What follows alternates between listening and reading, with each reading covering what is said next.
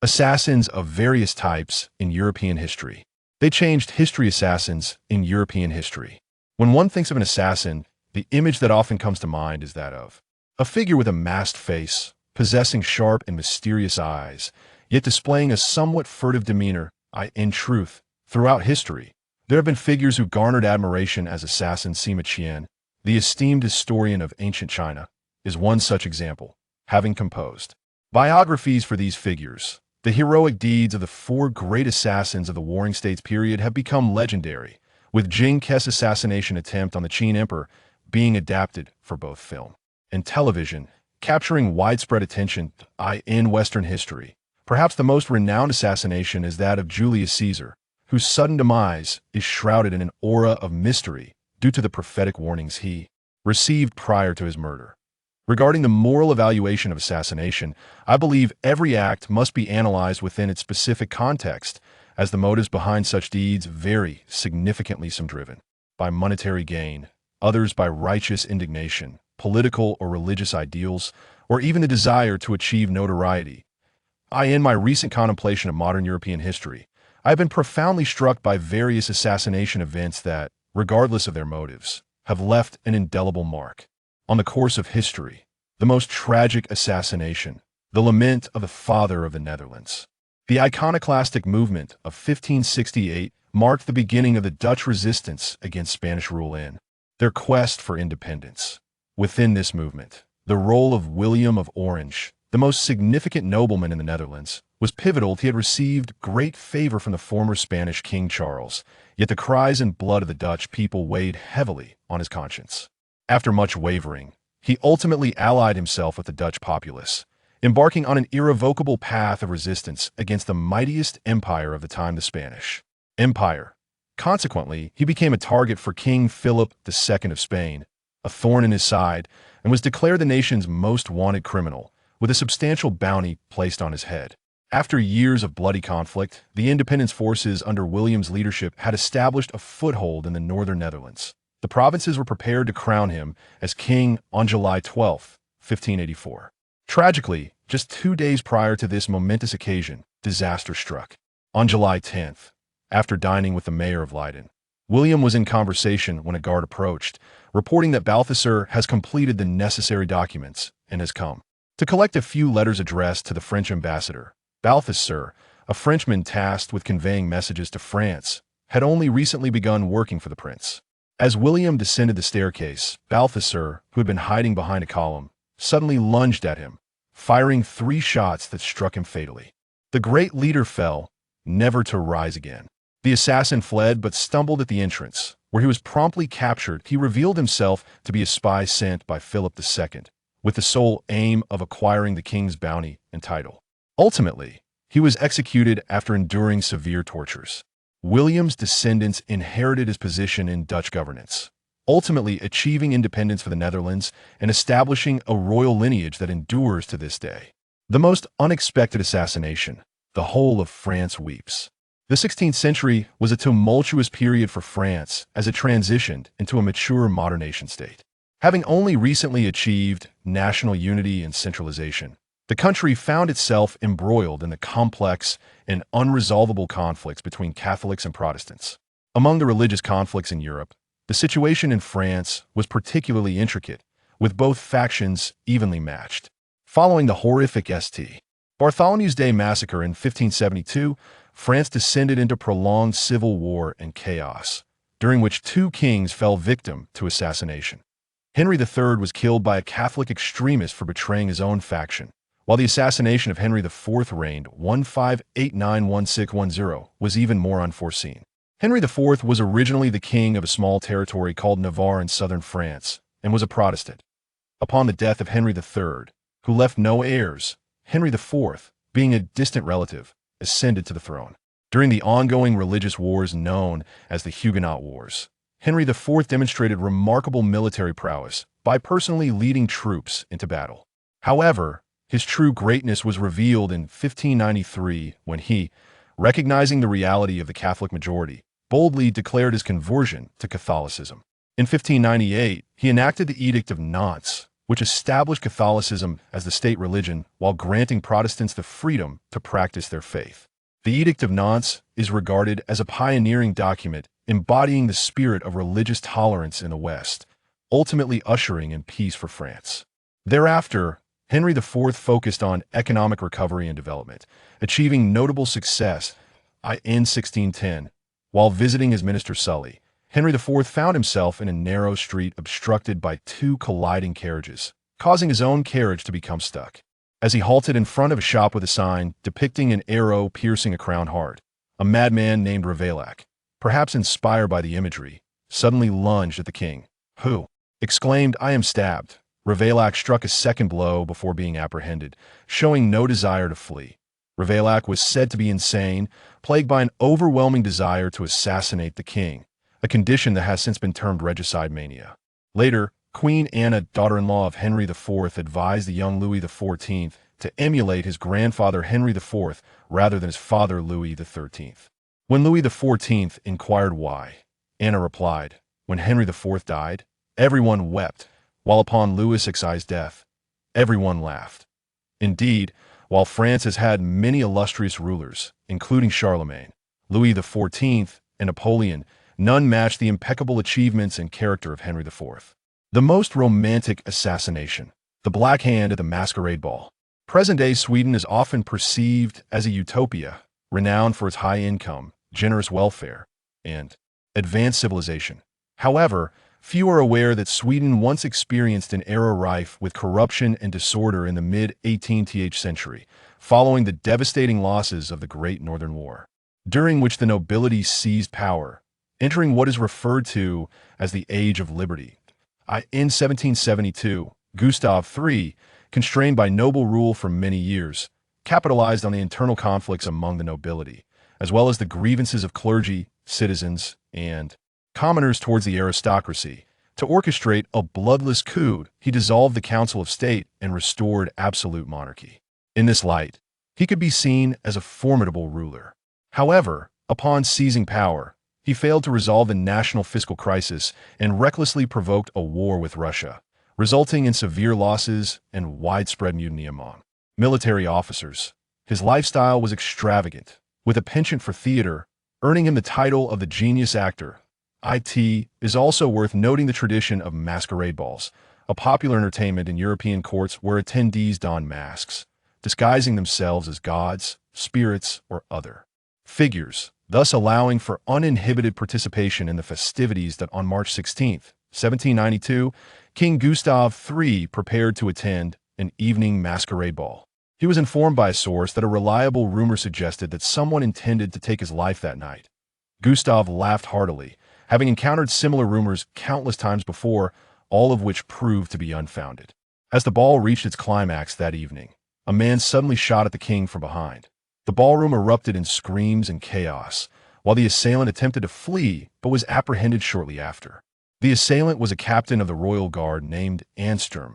Backed by the influential noble General Pizarro, Gustav's policies to suppress the aristocracy had engendered considerable animosity among the nobility, compounded by dissatisfaction with his economic and diplomatic strategies, thereby fostering a conspiracy to eliminate him.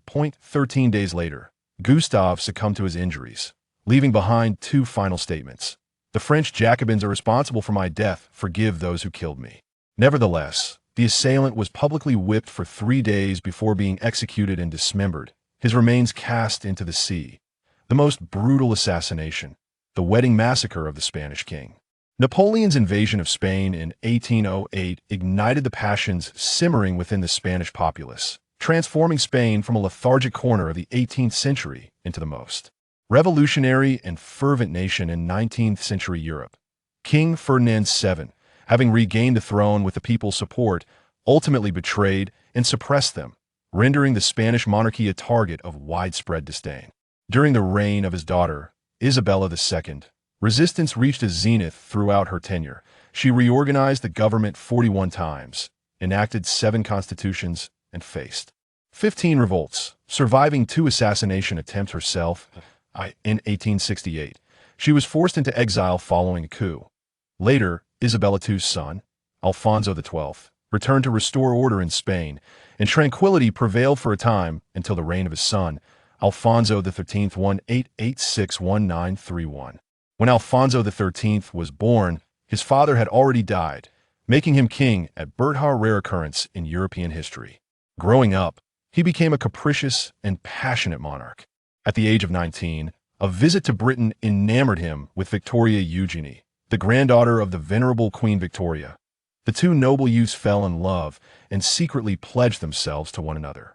However, fearing that Eugenie might carry the hereditary blood disorder hemophilia from the British royal family, their engagement faced intense opposition in Spain.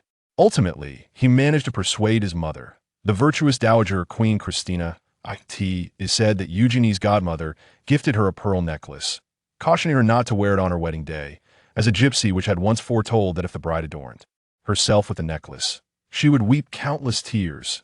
Yet, Eugenie, treating the tale as mere folklore, wore the mysterious necklace during the ceremony. Kingdom of Heaven, History and Film. Regarding the Kingdom of Jerusalem depicted in Kingdom of Heaven, the leprous king is a memorable character. In truth, he was the sixth monarch of the Kingdom of Jerusalem, a lineage characterized by individuals of remarkable style and cunning. Regrettably, the kingdom they established did not endure for long. In 1095, Pope Urban II called upon Catholic nobles and lords to assemble armies and wage a holy war against the Seljuk Turks, igniting the First Crusade. During this expedition, the Crusaders established a series of states in the east to consolidate their power, serving as bastions against the Islamic world. Among these states, two were particularly interconnected: the County of Edessa and the Kingdom of Jerusalem, referred to as Kingdom of Heaven in the film. Their connection lies in the fact that both were founded by the same individual, Baldwin I. While the leprous king in the film is Baldwin IV. In 1098, Count Baldwin I of Boulogne joined the First Crusade. Shortly after the campaign commenced, Baldwin demonstrated his characteristic audacity by departing from the main army to lead his own forces toward the besieged city of Edessa, which had been under siege by the Seljuks for 2 months. With Baldwin's timely arrival, the besieging forces retreated. The military commander of Edessa, Theochorus, was overwhelmed with gratitude and admiration for Baldwin's timely intervention. In March 1098, Baldwin allied himself with Theochorus, adopting him as his son and heir. However, shortly thereafter, Baldwin executed a treacherous maneuver by launching a surprise attack on his adoptive son's camp, demanding control of Edessa in exchange for the safety of Theochorus' family.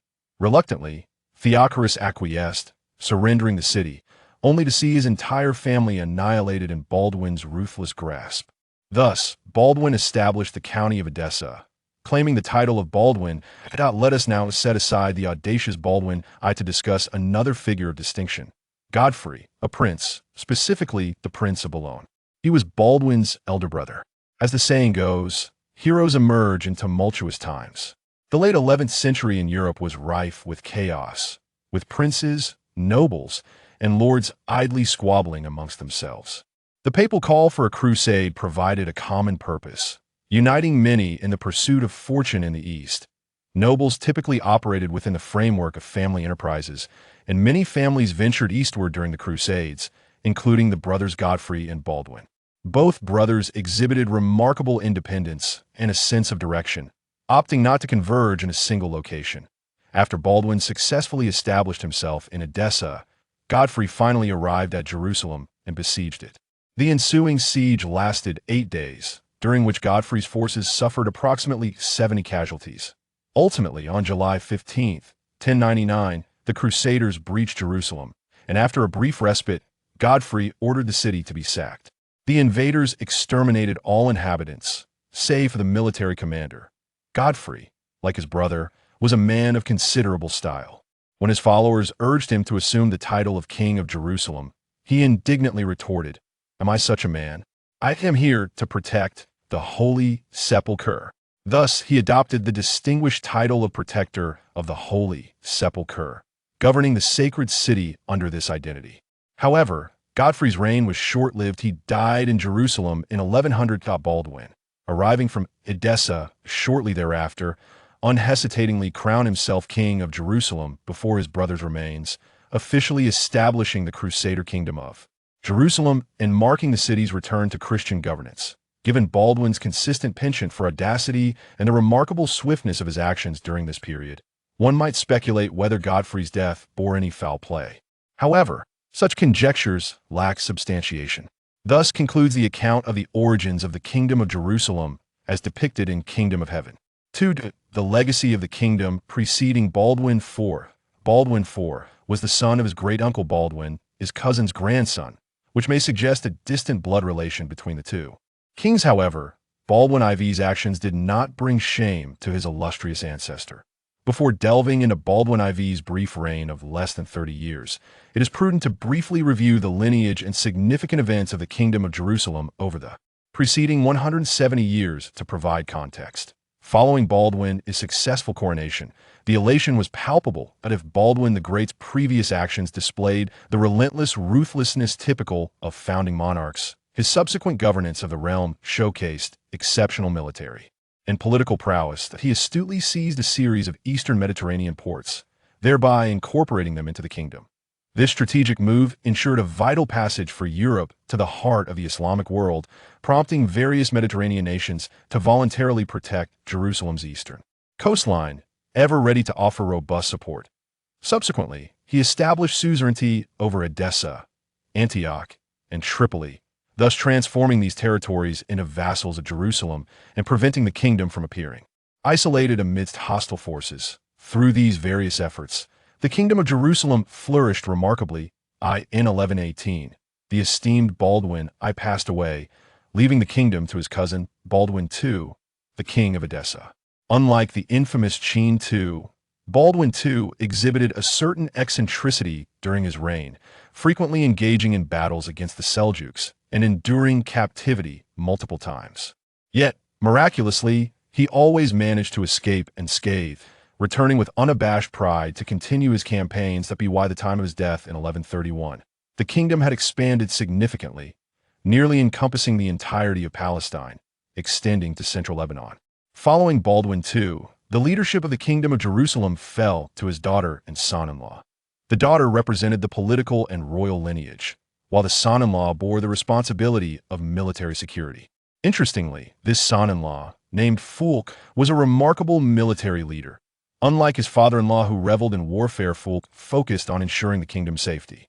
During his lifetime, he successfully repelled attacks from the Zengid dynasty against Jerusalem and other Crusader states, allowing the followers of Christ to reside peacefully. Tragically, Fulk met his demise in a hunting accident in 1143, which provided the Zengids an opportunity to capture Edessa, an event that triggered the Second Crusade in 1147. In 1153, Fulk's wife abdicated, and their son, Baldwin III, ascended to the throne. By this time, the Baldwin lineage still exhibited remarkable vigor, as historical accounts narrate how the young prince wielded his sword to conquer Ascalon, the last remnant of Palestine under Muslim control.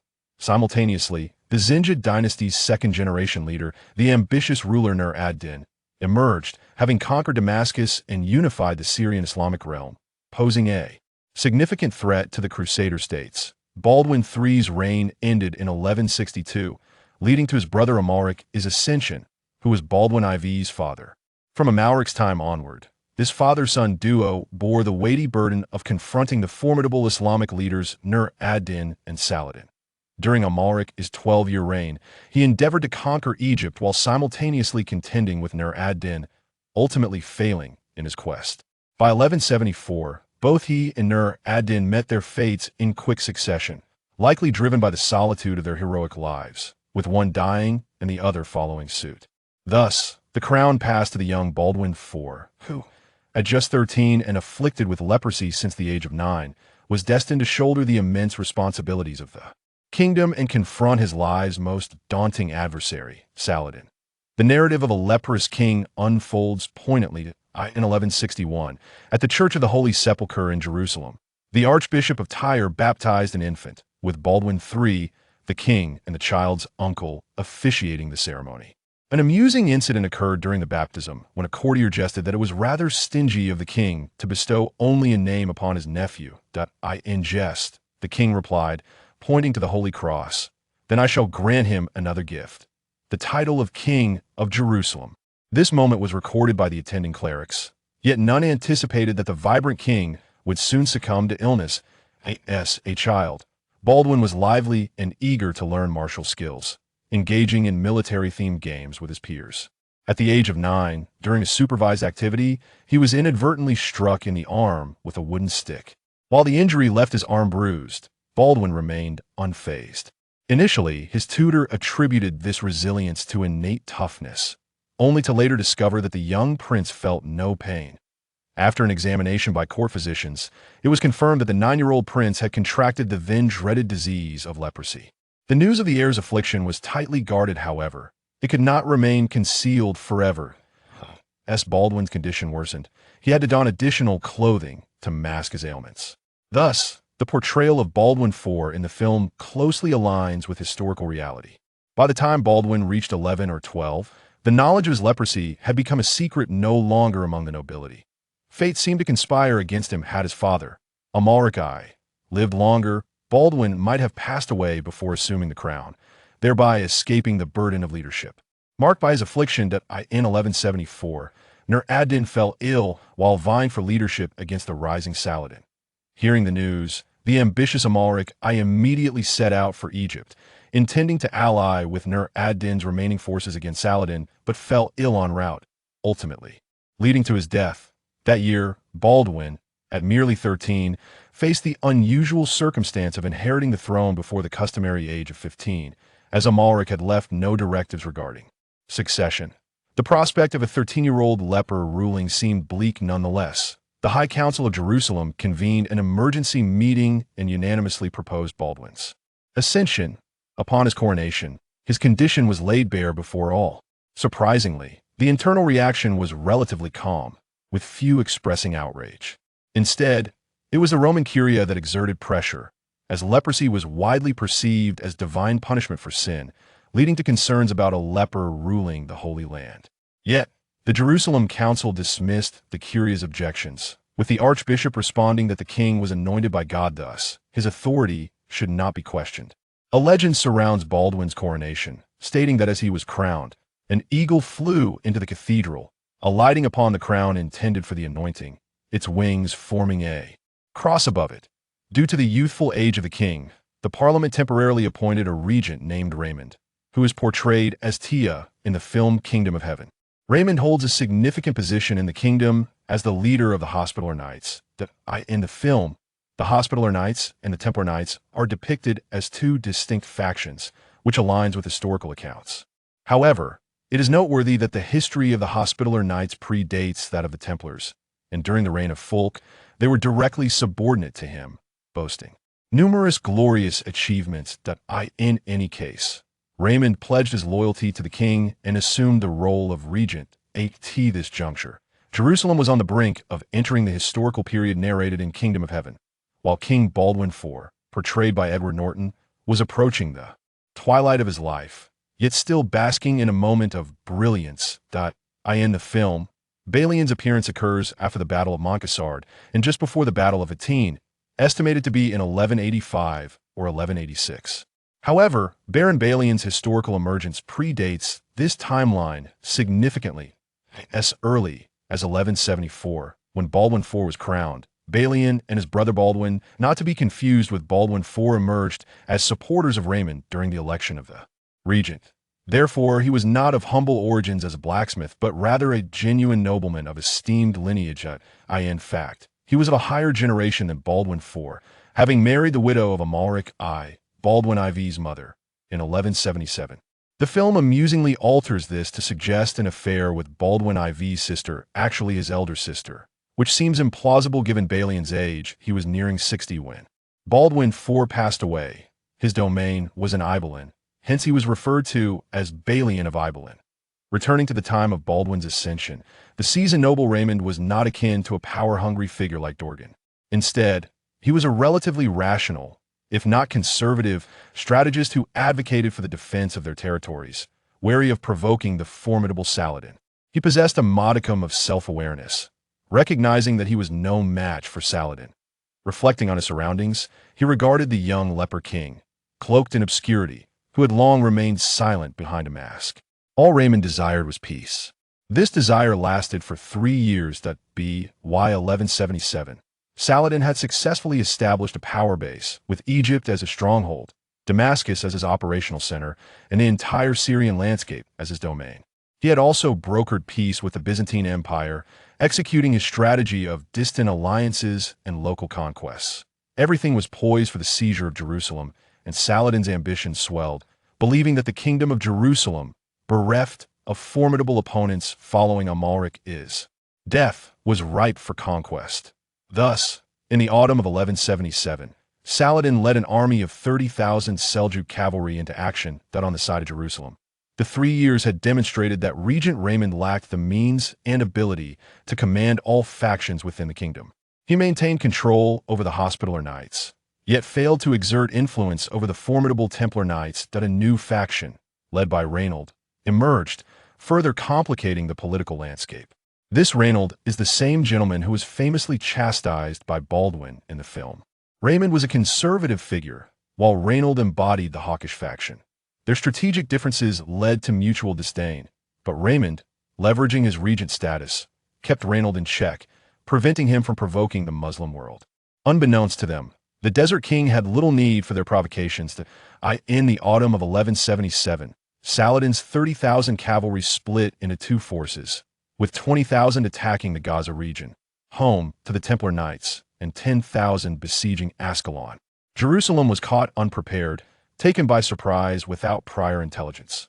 The failure of their reconnaissance led to the king arriving at Ascalon with only a small escort, unwittingly delivering himself into the jaws of danger. At this time, the leper king had reached the age of 16, continuing to live behind his mask. In the chaotic affairs of the kingdom, he remained silent, with no one considering his opinion on national strategy, as he was perceived as a mere figurehead. Yet, unbeknownst to all, the bloodline and qualities of the Baldwin family began to ignite within him, destined to blaze brightly in the short journey ahead. The Seljuks soon realized that the king of Jerusalem was besieged at Ascalon. Elated, Saladin swiftly organized a fierce assault on the region, vowing to capture the enemy leader. The king's knightly retinue, resolute yet directionless, braced themselves for a final stand. However, they soon heard calm and lucid commands emanating from the young king. The knights turned in astonishment to behold their monarch, bowing and raising their swords in salute to execute his orders. After repelling the Seljuk advance, the youthful tactical genius from the Baldwin lineage seized a moment of disarray among the enemy forces and led his men to break free. Enraged, Saladin dispatched his Mamluk cavalry to pursue them, but to no avail. Following his escape, Baldwin did not retreat to Jerusalem, but instead sent couriers summoning knights from various regions to converge with him, making his way towards the Hospitaller Knights' stronghold. There he encountered Reynold, who had led the remnants of the Templar Knights in their retreat.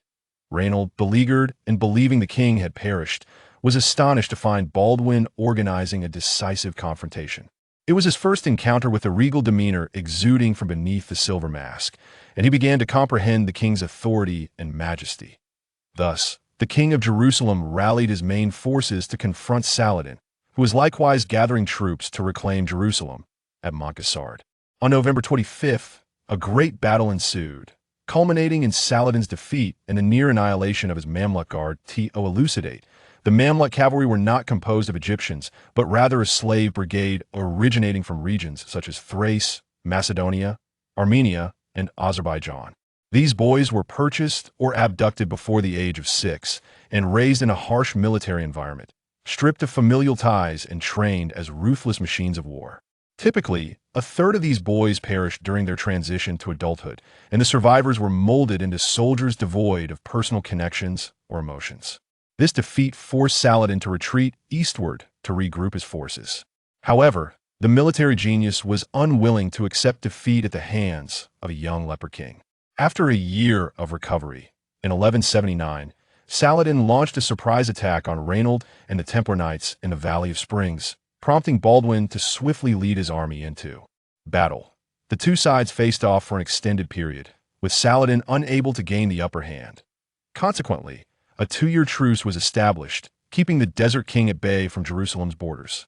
In the film, as Baldwin neared death, he confided to Sibylla that he felt as if he had returned to the age of 16, commanding the kingdom in triumph over Saladin's elite forces. This battle was none other than the Battle of Montgassard in 1177, the beginning of the film. All of this is but a distant memory. We witness a king nearing the end of his life, whose radiance completely overshadows the so-called blacksmith protagonist and the various bickering factions, including Saladin himself. After the Battle of the Springs in 1179, Saladin retreated into the desert, continuing to await an opportunity to reclaim the Holy Land. During this time, however, many intricate events unfolded among the people in the Holy Land. When faced with formidable adversaries, individuals may temporarily set aside their differences to unite against a common threat, yet, once the external danger is averted, everything inevitably returns to its previous course. Historical patterns, such as Cao Cao's hesitance to advance after Yuan Shao's death during the Three Kingdoms era, and the immediate conflict between the Kuomintang and the Communist Party following Japan's surrender, illustrate this tendency. Following the battles of Montgassard and the Springs, Raymond and Reynold began to develop a fresh perspective on the lepers. The outcome of their revelations yielded two crucial insights. The first, as Baldwin forestates in the film, Jerusalem, I alone reign. Both factions must restrain themselves, understanding that they cannot dictate strategic directions. Only the king's will embodies the nation's will. After the Montgassard battle, Raymond wisely resigned from his regency, returning power to the throne. The second insight. The days of the king's singular authority were numbered thus. While outwardly maintaining decorum, one must diligently prepare in secret. In the absence of immediate opportunities for action, it is prudent to hone one's internal strengths, for one must be ready to seize the initiative when the time arises. Initially, Raymond's prospects flourished as he focused on strengthening internal affairs, genuinely practicing his internal cultivation. Following the Montgassard battle in 1177, he hastily arranged for his close ally Balian to marry the widow of Amalric I, thus transforming himself into the king's stepfather. Concurrently, Baldwin's deteriorating health precluded any aggressive military actions, allowing Raymond's faction to seemingly gain the upper hand. On the other hand, Reynold was not idle. Despite his lack of innate talent for internal cultivation, he was resolute in his ambition to excel in external affairs. He enlisted the newly arrived knightly nobles, the Courtenays and the Lucians, into his ranks, employing the crude yet effective strategy of advantageous marriages by taking the daughter of a significant noble responsible for defending the southeastern region of the Dead Sea as his bride. This bolstered his standing considerably. Baldwin, increasingly burdened by illness, struggled to maintain stability in the kingdom, acutely aware that restless subjects were preparing for the future. Beneath his fade, he could only muster a bitter smile, for while he could assert himself as the sovereign of Jerusalem and keep Saladin at bay, he remained bound by the fate ordained by God. The reality was undeniable. His time was short, and he himself awaited the inevitable moment with quiet resignation. In 1180, a new guest arrived in Jerusalem, a young noble knight named Guy, the fool portrayed in the film. His arrival introduced an unpredictable variable into the kingdom's turbulent dynamics, catalyzing a shift in the previously stagnant situation and playing a decisive role in the kingdom's future trajectory. While we may set aside judgments regarding Guy's intelligence and abilities, he was undoubtedly a handsome figure. Not long after his arrival, he captured the heart of Princess Sibylla, a widow who had previously lost a husband and had a son.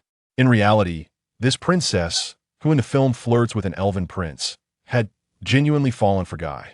Their mutual affection quickly escalated to discussions of marriage. Raymond opposed this union, wary of Reynold's increasing influence among the new noble factions. However, this action revealed his own limitations, as at that moment, Guy was still a neutral party. A more astute approach would have been to observe the unfolding situation, gauge public sentiment regarding the marriage, and, in an opportune moment, either support it or provide assistance to garner Guy's gratitude and ultimately draw him into his camp. Yet, without conducting any research, Raymond resolutely opposed the Machad decision, both expedient and foolish. Despite one of the two major factions expressing disapproval, public sentiment shifted, rendering the marriage increasingly viable. The populace believed that the noble power backing Guy was substantial should he marry into the royal family. Jerusalem would gain a formidable ally.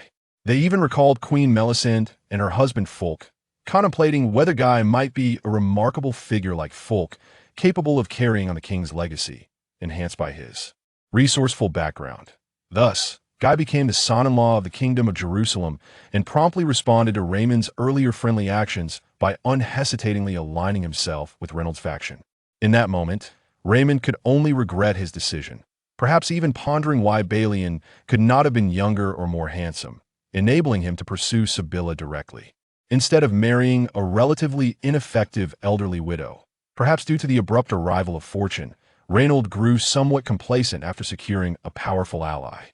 In 1181, he brazenly violated the truce, robbing a merchant caravan and attacking vessels carrying pilgrims to Mecca, all while devising a madcap scheme to assault Mecca itself. Saladin could no longer remain idle. In 1182, he led his forces, vowing to teach these untrustworthy infidels a lesson. While the film claims Saladin commanded an army of 200,000, the reality was far less grand in those times and places. A skirmish would typically involve no more than 30 to 50,000 troops. By this point, Baldwin's health had deteriorated significantly, with parts of his body beginning to decay. He could no longer manage the affairs of state effectively and was compelled to relinquish most authority to his brother-in-law, Guy, who became the second regent. In 1183, Saladin launched an assault on Jerusalem. Two Western Crusader forces rushed to assist, though Guy, despite his reputation as a wastrel, did command some valuable resources. The kingdom's army advanced to the Sea of Galilee, aiming to block Saladin's path. This military operation was led by the newly appointed regent Guy, with Raymond and Reynold assisting him, while Baldwin, filled with trepidation, remained behind to observe the unfolding events. With the king absent, the two factions began their familiar quarrels over strategy, whether to hold their ground or engage in a decisive battle. Raymond argued that the enemy, having traveled from afar, was numerous and high-spirited, but faced limited supplies, making a confrontation their objective. Thus, they should fortify their position. Reynolds' perspective, as expected, was singular: combat. Guy perceived some merit in Raymond's argument, but as the leader of the governing party, he could hardly acquiesce to the opposition's views. After all, didn't he aspire to maintain his leadership? Thus, he resolved to confront Saladin directly. Every action at the front was meticulously monitored by the leper behind. Baldwin could no longer remain passive. While witnessing foolish endeavors upon comprehending his brother-in-law's intentions, he promptly dragged his ailing body to the front lines, ultimately arriving just before Guy's departure. He halted Guy's reckless behavior and assumed command of the army. Prior to this, Saladin had issued several challenges, employing various tactics to entice Guy into a decisive confrontation, and he was quite pleased, believing success was imminent. However, upon preparing for battle, he learned that the Christian forces had remained stationary. Frustrated, Saladin sent scouts, who reported the sight of the royal flag flying high in the enemy camp. It was then that he realized that the leper, that half-dead leper, had indeed come. The desert king remained silent in his tent for an extended period before finally ordering a retreat, quietly returning to the desert to await the day when his leprous adversary would meet his end. I personally find Scott's portrayal of this segment in the film commendable, as it encapsulates Baldwin's spirit and the irretrievable sorrow he faced. Upon returning to Jerusalem, the Grand Duke Guy was utterly oblivious to the fact that he had just escaped the clutches of death. He believed the king's actions had severely tarnished his reputation and stormed into the palace to confront his brother-in-law, declaring his refusal to obey the king's commands. In the future, Baldwin, lying on his sickbed, coldly observed him, suppressing the urge to render his sister a widow for a second time. Guy's behavior made it abundantly clear to Baldwin what manner of man he truly was. He stripped Guy of his regency rights and his territories in Jaffa and Ascalon, dispatching the Grand Master and two leaders of knightly orders westward to seek assistance. Aware that his life was flickering like a dying flame, he understood that upon his death, Saladin would come swiftly. Thus, he endeavored to secure more defensive resources for his kingdom. In the year 1185, at the age of 24, Baldwin was on the brink of death. For the sake of his ancestors' legacy, he had sustained this nation for 11 years with superhuman resolve and a deteriorating body. Yet now he could bear it no longer. He summoned Raymond to draft a will, designating his 7-year-old nephew Sibylla and his former husband's son Baldwin V as heirs, with Raymond appointed as regent, strictly forbidding Guy from participating in matters of power. In March of 1185, the leper, the indomitable foe Saladin could never surpass, the final stronghold of the Kingdom of Jerusalem, and its most fragile bastion, Baldwin IV, finally attained his long-awaited liberation of body and soul. 3 sentences of transcendence. Roland transcended. He trespassed through a segment of fencing. In that fleeting moment of crossing, he finally comprehended why so many traffic accidents occurred each year. Volume 1, Conspiracy and Mission. Appeal to the public. The words of the God of Light are truth, yet they are spoken through my lips. The God of Light comforts all, tolerates all, forgives all, cherishes all. Alas, every time it does so, it first annihilates everything. Who says the God of Light lacks humanity? From its prohibition against anyone touching the Holy Maiden, it is not merely somewhat human, but decidedly so. The determination of sin lies with the God of Light. The imposition of punishment is my prerogative. Living a life of idleness is a right bestowed upon every cleric by the God of Light. On what grounds do you accuse me? The downfall of the divine church is attributed to many factors, numerous enough to fill a tome. Our holy crusade was merely the last straw, while the pivotal issue is that the Church of Light has but one leader, whereas the divine church has many. That I disapprove of the practice of suppressing heretics under the banner of the God of Light. Yet why do they always linger on the God of Light's land? The Holy See collects no taxes, only tributes. That if one wishes to strike at a man, there is no better way than to claim his woman. Conversely, to strike at a woman, one could let her discover that her man has a horde of women. Well, I concede this statement has flaws, but you compel me to say there is no better way to strike at a man than to let him suddenly realize his woman is, in fact, a transvestite. To strike at a woman, it suffices for her to return home to find her man in bed with another man. I am quite lazy, yet I possess a profound sense of pride. If one day you lose everything, do not fear, for at least you still possess one thing. Care to hear? Sign this contract of servitude first. Leading a simple life is not a bad thing. If one remains oblivious to impending death, that would be even better. One's stance must be unequivocal. Here, no one is permitted to be a bystander. No one is allowed to perform push-ups. Chapter 1. The Thieves' Guild Mission. The enemy's fear stems from your presence. The Thieves' Ledger. Roland stepped into the oppressive, sinister chamber. This was the hideout of the nefarious Thieves' Guild, and he could not help but ponder what task the guild would assign him this time. Why the secrecy? Sit. The figure clad in black was shrouded in darkness, with a long table set before him and only a single excessively high window, through which a beam of light pierced, illuminating the table while countless specks of dust danced in the air. Calmly, Roland took a seat opposite the cloaked figure, sensing an unusual presence, as though he were being watched from the shadows. The figure gestured toward the desk. It was a thick stack of documents. Raising an eyebrow, Roland picked one up and began to peruse it. The pages flipped rapidly under his fingers, and after half an hour, he set it down. Have you finished reading? Indeed, Roland affirmed with a nod. The figure tugged at a hidden cord, seemingly sending a signal. Roland smirked slightly. This was a common tactic employed by the Thieves' Guild, as such signaling methods were designed to go unnoticed. He was quite confident that beneath the figure's feet lay a genuine mechanism. A concealed door creaked open, revealing a mysterious individual cloaked in gray who stepped inside. You may ask your questions, the figure in black responded tersely. What is your name?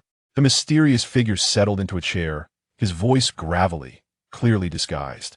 However, someone like Roland, trained for such encounters, immediately discerned that he was an elderly man in his 50s. Theos Landiston, Roland replied, smirking without hesitation. For novices, such routine inquiries might be misleading, but for him, they were all too familiar. The moment he set the dossier aside, he had successfully embodied the character described within. What is your father's name? The next question followed swiftly. Count Zod Lantiston. And your brother's name? Rendit Lantiston. Age? 20 here. The subsequent 20-odd questions came in rapid succession, growing increasingly intricate and relentless. Yet Roland did not falter, answering with precision as though this were indeed his rightful identity. Typically, reaching this level of inquiry would elicit gasps of astonishment. However, this individual seemed an exception. After a moment of silence, he slowed his pace and asked, What kind of family is the Lannister family? Our family is one cursed by fate, with each member doomed to perish before reaching the age of 50. My great-great-grandfather believed this to be a divine punishment. Thus he made a solemn vow to the Church of Light. As long as our lineage endures, one person from each generation shall be sent to the church to serve as a herald of the divine. In this generation, my father's son was meant to be my elder brother, Randed, who is about to turn 20 next month. The emissary from the papacy is soon to arrive, and he must present my brother to the church. Failing that, he would be compelled to donate half of his fortune to the church as restitution. However, this would leave our family without an heir. In this moment of distress, he recalled me, a bastard child lost to the world. If he were to have a son to undertake this mission, he would no longer have to worry about the inheritance. As Roland spoke, he pondered the implication behind the question posed to him. Such a simple inquiry was unnecessary. It is a fundamental skill for any adept thief to grasp the essence of the matter swiftly, indicating that the other party harbored deeper intentions. Suddenly, a spark of insight illuminated his mind, but he continued, a role of this nature could undoubtedly be filled by numerous individuals within the band of thieves, yet you have specifically sought me out. Therefore, I boldly deduce that my primary task within the Randiston family is not merely to embody this character. At this juncture, he paused deliberately, and indeed, the figure cloaked in mystery shifted slightly. A successful gamble. Roland mused inwardly, then raised his voice slightly, adding, I surmise that you possess ulterior motives. Considering my unique status, you likely wish for me to align with a certain faction within the family or employ alternative methods, ultimately aiming to position the character I portray as the rightful heir. He lifted his chin confidently and inquired, am I correct in my assumptions? The mysterious figure regarded him in silence for a moment before breaking into applause, exclaiming, splendid, absolutely splendid. The sound of clapping echoed sharply in the dim chamber. Turning to the cloaked individual, he remarked, the members of the infamous Thieves Guild are indeed elite. The cloaked figure cast a look of approval towards Roland, speaking in a monotone, are you satisfied? Quite satisfied indeed. However, I have a small matter to address with your esteemed guild members. The tone of the mysterious figure had unconsciously grown more courteous. The cloaked figure remained silent. The mysterious individual let out a harsh laugh and directed his words at Roland. You are correct, there are many who could fulfill this role within the infamous Thieves Guild. Yet we have specifically chosen you. Have you not noticed that the information we provided does not detail the physical appearance of the identity you are to assume? Roland felt a stirring within. Could it be? Indeed, your visage bears an uncanny resemblance to Randiston, so much so that upon first laying eyes on you, I was nearly convinced you were he. The old man's head within the cloak swayed slightly, as though lamenting the extraordinary coincidence. Roland smiled and replied, what a remarkable coincidence. From the old man's words, he discerned a clue. The elder was undoubtedly well acquainted with the Randiston family members, perhaps even a key figure involved in their affairs. With a smile, he asked, might I be permitted to pose 3 questions? The mysterious figure replied gravely, please proceed. First, may I be allowed to demonstrate some martial skills if the situation necessitates? This question was crucial, for within such a family, treachery and assassination were commonplace, and he might need to defend himself. The mysterious figure responded, that was an oversight on my part. One shall amend the report to the Randiston family accordingly. He paused, inquiring, a low-tier malicious swordsman? Roland nodded, that will suffice, as long as he could exhibit some form of martial prowess. The specifics of his strength would likely go unnoticed, for discerning anything above a mere swordsman would be quite challenging. Should he face an enemy of that caliber, surrendering would be the wisest course. Second, does the person I am to portray bear any hidden marks or characteristics? Without hesitation, the mysterious figure replied, you need not worry about that, we have already made arrangements. Roland felt a flicker of surprise. He had anticipated that this question would pose the greatest challenge, yet it had been resolved so effortlessly. After a moment's contemplation, he inquired, third, how has the guild arranged matters regarding the true Sios Randiston and his mother? The cloaked figure exchanged glances with the elder, who said calmly, rest assured, we have taken care of it. Roland's heart raced. He understood the implications of the term taken care of. Maintaining a composed demeanor, he responded, understood. I have no further questions. Proceed, the cloaked figure instructed. Roland inclined his head slightly and exited with poise. That is this course of action prudent? The mysterious figure seemed to harbor some doubts. He is the most suitable candidate, the cloaked figure assured. What if he discovers that the role he is to embody is, in fact, that of the true identity of Zod Randiston, the second son of the Count, before his amnesia? I wonder how he would react. The cloaked figure cast a sidelong glance at him and scoffed. He will not have the opportunity to find out. Roland paused in the corridor, taking several deep breaths, as if to expel the darkness that clung to his chest. He cast a lingering glance at the shadowy door before departing without a backward glance. Chapter 2.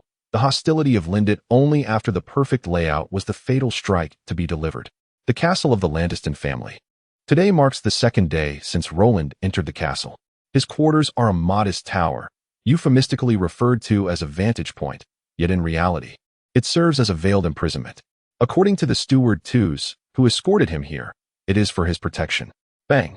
The door was rudely kicked open, revealing the unwelcoming presence of certain individuals.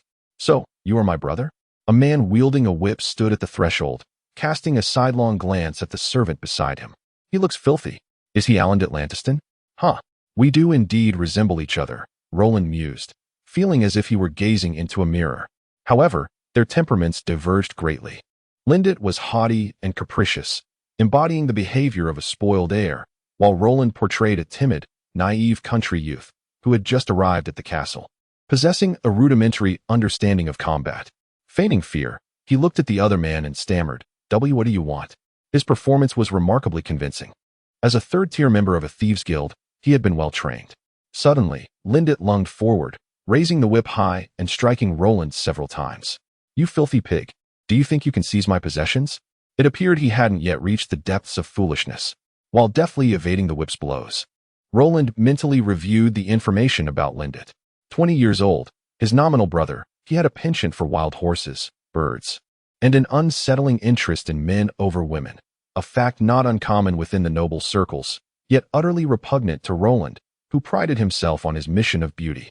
Despite the whip's loud crack and the tears it left on his garments, Roland's evasive skills rendered these merely superficial injuries, seemingly alarming yet failing to penetrate deeper tissues. He began to vocalize his discomfort, eventually emitting a few barely restrained groans. Lindet, evidently in good spirits, showed no signs of relenting, intensifying his assault. Determined to continue until Roland knelt in submission. Roland sighed inwardly. Even a cornered rabbit would bite. He feigned a clumsy counterattack, reaching out and fortuitously grasping the whip. Lindet, unable to strike effectively, roared, "Let go." Footsteps echoed at the door, causing Roland to furrow his brow as he noticed 2 castle guards approaching. "Beat him," Lindet commanded, pointing at Roland. Trouble loomed. In the cramped confines, it was inevitable that he would sustain a few minor injuries if these men resorted to violence. Should he cry out? That would be quite humiliating. The guards hesitated but eventually advanced. In the castle, everyone was aware of the ongoing contest for succession, and while striking Roland might invite unforeseen consequences, offending the young master was certainly a path to dismissal. As they moved forward with stiff strides, a cool voice rang out from behind, "Stop!" A tall woman entered, her black hair neatly pinned back, her form clad in fitted knightly attire that accentuated her striking silhouette. She surveyed the room with a sharp gaze before casting a disdainful glance at Lindet. "Leave." Her voice, however, bore a youthful tremor, betraying her exterior's maturity. Lindet huffed, but offered no protest, sulking out of the room. The guards, feeling as if they had been granted amnesty, bowed their heads and hastily exited. Roland pondered. Realizing that the records contained no description of this young woman, his curiosity about her identity piqued. "Hello, I am Agnes, the daughter of Steward Twos." The girl extended her hand to him, accompanied by a warm smile. "Why you're..." "Hello," Roland stammered, his eyes darting, cheeks flushed, perfectly embodying the awkwardness of a boy unaccustomed to the presence of a lady. Sensing his stiffness, Agnes stifled a laugh, a playful impulse igniting within her. With a feigned sternness, she remarked, "Don't you know that one should greet a lady with a kiss on the hand?" "Kiss the hand." Roland recoiled in shock, withdrawing his hand as if burned. Observing his panic-stricken expression and his evident uncertainty, Agnes could no longer contain her mirth. "I was just joking." In truth, Roland's mind screamed in protest. "It's unfair. Why must I feign innocence?" "Oh, please, The chair. Roland stammered, struggling to articulate his thoughts, while Agnes remained impassive, leaving him awkwardly standing, unsure of where to place his hands. After a moment, Agnes finally grasped his intention and asked, "Do you wish to invite me to sit?" Roland nodded vigorously. Agnes regarded him with a hint of wistfulness, pondering the vast disparity between siblings of the same lineage. Shaking her head, she replied, "No, I must leave. Be cautious.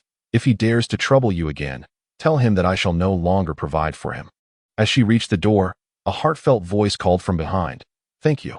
She turned to see the bashful boy offering her a genuine smile, his eyes brimming with gratitude, pure and unsullied, as clear as spring water, evoking a sense of humility. Agnes felt a tremor in her heart, quickly averting her gaze and sighing softly, "Take care." The door closed gently. Once the footsteps faded, Roland's wooden facade evaporated, revealing the true essence of a cunning thief. He stroked his chin in contemplation. From Agnes's words, he inferred that she wielded control over the family's wealth, compelling even Lindit to tread carefully. Yet, her age seemed incongruous for such authority, suggesting that the true steward of their fortunes was indeed her father, too's. If he could manipulate the nominal heir while controlling the actual assets, Roland snapped his fingers, realizing he could become the true master of the Landiston family. But where did Too's loyalties lie? Intrigued, Roland found the situation increasingly captivating. Although the employer would not easily disclose their identity to the Thieves' Guild for safety reasons, he perceived it as a puzzle to unravel, deriving pleasure from uncovering the mysteries embedded within the execution of his mission. He rose and approached the window, where the crisp, cold wind rushed in from the heights. Outside lay magnificent towers and boundless emerald fields of wheat. Gazing upon this scene, a bold thought suddenly blossomed in his mind. What if all of this truly belonged to me? A mournful cry jolted Roland from his reverie, and he beheld the detestable Rendit standing in the castle corridor, vociferously berating a strikingly beautiful maid, mercilessly striking her. The maid could only endure this humiliation, occasionally emitting sounds of pain as she attempted to evade the blows, only to be met with even harsher punishment. At that moment, due to his vantage point, Roland caught sight of her other profile, marred by a dark bruise. What was once a picturesque visage now appeared as if sullied by a bucket of dirty water, rendering it utterly lamentable. Roland could not help but furrow his brow, a sigh of disappointment escaping him, and his sympathy for the maid diminished significantly. As he turned to re-enter the room, something in his peripheral vision caught his attention. A small bird adorned with a blue ribbon was approaching him. Was it the messenger bird from the troop? How astute to position himself so high for this purpose. He had long been curious about the individual responsible for communications within that organization. They seemed to be omnipresent, always managing to convey messages accurately to the members. As the little bird landed on the windowsill, a sudden piercing cry emanated from the tower below. A clearly trained hawk, propelled by a fierce gust, swooped directly toward it. Roland's gaze sharpened, and an unusual light ignited within his pupils. The hawk seemed struck by lightning, veering violently in the air before crashing into the castle's stone wall. Plummeting to the ground, he let out a derisive laugh, extending his hand to cradle the small bird and bring it closer. He calmly untied the clasp from its foot and unfolded the message, revealing several peculiar symbols, codes from the Thieves' Guild. Deciphering it, he found the message read, "Meet Count Zoder tomorrow. It is imperative to win his favor. Zoder Lantiston, the Count, his nominal father." A meeting between an illegitimate son and his biological father. Roland chuckled softly. The show was about to begin. Just then, a voice shouted from below, "Whose bird has fallen?" Another replied, "Oh no, it's the young Master's bird." Chapter 3. The Conspiracy of Roland. Move your feet in the darkness, cautiously, cautiously, and ever so cautiously. Thief's Journal. A gold coin lay before Roland. Minted during the Loran dynasty, its obverse bearing the visage of Emperor Dister, while the reverse displayed the timeless hero's sanctuary. He stared in astonishment at the burly swordsman before him and inquired, "What do you want?" To his surprise, the swordsman spoke in a sycophantic tone that nearly made Roland retch. "Young master, I invite you to go hunting. If you enjoy yourself, there will be ample rewards." The word play conjured unsavory images in his mind, sending a chill down his spine. Fortunately, the swordsman's shifty eyes betrayed his intentions, and Roland quickly deduced their nefarious plot. They intended to lure him outside and orchestrate an accident, ideally rendering him a cripple, thus ensuring the unambiguous selection of an heir. Amused, he reflected that pressure indeed breeds motivation. Even this idle scion, who spent his days in frivolity, recognized the necessity of striving for certain things. Confined within the narrow confines of the tower, he felt a twinge of restlessness, and now a free opportunity to escape was too delightful to resist. "Really?" he exclaimed, rising in surprise. The swordsman hurriedly thrust the gold coin into his hand, as if fearing he would reconsider. Roland meticulously tucked the coin away, pressing it against his body for reassurance. Seeing him accept the payment, the swordsman sighed in relief and urged, "Then let us depart." The guards at the door hesitated, considering whether to intervene, yet ultimately remained silent. As they exited the castle, Lindit awaited impatiently atop his steed, brandishing a whip and occasionally cracking it sharply in irritation. Flanking him were two formidable swordsmen, suggesting a peculiar preference for brawn. Roland, feeling a sense of distance, breathed a sigh of relief. "You two look remarkably alike," exclaimed a lipstick-adorned swordsman to Lindit's left. "Umph, how could someone so filthy compare to the young master?" chimed in another from the right. A wave of goosebumps surged over Roland. "Mount up," Lindit commanded, gesturing toward an empty saddle. I cannot ride," Roland stammered, feeling vulnerable. As a country bumpkin, his inability to ride was hardly surprising, yet Lindit and his companions seemed oblivious to this fact. Nevertheless, Roland was confident they would find a way to overcome this obstacle. "Shall we let him ride in a cart?" suggested one swordsman. Lindit's expression darkened, and he begrudgingly nodded. Thus, Roland found himself comfortably seated in an ornate carriage drawn by two magnificent black steeds, while Lindit and his cohort rode alongside, resembling mere attendants to the carriage. Observing Roland's astonishment and excitement as he explored the intricate designs of the carriage, Lindit felt his lips quiver with anger, yet he restrained himself from acting upon it.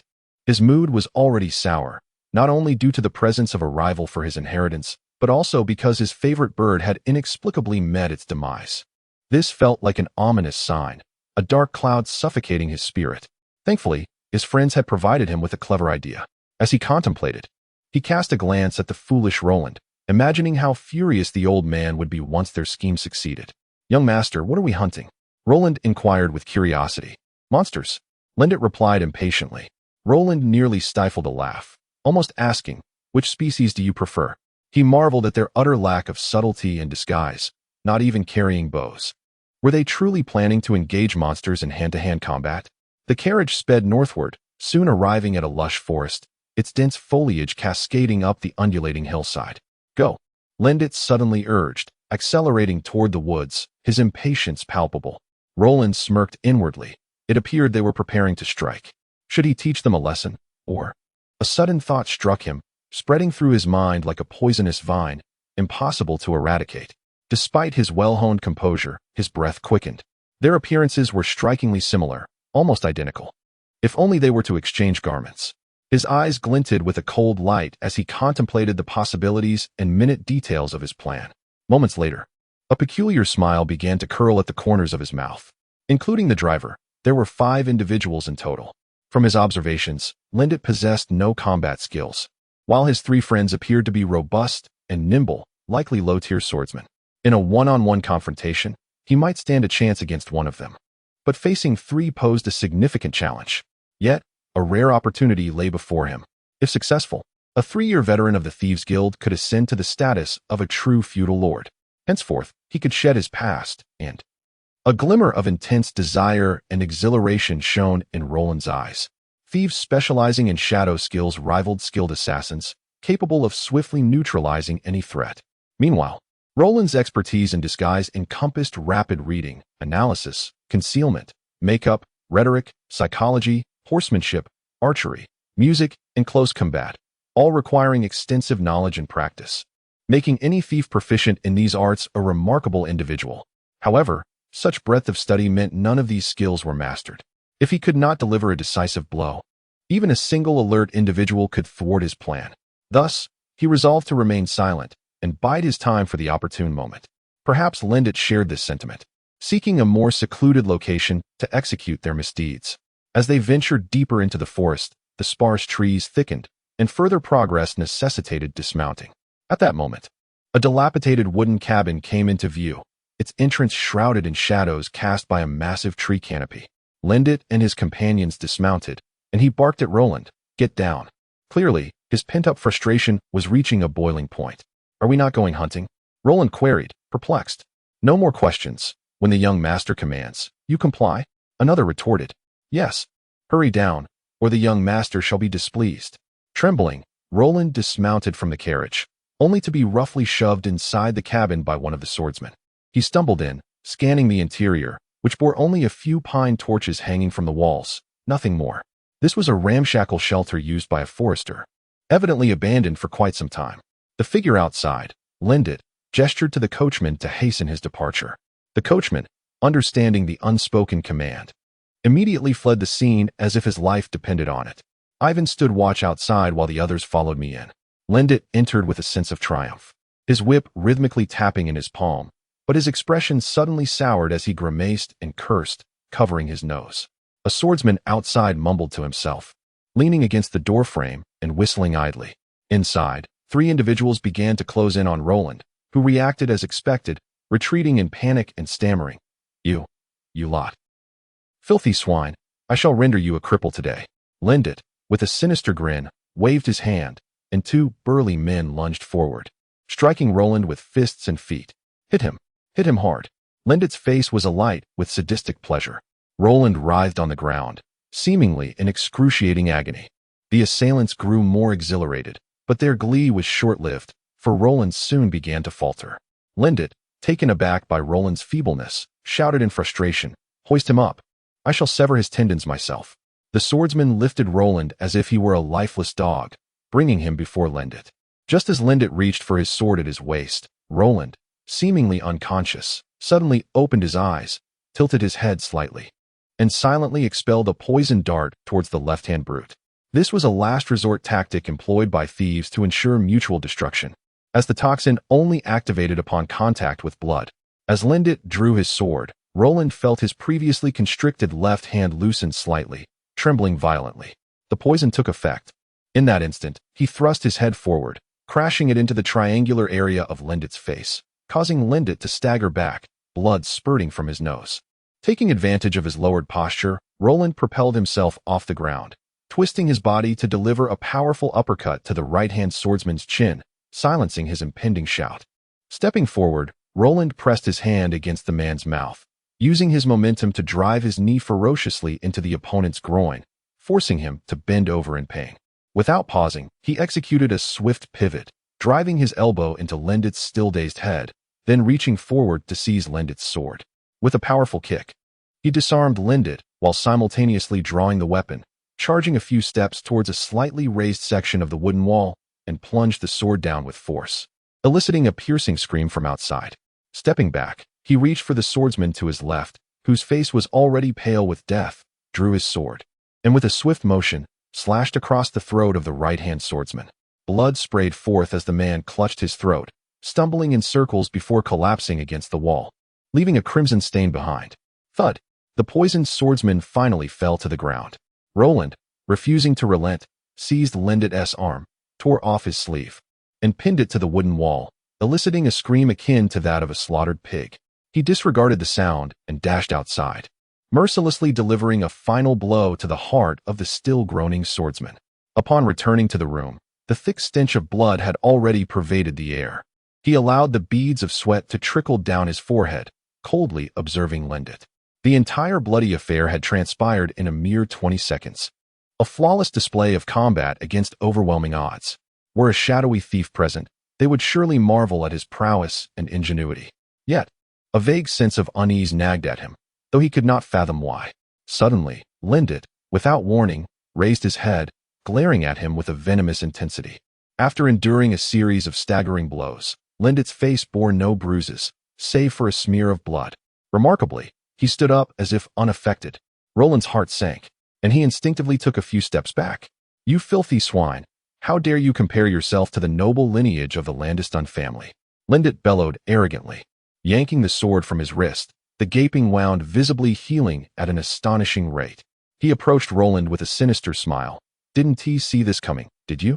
Members of the Landiston family possess innate gifts. My gift is immortality. Gripping his sword tighter, he advanced menacingly. "You've caused me pain. Now you shall experience the same."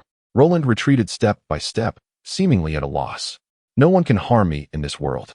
Lindit shouted with increasing madness. "You shall pay for your actions." Roland found himself with nowhere to escape. Lindit raised his sword, eyes wide in anticipation, seeking to witness fear, dread, and despair in Roland's gaze. But he was met with only a hint of mockery. Mockery? Yes, mockery. Suddenly, a strange light ignited in Roland's eyes, akin to a whirlpool from the abyss or the aurora borealis slicing through the night. And in that blinding moment, Lindit felt a wave of dizziness wash over him. Roland's voice resonated through the oppressive wooden shack, growing louder. "Did you think you were the only one with a gift? Huh. I too possess a unique talent." He laughed devilishly. "My gift can drain your normal memories and vitality until you are nothing but a shell. But fear not. I will ensure you remember how to eat and sleep." Lindit's astonishment morphed into sheer horror and shock, yet he could not struggle. He slowly sank into oblivion, his consciousness fading. Just before slipping into a void, he recalled a question he had long chosen to ignore, that Roland was also a member of the Landestun family. He collapsed to the ground. Roland, feeling utterly fatigued, leaned against the wall and gradually made his way to Lindit's side. As a torrent of memories surged into his mind, it felt as though something else had also entered his consciousness. At that moment, he had no time to ponder what it was. He took a few deep breaths, preparing to swap their clothing. Besides the garments, he needed to scrutinize Lindit's features and marks, as these could easily reveal his identity in front of familiar faces. However, as he began to tear open Lindit's shirt, he was suddenly struck with astonishment. On Lindit's right chest was a diamond-shaped mark. His movements halted, surprise evident on his face as he slowly removed his own shirt and touched his right chest, where a matching mark resided. Although he could absorb others' memories, the origins of his own existence remained a mystery. Could there truly be a connection between them? While deep in thought, the sound of approaching hoofbeats echoed from outside, causing him to tense up once again. Chapter 4. The Conspiracy of Luo Lan continued. Danger often strikes at the moment we feel most secure. Luo Lan recalled a saying from a seasoned thief: 99% of danger arises from one's own negligence. When he humbly inquired about the remaining 1%, the elder merely glanced at him and replied, "Chance." This phrase had been etched into his memory. Now, a bitter smile crept across his face. Could his luck truly be so abysmal as to encounter that fabled chance? He cautiously pressed against the wooden door, aware that the lifeless body and blood outside would undoubtedly attract attention. What would the intruder do? Would they choose to ignore the scene and leave, seeking to avoid trouble? Or would they recklessly enter, thus unveiling the bloody curtain? If it were the latter, Luo Lan tightened his grip on the sword's hilt. After all, humans are inherently selfish, and for the sake of his own safety, he might have to sacrifice this potentially unrelated individual. As he steadied his breath and focused his mind, the prophecy of chance indeed materialized. The sound of hooves, which had seemed poised to enter his wooden abode, suddenly veered off into the distance, leaving only the pounding of Luo Lan's heart. Though he had never been one to believe in deities, he found himself murmuring every name he could recall, seizing the opportunity to drag the corpse inside, covering the bloodstains at the entrance with branches and thorns before returning to close the door with composure. The world outside descended into shadows, illuminated only by the faint light filtering through the gaps in the roof and wooden walls. He closed his eyes, remaining silent for several seconds before slowly opening them again. His specialized training allowed him to discern everything clearly in the darkness. He then bent down, swiftly exchanging the clothes of the two deceased individuals. He meticulously examined Rendit's body, pressing and kneading at the joints and muscles, a technique that enabled him to thoroughly understand Rendit's physical strengths and robustness, thus allowing for a more complete imitation. Like a meticulous anatomist, he overlooked no detail: the curve of the arms, the nape of the neck, the fingertips, the curvature of the spine. This individual, due to natural endowment, bore no scars, and his bones were well proportioned and sturdy. Apart from the mark on his chest, there were no overtly distinguishing features. Satisfied, he nodded. Unless one were intimately acquainted, others would hardly notice the subtleties, and with Rendit's friends now eliminated, he no longer feared exposure. From where his heart lay, he retrieved a polished, exquisitely smooth, oval metallic piece. Under the dim light, his visage was reflected clearly upon it. This charm, crafted from the black crystal mined in the Langmashido Mountains, possessed remarkable hardness. Its size offered limited defensive capability against typical weapons, primarily serving to counter the covert attacks often employed by fellow thieves, which tended to be subtle and insidious. Understanding the means of offense also reveals one's preferred method of defense. The reverse of the crystal was affixed with a concave leather membrane, ensuring it adhered firmly to the skin without falling off. Its front served as a mirror for disguise, effectively serving two purposes. He procured a dagger from the corpse of a swordsman and swiftly trimmed his hair to match Rendit's appearance. After a moment of contemplation, he snipped a few strands from Rendit's hair, waiting quietly to confirm that it did not grow as rapidly as muscle. Reassured that it was indeed consistent with his memories, the next step was crucial. To impersonate someone, mere physical resemblance is insufficient. Disguise encompasses more than attire and hairstyle. It is the most superficial of techniques, at best a surface-level masquerade. The essence of a complex, emotive individual lies in their demeanor and aura, which are the most challenging to replicate. Pride and ordinariness often lie on a fine line. Recalling Rendit's visage and expression, Luo Lan endeavored to envision himself as the other. Under the force of self-suggestion, his features began to undergo subtle transformations. The corners of his mouth turned downward, eyebrows arched upward, chin slightly raised, and his gaze adjusted to exude an air of disdain. Thus, a countenance both arrogant and irksome emerged. Not only that, but his posture shifted ever so slightly. Such nuances would be imperceptible to the average observer. Yet anyone familiar enough to recognize him from behind would undoubtedly call out Rendit's name. In the ensuing period, he would gradually adapt to this guise before others, seamlessly transitioning into his most familiar state. After absorbing the memories of his counterpart, he could mimic certain habitual details to such an extent that it could be indistinguishable from the original. Thus far, everything unfolded according to his plans. Yet one aspect caught him utterly off guard. Luo Lan's complex gaze shifted toward the slumbering Rendit. Initially, he had not anticipated the presence of innate abilities within him, and this secret appeared to be known only to him. It was no surprise. Even the most foolish would not boast about their life-preserving capabilities, for a keen observer could easily discern their differences based solely on that. Innate abilities are unique to certain high races on the continent, often regarded as divine gifts, wielded by gifted lineages as a means of elevating themselves above ordinary races. For instance, the dragon race possesses the gifts of draconic might and breath.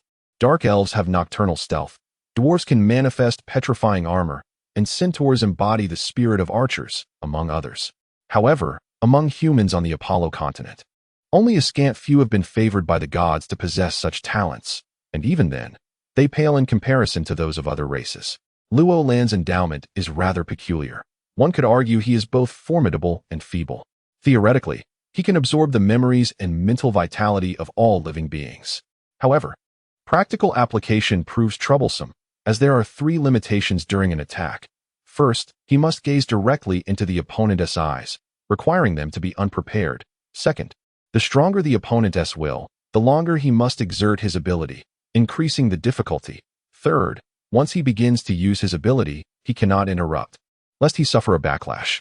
Moreover, he can only absorb deeply ingrained memories. For more fragmented recollections, he must engage in a meditative process akin to magical contemplation to extract the needed information, and over time, these memories naturally fade. Since discovering his innate abilities, through years of relentless training, he has become adept at deploying his powers swiftly to attack others. He has envisioned various emergency scenarios for utilizing his abilities, such as attempting to absorb one person's memories immediately after another's. But the result was a splitting headache, taking him a full fortnight to recover. Although he later sought to shorten this recovery time, he dared not attempt it lightly due to the agonizing experience. Among all known innate abilities, none can compare to the sheer ferocity of a Rendit's talents. This truly is a level of defiance against fate. Yet, in a world governed by architectural balance, any excessively potent ability must inevitably bear its own limitations, concealing secrets yet to be unearthed. Suddenly, he recalled that the Lantiston family was one burdened by a curse. None of its members lived beyond 50 years. Could this be the reason? For reasons unknown and indescribable, profound pressure enveloped him, and his breath became labored. The similarities between them were striking. Both possessed remarkable gifts and bore identical marks upon their chests. Did this not suffice to reveal the origins of his own body? He inhaled deeply, took several steps, and abruptly opened the narrow, tightly shut door within the room. A chill breeze brushed against his face, and as he lifted his gaze to the sky, light filtered through the intricately woven leaves above. A faint smile curled at the corners of his mouth, silently mocking all that existed in this world. Chapter 5. Tuz's doubts. Move your steps in the dark with utmost caution, and yet more caution. A heavy, ominous cloud loomed above the Lantiston family castle, spreading its sinister form in all directions. A storm was imminent. In the dimness of the night, the stone corridor, which should have been plunged into silence, echoed with the slightly hurried footsteps of the butler Tuz, his brow furrowed with a hint of concern. He passed through multiple doorways and halted before a brightly lit and lavishly adorned parlor. The servant stationed at the arched doorway approached nervously. Go, awaken the young master, and tell him I have urgent matters to discuss. Tuz waved his hand, pacing in place for a couple of circles, only to find the servant standing still. A look of distress painted across his face. Tuz's piercing gaze immediately fell upon him, and after a moment of hesitation, the servant succumbed to the pressure. Turning to the inner room, mechanically ringing the bell, and then his next action was to clutch his head in despair. Tuz waited silently for a moment. Oh! A scream from the inner room pierced the air, followed by the sound of someone stumbling towards him. Clad in a nightgown, young Master Randed emerged. Holding a whip, his eyes half closed with sleep. Butler Tuz, it is the middle of the night. Tuz regarded him intently, inclining his body slightly, and stated gravely, Young Master, I have important matters to discuss. The servant, clutching his arm, promptly retreated to a safe distance. Important matters? A flicker of alarm crossed Randit's mind as he stealthily moved to the window, feigning a need for fresh air, and pushed it open. A gust of cold wind rushed into the room, causing the candle flames to flicker violently. He then abruptly turned, his face lighting up with excitement. Have you acquired another exotic bird? Tuz furrowed his brow, adjusting the gold-rimmed glasses on his nose, and cleared his throat. The most pressing matter at hand concerns your claims to inheritance. Haha, is there truly any suspense in that? Randit exclaimed, a self-satisfied grin spreading across his face. That filthy pig has completely turned into an idiot. While he spoke with the demeanor and tone of Randit, he covertly scrutinized the expression of Butler Tuz, trying to discern the underlying implication of his words. Tuz slowly shook his head, casting a meaningful glance at him. I fear it may not be so. Randit first stared in astonishment, then his expression darkened, and he retorted, What do you mean by that? The wind outside grew stronger, ruffling his short hair, and his gaze flickered restlessly. The man before him, likely in his 50s, bore a scholarly appearance, dressed in a formal, yet somewhat antiquated manner. His slender physique and elongated limbs bore no evidence of training in martial arts, nor were there any signs of calluses from handling weapons, indicating he was entirely untrained in combat. According to records, Count Zoder had been bedridden for many years, effectively leaving the management of the family affairs in Tuz's hands. Young Master, Tuz's tone grew serious. I need to know what transpired this afternoon. This afternoon? Randit stammered. Did you not already know? Earlier that evening, a report had been laid out on Tuz's desk, detailing when Randit had departed with 3 swordsmen and when he returned, explicitly noting that the young master had returned alone. His demeanor fraught with confusion. The report mentioned that 3 of Randit's swordsmen had been found dead in an abandoned wooden hut, and that a dazed Sios appeared to have forgotten who he was and what he had done. When Randit had joyfully discovered that his brother had lost his memory, he had straightened his back and begun to boast about how he had fought against beasts in the jungle while his brother was utterly terrified. However, Tuz believed those were mere fabrications, the immature antics of a young master who had yet to succeed in his ruse. He adjusted his glasses and stated calmly, You know what I mean. What exactly are you worried about? Randit's voice rose, tinged with irritation. Tuz perceived that his reaction was an indication of a deeper pain, bringing him closer to the truth. He sighed, raising his gaze to fixate on Randit, and declared, I suspect. He is pretending. A gust of wind swept through the window, extinguishing several candle flames, plunging the room into darkness. Oh, Randit felt a surge of murderous intent. Indeed, he is pretending. In the shadowy atmosphere, a chilling cold began to pervade the air. He stood at the edge of the dim light, inching closer to Tuz, contemplating several methods to ensure the butler's demise without detection. He strained his ears, listening intently for any sounds around him, yet nothing emerged to raise his suspicions. If Tuz had truly noticed any flaws in his demeanor, why would he come to meet him alone? He halted his movements and coldly demanded, "What do you wish to convey?" Tuz seemed oblivious to the looming specter of death, his head slightly bowed as if lost in thought. "From the moment your brother entered the castle, I sensed he was not simple." To Randit, this sounded like the prelude to uncovering a conspiracy, prompting him to subtly advance a step forward. Suddenly, Tuz raised his head sharply and exclaimed, "But how can you be sure your brother truly has amnesia?" Randit froze, his eyes widening in shock. "You mean?" "Yes, for someone of his stature, feigning amnesia under threat is the best course of action. It reduces hostility from others and conceals his involvement in the deaths of those 3 swordsmen. Coincidentally, you have corroborated this lie for him about the beasts." Alas!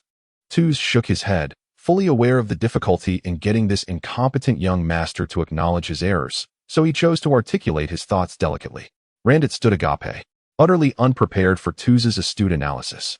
"Tomorrow, when you see the master, it is possible his memory may return," Tuz stated emphatically. Randit secretly gave him a thumbs up, yet outwardly maintained his facade, snorting derisively. How could you possibly know what transpired at that moment? He is indeed an idiot. Just as he had anticipated, Tuz sighed, realizing that instead of contemplating how to rectify his lies, Randit was merely clinging stubbornly to his pride. He was compelled to play his final card to attempt to amend the errors already committed. "Even if he truly has amnesia, do you believe that grants you the right to inherit? Your initial actions were flawed." "What?" Randit exclaimed, taken aback. "You see, young master, I have served the master for 40 years. I understand his thoughts well." Tuz brushed a meticulously groomed lock of white hair and, with a hint of agitation, continued. "One crucial factor for the Count in establishing an heir is assessing who possesses the capability to carry on the family lineage. But can you achieve that?" Randit stood frozen for a moment before suddenly pointing at Tuz and bursting into laughter. "Are you jesting with me? But he is now an idiot." On the contrary, Tuz cast a glance at him. Even if he were truly a fool, through the use of drugs, he could be made to comply, rendering him more obedient than the most docile stallion. Indeed, he would likely prove to be the most dutiful son. As for you, he shook his head incessantly. A chill ran through Luo Lan's heart. This reasoning was wholly unexpected. He meticulously recalled the character and conduct of Count Zod, only to realize that Tuz's words held a considerable likelihood of becoming reality. This constituted a critical flaw in his plan. After a moment of calm reflection, he steadied his mind, believing that Tuz must have devised a suitable solution for tonight. As anticipated, Tuz retrieved a piece of paper from his pocket, unfolding it to reveal several hastily scrawled names. "I have a few noble ladies here. As long as you select one and establish a nominal marriage, it will significantly impact the Count, albeit the timing is tight and their appearances are less than ideal. However, I trust you would not mind those trivialities."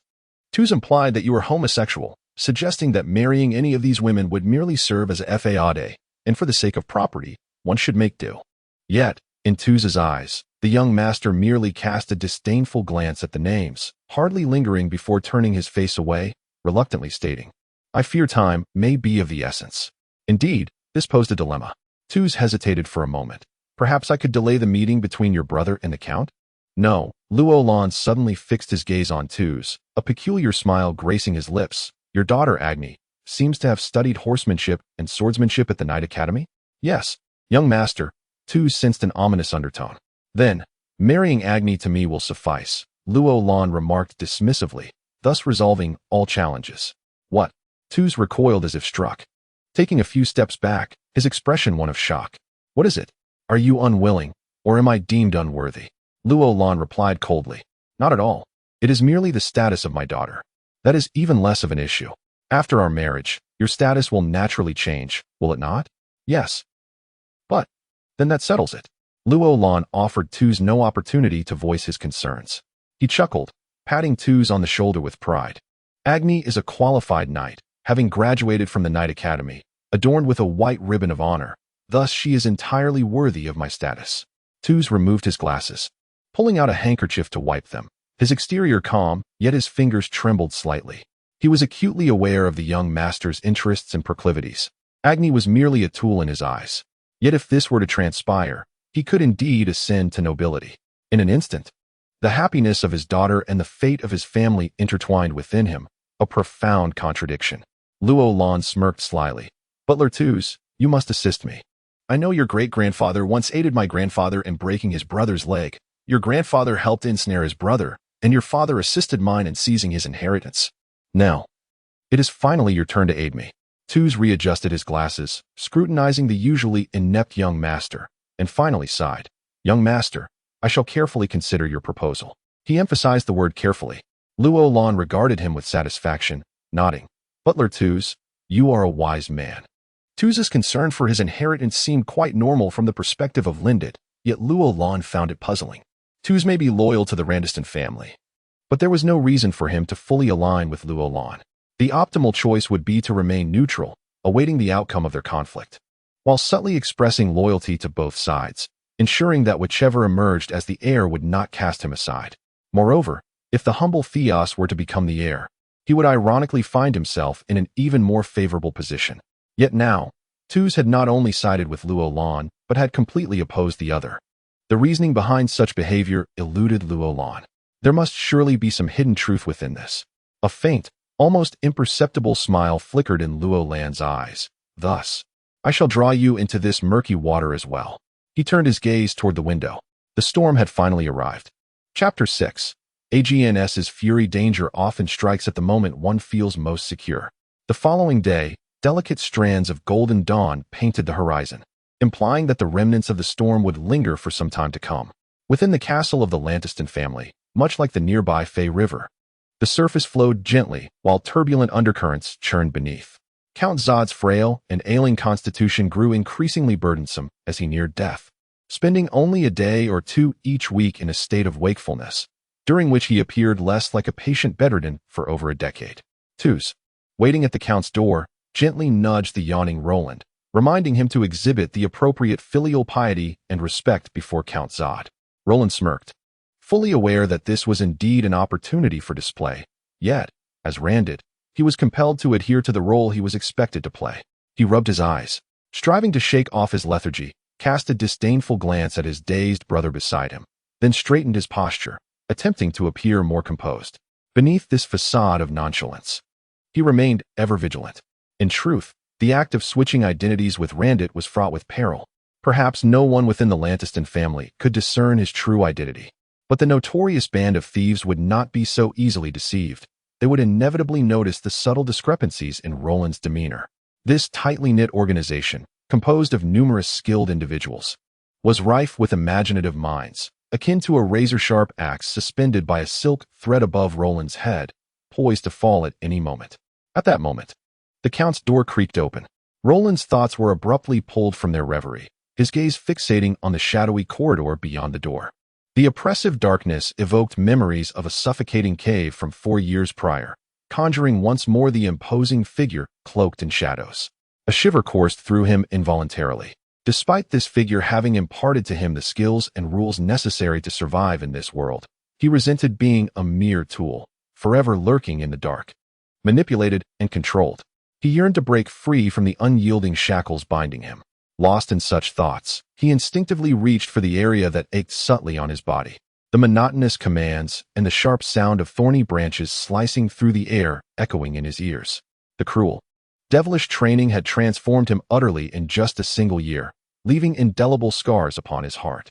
He had sworn countless times under the moonlight that he would exert every ounce of effort to rid himself of this existence, and indeed, he was striving to do just that.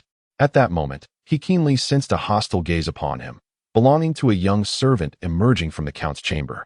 Perhaps due to his youth, the boy resembled a bashful young man, though his features bore no signs. The fleeting glimmer of hatred in his eyes could not escape Roland's astute observation.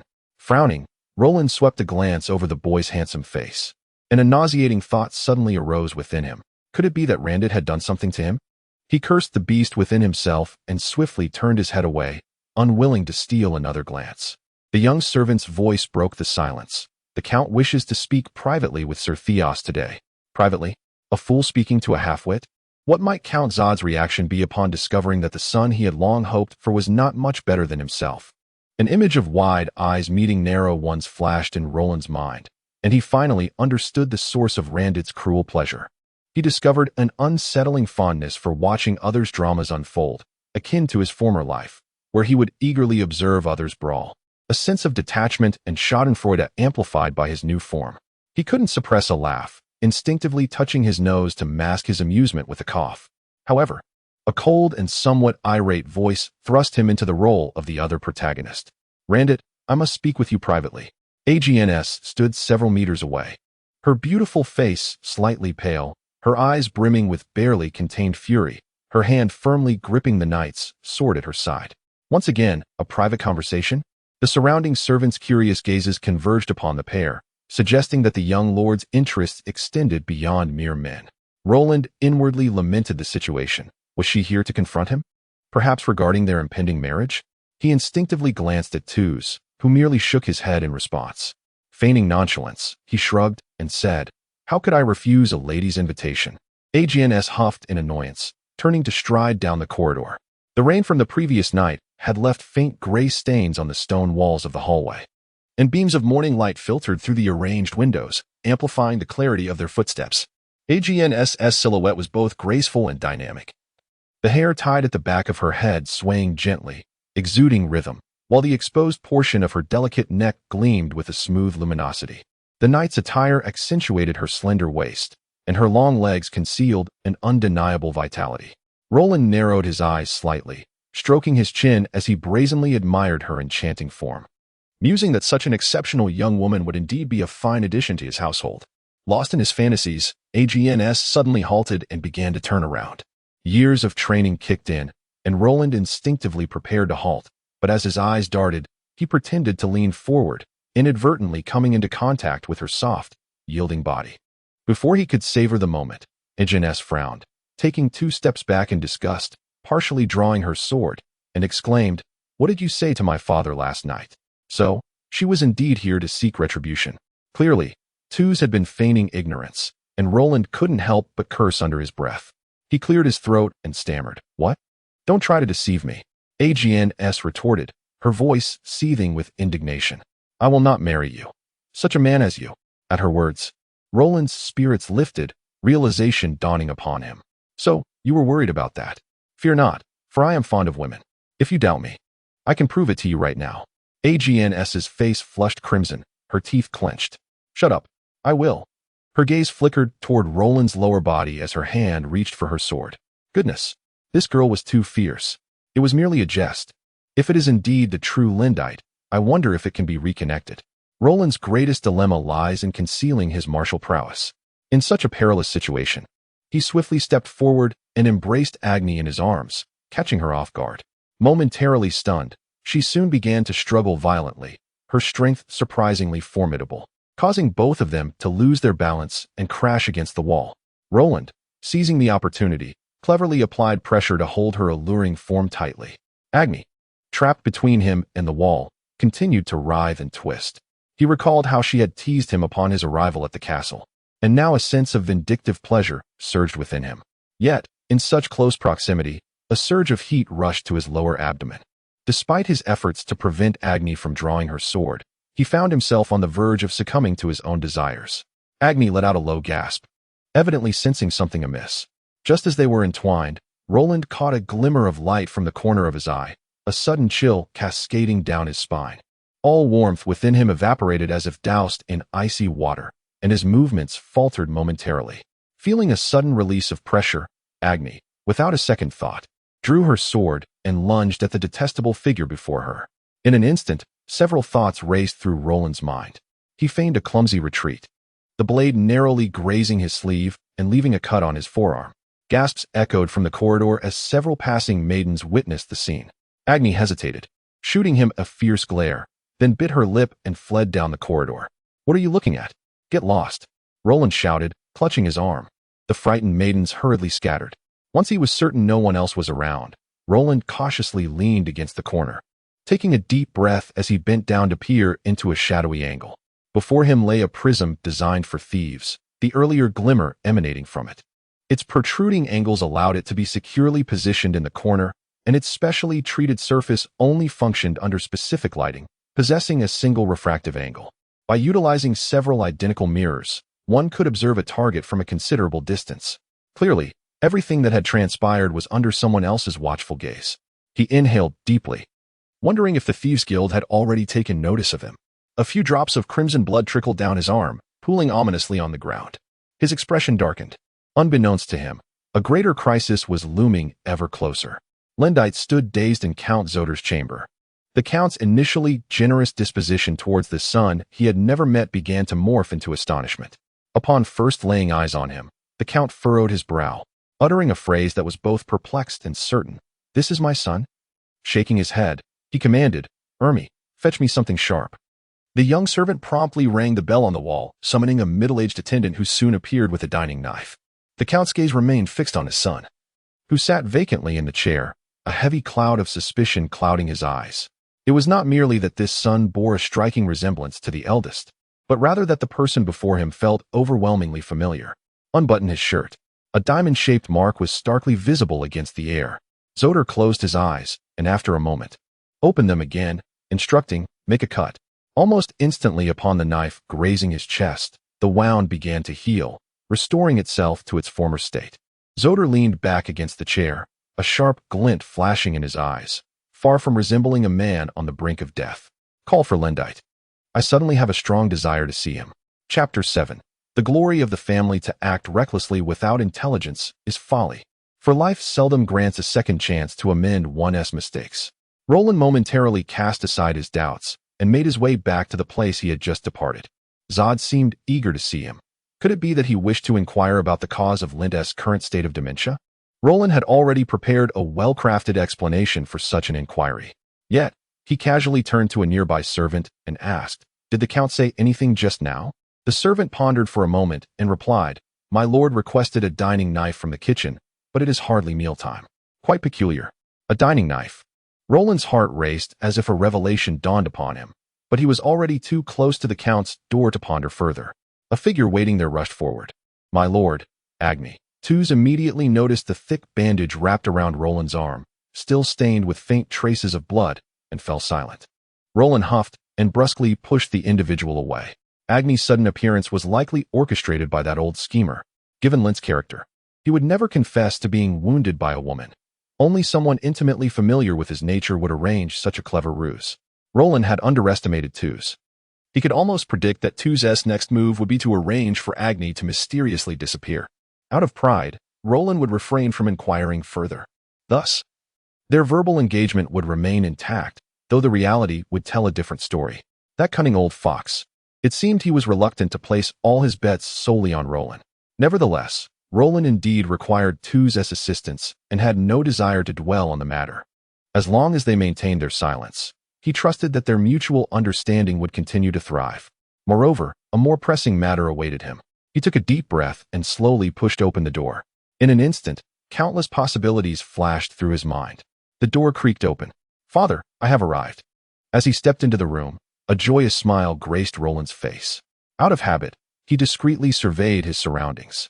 The dimly lit study was a place of past discomfort and obscurity in Lint's memories, where the original owner sat by the window, motionless as if he were a living corpse, seemingly capable of nothing but breathing. Zod did not appear as frail as he had when lying in bed. He was impeccably groomed and in good spirits. If time were to rewind 30 years, he would still be a dashing young nobleman.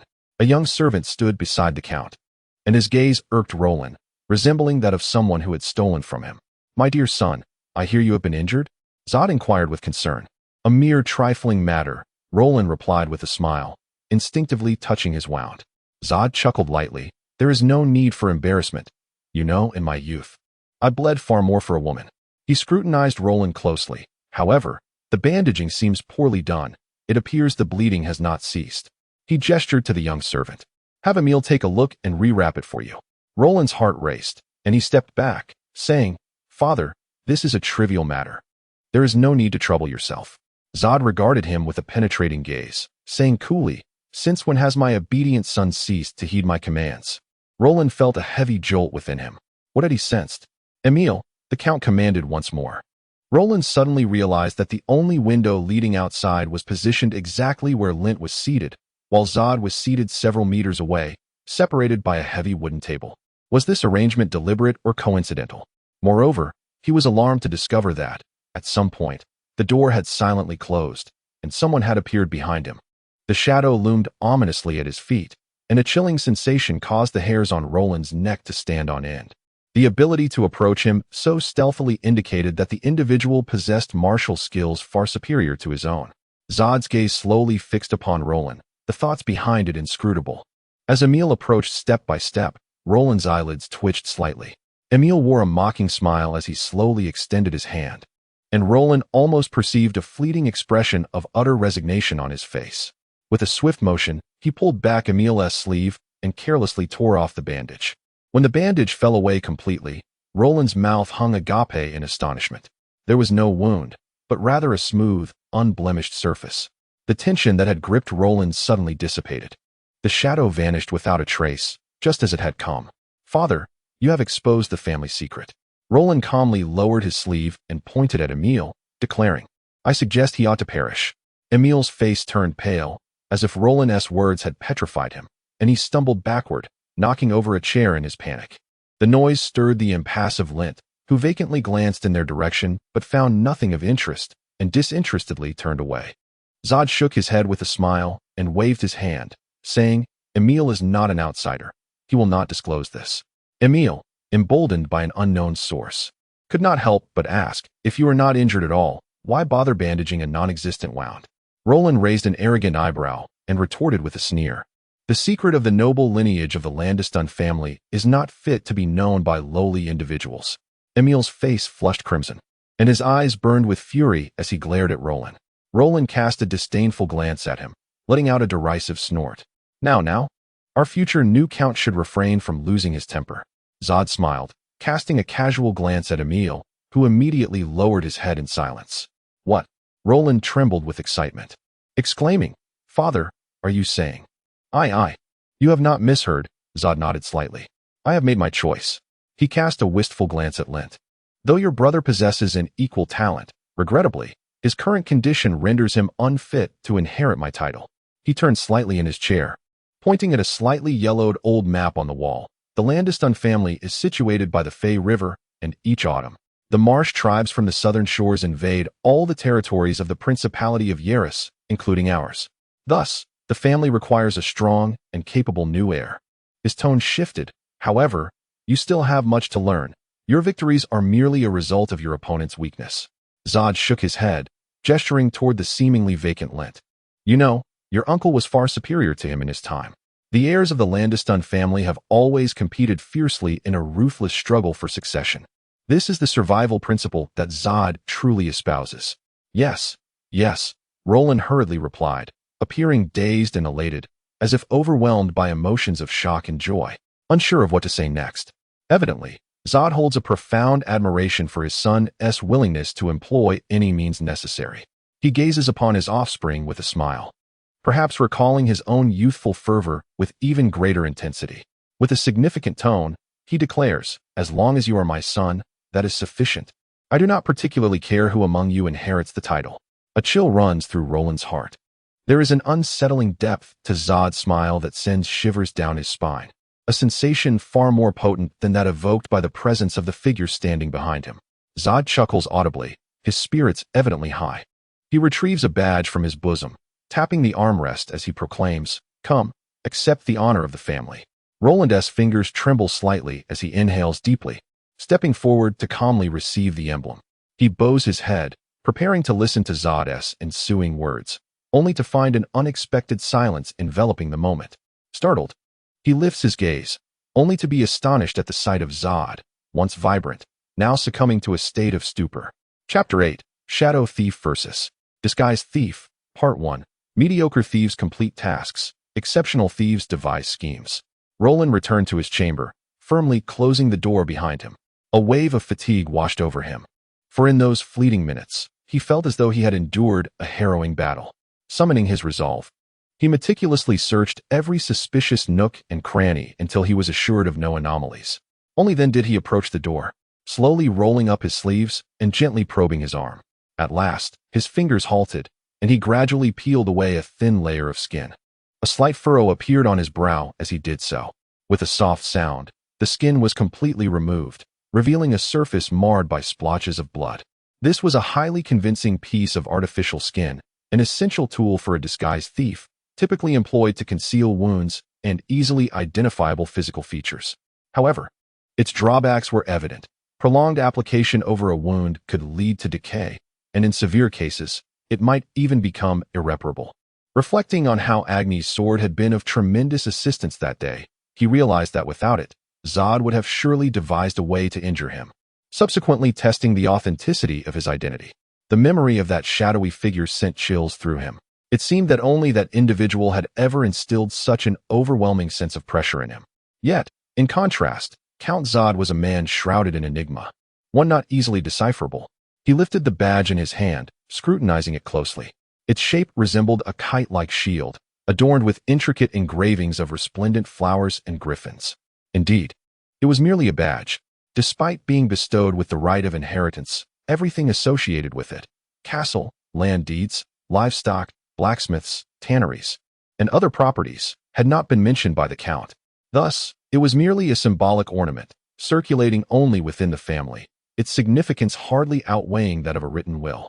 It was nothing more than a trinket, no weightier than any verbal promise. However, a smile gradually spread across Roland's face, and his eyes sparkled with fervor. He pressed his hand against his abdomen, gently kneading it. Moments later, he expelled a ring from his mouth. This ring, designed for thieves, was capable of storing 4 compartments of tools. He recalled how he had trained himself to swallow foreign objects, repeatedly consuming stones only to regurgitate them until he could control the peristalsis of his stomach. He also remembered the life-threatening tasks he had undertaken, tasks that only a 5-star thief could execute, which eventually earned him this ring as a reward. He had exerted considerable effort, all for the reward of a sufficiently ripe fruit. He activated the spatial constraints of the ring and retrieved 3 items: a dagger, a row of throwing needles, and a badge nearly identical to the one in his hand. He glanced around, holding his breath as he aligned the backs of the 2 badges and slowly brought them together. Click! From the junction of the 2 badges emerged a long, narrow piece of metal, its tip possessing a jagged protrusion. Its form resembled that of a key. Roland exhaled softly, unable to conceal his unrestrained joy. This was precisely what he desired. He had contemplated countless possibilities and devised several meticulous plans, yet he had never imagined acquiring it so easily. The Thieves' Guild could never have fathomed that. Long before he received this assignment, he had uncovered a long-hidden secret of the Landeston family. This secret comprised 2 vital elements: the incomplete badge and this very room. For centuries, this chamber had been occupied by the eldest sons of the Landeston lineage. He approached the stone fireplace on the west wall, its surface weathered by the passage of time. Crouching down, he reached inside and soon felt a strong sense of texture.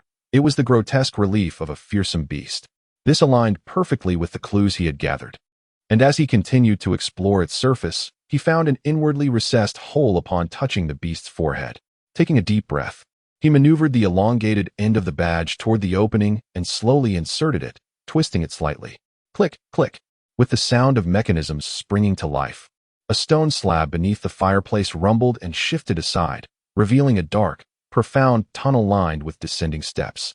Suddenly, he sensed something amiss and whispered, "Who?" Almost in the same breath, he lunged toward the tunnel's entrance, barely escaping as something icy grazed the back of his head.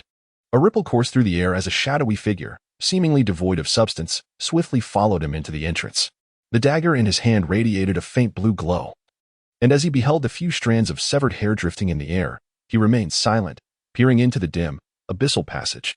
Under the feeble light, his form began to dissolve once more, merging with the surrounding atmosphere like a wisp of smoke. Had someone been holding a lantern to illuminate the scene, they would have discovered distinct footprints upon the dusty stone steps of the tunnel, while their owner remained entirely unseen, progressing in a rhythmic manner downward. The steps proved unexpectedly lengthy, and after descending over 100, the shadow felt as though it had plunged 30 to 40 meters underground. Finally, the passage reached its terminus, revealing nothing but darkness. Sensing the current of air, he deduced it to be a sizable underground hall, with another channel leading to the surface. Satisfied with his decision, the shadow chuckled darkly. "I have a question. How did you discover me?" From behind a stone pillar supporting the hall, Roland, dagger in hand, pressed against it. Without a moment's hesitation, he hurled a throwing needle toward the source of the voice and swiftly repositioned himself elsewhere. It had taken him nearly 2 years to master this skill, allowing him to accurately hit a target no smaller than 5 centimeters within a 10-meter range. Clang! The metallic needle collided with the stone wall, producing a crisp sound. The shadow's voice echoed once more. Disguised thieves truly are a bunch of tricksters with a flair for the dramatic. Roland felt a jolt of fear. The other party was aware of his true identity. Could he be a member of the Thieves' Guild? Yet, the aura he exuded unmistakably resembled that of the shadow near the Count. However, this thought lingered only briefly before he swiftly cast it aside. Regardless, the immediate threat before him was what he truly needed to confront. He was certain that his previous attack had not strayed from its target. Yet the other party could not have evaded the most difficult-to-dodge needles solely through instinct. Though thieves possessed formidable night vision skills, they still required light, and there was none to be found. The only explanation was that the sound's origin did not align with its location. Sound displacement technique. Producing sound that reverberated off objects or rapidly moving one's body while emitting sound. Regardless of the method, the identity of the individual was becoming increasingly clear. Shadow Thief, the sovereign of the night. The assassins among thieves specializing in ambush and slaughter. As a fellow thief, Roland was acutely aware of their terrifying nature. He had often heard his mentor emphasize the importance of avoiding confrontation with such shadows in the darkness. He vividly recalled the warning. In such an environment, one is merely prey. A bitter smile crossed his lips. Had he the choice, he would certainly not engage a shadowy thief amidst the obscurity. Was there truly no chance for him? The reality was otherwise. This was a clash between two practitioners of the same profession, yet with differing skills. He could sense the deep-seated trepidation emanating from his opponent. After all, one could never ascertain the extent of a disguised thief's expertise or the variety of their offensive tactics. The shadow thief thrived in the environment, relying on stealth to evade all sensory detection, striking from behind with a dagger as the most prudent method of attack. However, just moments ago, Roland had unexpectedly discerned the shadow's movements, undoubtedly shaking its confidence. If the reason remained undiscovered, it was unlikely the opponent would strike again with ease. With this in mind, Roland resolved to create further illusions to confound his adversary. He retrieved an object resembling a spinning top from his ring of props, tethered by a fine thread. With a flick of his fingers, he set it whirling, producing the faint sound of cautious footsteps mimicking human movement. Roland was convinced the shadow was now searching for him. Given their differing specializations, it was evident that the opponent possessed superior sensory abilities, whether through detecting body heat, utilizing olfactory senses, or sensing air currents. In any case, he needed to find a secure hiding place before the opponent became aware of his presence. The most suitable refuge was undoubtedly the very spot he had previously attacked with a flying needle, the source of the shadow's momentary hesitation. The opponent would never suspect he would conceal himself there. He moved about restlessly, occasionally tugging lightly on the thread to maintain the illusion of erratic movement, continuing to generate the sound of footsteps to disrupt his adversary's senses. He was drawing ever closer to that location when, suddenly, he sensed an unusual shift in temperature around him.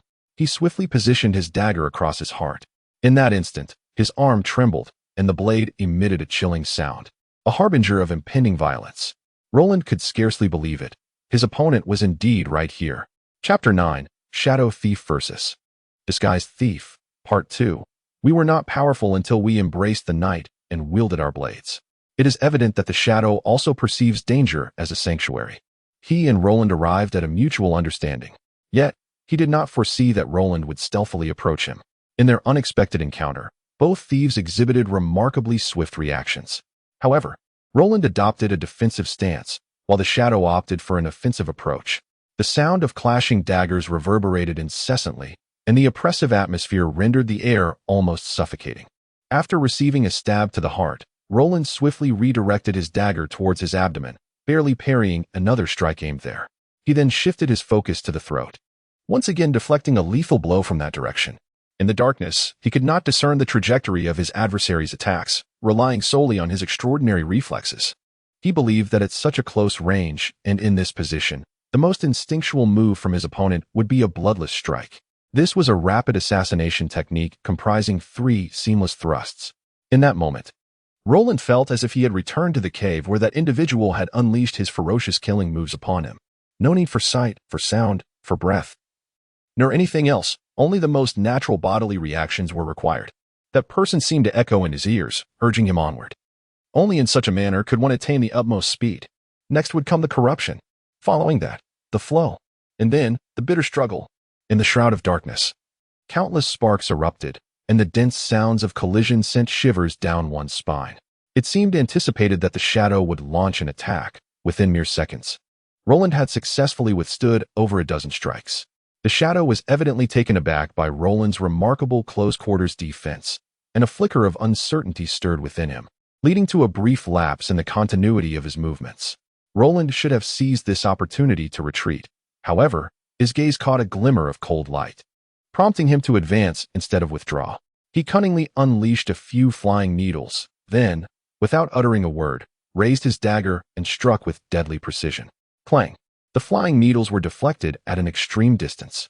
The shadow was unable to counter Roland's subsequent assault in time, and once again, he lunged towards Roland's heart.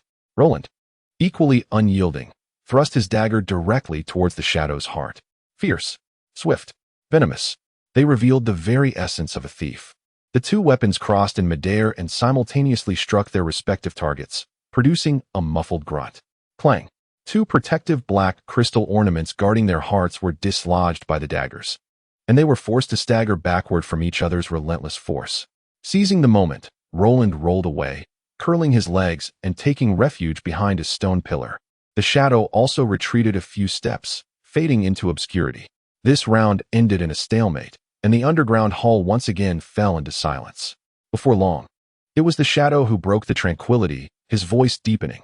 At your level, you have far surpassed that of a 3-star thief. You should be nearing my 4-star rank. Roland understood that the shadow was attempting to exert psychological pressure upon him. The ignorant are often fearless. When confronted by an opponent of unknown strength, one might dare to challenge them. However, when one realizes that their adversary is overwhelmingly powerful, their mental fortitude begins to crumble. Yet, this tactic was largely futile against Roland.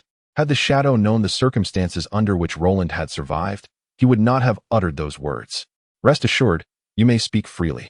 The voice relocation technique is an exceptionally taxing skill. I cannot employ it continuously. The shadow seemed intent on dispelling any doubts, which was somewhat perplexing. Are you attempting to discern my location through sound? Roland thought to himself, stifling a smirk as he replied. Would you like to know how I discovered your presence in this room? This was a question the shadow was keen to have answered, and his voice immediately turned grave. Speak. Roland smiled enigmatically. Before I act, regardless of whether anyone is behind me, I always utter a certain phrase. The shadow suddenly retorted sharply. Do you think I would believe that? He swiftly moved to the source of Roland's voice, yet found nothing but emptiness. For Roland had already changed his position. Thus, he intensified his verbal assault, exclaiming, Your performance after switching with Lindit was truly remarkable, an art of disguise. Roland's mind tightened. How did he know? You must be wondering how I came to know. You should have heard the thief's adage. Never trust a disguised thief, even if he lies dead before you. Your disguise is indeed masterful, flawless in every aspect, yet you overlooked one detail. While Lindit's external appearance can be mimicked, the strength of his muscles and the calluses on his feet are easily discernible. I practically watched him grow up. It was a trivial matter for me. Roland felt a jolt in his heart, yet he was not disheartened. For a thief, vulnerabilities are always present. The key lies in one's ability to uncover them. The aesthetics of thievery reside in discerning what others cannot perceive. Speaking of which, Agni had arrived at the woods that day, barely missing you. A vivid scene replayed in Roland's mind, reminding him of the sound of hooves from that day. Ah, you recall? Yes? It was I who led her away. The shadow's voice began to waver. If that is the case, Roland contemplated. The shadow must have been outdoors, and thus unable to witness the events unfolding inside the house. This implies that, despite his understanding of Lindit's talent, he remains unaware of the secret behind his own abilities. He gripped his dagger tightly. Then, I still possess a chance to fight back. After all this, you must be curious about my identity.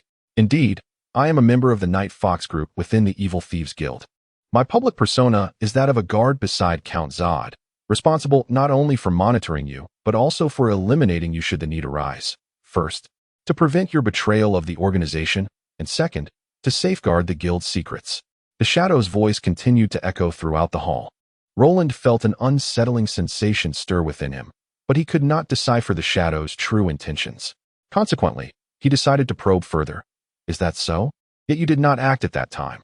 I presume you had your own motives? The shadow cackled. Indeed, you are correct. If you were to become the true heir, should I capture you, the rewards would far exceed anything a mere thief could attain. Roland smiled. So, your reports to the organization must still indicate that everything is normal. The shadow paused, then sighed. A brilliant deduction. You are entirely correct. Roland's eyes sparkled. Thus, if I were to eliminate you, no one would ever learn the truth of this matter. The shadow sighed. You are right again. Roland continued to move, evading the relentless pursuit closing in on him. Since the Thieves' Guild is monitoring me, they must not entirely trust you either. The shadow remained silent for a moment. And just as Roland's doubts intensified, the shadow suddenly confessed. Indeed, there is a poison hidden within my body. If I do not return within a fixed time, I shall surely perish. Roland nodded. The guild need not control every member with such methods. Controlling just a select few would suffice.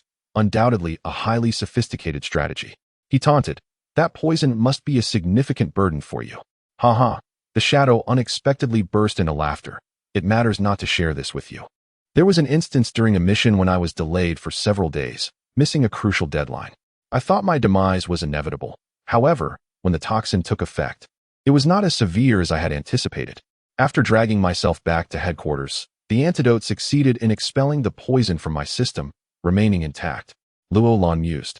If one were to perish due to unforeseen circumstances that hindered a swift return, it would indeed seem quite unreasonable.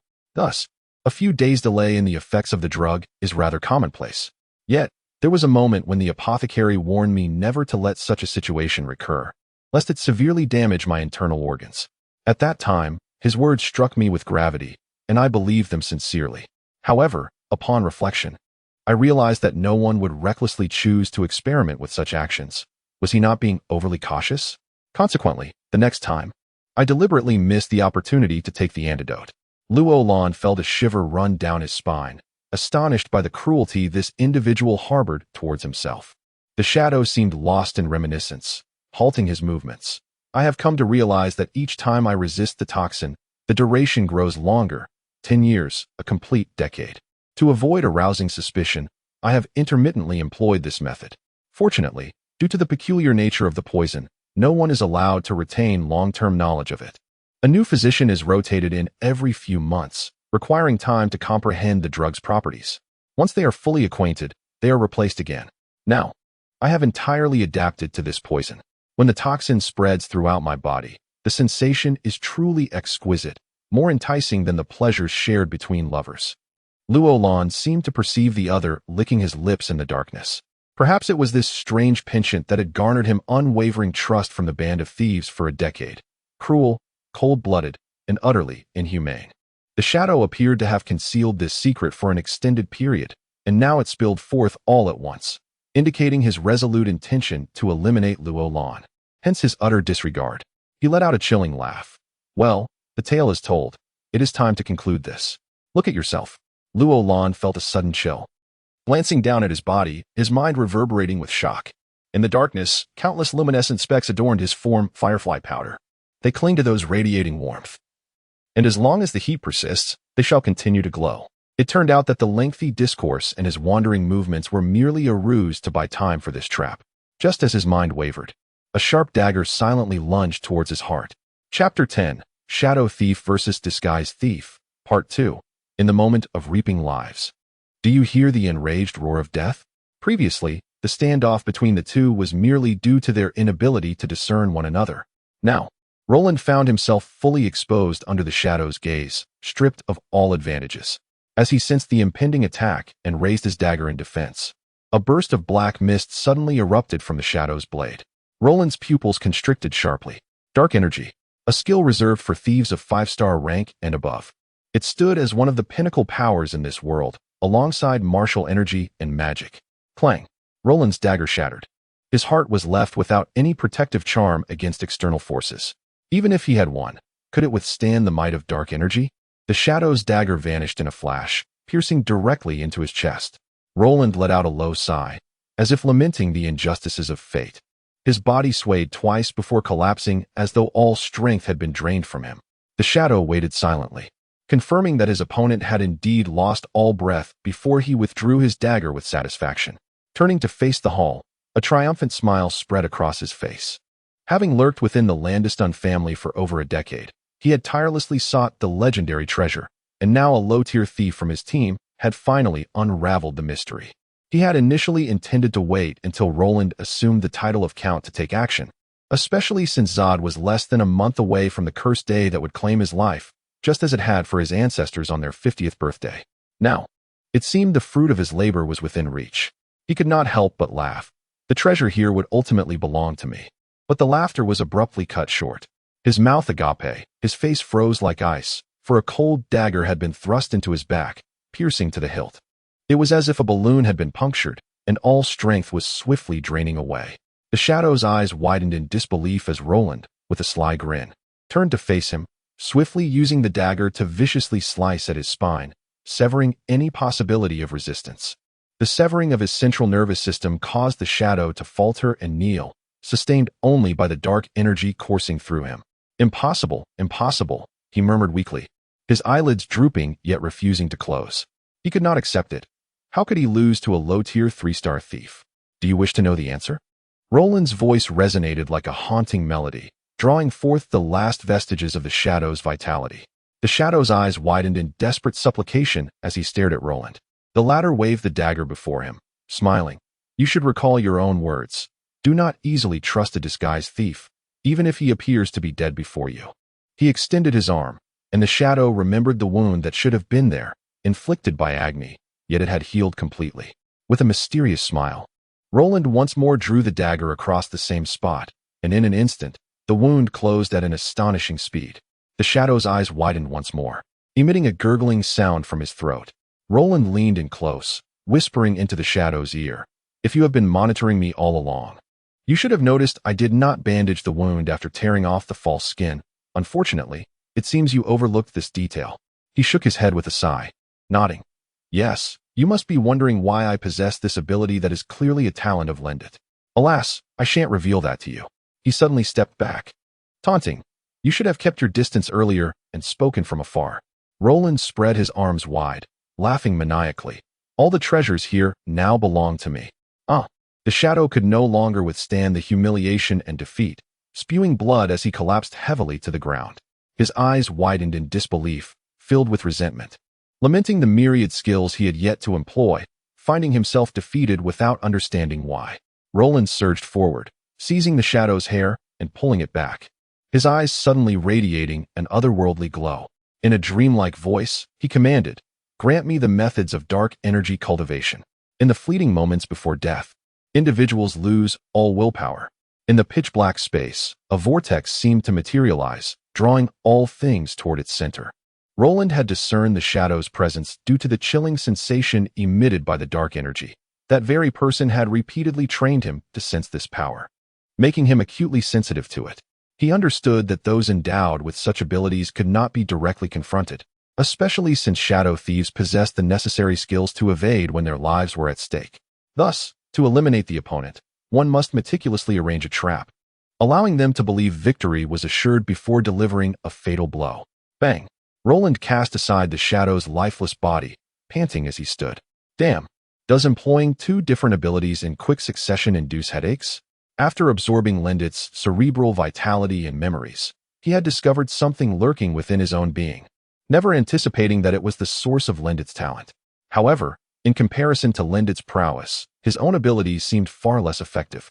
He had to control the healing of wounds himself and needed to know where they would manifest beforehand, or else they would bear no fruit. He stumbled toward the eastern side of the hall, where lay the object of his desire. Meanwhile, as Roland delved into the depths of secrecy, chaos erupted within the castle above. Lendit had perished, suffocated, having swallowed his food in large chunks without chewing. Roland might glean wisdom from the manner of his demise. He was not truly immortal, for many means still existed to bring about his end. For the farmers of this land, there was cause for relief, as one less idle nobleman roamed.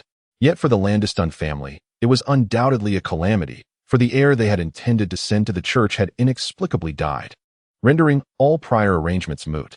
At this very moment, the cross of the church appeared within the Landestun family's territory. A team composed of priest Timos and local cleric Phidiad advanced slowly toward the castle, accompanied by 3 acolytes, 2 light swordsmen, and 2 priests wielding holy staves, amassing a total of 45 individuals. The golden cross, entwined with thorns, radiated a potent aura of sanctity. The imposing cross cart trampled across the verdant plains, crushing weeds and hardened clods of earth beneath its heavy, sturdy wheels. The arrogant Knight of Light, brandishing a fluttering golden banner, strides confidently at the forefront of the procession, calmly enduring the reverent gazes of the simple folk from the fields. His silver armor gleams brilliantly, reflecting the radiant sunlight that cascades from above. Behind him walks a pious and benevolent priest, accompanied by 2 fair-haired maidens, each holding a sacred vessel. Within them lies the holy water essential for the rite of initiation. In the land of Apollo, the Church of Light is not the sole denomination. Various polytheistic beliefs permeate every corner of the continent. However, the powerful kingdom of Telotu venerates the Church of Light, leading many subordinate feudal lords in the eastern territories to honor the ecclesiastical authority. From the endless azure sea in the south to the vast, boundless plains of Epona in the north, the Church's influence is as ubiquitous as chess pieces on a board. Today, they are set to welcome a noble of distinguished lineage into their hallowed sanctuary, a family that has maintained close ties with them for generations. They believe this individual will make significant contributions to the Church. Chapter 11. An unexpected change for a considerable period. The nobility on the Apollo continent has served as the fertile ground for the proliferation of religions. This holds true for the cult of the celestial deities, the Church of Light, and various smaller sections. The aristocracy provided the Church with wealth and land, while the common folk were denied the right to worship deities. However, this dynamic began to shift with the ascension of Pope Cicero, as an increasing number of affluent merchants and commoners began to embrace the Church of Light. The vast influx of resources bolstered the expansion of the Church's influence. Conversely, the growing number of lay followers instilled unease among many nobles, who feared a potential conflict between ecclesiastical and royal powers. Consequently, under the strong intervention of numerous feudal lords and powerful nations on the continent, Cicero was compelled to retreat to the Valley of Repentance for reflection. The newly appointed Pope, Pius II, promptly dispersed the common faithful, even confiscating their assets, and declared them heretics, effectively removing them from the fold of the Orthodox Church of Light. Thus, a new phase of camaraderie emerged between the Church and several prominent nobles of the eastern continent.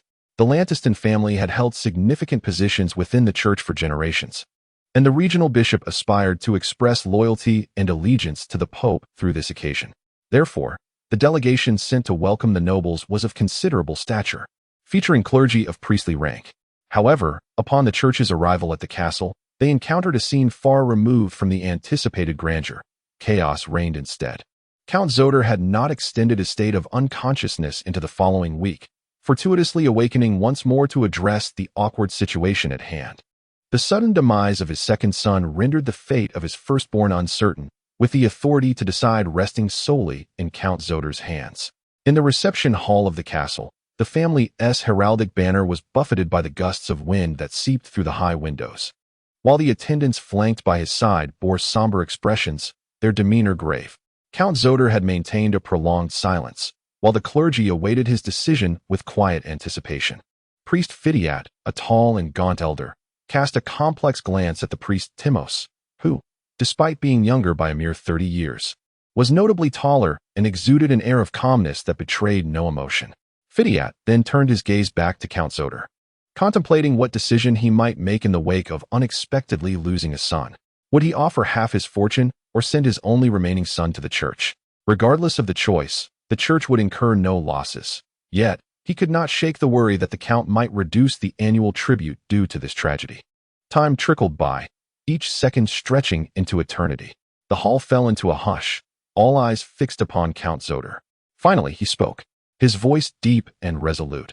"I shall honor my vow and send one of my sons to the Church to become a servant of the Lord." Timos maintained his placid demeanor, merely raising an eyelid to trace a cross over his chest. Phidiat exhaled deeply, the nature of his relief uncertain. At that moment, Roland burst into the hall, disregarding the gazes of those present, and hurried to stand before Count Zoder, exclaiming, "Father, how could you make such a decision? I am the last scion of the Lantiston family." Only recently returned from the surface, Roland grappled with the lingering pain in his head from his recent exertions. But upon learning of the death of Lindit and the Church's arrival, He felt the gravity of the situation and mustered his resolve to perform his role. Count Zoder appeared oblivious to Roland's protests, surveying the room before declaring, "Esteemed servants of the divine, allow me to introduce my eldest son, Lindit Lantiston."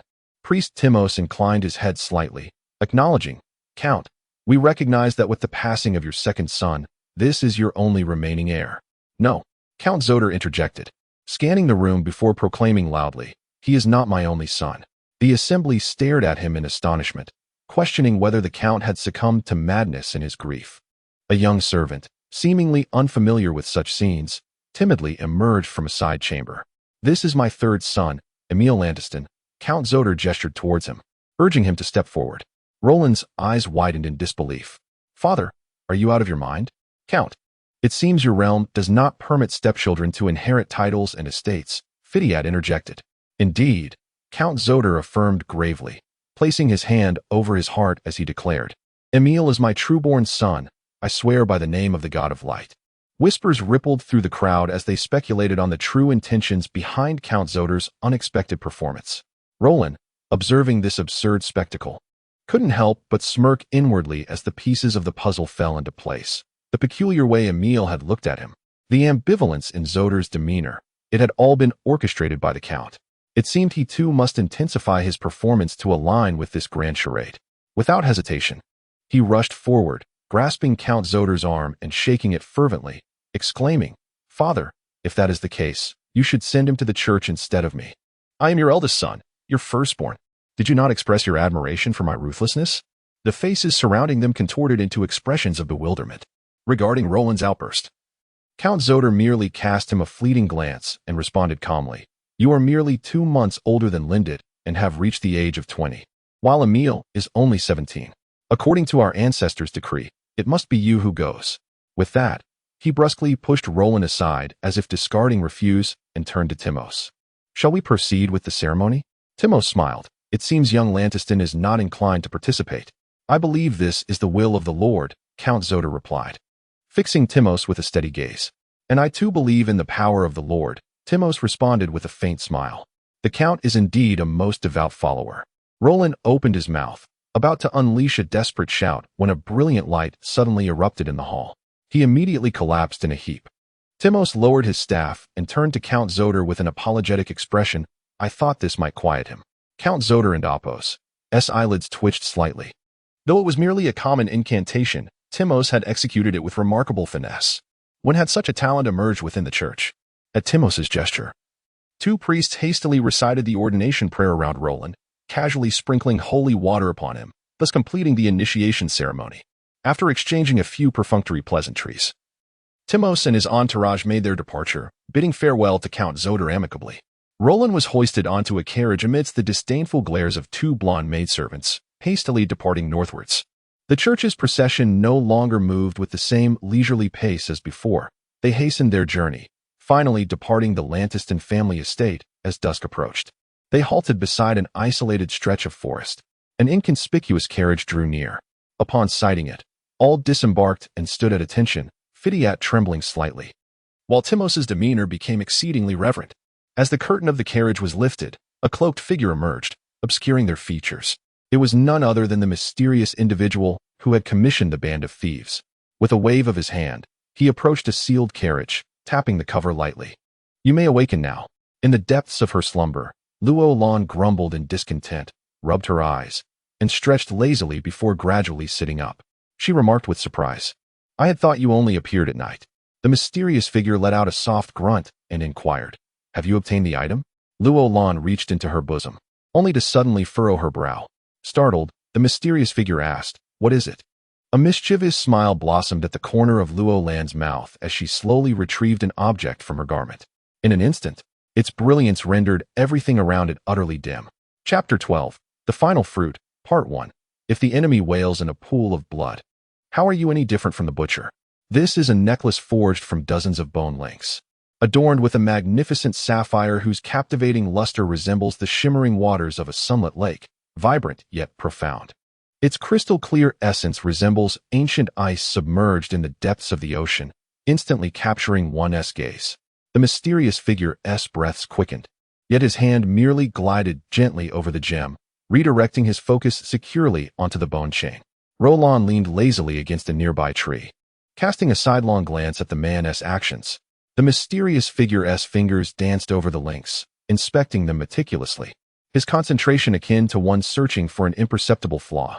With each link that slipped through his fingers, his movements grew increasingly deliberate. Finally, upon reaching the 13th link, his hand came to an abrupt halt. He swiftly plucked that link from the chain, concealing it close to his person with a speed that starkly contrasted his previous demeanor. Roland raised an eyebrow, clearing his throat. "Is this what you sought?" The mysterious man set the necklace down, fixing his gaze on Roland. "Have you discovered anything else?" Roland pointed to the necklace with a smile. "Our agreement seems to encompass only this item. It appears our collaboration has been quite successful." Standing upright, his eyes glimmered. "So far, yes." The mysterious man's shoulders shook slowly before he erupted into laughter. Roland, too, began to smile, their mirth echoing in the air. Even the infamous band of thieves could not have fathomed that from the very beginning. The mysterious figure's involvement in the thieves' mission were merely a farcical scheme orchestrated by Roland and the enigmatic man. Their objectives were twofold: to acquire the Landiston family's secret treasure and to create a faade of mission failure to extract triple compensation from the Thieves' Guild. The evening breeze across the plains began to strengthen, rustling the leaves in a soft tremor. The mysterious man gradually stilled his laughter, nodding, "I will keep my promise, allowing you to become a priest in the name of the Landiston family's offspring." He weighed the necklace in his hand before tossing it to Roland. "This is your reward." Roland caught it without hesitation, chuckling. "I must admit, I prefer gold. This trinket is not easily liquidated." The mysterious man's voice softened. "Perhaps you could gift it to your beloved." Roland pondered, several female figures flashing through his mind, and he smiled. "Then I thank you." "Do you know?" the mysterious man said, gazing towards the sun sinking below the horizon. "I initially thought your success improbable, but that upon seeing this, you would flee alone." Roland shrugged. "Fortunately, I am not that foolish. Otherwise, I would be pursued by both the Thieves' Guild and you, living in perpetual terror, if I were to live at all." The mysterious man laughed deeply, pointing at the necklace. "That is because you do not understand what it truly represents. Had you known, perhaps you would have acted differently." Roland displayed a look of profound regret, sighing, "I suspect you would be unwilling to divulge that information." The mysterious man chuckled, fixing his gaze on Roland. "If you are willing to swear an oath, I can reveal everything to you." Roland felt a stir within, realizing this was the mysterious man's first overture to him, possibly his last. Should he agree, it would solidify his foothold within the church. Yet it would also invite unwelcome complications. Their fates would become tightly entwined like a rope. The mere thought of that word stirred an inexplicable aversion within him. He inhaled deeply, his gaze flickering. "Is an oath truly so powerful?" The mysterious man replied coldly, "I am a servant of God." Roland responded coolly, "I am merely a thief." The mysterious man regarded him for a long moment, contemplating, before nodding and shifting the topic. "Your new identity will be that of a priest. I will arrange for you to attend a church branch in the Masha district, where you will learn the fundamentals of divine arts and doctrine. Only after you complete the trial will you officially become a missionary." Roland was taken aback. "A trial is necessary?" Missionaries are high-ranking clergy assigned by the Church of Light to spread its doctrines in remote regions of the continent or on isolated islands. According to regulations, they must possess unwavering faith, profound understanding of the teachings, and must come from noble lineage. Since only nobles could practice faith in the churches across the continent, Roland initially assumed the identity of Rontide to sever ties with the Thieves' Guild, then sought to board the church's vessel. In his original plan, Rontide was a necessary casualty, but the unexpected demise of Rontide spared him considerable effort. The role of a missionary is particularly unique, once established in a missionary territory. Aside from the power dynamics, their privileges and status equate to that of a regional bishop. Roland had long recognized the immense potential for advancement within this path, and seizing this opportunity would allow him to escape that person's control forever. Thus, he meticulously plotted this scene with the mysterious man. However, he had never anticipated the necessity of a trial. The mysterious man smiled knowingly. "Indeed, I have heard that dozens have failed before you." Roland dismissed it with a scoff. "Is that so?" At that moment, a servant in the distance called out, "Sir, a caravan approaches." The mysterious man turned. "It seems I must take my leave. May the glory of the Lord be with you." Roland chuckled softly. I have yet to complete the trial. The mysterious man fell silent, turning back to the carriage. Just as he stepped inside, he glanced back. I find myself suddenly curious about what else you have stolen from the Lantiston family. Roland replied nonchalantly, I am a thief. I steal what I need. Then, once you become a priest, what will you seek to steal? Roland met his gaze, responding calmly, I will steal what a priest ought to steal. The mysterious man paused briefly, then wordlessly entered the carriage. The curtain fell softly against the fading twilight, and the sound of the carriage wheels faded into the distance. Only after the caravan vanished from sight did Roland retract his gaze. He wandered through the nearby woods, deliberately disorienting himself, leaping from tree to tree. After several repetitions, he finally recognized the caravan the mysterious man's servant had mentioned. He quickly identified it as the convoy transporting winter fuel to the Lantiston castle. Glancing at the sky, he estimated that by the time the convoy reached the castle, it would be well past midnight. Yet a glint of cold determination shone in his eyes. That was perfect. Taking advantage of the driver's inattention, he nimbly concealed himself aboard one of the wagons. He needed to return once more, for there awaited the final fruit, waiting for him to harvest. Chapter 13. The Final Fruit, Part 2. Grasping the dagger, let your soul tremble. Roland lay in silent ambush within the carriage, soundlessly recalling vivid scenes of combat, as if he had personally experienced them. The line delineating the realm of disguised thieves was not sharply defined, for they had mastered an array of intricate and convoluted abilities, often rendering them oblivious to their true strengths. In contrast, shadow thieves and lethal assassins devoted immense energy to honing their specialized skills through countless generations of refinement. They had unearthed powerful techniques and more readily grasped tactics from their monotonous repertoire. Among the memories pilfered from the shadow's mind, beyond the dark energy, lay a trove of experiences gleaned from decades of slaughter and the dance between life and death. These insights, akin to seeds buried in the fertile soil of Roland's mind, awaited diligent nurturing. Should he tend to them without forgetfulness, they would one day burgeon into robust branches, fortifying Roland's burgeoning strength. As Roland unwittingly immersed himself in this unprecedented world, the carriage gently halted, revealing that he had returned to the Lantiston family castle. He silently leapt from the carriage, rolling into the shadows like a nimble raccoon, carefully discerning his direction in the moonlight, skillfully evading the guards as he navigated with ease towards a secluded corner of the castle. In light of Lendit's recent demise, protocol dictated that his body be delivered to the church, where numerous guards stood vigil over the remains and accompanying burial items.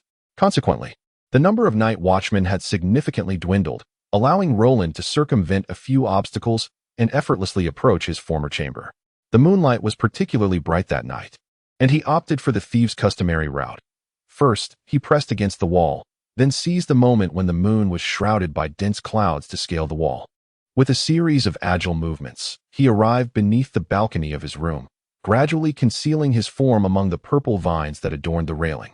Purple vines were a favored adornment among the nobility, said to be inspired by the elven realms. They not only imparted a pleasing aesthetic but also exuded a rich, sweet fragrance under the moonlight, effectively repelling various insects. This was undoubtedly the most discreet and comfortable hiding place. As he anticipated, Roland soon heard movement within the room. He smirked. With both he and Lendit absent, the new occupant was naturally Emil. However, there were not just one but two individuals conversing inside, their voices gradually becoming clearer. Tuzi, I must ask why you were so supportive of that bastard Lendit. A voice filled with indignation exclaimed. Roland immediately recognized Emil's voice. His demeanor had transformed entirely. Having eliminated all rivals, he now stood as the sole heir of the Lantiston family, seemingly poised to unleash a lifetime's worth of pent-up resentment, humiliation, pain, and suppressed fury, all pouring forth. Master, I had no choice but to assist young Master Lendit. Tuzi's tone remained unhurried. Do not utter that name again. I am the only master here. Emil roared. Roland could easily envision the venomous gritting of teeth accompanying the mention of that name, as if Emil wished to tear a piece of flesh from Lendit. Alas, the principal has already perished. Very well, let us not dwell on him. With a sigh, Tuzi continued. Are you aware of the matter regarding my lord's brother? I have heard of it. It seems he voluntarily accepted the church's summons back then, making him slightly older than our father. Yes, he was not yet 20 at that time. Are you wondering why my lord was never sent away? The reason is quite simple. Tuzi paused, his voice dropping noticeably. Though barely audible, Roland's trained ears discerned. My lord used a magical potion to alter his appearance. This individual is now said to wield great influence within the church, and my lord fears he might seize our assets. What power could a man, estranged from the family for over a decade, even a senior cleric of the church, possess to meddle in our affairs? That is precisely the issue. Tuzi's voice rose again. Young Master Xios has been wandering for years, and at one point, his whereabouts were unknown. No matter how we investigated, we could not uncover it. I suspect this was orchestrated by your uncle. Are you suggesting? Emil's voice brimmed with suspicion. Yes, in fact. Young Master Xios was sent to the castle at birth, yet mysteriously disappeared one day over a decade ago. At that time, both my lord and I suspected he had been abducted. Consequently, my lord adopted you, a mere 3-month-old, as a servant. While publicly presenting the well-known young Master Lindit as your shield, a scheme devised by my lord to prevent the very scenario we find ourselves in today. Oh, so father had everything arranged for me from the outset? No, you are mistaken, young Master Emil. You and Lindit were afforded equal opportunity. Tuzi's voice took on a somber tone. In truth, my lord had yet to finalize his decision regarding who would inherit the estate until you took action against your dim-witted brother, which ultimately resolved his dilemma. These words sent a chill down Emil's spine, and even Roland, eavesdropping nearby, felt a shudder of trepidation at Zodor's profound scheming and cold-heartedness, capable of sacrificing even his own flesh and blood with ease. Roland sighed inwardly. In terms of strategy, Zodor's intricate plotting over the years, his unruffled patience, and his silence until the final moment constituted a truly formidable conspiracy. Roland felt fortunate to have overheard this exchange, as all his uncertainties began to dissipate. Without Zodor's revelations, the true nature of his machinations would have remained obscured beneath the surface. The conversation within the room subsided, and Roland heard footsteps retreating. Evidently, Tuzi had concluded his dialogue with Emil and exited the room. Roland then gently leapt from the balcony, pausing for a moment. As thick clouds obscured the moonlight, his form gradually transformed into a translucent mist, taking on an ethereal shape. Shadow art. Due to the pressing time constraints, he had only mastered a rudimentary application of this technique, which lasted a mere 10 seconds, a far cry from the formidable capabilities of seasoned shadow thieves who could maintain their forms for days. Nevertheless, this brief interval sufficed. He crept forward, reveling in the thrilling sensation of being seen yet unseen, an exhilarating experience that stirred a rare excitement within his normally composed heart. Through the crack of the balcony door, he glimpsed Emil pacing, muttering to himself, visibly both exhilarated and anxious.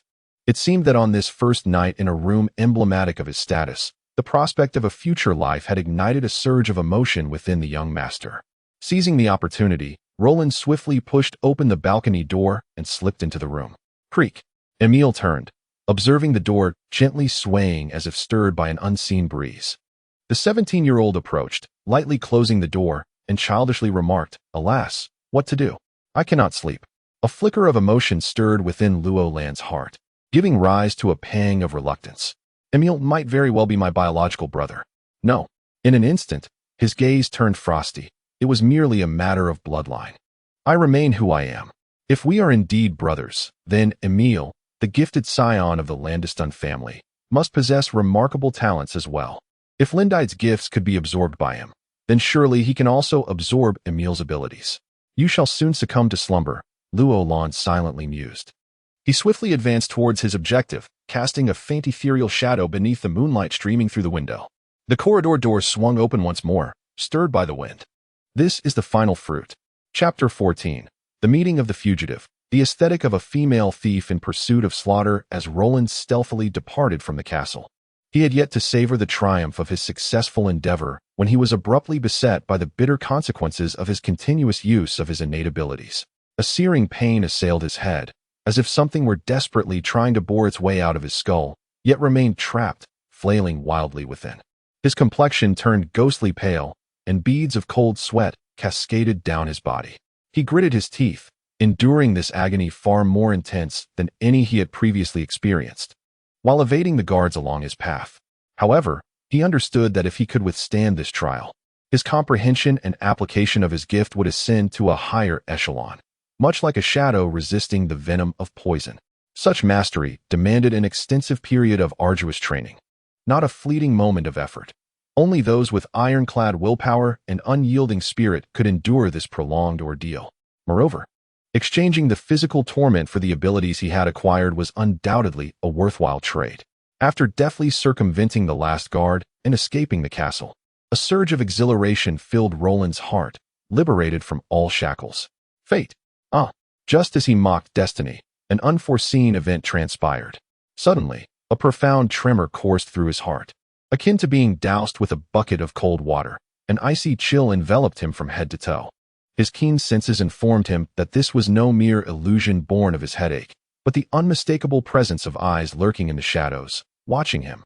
Even more unsettling was the realization that a skilled adversary could diminish their gaze to the point of undetectability, yet this one had chosen to make their presence known, deliberately indicating that Roland's every move lay within their control. Casting his gaze around, Roland found no trace of his unseen observer amidst the castle's enveloping darkness. Were he an ordinary person, such a sudden onslaught would have severely shaken his confidence, leading to a grave misjudgment of his actions. Yet, Roland's resolve remained steadfast. In a fleeting moment, he made a bold decision to break free from the castle's vast shadows and leap into the wilderness. Since he was already exposed, he would draw out his watcher from the depths of concealment. In typical circumstances, this maneuver would surely leave his adversary at a loss. However, this time he had evidently miscalculated.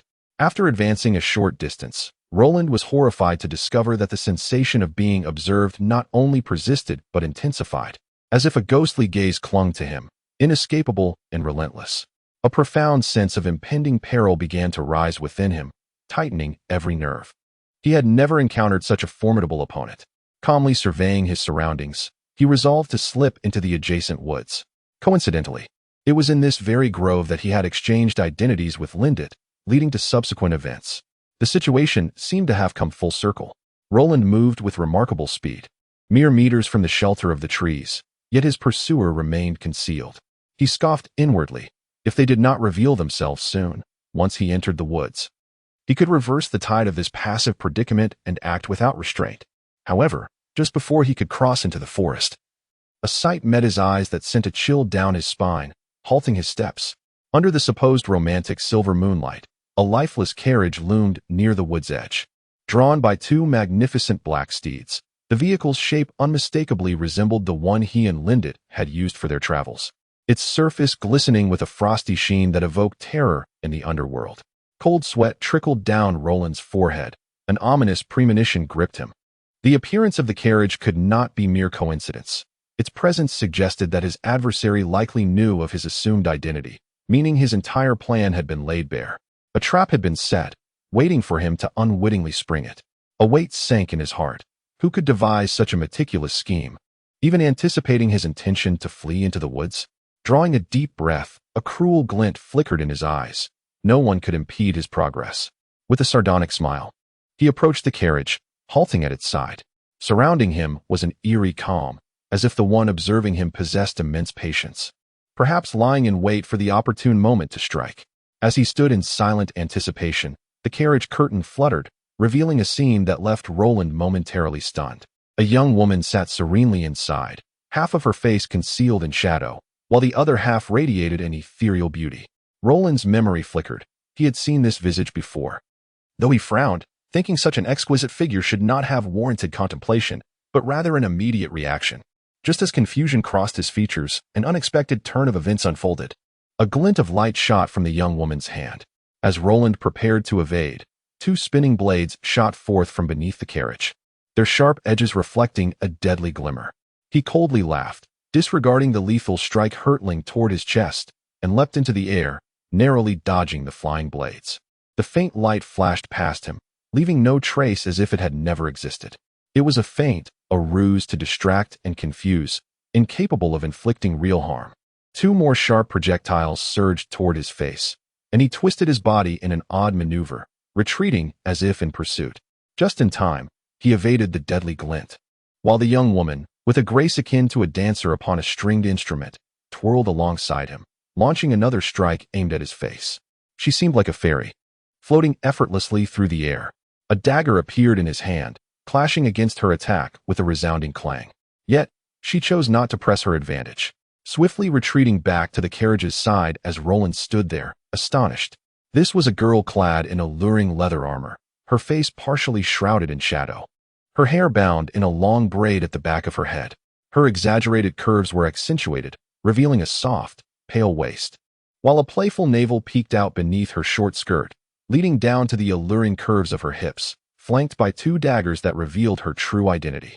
On this continent, only one profession wielded daggers as their primary weapon, a female thief.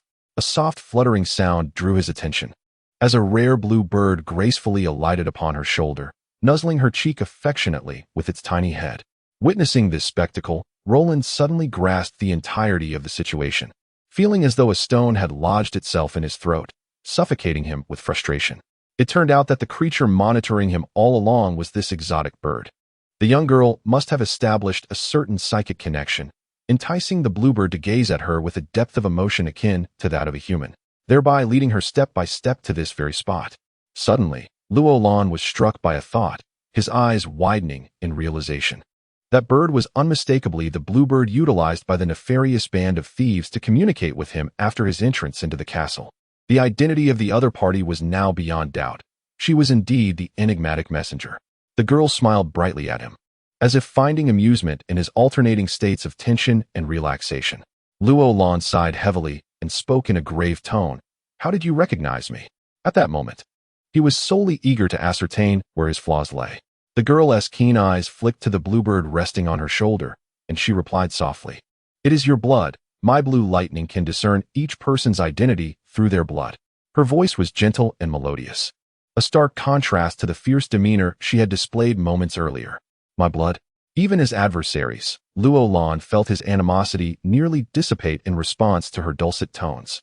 He remained wary, realizing that she possessed some form of mental influence. "You seem to have forgotten. You were indeed struck by Agnes's blade." The girl pointed to his arm. Luo Lan recalled the prism he had discovered that day, suddenly understanding. "So it was you who was observing me." The girl grinned mischievously. "Indeed, who did you think it was?"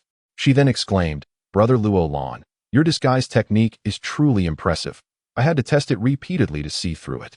No wonder the teacher always praises you." There was a hint of jealousy in her voice. Luo Lan was taken aback, exclaiming, "What did you call me?" The girl blinked her captivating eyes, which sparkled like black gemstones, and replied, "Brother Luo Lan." Memories of that individual's cruel training methods flooded Luo Lan's mind, causing him to shudder involuntarily. He took a couple of deep breaths, painfully asking, "Did the teacher send you?" "Don't mention that old monster," the girl pouted, seemingly sharing his disdain for the name. She caressed the feathers of the bluebird beside her and chuckled softly. "I also sneaked out." Upon hearing this, Luo Lan felt a wave of relief wash over him, as though he had shed a heavy burden. He regarded this younger sister, whom he had only heard of but never met, with a complex gaze. The side of her face was bathed in the moonlight, shrouded in a misty haze, making her features somewhat indistinct. She smiled gently and emerged from the shadows, revealing half of her face, marred by a birthmark that disrupted her beauty. "Is it really you?" Luo Lan suddenly recalled seeing her as the maid who had been beaten by Rindet in the tower. However, upon closer inspection, he found the birthmark peculiar. It was so thoroughly disfigured that it appeared to bear traces of deliberate sculpting. The girl produced a half-mask from her prop ring, gracefully donning it. In an instant, her visage was bisected by the pale mask, while the other half revealed an exquisite countenance. Her elegant silhouette was silhouetted against the luminous moon, the gentle curves of her form perfectly showcased in the moonlight, exuding an aura of mysterious and breathtaking beauty. Her delicate, lustrous lips slightly parted, revealing a hint of melancholy. "We are both being pursued by the teacher, so wherever you go, you must take me along." Volume 2. The Path of Trials. Chapter 1. The Caravan. A caravan destined for the city of Fiar comprised primarily of nobles and merchants, with the Masha district serving as an essential route. Luo Lan and his apprentice, Irina, masqueraded as a noble couple to blend in. Their performance was impeccable throughout the journey. All believed them to be a deeply affectionate pair. As dusk fell, the caravan halted by the river, the evening glow painting half the sky in hues of crimson. While a lush grove stood nearby, nobles and merchants gathered around campfires, each in their own social circles. observing the vigilant mercenaries in the distance. Luo Lan spoke gravely. I believe we must part ways. Irina, her face partially concealed by a veil, revealing only her bright eyes, exuded an enchanting aura. After a moment of contemplation, she set aside the book on continental geography she had been reading and softly inquired, Senior brother, may I ask for your reasoning? Luo Lan's expression was stern, as if weighed with gravity. Do you not think our goals are too ambitious together?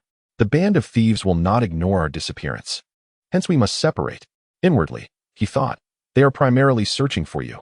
You must leave quickly. Irina blinked, teasingly asking, Senior brother, you wouldn't take this opportunity to abandon me, would you? Luo Lan coughed lightly, responding, how could that be? Yet, he thought, it is inevitable. Irina cast a sorrowful glance at him, saying, Senior brother, if I were to be caught by the teacher, I fear I might inadvertently reveal something. Luo Lan's heart raced at the thought, forcing a smile. How could that happen? Such a beautiful junior sister. How could I bear to leave you? Irina's captivating gaze lingered on his face, as if searching for sincerity. Gradually, her lips curled into a sweet smile. Suddenly, a loud slap echoed, drawing the attention of those nearby. Irina covered her face, crying out, It's that woman again. You are thinking of her again. I do not wish to see you anymore. Her sorrowful appearance and plaintive cries incited a strong sense of injustice among some noble gentlemen, who cast disdainful and angry looks at Luo Lan. Meanwhile, noble women immediately concluded that he was yet another frivolous scion, eliciting genuine sympathy from them. They approached, offering comfort to the seemingly fragile Irina. I shall kill that woman. Luo Lan seethed, gritting his teeth, feeling a surge of alarm. The unexpected slap from Irina had taken him by surprise. Her speed was remarkable, and without any hint of malice, he had been completely unprepared. Her control over the situation was masterful. Although the sound was loud, Luo Lan did not feel substantial pain. Rather, it thrust him into the role of public enemy, which greatly displeased him. The vice leader of the caravan, Solon, noticed the commotion. A man in his 40s, he possessed a unique charm that endeared him to others. Having been appointed as the official representative for discussions with the nobility, his responsibility was to minimize conflicts and ensure the caravan's safety. Calmly, he approached from his own campfire. Addressing Luo Lan with humility, Pardon the interruption, sir. Luo Lan was compelled to nod in polite acknowledgement. Your affairs with the noble lady are not my concern. But may I be so bold as to offer a suggestion? Before Luo Lan could express displeasure, Solon leaned in closer, whispering in his ear, in truth, I have 4 women myself, and I often find them in quite a predicament. Typically, I take a silent step back, allowing them to realize they cannot ultimately do without you. Luo Lan's face lit up with understanding, replying, You speak truly. If Luo Lan were indeed to play the role of a husband, he would undoubtedly feel a growing fondness for Solon due to his personal charm, independent of any emotional influence. By sharing his own shortcomings, Solon had effectively bridged the gap between them, allowing Luo Lan to maintain his dignity while providing an apt reason to separate the quarreling couple. Luo Lan glanced at Irina, who was now surrounded by the noble women at the fire, blissfully unaware of the warmth of their company. He remarked, So, do you think I should vacate my spot tonight, allowing my lady to have some time alone? With a warm and courteous smile, Solon addressed the group. As a gentleman, your choice is entirely justifiable. He deliberately ensured those around could hear, thus compelling Luo Lan to solidify his decision. Not only was he articulate, but he also possessed a certain cunning. Pointing to a figure sitting alone at a distance, Solon continued, That gentleman's carriage is solely occupied by him. I believe, given your amiable nature, you would find him agreeable company. With the weight of expectation upon him, Luo Lan reluctantly nodded in appreciation towards Solon before approaching the solitary figure. Wishing you a peaceful night, Solon called after him. Luo Lan, momentarily reflecting on the man's female relatives, turned around with a polite smile, and to you as well. Yet, he had forgotten who had initially instigated this awkward situation. The man sitting alone seemed quite detached. He was a young man, not yet 30, possessing an extraordinary charm with deep-set eyes and a prominent nose. At that moment, he held something in his hand and looked up at Luo Lan with a friendly smile as he approached. Luo Lan glanced at him, noting, Is that a hand drum? The man looked slightly surprised, nodding, Indeed. I did not expect to meet someone familiar with a hand drum here. He graciously gestured for Luo Lan to sit. Luo Lan settled down casually, and the man, with an appreciative gaze, observed Luo Lan's nonchalance. He placed a hand over his heart in salute, introducing himself. I am Sima Qian, a traveler from the kingdom of Diabis. Upon hearing this introduction, Luo Lan maintained his composure, replying, I am Rundit Lantiston. Are you a follower of the light? Sima Qian inquired, his gaze penetrating. Luo Lan smiled lightly. Indeed, not only that, but I am also an aspiring priest. Sima Qian scrutinized him closely, stating solemnly, I had thought followers of the light would look down upon those of the moon cult. Luo Lan replied unperturbed, though the sun and moon each govern day and night, they may sometimes share the same sky. Well said. Sima Qian struck the hand drum, producing a melodious sound, then retrieved 2 horn cups from his satchel, pouring a deep red liquid from a flask at his waist, filling the air with a rich aroma of wine. He presented one filled cup to Luo Lan and raised his own, exclaiming, We burnt people are a nation of fine wine. Let us toast to this sentiment. As Luo Lan reached for the cup, he suddenly halted, gazing into the depths of the forest. This was quite an impolite action. Sima Qian, taken aback, followed his gaze and instantly revealed a look of contempt towards Luo Lan. A carriage stood still, containing women of ill repute brought forth by the merchant caravan from the city, whose sole purpose was to cater to the carnal desires of the mercenary guards. Even before dusk descended, one could observe the tent of the carriage quaking like waves. Nearby, an individual paced in circles, and as the curtain of the carriage was drawn aside, revealing a woman emerging with a lingering expression of satisfaction while adjusting her attire. This person eagerly unfastened his belt and leapt inside without hesitation. Not far away, 2 young men, garbed as attendants, stroked their chins, engrossed in the spectacle. Meanwhile, Roland appeared entranced by the scene, prompting Sima Qian to furrow his brow, beginning to utter, Lantiston first. Before he could finish, a sharp shriek pierced the air, and Roland abruptly thrust him to the ground.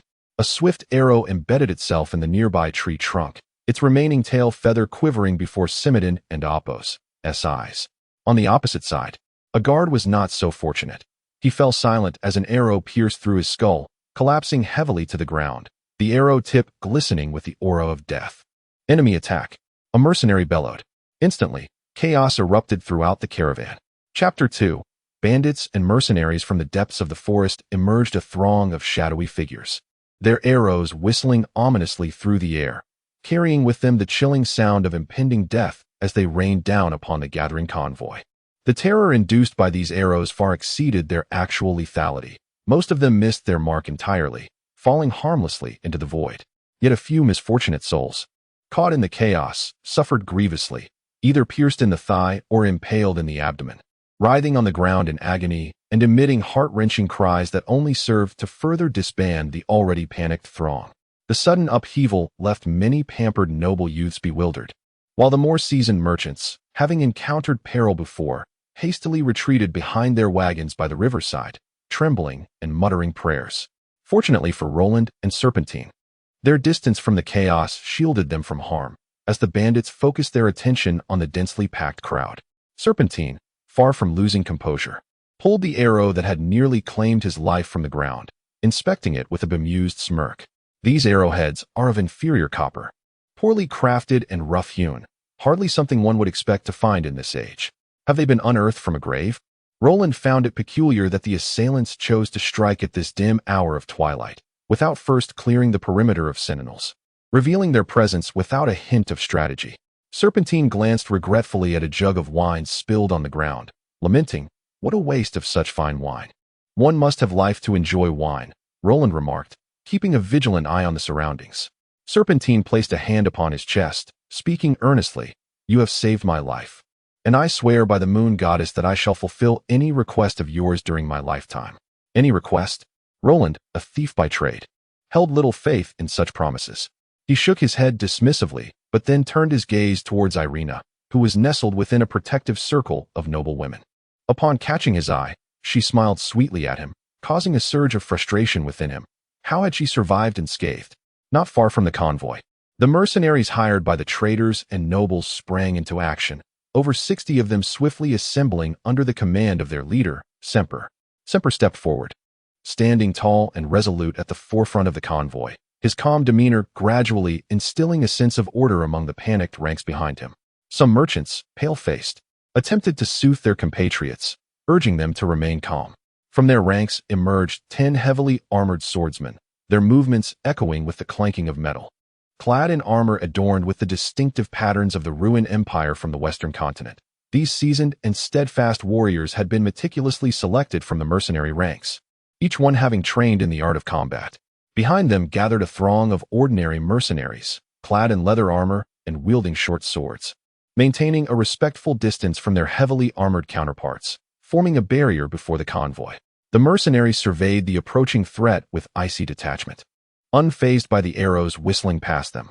The bandits finally emerged from the thicket, over 200 of them, their faces painted in gaudy hues, ragged clothing hanging loosely on their frames, with disheveled hair. Some resembled rustic hunters and farmers, brandishing an assortment of weapons and farming tools. The front line, however, appeared somewhat organized. At a sharp whistle, they retrieved their final arrows, raising their bows once more, the sound of creaking wood echoing as they drew back their strings. Semper, unperturbed, lowered his visor and commanded, "Prepare yourselves." The armored swordsmen raised their swords, angling them upward, their tips level with their gazes. The rain of arrows descended, clattering harmlessly off the armored warriors, who remained unyielding, their expressions cold and impassive. The bandits, driven by greed and lust, charged forward with wild cries. Semper shouted, "Advance," and strode boldly into the fray. The heavy-armored swordsmen followed suit, their voices rising in unison as they matched Semper's pace. The two forces collided like a tidal wave. The sounds of bones shattering and flesh tearing filled the air as the unprotected bandits were violently thrust aside, blood spilling forth as they were sent reeling backward.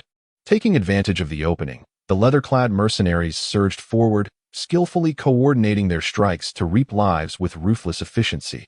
In mere moments, they felled a dozen foes, their short swords slicing through the bandits' throats and abdomens, showering the ground in a torrential downpour of blood, drowning out the cries of the few noble youths who dared to raise alarms. Semper's voice rang out, fierce and commanding, as he cleaved through the ranks of oblivious bandits with his energy-infused greatsword. The front line of bandits instantly crumbled, shrieking as they discarded their weapons, frantically pushing one another in a desperate bid to flee. Yet, another group of bandits, positioned at the rear, hesitated, and Semper advanced toward them with a chilling glare, his armored warriors emanating a faint glow of energy, closing the distance with steady resolve. The leather-clad mercenaries joined in, their rhythmic intimidation tactics designed to instill fear and dismay in their adversaries. The noble youths, emboldened by the mercenaries' defense, unsheathed their ornate swords, brandishing them in a show of bravado as they waved triumphantly at the noble women behind them. The bandits' faces transformed into masks of sheer terror, retreating step by step, for they were no match for the disciplined and well-equipped mercenaries. Serpentine shook his head, observing, "It seems this farce will soon come to an end." Roland, ever observant of the unfolding battle, stroked his chin thoughtfully. "Do you not find it curious?" he murmured. Serpentine turned to him. "Given their evident fear, why have they not yet fled? What holds them in place?" The two exchanged knowing glances, each discerning the answer in the other's eyes. Just as they believed the tide had turned in their favor, a pungent stench filled the air, and then two thunderous roars echoed, sending a wave of dread washing over the gathered crowd. Chapter 3. The beast master of the swamp tried the row of bandits, huddled together, surged in a frenzied motion, shoving their comrades aside to clear a path. They stiffly turned their heads back in fear, seemingly oblivious to the imminent threat posed by the mercenaries ahead. Captain Semper's expression was unusually grave. With his years of experience, he could discern from the thunderous roar that a rare beast was among them. Yet, his concern lay not with the creature itself, but with the realization that it had managed to infiltrate their ranks, indicating it was under someone's control. He gazed down the empty corridor, feeling an encroaching chill and an unprecedented pressure enveloping him. Taking a deep breath, he commanded, "Prepare." The armored swordsmen behind him raised their swords in unison, their movements synchronized and their stolid forms like immovable rocks. The leather-clad mercenaries gripped their short swords tightly, their faces tinged with anxiety as they glanced nervously at their companions. A thick, oppressive silence hung in the air as they awaited the unknown. Suddenly, with a crack of a whip, a tiger-like beast adorned with golden stripes seemed to materialize from the ground, thrusting itself into view. It possessed agile limbs and sharp claws, its arched back and thick neck towering over 2 meters high. Its broad shoulders and narrow waist formed a striking inverse trapezoid, while its tail curved upward in a defiant arc stretching 5 to 6 meters in length. It exuded an intimidating presence, with green eyes flashing a bloodline of disdain, roaring at those nearby as if to assert its dominance. The bandits involuntarily recoiled, tumbling backward to clear a more spacious path. As the ice leopard emerged from the ranks, it lunged forward, landing less than 5 meters from Semper. Its thick pads hit the ground with barely a sound, and it regarded the humans with a provocatively human-like gaze. In the rear of the caravan, someone trembled, pale and stammering. It's the ice leopard. Renowned for its unparalleled speed and remarkable endurance among ice-type beasts, the ice leopard was equally infamous for its vicious nature. Nearby, Roland whistled, exclaiming, "We're in trouble." He swiftly climbed a tree, glancing down curiously, asking, "Why don't you come up?" Cedric stood at the base, gazing up with an odd expression, and replied, "Friend, ice leopards can climb trees." Roland chuckled, "I merely wish to see better." Suddenly, he posed a peculiar question. "Do you think ice leopards prefer men or women?" Cedric paused, then laughed. "Women are likely far tastier than us." Roland, observing the gathering of noble women, sighed in relief. "Then I'm reassured." Cedric was perplexed by his reassurance, but his attention was swiftly drawn back to the unfolding scene. Semper bellowed, unleashing his fighting spirit with tremendous fervor as he charged towards the ice leopard. The grass around him swirled in the wake of his forceful advance, invigorating his mercenaries, who joined in a rallying cry for their captain. This was not out of fear, but rather an acknowledgement that small skirmishes were futile against such a swift and ferocious beast. They would only escalate the chaos and casualties. Thus, mercenary groups on the continent typically comprised no more than 15 members. This principle stemmed from the continent's heroic narratives, where, when two forces could not resolve their conflict through sheer numbers, the strongest individuals would duel to determine the outcome. This approach, however, had morphed into a different tradition among the more common mercenaries. Though it was merely one beast against one man, the fall of either side could pivot the tide of battle. As Semper's sharp blade drew nearer, the ice leopard seemed poised to strike, but suddenly retracted its paw, lowering its head and deftly evading the incoming sword. This unexpected agility surprised Semper. While magical beasts possessed a degree of intelligence, they typically did not dodge attacks from much smaller beings. Before he could fully comprehend the situation, the leopard's tail, like a steel whip, cut through the air with a dull thud, striking his back. The force lifted him off the ground, sending him crashing against a tree trunk several meters away. Heavy armor might withstand swords, but it offered little defense against such overwhelming force. The onlookers could not see his face, only the blood gushing from his visor. Yet, the assault was far from over. The ice leopard arched its back and unleashed a roar, belching forth a cloud of icy mist towards Semper, who was still airborne. Amidst the crackling sounds, he was encased in a chaotic frost that clung to the tree trunk, leaving only a limp arm still grasping his sword, stained with blood that had congealed upon impact. The ice leopard emitted a disinterested growl, seemingly mocking humanity's ignorance. The mercenaries, faces ashen, appeared to have lost their will to fight. Panic began to ripple through the rear of the caravan. Roland sighed, lamenting the unfortunate reality that the specialized crossbows for assassins had been abolished centuries ago by the Mage Guild and the Knight Alliance. Just then, the situation took another turn. With a crack of the whip, the ice leopard obediently lay down, and a figure clad in blood-red garments emerged. The nearby bandits erupted in a cacophony of shouts. This figure, with a head adorned by two majestic, backward-curving horns and a muscular chest visible beneath an open collar, had scales dotting his pale blue skin. He wore a leather skirt, exposing his stout legs, and even had thin webbed wings at his elbows and ankles. A coiled golden belt adorned his waist, and he emitted guttural sounds while brandishing a black whip. Within the caravan, an observant individual recognized him as a male person of the Swamp Tribe. The Swamp Tribe, a collective term for numerous races, was most notably represented by the Mel people, who were born beastmasters capable of controlling various magical creatures through ancient rites. On the battlefield against human forces, Mel people leading hordes of beasts were the most dreaded adversaries for human armies. With a wave of his hand, the Mel silenced the bandits, scanning the caravan before speaking in surprisingly fluent human language, albeit with a gravelly tone. "Friends of the caravan, do not panic. I am Hughes Kudu, the sovereign of this territory. I do not wish to harm you. I merely wish to convey that you cannot oppose us." You have until nightfall to deliberate. And I require 2 emissaries to approach. Only 2, and they must bring half your wealth. I will allow you to pass safely through here. You have no choice. And do not think of fleeing, for each of you could become food for my pets." He waggled a finger the size of a carrot. "Remember, I only desire gold."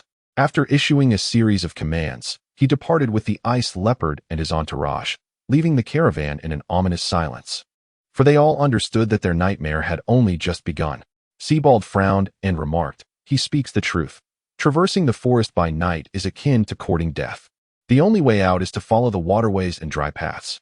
To venture alone invites either the devouring jaws of ferocious beasts or the predatory ambush of scattered bandits." Roland gazed at the retreating line of defense and coldly inquired, "Are you certain he meant every single person?" Chapter 4. The decision after the bandits retreated. An atmosphere of anxiety and trepidation enveloped the entire caravan. Solon emerged from an unknown corner, organizing a few individuals to rescue Captain Semper. The jagged ice shards had to be struck one by one with the hilt of a sword, each blow causing a trickle of faintly red ice fragments to seep through the gaps in his visor. Fortunately, this resilient mercenary captain still clung to life. But with no priest in the party, they could only bandage his surface wounds hastily. He was placed alongside those injured by arrows, all awaiting treatment upon their arrival at the Masha parish in 10 days' time, hoping that the god of light would grant them survival until then. Meanwhile, the prominent nobles gathered to deliberate over the payment of a toll and who would negotiate this matter. As a noble, Roland was naturally among the invited, though it was hardly a favorable situation. Even at this dire moment, the aristocrats stubbornly clung to their dignity, aside from the caravan leader and the newly appointed mercenary captain. Only 1 or 2 merchants were permitted to join this crucial meeting regarding the caravan's fate. Saberdin, being a traveler, a foreigner, and a pagan, was naturally excluded. 30 or so large carts formed a substantial circle, within which the new mercenary captain had erected a grand tent. Only 2 servants stationed at the gaps between the carts were allowed to lift the tent flaps. Others were forbidden from approaching. Upon entering the tent, Roland found a dozen individuals already seated, primarily representatives from various noble factions, along with the caravan leader, a balding, elderly man with clouded vision. His words were unintelligible to anyone but himself, and his inclusion was solely due to his esteemed position within the caravan. Solon, seated nearby, nodded amicably to Roland upon his arrival. However, it seemed a dispute had already ensued prior to his entrance. 2 red-faced young noblemen glared at each other, their limbs firmly restrained by others. "I disagree," one of the youths exclaimed, surveying the room before continuing vehemently. "I am Bellador from the Duchy of Wilk, and as the 4th son of my family, I have received nothing but a barren piece of land. I sold my land to embark on a new life in the free city, but if I cannot safeguard this meager fortune, must I resort to peddling like the petty merchants or engage in the sordid trade of slave dealers? No, absolutely not. I shall contribute not a single coin. Even if it means death, it is far better than sacrificing my noble dignity." His words resonated with several attendees, who began to murmur amongst themselves. Many were scions of fallen noble houses or those who had failed in the inheritance of family wealth, drawn to this caravan in search of fortune in the free city located on the Olivia Peninsula. In recent years, as Eastern tribes waged continuous wars, they had gradually migrated westward into the interior of the Apollo continent, leading to a burgeoning trade in that region, where land was astonishingly cheap, and no single power could genuinely control it. The immense potential for profit was evident, but all depended on having sufficient capital. Naturally, those who were already struggling were reluctant to part with even a fraction of their assets. "Surely someone must pay?" came a dissenting voice. The young noble scoffed, curling his lip. "I propose that these merchants bear the costs." The merchants present exchanged glances and shook their heads in response. Roland nearly chuckled. He had articulated a truth. His reluctance to part with his own share was not merely for the sake of noble pride. A voluptuous noblewoman stood up, the only female present.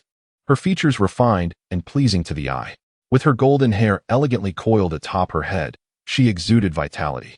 "Gentlemen, this mercenary company was hired by the merchants. They have already protected us once. Shall we strip them of their possessions again? I am willing to contribute part of my own, a total of 300 gold coins." She tossed 3 purple coins onto the carpet in the middle of the tent. The coins danced lightly upon impact, their gleam under the candlelight almost blinding. An older nobleman involuntarily twitched at the sight. The noblewoman slowly scanned the room before returning silently to her seat. With a woman having taken the initiative, the young noble felt it improper to continue arguing, muttering weakly, "Actually, we could still rush out." Of course, he merely uttered words without conviction. No one took him seriously. Someone could not contain themselves, exclaiming, "Can we not seek assistance?" Solon rose gracefully, maintaining his composure in any circumstance. "Gentlemen, allow me to clarify. In recent years, our Sawyer Trading Alliance's dealings with the Free City have grown increasingly close, and we even conduct some trade with the Northern Territories." The Northern Territories? Roland's interest peaked. The north of the Free City was merely desolate land, beyond which lay the savage and brutal wilderness. Some local lords have prohibited us from trading goods with these foreigners, and some have even imposed heavy taxes on us. Thus, the route we chose is through the fringes, where no one will come to our rescue. A voice shouted, "If we pay, who can guarantee we won't encounter bandits again?" Solon sighed, "Gentlemen, I must point out that these bandits may have the tacit approval of the great nobles behind them. They are, in effect, levying a toll on us. We are essentially purchasing a passage." Roland spoke for the first time. "Is it common to encounter bandits on this road?" Solon turned to him. "There have been encounters, but in previous journeys, no bandits could withstand the mercenary company. This beastmaster from Melrim must have arrived only in recent months." He chuckled wryly. "It seems we are simply out of luck." Someone voiced their concern. "But if these bandits receive payment, will they not return to trouble us?" Solon waved his hand dismissively. "If that were the case, they would not have spared us just now." This argument was sufficiently convincing. Although reluctant, no one else objected, for their lives were paramount. "If they deem it insufficient, we could always offer up those women," Solon suggested, glancing at the new mercenary captain. "We can procure more in the next city." The young captain nodded silently in agreement. Ultimately, the decision was reached. Everyone contributed whatever gold coins they could spare. These adventurers possessed little beyond coins, and amusingly, even at this moment, none wished to have their coin count fall below that of the noblewoman. They engaged in a subtle competition, some even scribbling promissory notes to one another to ensure they exceeded the 300 gold coin mark, an unfathomable irony given their earlier disputes. Roland stepped forward, discreetly casting down a single purple coin. The collective gaze of disdain fell upon him, yet an older nobleman adjusted his spectacles, exclaiming in astonishment, "Is that a purple coin from the Mauryan dynasty? My heavens, such currency is worth 20 of the coins we hold." He looked up, excitement evident. "Sir, you must be of pure Ober noble lineage." Roland smiled faintly, neither confirming nor denying, but in the eyes of the assembly, he undoubtedly assumed an air of nobility and mystery. After Solon meticulously arranged the gold coins, the final tally was astonishing. Over 700 purple coins and more than 400 regular gold coins, amounting to a fortune exceeding 70,000 universal gold coins. This wealth could easily purchase nearly half a city in the Free City state, or fund a well-equipped heavy infantry regiment of 200 men. Even some nobles, who had never encountered such riches in their lifetime, stared wide-eyed at the glittering pile before them, their hearts aching with a mix of longing and despair. Once the negotiations concluded, a heavy silence enveloped the room. Some individuals bowed their heads, while others focused intently on their shoelaces, speechless. The atmosphere was thick with a foreboding stillness, as if they were on the brink of facing a death sentence. At last, Solon cleared his throat and stated, "We need to find 2 individuals to negotiate." The air grew tense as their breaths quickened. They were about to confront ruthless bandits, and no one knew how those audacious rogues would treat them. "Send for them," one person suggested, pointing to a pale-faced merchant, an elderly man in his 50s, who promptly fainted at the suggestion. Roland couldn't help but feel astonished, admiring the man's surprisingly resilient nervous system at such an age. "Very well." Solon addressed the assembly with calm determination. "As one of the leaders of this caravan, I am willing to go." The crowd regarded him with admiration. Some even grasped his hand, uttering words devoid of substance, yet no one mentioned the possibility of another volunteer. Out of the corner of his eye, Roland caught sight of the pile of gold coins, a subtle smile gracing his lips. "I am willing to go," he declared. All eyes turned towards him, and he met Solon's gaze with resolve. "My only request is that, should anything happen to me, my scant wealth must be preserved entirely for my wife. I implore you all to protect her." Solon placed a reassuring hand on his shoulder and addressed the others. "Gentlemen, do we have any objections to this?" No one dared to contest a man they perceived as potentially nearing death. Many of the young noblemen began to entertain thoughts of how to win over Irina in the wake of this grim prospect. Their expressions conveyed a mix of confusion, sympathy, and even a hint of schadenfreude. Once the deliberation concluded, Solon stepped outside and announced the news loudly to the caravan.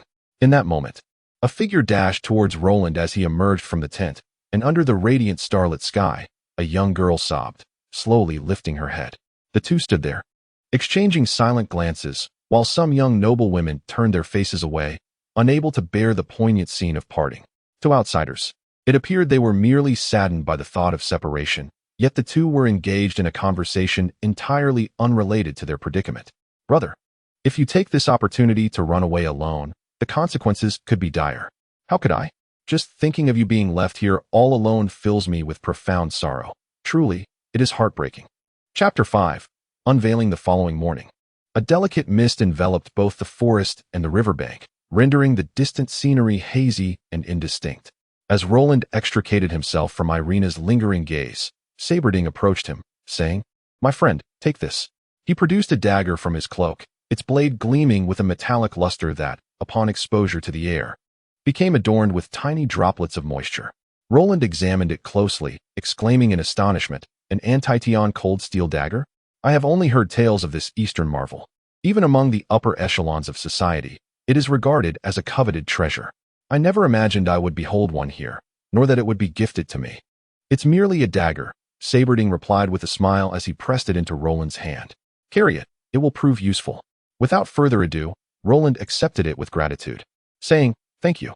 There were no farewells, no parting words of caution, as Roland and Solon, leading a horse laden with coin bags, ventured toward the unknown depths of the forest, their departure marked by the rhythmic beats of a single-handed drum, a farewell tune imbued with fervor. At the edge of the trees where the bandits had vanished, several trunks bore the scars of stripped bark, etched with deep grooves indicating a path. "This way," Solon directed, and the trio advanced toward the indicated route. As they delved deeper into the thicket, the ground beneath them softened with loamy earth, and the air was fragrant with the scent of foliage. The sound of the drum gradually faded into silence, and the already dense fog thickened further. After traversing about 100 meters, Solon called out, "Here." They encountered a sharpened wooden stake, crudely tied with a branch, pointing haphazardly ahead, surrounded by a scattering of confused footprints. Almost simultaneously with Solon's exclamation, Roland noticed the markers as well. However, in the thick fog, even figures separated by a mere 5 meters appeared indistinct, yet Solon's keen eyes could discern the sign from a distance. With a hint of amusement, Roland observed Solon, allowing a barely perceptible smile to grace his lips as he coughed lightly and inquired, "Mr. Solon, why do you think they don't simply come to us directly, opting instead for this convoluted method?" Solon pondered for a moment before responding, "Typically, bandits are unaware of our next move. To prevent our escape, they deploy a larger group to block our path, while leaving only a few to negotiate with us." He paused, adding, "They also fear being outsmarted by us." "I see," Roland remarked. "It seems you possess considerable insight into these brigands." At this, Solon furrowed his brow and glanced back at Roland, observing his relaxed demeanor, which allowed him to breathe a sigh of relief. Clearing his throat, he said, "Having led trade caravans for over a decade, I have gleaned a few insights." The two continued onward, vigilant of their surroundings, until they soon heard the gentle babbling of a nearby stream, where they found a second marker. Suddenly, Roland exclaimed, "Mr. Solon, don't you find it curious that they demand gold coins?" Solon jumped, regarding him as if he were a fool. "Mr. Landeston, why would bandits seek gold coins? What purpose would that serve?" Roland insisted emphatically, "The point is, they only want gold coins." Solon's expression turned serious as he tightened his lips. This detail had been overlooked. Apart from bustling trade cities, many remote locales still relied on barter for transactions. Even where currency was used, it often consisted of copper and silver coins. Moreover, due to the inconsistency of minting rites, some gold coins bore family crests, making them conspicuous in widespread trade. Gold coins circulated predominantly among the upper classes. For common folk, possessing them could invite significant trouble. Solon's chest rose and fell slightly as he maintained his composure before stating gravely, "I once suggested that they might be serving the nobility." "Indeed, you did mention that," Roland mused, stroking his chin in contemplation. "However, It's not solely the nobility capable of such actions. Other factions, like merchant guilds or even thieving bands, could do the same. For instance, Solon coldly interrupted, Mr. Landeston, I admire your imagination. But these matters are not your concern at present. Roland acknowledged this with a nod, tapping his forehead in realization. You're absolutely right. Solon huffed, turning to lead the horse along the stream.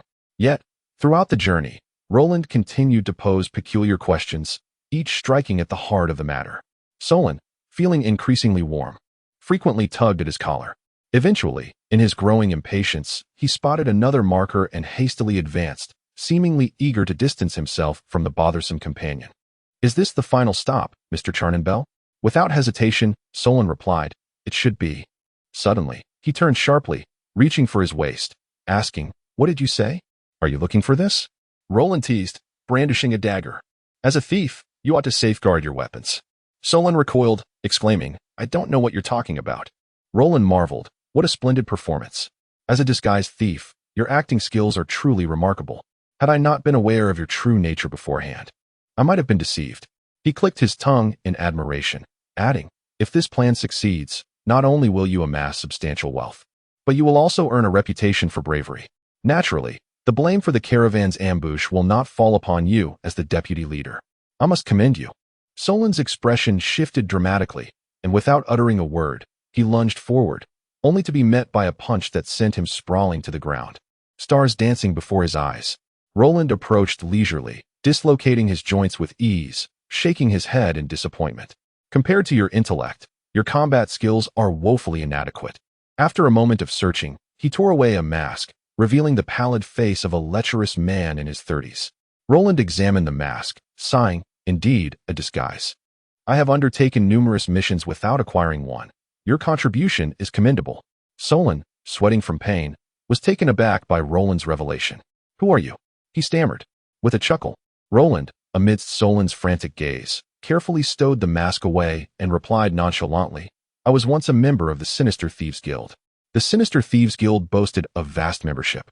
Infiltrating various sectors, Solon was among them. His overt identity was that of a caravan leader, but in truth, he was a third-tier disguised thief. Aside from those tasked with missions, others, like Solon, gained status through monetary contributions, lacking formidable combat skills and relying solely on their contributions to attain their rank. These members typically operated independently, and upon reaching a certain tier, could assume leadership roles within specific regions or branches of the guild.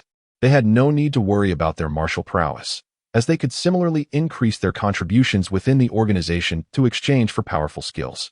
Roland led the horse, lamenting. So much wealth. He appeared troubled by the prospect of how to spend it. Soren let out a furious cry. Having devoted countless months and immeasurable effort to this elaborate scheme, only to have it shamelessly pilfered by the opposing party. Overcome with rage, blood inexplicably seeped from the corners of his mouth, and he could scarcely fathom how the adversary had discerned his identity. It seemed that misfortune had befallen him. Luo Lan had not only unearthed some unique cultivation methods from the Shadow's memories, but also a myriad of fragmented recollections, among which were the pertinent details regarding Soren's activities on the path to the Free City-State. Perhaps the Shadow had taken an interest in him as well. Despair engulfed Soren, his complexion ashen. He bitterly declared, The merfolk I collaborated with will not let you off the hook if they do not receive their payment. The fate of the merchant caravan is of no concern to me. Luo Lan shrugged nonchalantly, replying, I appreciate your warning. I shall not spare anyone who poses a risk of exposing my movements. He will soon be joining you. With a flick of his finger, he deftly adjusted the dagger's blade, slowly aiming it at Soren's heart. No. Even aware of his impending demise, Soren was seized by terror, unwilling to confront the reality. Luo Lan suddenly paused, a thought crossing his mind. Answer me this question. What is your perspective on the profession of thievery, Mr. Soren? Soren writhed, gasping as he shouted. I do not know. I know nothing. Luo Lan sighed. You are not the person I seek. Thieves possess no notions of justice or malevolence in their eyes. Only profit exists. Profit dictates their every action, and it is precisely this that renders them despised by other professions across the continent. They observe the world from the shadows, ever poised to deliver a lethal blow. For millennia, this vast underground kingdom has functioned flawlessly, infiltrating every system within the world. Thief guilds have engaged in countless wars, The strife across the continent invariably bears their shadow. Whoever triumphs in this war of thieves will ultimately control the entirety of the underground realm from the shadows. The dagger fell heavily, silencing all sound. In Soren's final moments, Luo Lan grasped his hair, murmuring dreamily, "Look into my eyes and see if you can reveal anything to me." Gradually releasing Soren's lifeless body, Luo Lan donned the guise of his fallen adversary and, shrouded in mist, stealthily advanced toward his next target. Chapter 6. The Talent of Huxkadu, Part 1.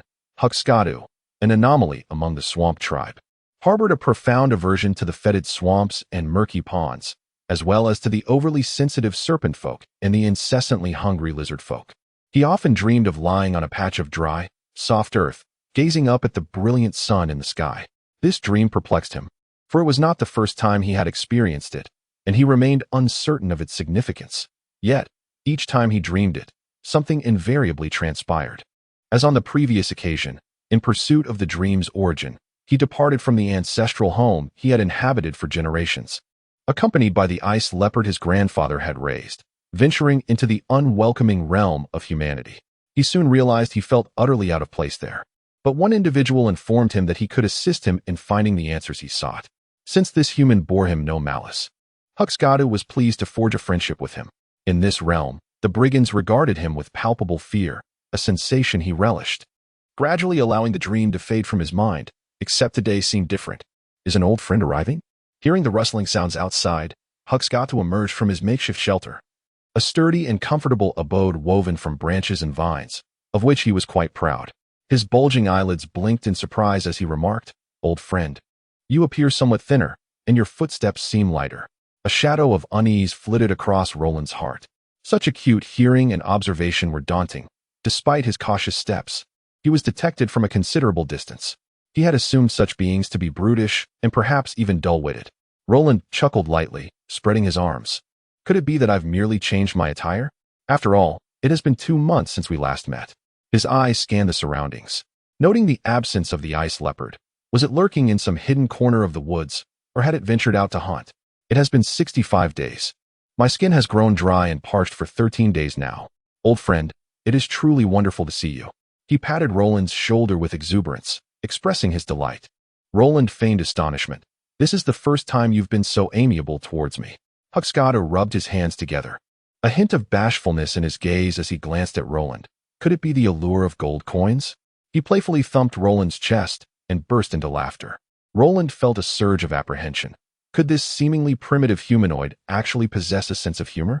Gold coins, he began, but Huxkadu interrupted him, shaking his large hand with only 4 fingers, chuckling, "No rush, no rush. We should leave the haste to those merchant folks." Roland glanced around cautiously. "What of your companion?" Huxkadu responded with curiosity, "Friend, what troubles you? You never inquire about this." His demeanor grew serious as he declared, "He is not my pet. He is, like you, my friend." He then waved dismissively, "Pay him no mind. Come, enter my dwelling and share a drink." What a cunning fellow. He divulged much yet revealed nothing at all. Roland ducked into the shelter, discovering it was far more spacious than it appeared from the outside, as the floor had been excavated nearly 2 meters deep.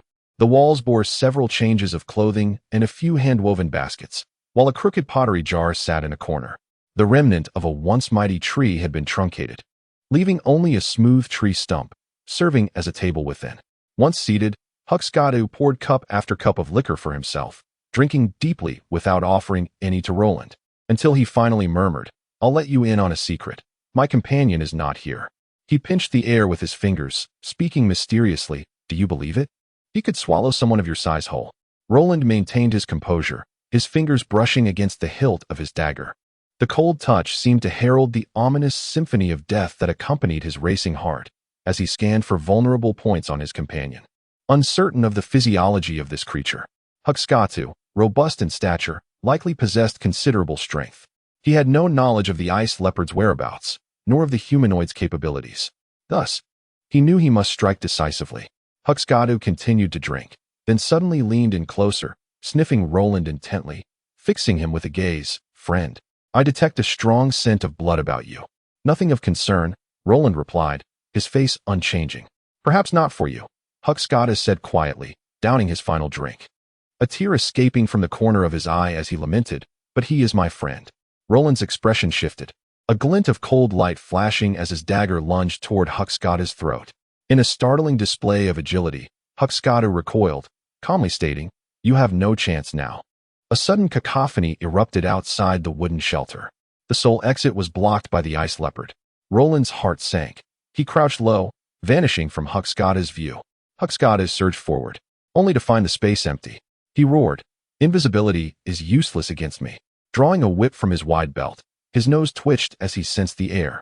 Suddenly, he lashed out at an empty space, only to discover it was merely a discarded garment.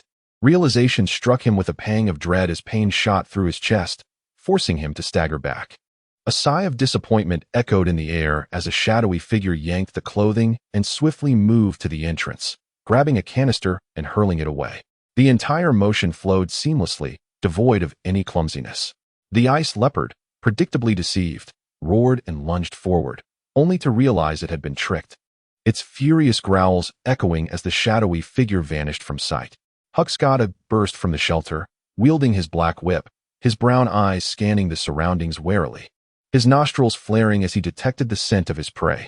Roland concealed himself behind a large tree, though his dagger was sharp. Most of his strength had been deflected by the creature's delicate scales. This was a situation he had never encountered before, for his training had focused solely on the assassination of humans. In the world dominated by humanity on the continent of Apollo, the aberrant beings either lurked in dense forests hunting or wandered the barren wastelands, or lay in the decaying marshes, waiting for land-dwelling prey, or scavenged corpses in deep ravines. Their anatomical structure was entirely foreign to him. Roland delicately traced the blade of his dagger, pondering the weaknesses of swamp creatures. There must be a vulnerability. Suddenly, a flash of insight struck him, and he recalled the broad belt encircling Huxgada's waist. The navel. Yes, some swamp creatures absorb nutrients through their navels. Could that be a weakness? Regardless, he had but one chance. It had to be there. The roar of the ice leopard echoed through the woods, leaves rustling ominously. Roland treaded carefully over the soft, decayed foliage, patiently drawing closer to his target. A thief does not seek to confront an adversary at their strongest. Instead, they evade all possible dangers and seek the optimal point of destruction, employing the most direct and swift means to conclude the conflict. This can be termed the art of assassination. The distance between the two grew ever smaller. Suddenly, Ke appeared to have discerned something. His head moved slightly. Now is the moment. Luo Lan propelled himself upward with a powerful leap, his dagger aimed directly at Ke. His speed was akin to a flash of lightning, with a swift thrust technique. Just as Luo Lan soared into the air, a massive shadow enveloped him from behind. The Melian, with its imposing stature, remained motionless, fixated on its opponent's movements. Luo Lan seemed utterly oblivious to the threat looming behind him, his gaze firmly locked on his intended target. When they were still a meter apart, Luo Lan executed an action that took Ke completely by surprise. He hurled the dagger with tremendous force toward his adversary. The Melian emitted a guttural roar reminiscent of a beast, violently shaking its head and deflecting the dagger with its hard horns. Behind Luo Lan, the icy leopard's razor-sharp claws were perilously close to grazing his shoulder, its foul breath already wafting against his neck. The overwhelming pressure seemed poised to extract his very blood from his body. He was certain that upon landing, he would be mercilessly pounced upon by this ferocious beast and torn into countless bloody fragments. Was it frozen meat? A self-deprecating smile flickered across Luo Lan's face. The Grim Reaper was drawing near. Yet, it was not coming for me. His left hand slowly retracted as a sudden burst of brilliant white light erupted from his right hand, which maintained the dagger-throwing posture. The dazzling light swirled like an enraged flame, radiating an intense heat that obliterated all surrounding darkness. Miles away, a caravan caught sight of a platinum blaze shooting skyward, prompting everyone to rise in astonishment, gazing at the ethereal spectacle and pondering whether it was an ominous omen or the wrath of a divine being. After a moment of blinding brilliance, darkness enveloped the icy leopard as it let out a pained whimper, its body losing balance and crashing heavily to the ground. In that instant, the once formidable beast had lost its menacing prowess, frantically rolling in the dirt and spewing clouds of icy mist, utterly bewildered. Meanwhile, its master let out a heart-wrenching shriek, his cheek pouches suddenly widening, pulsating in agony. A searing pain pierced through his eyes and deep into his brain, as the light had completely scorched his vision. Simultaneously, Luo Lan landed gracefully, half kneeling on the ground, a blade protruding from his left sleeve. The cold glimmer of the Antitine cold steel knife seemed to shimmer in the afterglow of the white light, untouched by any blemish. Drip, drip. Drops of blood rolled from Hughes Ketu's abdomen. He attempted to cover the deep gash with his hand, but his efforts were in vain. As torrents of blood flowed through his fingers, eventually bubbling forth, Luo Lan rose slowly, as if bearing an insurmountable weight, licking his lips before stating in a voice devoid of emotion, "Your life is now mine to reap." Chapter 7. The Gift of Hugisketu, Part 2. Hugisketu collapsed to the ground. Everything around him became both clear and hazy. The thin mist had dissipated, and through the lush canopy of branches, countless shadows gradually converged, slowly transforming into a blazing sun. He slightly turned his head and distinctly felt the soft and substantial touch of the earth beneath his back. So this was the answer to that dream. With an overwhelming sense of melancholy and confusion, his consciousness began to fade, and in the last moment, he seemed to see a shadow flickering before him, as if something within him was drifting away. Was it blood, life, or something else? He let out a cold laugh. A shroud of darkness enveloped him.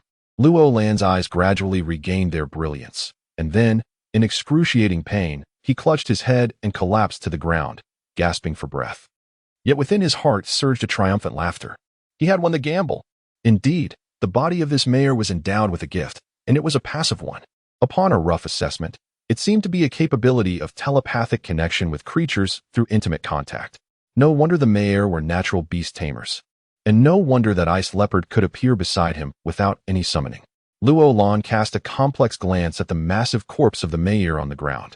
In such a brief time, the once pale blue skin had turned a ghastly gray, resembling a dehydrated fish, rippling with layers of wrinkles. Only then did he exhibit traits that distinguished him from humans. The cunning intellect and the human-like emotions that the mayor possessed were indelibly etched in Luo Lan's mind. It was highly likely that Hugisketu had discerned Luo Lan's identity at the first moment but chose not to expose him. Instead, he gradually lured him into a trap with words, dispelling his suspicions, and then summoned the ice leopard in the wooden shed to block the exit. It was a splendid performance and a meticulous design. Had it not been for Luo Lan fortuitously mastering the shadow thief's stealth technique, the outcome of this confrontation would have been uncertain. Not far away, at the very moment the mayor met his demise, the ice leopard, too, seemed to have its soul abruptly extracted, gradually losing its life force, its flailing limbs beginning to weaken. Just as Luo Lan thought the situation was settled, he was suddenly overwhelmed by an immense pressure, as if a colossal burden was weighing down on him. His head throbbed, his chest felt constricted, and his vision darkened. He cried out in alarm. Was it once again the overextension of his innate abilities that left his body unable to cope? In the woods, he had utilized memory retrieval on Solon, and just moments ago, he had activated an ability to control light, which he had stolen from Emil for the first time. Furthermore, he had forcibly siphoned Hugisketu's gift once more. He had not anticipated such frequent use in such a short span, akin to the addictive allure of opium. No, I must endure. I cannot fall here. I have many tasks yet to accomplish. He gritted his teeth, striving to maintain his willpower. But then the terrifying event occurred. He hazily saw the ice leopard rising again, slowly advancing toward him. This was dire. His limbs felt weak, and a wave of numbness coursed through his body. He had completely lost his capacity to resist. Was this how it would end for him? He attempted to move, but it was all in vain, as the ice leopard's head gradually focused on him, its gaping maw opening wide. In an instant, a multitude of thoughts raced through his mind, yet the most vivid was the mayor's earlier words. Believe it? It could swallow you whole. A bitter smile crept onto his face. He would soon know the answer. However, an unexpected scene unfolded. The ice leopard suddenly let out a low growl, filled with affection and joy, and a hint of submission. Was it an illusion? But the leopard then nudged his chest with its head, clearly indicating that this was no mere figment of imagination, but a tangible reality. And along with this, a wave of affectionate resonance flowed through their minds. Luo Lan and Apos' heart trembled. Could it be a gift? It had to be that infernal gift. It turned out that not only did it enable telepathic communication, but it also possessed a life-sharing effect. Once the master perished, the magical beast would follow suit. As the gift transferred, Luo Lan naturally re-established the bridge between them, reviving the dying magical creature. The consequences of it all stemmed from his greedy desires. When the sun reached its zenith, casting down blinding rays, Luo Lan finally emerged from his stupor. Suddenly recalling something, he scrambled up, glancing around until he saw the horse laden with gold coins, which had not fled but had collapsed under the ice leopard's imposing presence.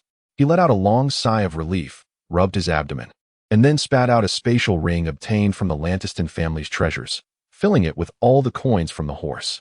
Gazing at the sky, he pounded his still throbbing head, repeatedly reminding himself that he must not use his abilities so frequently again. Yet when faced with tangible benefits, he questioned whether he could truly restrain himself. I must return.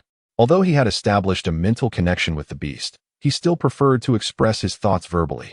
Looking at the majestic magical beast circling beside him, a sense of pride swelled within Luo Lan. However, a dilemma arose. He could not possibly roam around with such a dangerous creature, could he? As if sensing his thoughts, the ice leopard swiftly dashed away, retrieving a half-moon-shaped ornament from Hugaskeda's belt and presenting it to Luo Lan with its mouth. Luo Lan accepted it with curiosity. Initially, he was indifferent, but upon feeling the ancient patterns etched upon it, his body jolted and his eyes widened in realization. This was a magical beast badge? He had heard of such legendary badges possessed by the mayor, capable of containing magical beasts and summoning them to any location at will, within a range of about 20 meters. He suddenly understood. Hugaskeda had not been summoning the beast telepathically, but had placed its appearance at the entrance, which explained its silent arrival. This also clarified why Hugaskeda had traveled from the marshlands to the human realm with the ice leopard without drawing attention. The low growl of the ice leopard pulled him from his contemplation. It crouched down, arching its body, twisting its head to look at Luo Lan, wagging its tail as if inviting him to climb onto its back. Luo Lan was momentarily taken aback, but exhilaration surged within him. He took a deep breath, stepped forward, and slowly mounted the fierce magical beast. The ice leopard rose gradually, facing the gentle breeze, and its broad back and soft fur provided Luo Lan with a delightful sense of comfort. As he surveyed his surroundings, his perspective suddenly broadened. The exhilarating feeling of being elevated was simply marvelous. He reached out to stroke the incredibly soft fur and proclaimed loudly, "From now on, I shall call you Cold Blade." Cold Blade let out a long roar, seemingly pleased with its new name, sending a flurry of startled birds into the air from the distant thicket. It then took off, galloping toward the merchant camp with swift strides. In the jungle, a fierce magical leopard with golden stripes, carrying a person, raced forward like the wind. The rushing wind whistled past his ears, and the scenery on both sides blurred rapidly. In a daze, Luo Lan felt as if he had returned to his student dormitory days, wanting to tell his roommate, "I have a mount now too." Chapter 8. Roland's self-defense. People often lament their descent into the tumultuous world, unaware that it is their own nature that obscures their vision with a veil of fog. Before Roland arrived at the camp, he could already hear the lively chatter from afar, a stark contrast to the oppressive silence he had experienced upon his departure. Emerging from the dense forest, he was greeted not by a restless crowd, but rather by a well-ordered convoy that had reformed its ranks. The midday sun seemed to wash away the clouds of sorrow, as if all gloom had ebbed away with the shimmering river beside the shore. Had something transpired during his absence? As he made his way, few paid him any heed.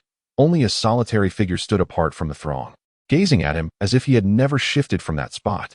Subverting had his hair wrapped in a large cloth, in accordance with the customs of the burnt people. Not only did he bear beads of sweat on his brow, but also a genuine smile that radiated warmth from the depths of his being. Roland felt a stirring in his heart, and a smile of warmth spread across his face in return. "My friend, I am truly delighted to see you have returned safely," Subverting exclaimed, patting him on the shoulder. "Thank you, Subverting, but..." Roland surveyed his surroundings. "What has transpired? Why does everyone seem so joyful?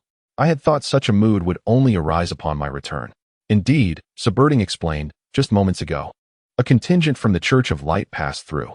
Upon learning of our situation, they expressed their willingness to assist us in departing safely. It seems they have dispatched individuals to eliminate any potential bandits in the vicinity." "The Church of Light?"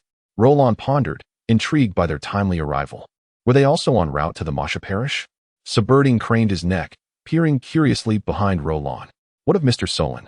Roland sighed deeply, waving his hand dismissively. Let us not speak of that. He abruptly halted his words as he caught sight of Irina, her eyes glistening with unshed tears as she approached him. After staring at him for a moment, she threw herself into his embrace, sobbing, "I thought you would never return." Roland's heart ached. In truth, he wished he had never come back. He gazed up at the cerulean sky, where a bluebird soared, overwhelmed by sorrow. Irina clutched him tightly, her eyes brimming with affection. "I know you will surely succeed." Roland's heart skipped a beat. What did she mean by that? Her words, like her very being, were often shrouded in enigmatic intent. Just as his thoughts began to swirl, an incongruous voice shattered the tender moment. "Are you Mr. Landeston?" A knight emerged amidst the crowd, surrounded by admirers. This knight, appearing to be in his 30s, wore a smile that exuded courtesy, yet his deep-set eyes conveyed a hint of melancholy. His mature visage radiated a calm demeanor, while the resplendent armor he donned emanated a formidable presence, embellished with intricate anti-magic patterns that attested to its considerable worth. At his waist hung a beautifully crafted cross-slaying sword, equally valuable. As Roland scrutinized the decorations adorning the knight's arms and chest, he was taken aback to discover that he bore the insignia of a sixth-tier paladin, adorned with a silver insignia. In the Apollo continent, such emblems indicated one's faith or allegiance, as well as rank. The silver insignia denoted noble lineage, with gold reserved for royalty, while the silver signified a direct relation to a duke. Irina wiped her tears and turned to introduce. "This is Sir Kaiser Goldbia." Roland, astonished, inquired, "You know each other?" Irina blushed slightly, replying, "We have only just met." Roland cleared his throat, reminding her, "Your nominal husband is still present." "Mr. Landeston, your courage in delving into the bandit's lair is commendable," Kaiser remarked with a slight smile, though to Roland's ears, the compliment felt laced with mockery. Roland chuckled awkwardly, responding, "Not at all. Had Sir Kaiser arrived sooner, we would not have needed to live in fear." Their gazes interlocked, each harboring a quiet scoff within. "Brother, the bandits have already been repelled. We did not encounter that ice leopard. They must have fled upon hearing your name." A striking young woman approached, her radiant smile illuminating her face.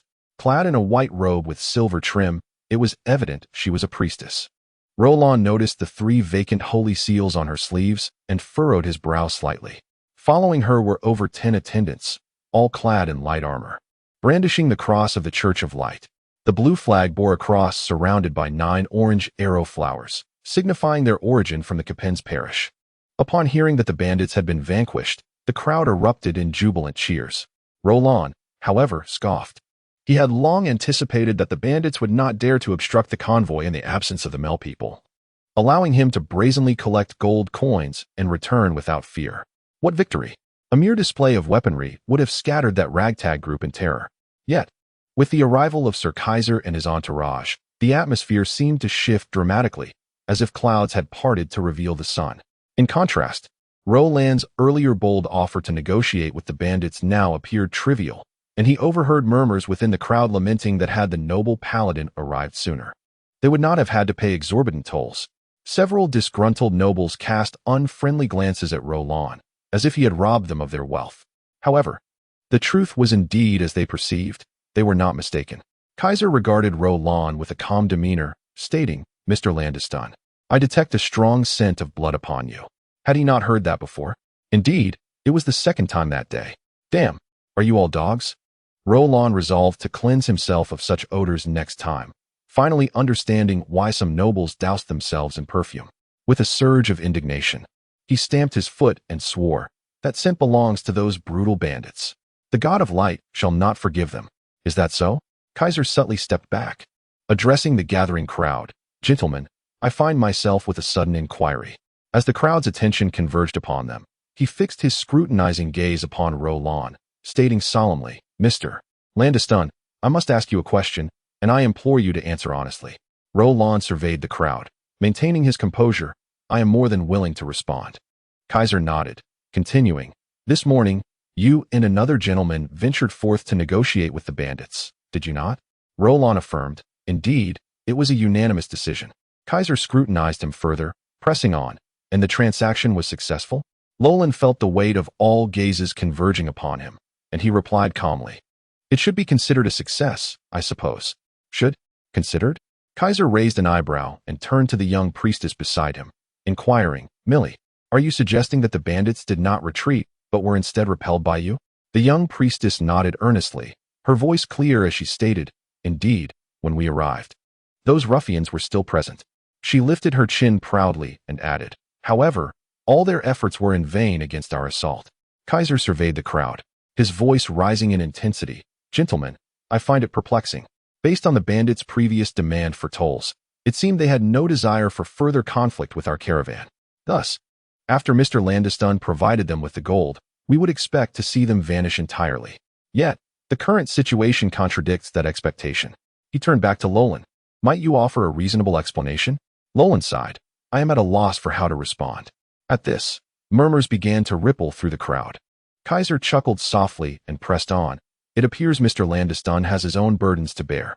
Allow me to pose one final question. Why did only you return?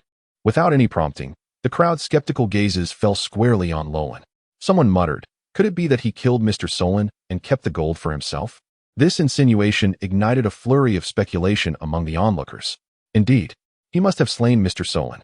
The bandits refused to let us go because they did not receive their payment. Hand over our money. Yes, return our gold. The misunderstanding escalated. Though the money was indeed in his possession, he was not guilty of deception. Elena stepped forward to defend him. My fiancé is not that kind of man. Yet her soft voice was drowned out by the clamoring crowd. Lolan realized, much to his dismay, that he had been relegated from the status of husband to that of fiancé. Please, everyone, quiet down. Kaiser raised his hand, signaling for silence. He addressed Lolan. I believe Mr. Landeston must possess a reasonable explanation. Do you wish to know the truth? Lolan's body began to tremble uncontrollably, his fists clenched as he shouted, very well. I shall tell you. The uproar subsided instantly. Kaiser regarded him with an amused expression, seemingly eager to witness his defense. Lolan slowly faced the audience, prepared to showcase his talent for masquerading as a thief once more under unforeseen circumstances. His impassioned narrative, full of emotional depth and intricate twists, moved the hearts of those present. When Mr. Solon and I arrived at the designated meeting point, we encountered the savage Melrians. At that moment, Mr. Solon unexpectedly took a bold step. He produced a piece of parchment and loudly threatened the Melrians, declaring his desire to see the caravan depart safely. He offered to remain as a hostage for the day, and if the Melrians refused, he would activate this magical scroll, destroying all the gold.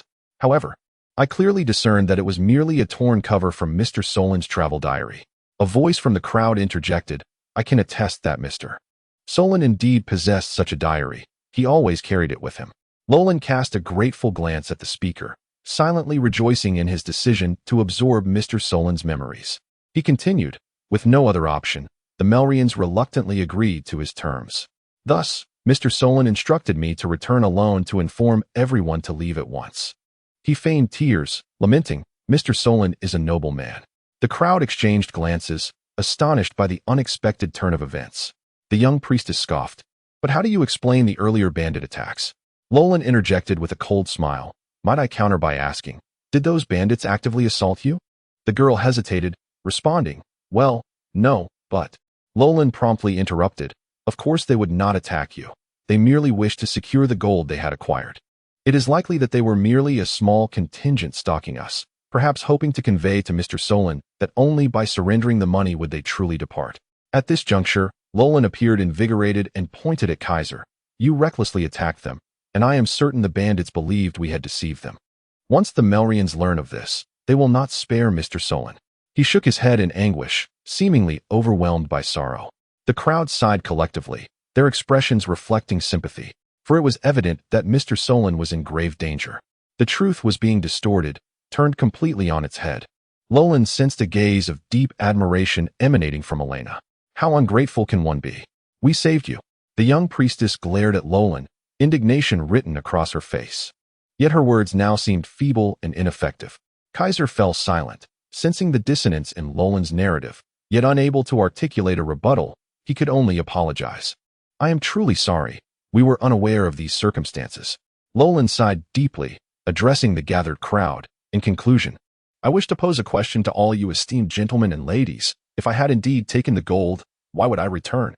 What motive would compel me to come back? He then turned and departed, leaving the crowd speechless. Brother, that man is quite cunning. The young priestess fumed as the crowd dispersed, watching his retreating figure.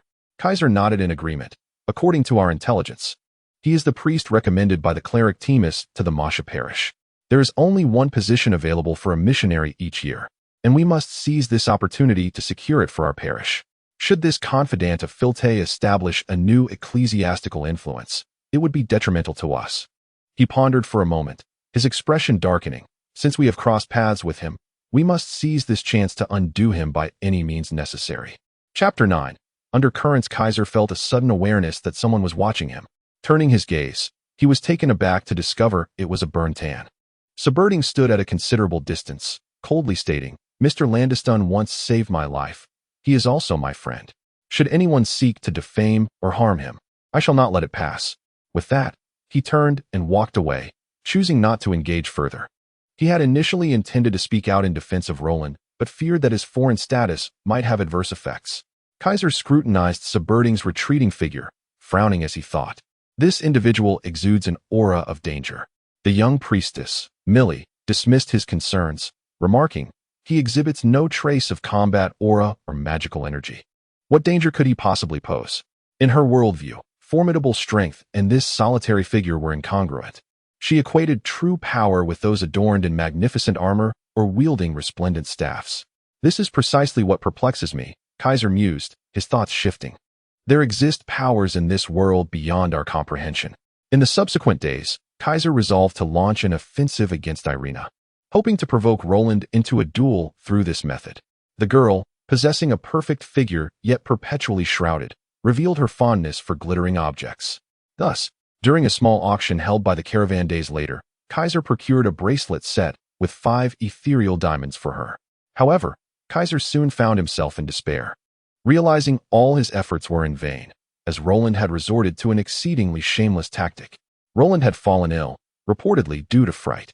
Kaiser was deeply frustrated, finding himself powerless against Roland, for any provocation would prove futile against a patient languishing in a stupor upon a sickbed. Comparatively, he remained a paragon of the Paladin order, preoccupied with tarnishing Roland's reputation or besting him in a duel, never considering the more effective and direct means of assassination. Had he taken such a path, Roland might well have already met his demise. In these few days, Roland's physical condition had indeed deteriorated to a fragile state. He concealed himself within the carriage, repeatedly slicing at his arms and abdomen with a dagger, only to mend his wounds with his innate abilities. The continuous exertion of his talents left him with excruciating headaches and unbearable pain, yet he gritted his teeth and persevered, striving to hone his abilities to endure multiple uses within a short span. He awoke time and again, only to succumb to unconsciousness, each awakening leading him to unhesitatingly inflict further harm upon himself, then once more falling into a faint. A profound sense of crisis compelled him to grow stronger. As a 6th-tier paladin, Kaiser's radiant aura had reached a terrifying level, causing him to tremble at the thought. Should he lose his patience one day, Roland would face an unprecedentedly formidable adversary, and thus he could not remain unprepared. Of course, this only referred to direct confrontations. For a thief, victory was always achieved through ambush and assassination. Roland surmised that Kaiser was not particularly adept at cunning schemes, as he had openly revealed his hostility without first discerning Roland's true nature, placing them at odds. Such an approach was undoubtedly foolish. A more cunning individual would have sought to approach Roland, understanding his weaknesses and strengths, observing him discreetly, and patiently waiting for the opportune moment to strike without mercy. Kaiser's unprovoked hostility towards Roland, based on the latter's experience, could only stem from a conflict of interest between them. Roland sensed that the strife likely originated within the ranks of the Church of Light. According to his previous research, since the resignation of the last pope, Sidrior, the newly appointed Pope Paducah II, supported by the great feudal lords, had ascended to power. However, the Church of Light was fragmented into numerous independent parishes outside of the bishoprics. Due to Paducah II's brief tenure, he had yet to consolidate or integrate these factions, leading to many bishops ostensibly under his banner, yet covertly expanding their own influence. Moreover, 2 factions competed within the bishopric itself, creating a situation where the pope could scarcely address the bishops of various parishes. Several parishes maintained an ambivalent stance, such as the Masha parish to which Roland was headed. The Qin's parish from which Kaiser hailed undoubtedly ranked among the top 10 in terms of influence, controlling several significant duchies and a kingdom. Furthermore, in recent years, due to the victories of the lordships within the parish in territorial wars, they had garnered more followers and wealth, rapidly expanding their power. In such a climate, their intentions towards the Masha parish were likely insidious. Particularly concerning was the young priestess's 3 vacant holy seals on her sleeve. A priest could only don these seals after undergoing trials within the Tower of Trials. Thus, it was highly probable she was a rival to Roland. If this were the case, everything would fall into place. The caravan journeyed for 5 days, and the feared Melrians and the fearsome Ice Panther had not appeared, allowing them to finally relax their anxious hearts and contemplate how to enjoy the future. As for the fate of Mr. Solon, no one cared anymore. It merely became a source of idle conversation in their future leisure. However, such tranquility would not endure long, especially upon Roland's awakening from a deep slumber. His gaze deepened, and he sensed subtle changes in his innate abilities. If one were to articulate it, it would be an advancement. "Brother, you seem a bit different," Irina observed keenly, a quality Roland admired, perhaps a testament to the advantages of a female thief. Roland smiled faintly. "Sister, I have just recovered from a serious illness." Irina's eyes danced mischievously. "Is there something you wish to discuss with me?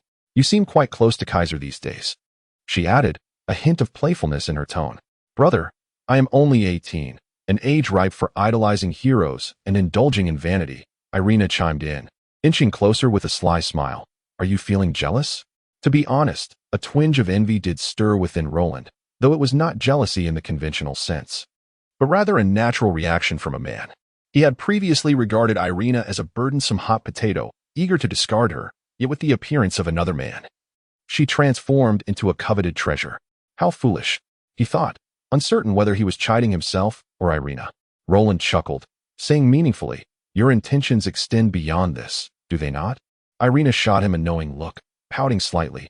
"Brother, you aren't merely here to discuss that, are you?" Roland smirked. "Sister, what you wish to do is beyond my concern. But I do require a favor." Irina blinked playfully. "Sure, brother, but remember to offer compensation." Roland grinned widely. "Sister, you truly don't treat me as an outsider." "Very well, I promise you." Chapter 10. Triumph in both love and gambling. Kaiser would inevitably seek trouble with Roland. It was only a matter of time. Even if it did not occur within the confines of the caravan, upon reaching the Masha parish, Roland, as one of the competitors for his sister's favor, would surely present considerable challenges for Kaiser, given their already adversarial positions. However, as Roland contemplated, a thief's actions are never arbitrary, provided certain conditions are met. He could utilize this brief interlude as a buffer, calmly seeking the most advantageous resolution. His gaze fell upon Millie, whose youthful beauty radiated vitality. At this tender age, she epitomized the golden years of girlhood, as Irina had perceptively analyzed, an age brimming with dreams and aspirations. He resolved to make Millie his ally. Initially, his plan was to eliminate her as a rival. Yet, he realized that such a course of action would not yield significant benefits. First, the position of tutor was not exclusively contested by Millie, a formidable competitor with substantial connections. Second, this would only raise Kaiser's suspicions, plunging him into a relentless conflict. Thus, this approach would be counterproductive.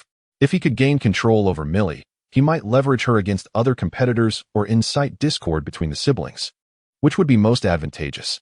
Upon receiving news of Roland's recovery, Kaiser launched a new offensive against Irina, hoping to provoke a change in Roland's demeanor during the final days, compelling him to seek out his own troubles. Thus, the two mounted their horses early in the morning, with Kaiser deliberately casting a glance in their direction, the crack of his whip echoing sharply. Roland regarded him with a look of pity. There was undoubtedly something about Kaiser that Irina found extraordinarily valuable. Alas, to fall into the clutches of this devilish junior sister sent a chill down Roland's spine. For the past few days, Saberdin had been tending to the unconscious Roland. Noticing his unwavering gaze fixed on Millie, he kindly cautioned, "My friend, she is not suitable for you." As followers of the Moonlit sect practiced polygamy, Saberdin did not find Roland's interest in other women particularly surprising. As for Irina, he felt that since Roland was indifferent, he should refrain from further comment, as women were merely considered transferable commodities within the burnt clan. Roland snapped his fingers. "I believe I can make her suitable for me." Saberdin shook his head. "That would be exceedingly difficult. Roland turned his face with a light chuckle. Saberdin, I wager that within 3 sentences, I can convince her to follow me. Do you believe it? Intrigued, Saberdin's eyes widened in disbelief. If you can accomplish that, I shall gift you a weapon of my own forging, the type of your choosing.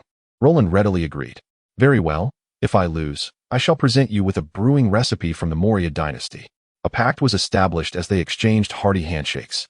Roland dismounted the carriage, retrieved a horse from the back, and galloped ahead of the caravan, while Saberdin watched closely, eager to witness how his friend would achieve this feat.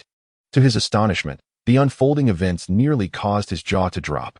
Roland approached Millie and, after a mere sentence, she willingly followed him, her face alight with excitement, evidently unable to contain her eagerness. This left Saberdin in awe of Roland's prowess, prompting him to resolve to seek his friend's counsel upon his return. In truth, Roland had only uttered a single sentence to Millie. My dear lady, I have just discovered the tracks of the ice leopard behind the caravan, and I believe it would be unwise to disclose this information to the group, lest. Before he could finish, Millie's eyes sparkled with enthusiasm as she eagerly interrupted. Where? Where? Roland hesitated momentarily. Should we not inform your brother? Millie's expression soured. Isn't it the same if you tell me? The mere mention of an ice leopard and bandits was sufficient to ignite the curiosity of this noble maiden, particularly as she sensed a thrill in keeping such secrets from her brother. She envisioned the astonished look on Kaiser's face when she returned triumphant with the ice leopard, which only heightened her delight as she urged Roland, hurry, take me there. In that moment, she entirely forgot that Roland was meant to be her rival, not her companion. Thus, as the caravan proceeded at a languid pace, Millie commanded her retinue to stay behind. Bathed in the morning sun's clarity, the 2 riders galloped swiftly into the depths of the woods. Observing this spectacle, a nearby nobleman elbowed his companion, remarking, What do you suppose they are up to? Their laughter echoed, laden with lascivious thoughts. Before long, the duo indeed stumbled upon the tracks of the ice leopard. Roland, disinterested in elaborate schemes, knew that if it were Kaiser, he would need to devise a more plausible appearance for the ice blade. However, with a girl like Millie, it was imperative to capture her attention immediately, or the ensuing drama would be difficult to maintain. There, Millie exclaimed, brimming with excitement as she galloped ahead, raising her hand to cast a priestly spell, the light cage. This spell theoretically could restrain beings of any level, but it required the caster to possess a significant level of power. Her audacity and ignorance were glaring as she dismissed the threat of a 300-year-old ice leopard. Yet, Roland soon realized that his initial judgment might have been flawed. Although the timing and positioning of her spell were tragically poor, the formidable enhancement equipment she possessed was astonishing.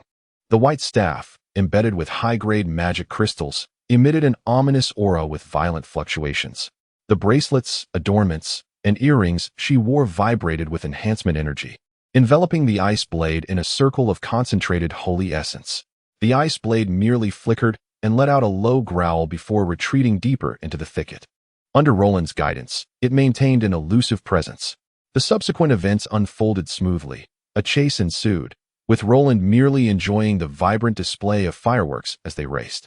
As noon approached, he reluctantly reminded the spirited young lady that they must return to pursue the caravan.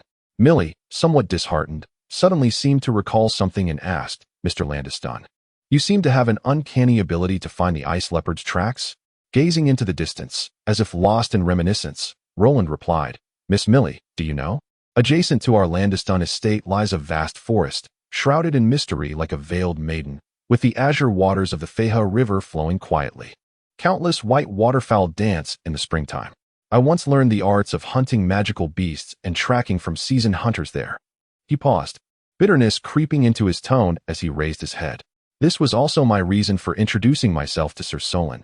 You see, I merely wish to be of assistance. Millie nodded sympathetically, her small fists clenched in frustration. What a pity the beast escaped. Roland lamented, Miss Millie, you can only blame your own prowess. You should not have revealed your strength so readily. In disappointment, Millie stamped her foot upon her horse. However, Roland quickly pivoted. I suspect that since the ice leopard has caught up with the caravan, it will not depart so easily. I believe we still have a chance. Really? Millie's eyes sparkled with hope. Indeed. Luo Lan nodded in affirmation. Millie, with a glint in her eye, adopted a fierce demeanor and warned, I caution you. Do not divulge this matter to my brother, or else humph. Luo Lan smiled and replied, "Understood. This shall remain our little secret. It's sufficient that you know." Millie, with a sense of pride, waved her pastor's staff, but the intimate nature of their secret caused her cheeks to flush slightly. Stealing a glance at Luo Lan, she was surprised to find that this young nobleman was quite handsome, his dark gaze seemingly imbued with a peculiar power that ensnared her heart, causing it to race. Just then, Luo Lan also glanced her way, prompting her to hastily avert her gaze, her heart pounding even more intensely. As the two engaged in conversation to pass the time, Millie was astonished to discover that this seemingly casual and laid-back individual was well-versed in music and poetry, possessing a broad understanding of customs and cultures that starkly contrasted with the stiff individuals in her aristocratic circle, offering her an entirely new and exhilarating experience. Of course, Luo Lan only exhibited a fraction of his true capabilities. The art of disguise required him to highlight only the most captivating aspects of everything, while refraining from delving deeply into substantive discussions, which gave him an air of inscrutability. As the sun dipped low on the horizon, painting the sky with hues of crimson, the two finally caught up with the merchant caravan. At that moment, Kaiser was furiously reprimanding his swordsman. "Why did you not keep an eye on the young lady?" One of the swordsmen replied, "The young lady insisted we not follow her." "A bunch of useless fools," Kaiser bellowed, his mood already soured by the fact that despite his relentless efforts to win Irina's favor, he had yet to achieve any significant intimacy. They had not even touched hands, while Irina had received exquisite gifts from him, leaving him to question his own allure and suffer a blow to his confidence. Luo Lan's rendezvous with Millie further fueled Kaiser's perception of provocation. As he fumed restlessly, he finally spotted his sister returning. Observing Millie's exuberant expression and noticeably flushed cheeks, Kaiser could not contain his rage. "Millie, where have you been? What have you and that fellow been up to? What business is it of yours?" Millie pouted defiantly. Kaiser's suspicions grew stronger. He paced in agitation, grasping the hilt of his sword, nearly compelled to challenge Luo Lan to a duel. However, if Luo Lan were to provoke him directly, it would be acceptable. Initiating the challenge himself would only invite ridicule. "I forbid you from seeing him again," Kaiser nearly roared. "Brother, you..." Millie's eyes welled with tears as she looked at her brother, who had never raised his voice at her before abruptly turning and running away. Meanwhile, Luo Lan, having just returned to the carriage, chuckled triumphantly. Once the rebellious spirit of a girl Millie's age was stirred, she would inevitably seek him out, even if he did not pursue her. Subaltern observed him closely and remarked with a chuckle, "My friend, your laughter is rather unseemly." Luo Lan, amused, chose not to respond. However, after a moment, he turned to Subaltern and said, "Friend, would you like an opportunity to reclaim the cold steel weapon you lost to me this morning? If I lose this time, not only will I return the weapon, but I shall also give you the brewing recipe." Subaltern perked up, "My friend, it seems you have piqued my interest once more. Very well, this time I shall not lose to you. Then let us wager. Tomorrow morning, Millie will come seeking me," Luo Lan declared with a sly grin. Subaltern pondered for a moment before shaking his head. "Friend, while you may have had a fruitful day, do not take it amiss. But given Kaiser's hostility towards you, he will certainly not allow his sister to visit you again. Therefore, she will not come seeking you." He sighed indeed. "Your chances are slim. You are destined to lose this time." Luo Lan smiled. "Is that so? Then let us await the outcome tomorrow." With Subaltern's skeptical expression, the two struck their palms together with a resounding clap. Chapter 11. Traps, Part 1. Undoubtedly, Subaltern had once again lost a bet. Over the next 3 days, he resembled a desperate gambler, relentlessly doubling his wagers only to face repeated losses. Thus, the cold steel blades that Roland theoretically possessed were sufficient to equip an entire band of thieves. Meanwhile, Roland and Millie continued their playful game of hide and seek, with Millie returning to the caravan each time breathless and with sparkling eyes, evoking endless imaginings. Kaiser felt himself on the verge of explosion. In contrast, Irina's demeanor remained indifferent. Whenever he felt disheartened, this devilish woman would softly encourage him or shyly offer him a gaze that sparked infinite fantasies, reigniting his spirit and drawing him back into her web. Just as he began to regain his composure, the cycle would repeat. Despite knowing he was being played, he was inexplicably ensnared in her charms. This only intensified his pent-up frustration, and when he finally could no longer contain himself and prepared to confront Roland, a rumor began to circulate within the caravan. "Did you hear? It's said that Mr. Kaiser intended to seduce Mr. Landiston's fiancée while he was ill. That's old news. I tell you, Kaiser plans to challenge Mr. Landiston to a duel to claim that poor lady for himself. No way. Mr. Kaiser is a paladin. What paladin isn't riding horses by day and women by night? You're far too naive. Wow, so that's how it is. Kaiser's face turned ashen as he overheard the whispers, his anger boiling within him. For if he truly challenged Roland, it would validate the rumor's authenticity, leaving him with a seething rage that had nowhere to go. The rumor, of course, had originated from Roland, for slander is one of the weapons in a thief's arsenal. It can erode an enemy's confidence and undermine them from within. There is no need for direct confrontation. Instead, one can bypass their strengths and subtly attack their weaknesses. Kaiser had come to understand the essence of a thief's mentality profoundly. However, although Roland had cornered Kaiser to the point where he could not publicly retaliate, that did not mean he had abandoned his intentions toward him. This was merely the first phase of his plan. From whatever angle one considered, Kaiser's presence posed a disadvantage to him. Even if he could not deal with him on the road, Kaiser would inevitably interfere with his actions in the trials to come. The threat he posed was too significant. Thus, even if he could not eliminate him completely, he at least needed to render him incapable of fighting for a time. In the days that followed, Roland gathered extensive information on Kaiser's combat style from Millie and meticulously devised an assassination plan targeting him. On the 8th day of the caravan's journey, Roland found an excuse to part ways with Millie, maneuvering to the front of the caravan where he carefully selected a location and began to set his trap. For they would soon emerge from the forest and reach the Masha parish. He needed to eliminate Kaiser before that. A thief not only has a variety of tools at his disposal, but can also create various traps to achieve his objectives. Intelligence, undermining the enemy's confidence, creating the necessary environment for assassination, and setting traps all compose the complete prelude to a thief's killing operation. That evening, Roland returned to the caravan unassumingly, crafting a casual excuse to deceive Millie. He then began to rest, striving to adjust his state to its utmost readiness. Thus, that night, the terrifying ice blade re-emerged. The startled caravan erupted into chaos, precisely as Roland had anticipated. Kaiser left Millie and the swordsman behind to guard the caravan against bandit attacks, while he ventured alone into the forest to hunt down the threat. With a serious expression, he cast several blessings and holy sigils upon himself, his radiant, divine aura illuminating the surroundings. Roland donned Solon's mask and, for safety, draped a layer of black cloth over it, hiding in the shadows while closely observing Kaiser's sword-holding posture, calculating the most advantageous angle and distance for his perfect strike. Yet, mere observation was insufficient.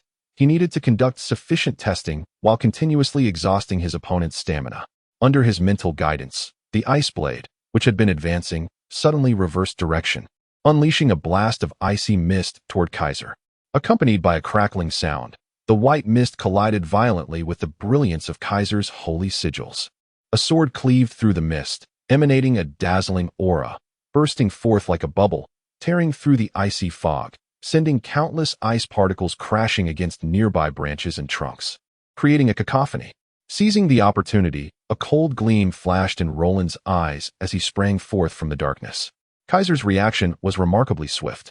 Just as Roland executed a thrust, a brilliant surge of energy rushed towards him, causing him to roll aside, propelled by the momentum a short distance away, landing with a crash that created a crater in the ground.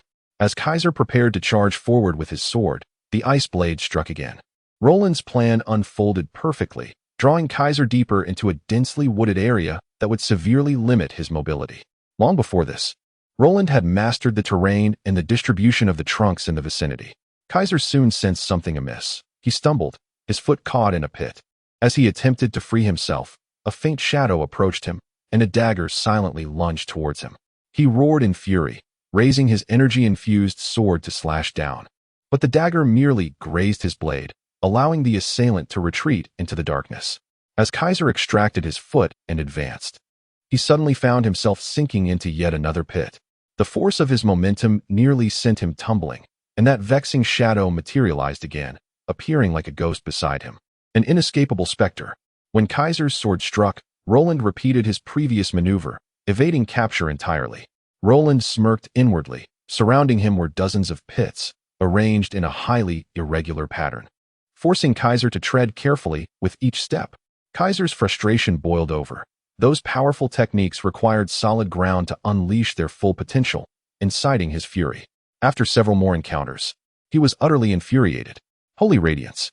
A sphere of white holy light erupted from him, violently collapsing the earth around him, uprooting nearby trees and leaving only bare stumps. The air filled with falling dirt, resembling a deluge of mud. Roland marveled quietly at this astounding display, though he had anticipated it. The paladin's strengths lay in his formidable power, explosive potential, and remarkable endurance, akin to an indestructible humanoid tank. To combat such an adversary, one must gradually erode his sharpness with painstaking effort, waiting for the moment he would lose patience and clarity of judgment before striking. Luo Lan moved steadily through the forest, his breathing calm and unhurried. He continued to harass the enemy with the guerrilla tactics he had originally devised, retreating gracefully whenever they retaliated. Due to the cumbersome heavy armor he wore, Kaiser's mobility was inherently sluggish.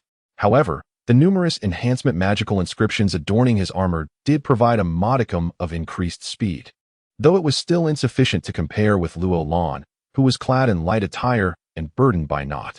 Moreover, the rogue profession inherently excelled in speed, leaving Kaiser reluctantly tethered to Luo Lan's whims, much to his frustration, as he had to remain vigilant of the ground beneath him to avoid the sudden emergence of pitfalls. After several evasive maneuvers, Kaiser found himself drawing ever closer to the location Luo Lan had strategically prepared. Taking a deep breath, Luo Lan prepared to unleash his decisive strike. Chapter 12, Trap, Part 2. Come on, just a little further. Luo Lan's gaze resembled that of a venomous serpent prowling through the desolate night, cruel, frigid, and devoid of compassion. In the darkness, the ghostly branches swayed gently in the night breeze, producing unsettling sounds as they trembled. Just as Kaiser was about to step into that ominous area, he halted, his instincts whispering that something was amiss nearby. Yet, he was not concerned for his safety. The hidden figure lurking in the filthy corner was merely a slippery eel to him. Through several encounters, he had discerned that his opponent wielded nothing more than an ordinary dagger. A disdainful smile crept across his lips, encased in his holy armor. Even if he were to be stabbed, how could it pose any threat to him? Besides the long-absent ice leopard and those treacherous traps, he paid little mind to anything else. However, the thought of those damned traps made him more cautious. Observing Kaiser's immobility, Luo Lan was not in a hurry. He breathed slowly, his body in a state of tension and relaxation simultaneously. His eyes narrowed as he silently awaited his prey to step into the trap. At that moment, a mischievous thought crossed his mind. If he were to withdraw now, would Kaiser stand foolishly here all night? Competing in patience with a thief was undoubtedly a foolish endeavor. Before long, Kaiser grew impatient, hesitating for a moment before lowering his sword and cautiously advancing step by step. He was keen to avoid repeating the humiliating predicament he had just faced. His eyes darted around, attentively listening to the sounds in his surroundings. Despite his slow movements, he was inching ever closer to the trap. At last, Kaiser lifted his foot, preparing to take the final step. Luo Lan's eyes were fixed, his breath nearly halted. Yet, just then, Kaiser slowly retracted his foot, a cold smile forming on his lips as he noticed a nearly invisible fine thread in front of him. With a sneer, Kaiser pointed toward the thread, mockingly addressing the depths of the forest. It seems you've forgotten something here. With a scoff, he moved his arm slightly, causing two luminous wings of light to emanate from his sword. After a few flickers, they surged toward the sword's tip, gathering into a concentrated point of light. Suddenly, something in the air seemed to shatter with a resonating buzz, sending a visible ripple sweeping outward, causing the earth and decaying leaves to rise in concentric circles, as if fleeing from an unseen pursuer. Countless grains of dirt and leaves rained down upon Luo Lan, yet he remained steadfast, his expression as still as a statue. Betraying no sign of disturbance, Kaiser took a triumphant step forward, declaring, "Now your trap is." Before he could finish, he was abruptly hoisted into the air by a looped rope, while a rudimentary yet remarkably resilient net woven from vines descended upon him, ensnaring him completely. He had unwittingly stepped into the trap. This trap required him to take just one more step to activate, and that fine thread was merely a distraction, a clever ruse to divert his attention. Like a serpent striking, Luo Lan emerged from the shadows, while the ice blade, having long awaited its moment, lunged toward Kaiser's back. The two figures, one in front and the other behind, resembled a pair of scissors, aiming their sharp edges at their target. Kaiser let out a thunderous roar, filled with fury, activating the attack seal stored within his sword, shattering the net with a tremendous force. At that moment, still suspended in midair, the ice blade unleashed a torrent of icy mist that enveloped him. A protective halo erupted around Kaiser, successfully deflecting this attack. However, the once brilliant glow surrounding him dimmed slightly. Kaiser possessed two shields, one purely defensive, the Holy Seal of Fortification, and another that rebounded damage, the Guardian Seal. Together, these faint golden glows formed a dazzling aura about him. Luo Lan laid this trap with the intention of simultaneously dismantling all of these holy seals. If each seal were to be broken one by one, Kaiser could simply reapply them. For a 6th-tier holy knight endowed with immense endurance and superior equipment, he could easily withstand an entire night without rest. Although the first seal had been shattered, the second, with its formidable rebound damage, would typically deter any adversary.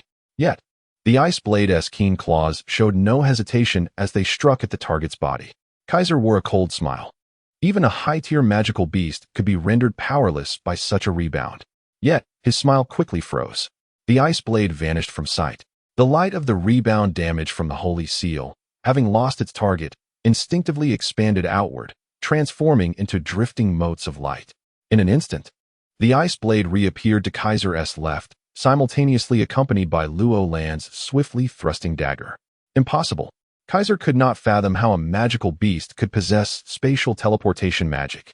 This was not teleportation magic. The beast emblem allowed any summoned creature to reappear within a 20-meter radius. Recalling the beast required a 30-minute cooldown, but within this range, it remained effective. Thus, Luo Lan skillfully exploited this, retracting the ice blade into the emblem with blinding speed just before the second seal's rebound damage could manifest. Then immediately releasing it into a position that was a blind spot for Kaiser, still suspended in midair. This intricate arrangement left no room for error. The duo formed a deadly configuration once more. All the radiance surrounding Kaiser had ceased, and the sealed Holy Seal on his sword had been expended. What means did he have left to evade Luo Lan's assassination? Yet, Luo Lan did not observe any hint of panic or loss of composure on Kaiser's face. He must possess some undisclosed form of protection. Luo Lan smirked coldly. A successful thief would never overlook potential or unforeseen variables. He suddenly raised his hand high, bellowing, "Ice blade." In Kaiser's incredulous gaze, a surge of icy mist enveloped both him and Luo Lan from the chest down, solidifying into an ice sculpture midair. In this completely frozen state, Luo Lan felt no apprehension of any threat from his opponent. Moreover, all he needed was this fleeting moment. Kaiser's expression finally revealed horror and despair as the Antitine cold steel dagger sliced through his exquisite armor as effortlessly as cutting through tofu, embedding itself deep into his chest. At that moment, the last layer of his concealed Holy Seal finally shattered. Boom! Countless ice shards splintered from the air, transforming into a flurry of ice debris that flung Luo Lan back. Kaiser was likewise cast aside, crashing heavily into the grass on the opposite side. Luo Lan quickly rose, pulling out the ice shards that had fused with his blood from his arm and torso, the wounds visibly healing at an astonishing rate. At that moment, torches ignited in the distance, and the shouts unmistakably belonged to Millie and her band of swordsmen. Luo Lan cast a cold glance back, mounted the ice blade, and without a backward glance, vanished once more into the darkness. However, he failed to notice that at this moment, Kaiser, lying on the cold ground, slightly twitched his fingers, a barely perceptible glimmer passing through his eyes. Chapter 13. The missing priest Tower. Kaiser is not dead? Roland gazed strangely at the carriage behind Millie. Logically, his dagger should never have lost its accuracy. Could there have been an unforeseen twist? Millie mounted her horse, followed by her swordsman attendants. Tears still lingered on her cheeks as she gently nodded, saying, "I too believed my brother was dead." Fortunately, at the last moment, he deployed the paladin's sacred seal, sealing both his body and soul. As long as a bishop-level cleric casts a spell within 3 days, he should be able to be saved. She looked at Roland, with a hint of reluctance, and said, "Mr. Landiston, being with you feels wonderful, but I must take my leave. I need to go to the Masha diocese to find Bishop Domus and save my brother's life. I can no longer protect the caravan here. And I can't." She slightly turned her face, seemingly afraid to meet Roland's gaze, whispering, "I can't even talk to you anymore." Her voice grew softer until it was barely audible. Roland sighed softly, expressing his agreement. "Rescuing your brother is the utmost priority. I believe everyone will understand." He raised his face, feigning ease, and said, "Perhaps by the time I arrive there tomorrow, your brother's injuries will have been healed. Thank you, Mr. Landeston. Thank you for your blessings. Farewell." Millie raised her head, somewhat bewildered, weakly waved her staff, and hurriedly departed with her subordinates and the half-dead Kaiser's carriage. Watching the distant swirling dust, Roland suddenly felt an urge to run up and deliver another blow.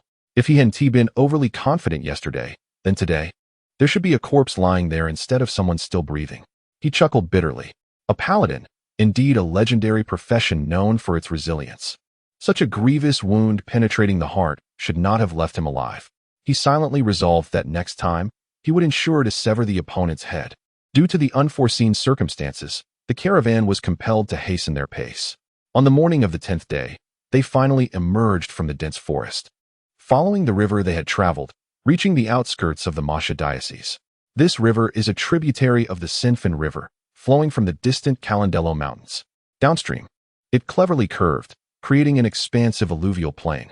The eastern sun leapt from the plain, casting brilliant golden light upon the verdant expanse. The brisk morning wind rustled the banners of the trade alliance, and the statue of the god of light, Pansophen, carved during the peak of the Holy See, loomed tall.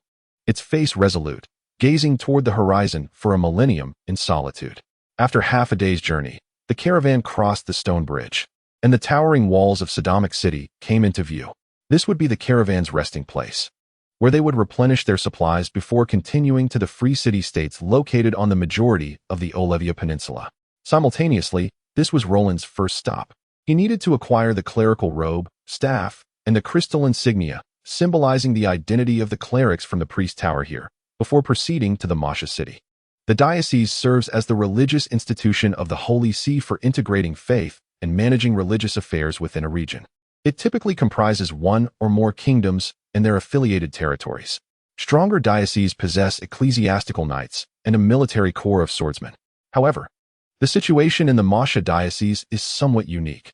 Over a millennium ago, when the Holy See was established, it served as the residence of the first pope.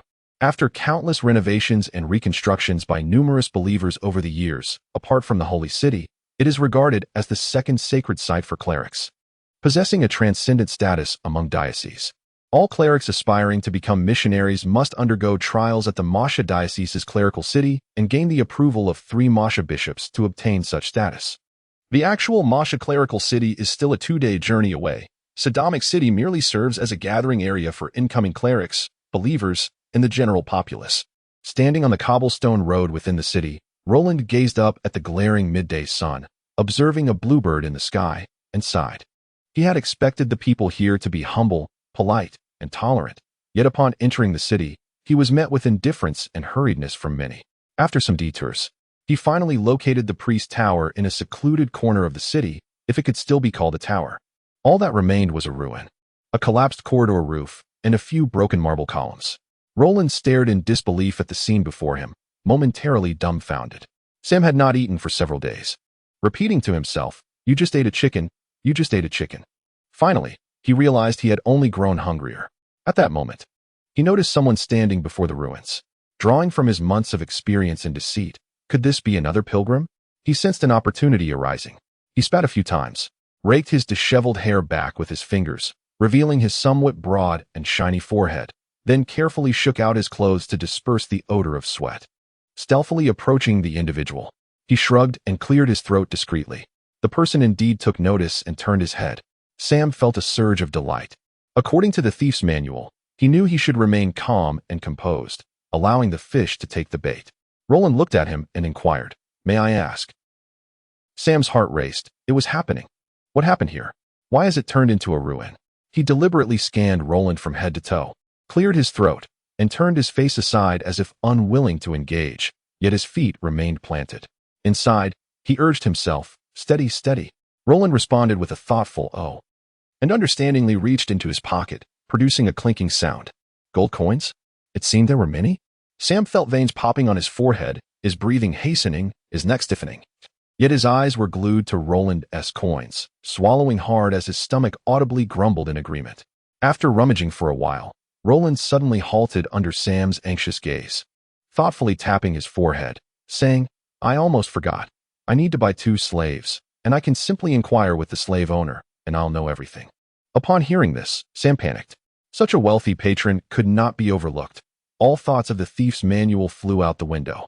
He grasped Roland's sleeve, as if fearing the other might not notice him, and fervently pointed to himself, wide-eyed, exclaiming, "Sir, I know what happened." Roland looked at him quizzically. "But you seemed reluctant to speak just now." "Damn the thief's manual." Sam cursed internally, bending his mouth into an exaggerated smile, declaring, "Sir, could we find a quiet place, like a restaurant or an inn?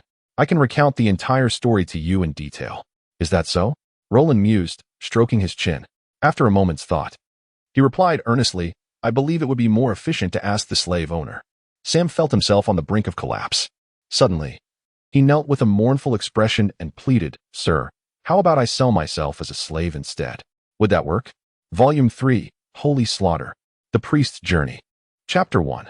The trials of the new priest's steadfastness, benevolence, and fearlessness illuminate my being, saturate my heart, and etch themselves upon my soul. The inscription of the priest tower. What? The priest tower was destroyed by a meteor 2 months ago? Roland could hardly fathom such news. Sam, while walking, was fervently stuffing food into his mouth, seemingly terrified that someone would snatch it from him. His cheeks bulged as they continued to move, and before long, he was eagerly cramming another piece of food inside. Roland watched him with concern, fearing he might choke. Strangely enough, despite this, Sam managed to articulate his words with clarity. "Indeed, Master, the reconstruction of the priest tower requires numerous essential materials, such as the white stone from the Qili Mountains and the obsidian gold found only in the depths of the endless sea. Most importantly, 3 stones symbolizing the spirit of the priesthood are needed. There are so many items, thus it appears the extension may be indefinite." Roland was taken aback. Did this mean his priestly identity would remain unconfirmed? "Do not worry, Master. If you wish to receive your staff and robe, you need only go to the nearby congregation area," Sam declared confidently. "With my presence, you will surely obtain them smoothly." Smoothly obtain? Roland pondered the underlying implications of those words. Upon arriving at the congregation area, they were greeted by a well-laid stone path flanked by white stone sculptures, exuding a refreshing fragrance from the fragrant sha trees planted alongside. An elderly man with a serene demeanor was sweeping the road, and ahead loomed a grand domed building. Before its spacious porch stood an orderly line of people. He nodded to himself, realizing that this was indeed an appropriate place for the faithful to cultivate their spirits. "Get out of the way if you don't understand the rules." A jarring voice shattered Roland's hopeful reverie. A simple-looking young man was unceremoniously pushed out from the front of the queue, scratching his head in confusion. Another sharp-featured, wiry individual swiftly placed 4 gold coins on the table before him, indicating that he and the simple young man were together. A middle-aged man, sporting a scruffy beard and reclining in a chair, nodded in satisfaction, producing a seal to stamp a parchment, which he handed over along with 2 priestly robes and 2 staffs. He then rapped the table with a small hammer, calling out, "Next." Roland was astonished by the blatant demand for money in broad daylight, leaving him with a reluctant admiration for such audacity. He noticed that behind the bearded man stood a row of hulking brutes, glaring menacingly at others. Without hesitation, Sam scurried up eagerly to queue for Roland. Originally, the distribution of these priestly garments and staffs was managed by the personnel of the priest tower. However, after its destruction, all clergy returned to the city of Masha, casually delegating this matter to a noble believer in the city. This noble then passed the troublesome task to a distant, impoverished relative, who quickly recognized the potential for profit. Consequently, he openly advertised the fees for obtaining these items outside the church in the southern part of town. Fully aware that most who sought priestly status lacked substantial backing within the church, and included some minor nobles who had fallen from grace, thus behaving with utter impunity. The line soon brought Roland to the forefront. He placed a gold coin upon the table. The man glanced at it, then flicked his fingers forward, saying, "Give it to him." What he received was a crumpled priestly robe, seemingly used to wrap something, caked in a layer of grime, and a staff stripped of its magical crystal, dirty and barely useful for anything other than shooing dogs away. Roland found himself questioning whether this was a branch of a beggar's guild or a congregation of the faithful. His brows furrowed in discontent, while Sam remained cheerful, cradling the items in his arms, ready to leave with his beloved master. However, a single remark from Roland nearly caused him to stumble. What about the magical crystal badge symbolizing the identity of an apprentice priest? The magical crystal badge? The bearded man squinted, rubbing his nose. His voice rose sharply again as he waved his hammer. What does someone who hasn't even learned the light divine art need with a magical crystal badge? Go learn the divine art at the priest tower in the teaching city first, then come back. Seeing his master frozen in place, Sam nearly fainted. How could this master lack any understanding of social niceties? Those crystal badges could fetch a high price and were a vital source of income for these individuals. Among 10 apprentice priests, not even one might successfully advance to full priesthood, rendering the possession of the badge relatively inconsequential. Once he became a priest, the church would naturally issue a new badge. He leaned in to gently remind Roland, "Master, it's merely a superficial token of little consequence. They are also responsible for arranging a priest mentor to teach you the divine arts. If you offend them, it could be quite detrimental." He gestured to the towering thugs behind them, implying that discretion was the better part of valor. Roland turned to him, coolly stating, "Step aside." This remark rendered Sam's earnest efforts to nod, and he sulkily retreated to a corner, clutching the staff and robe, tears welling in his eyes. Roland sneered at the bearded man, declaring, "I am entitled to the apprentice badge. I expect you to provide it now." "Excuse me?" The bearded man leapt up from his chair, spitting foul saliva as he retorted, "What if I refuse?" It was simple. Roland drew a dagger from his cloak and, with a swift motion, plunged it into the table. Initially dismissive, the bearded man soon realized that the dagger had embedded itself entirely into the sturdy wooden surface, causing him to shudder as cold sweat broke out across his brow. His throat constricted, and a peculiar smile crept across his face as he stammered, all right. Here you go." He handed over a pristine silver-trimmed priestly robe, a gleaming white wooden staff adorned with a blue magical crystal, and a badge signifying the status of an apprentice priest. With a respectful demeanor, the bearded man presented a stamped parchment to Roland, saying graciously, "Your mentor is Danny's Dolly, a truly remarkable female instructor. You must seize this opportunity." Roland accepted it, noting the excessive wax that made the vivid red seal appear even more striking. Initially, Sam had contemplated fleeing upon witnessing the confrontation, aware that the hulking thugs were not to be trifled with. However, the ensuing scene left his mouth agape in disbelief, nearly causing his jaw to drop. He rushed over, his face alight with obsequiousness, exclaiming, "Master, you are truly magnificent." He casually inquired, "They must have arranged for you an excellent mentor as well, right?" "Yes, someone named Danny's." "What?" Sam leaped back as if bitten by a snake, his face a mask of terror as he stammered, "Danny's Dolly?"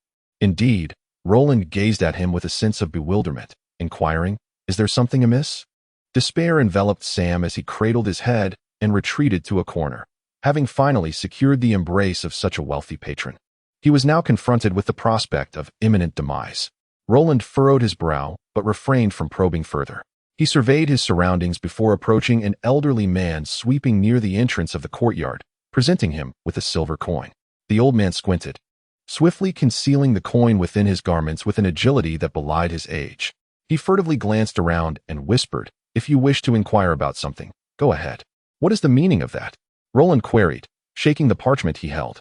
The old man's eyes widened in sudden realization, and he regarded Roland with a look of sympathy, gravely intoning, "Don your armor." Without uttering another word, he hurried away, as though fearing some dark entity might emerge from the ground. Roland's brow knitted in confusion. "Don my armor? For what purpose? To engage in battle?" Chapter 2. The Devilish Mentor. It is not the soul that is fragile, but belief. Shepherd's proverb. A devilish mentor? Despite the multitude of stern shepherd instructors within the Masha parish, undeniably, only Instructor Dennis maintained the astounding record of having dispatched 28 and crippled 36 shepherd apprentices within a single year. Rowan pondered, is she a shepherd instructor or a shepherd slayer?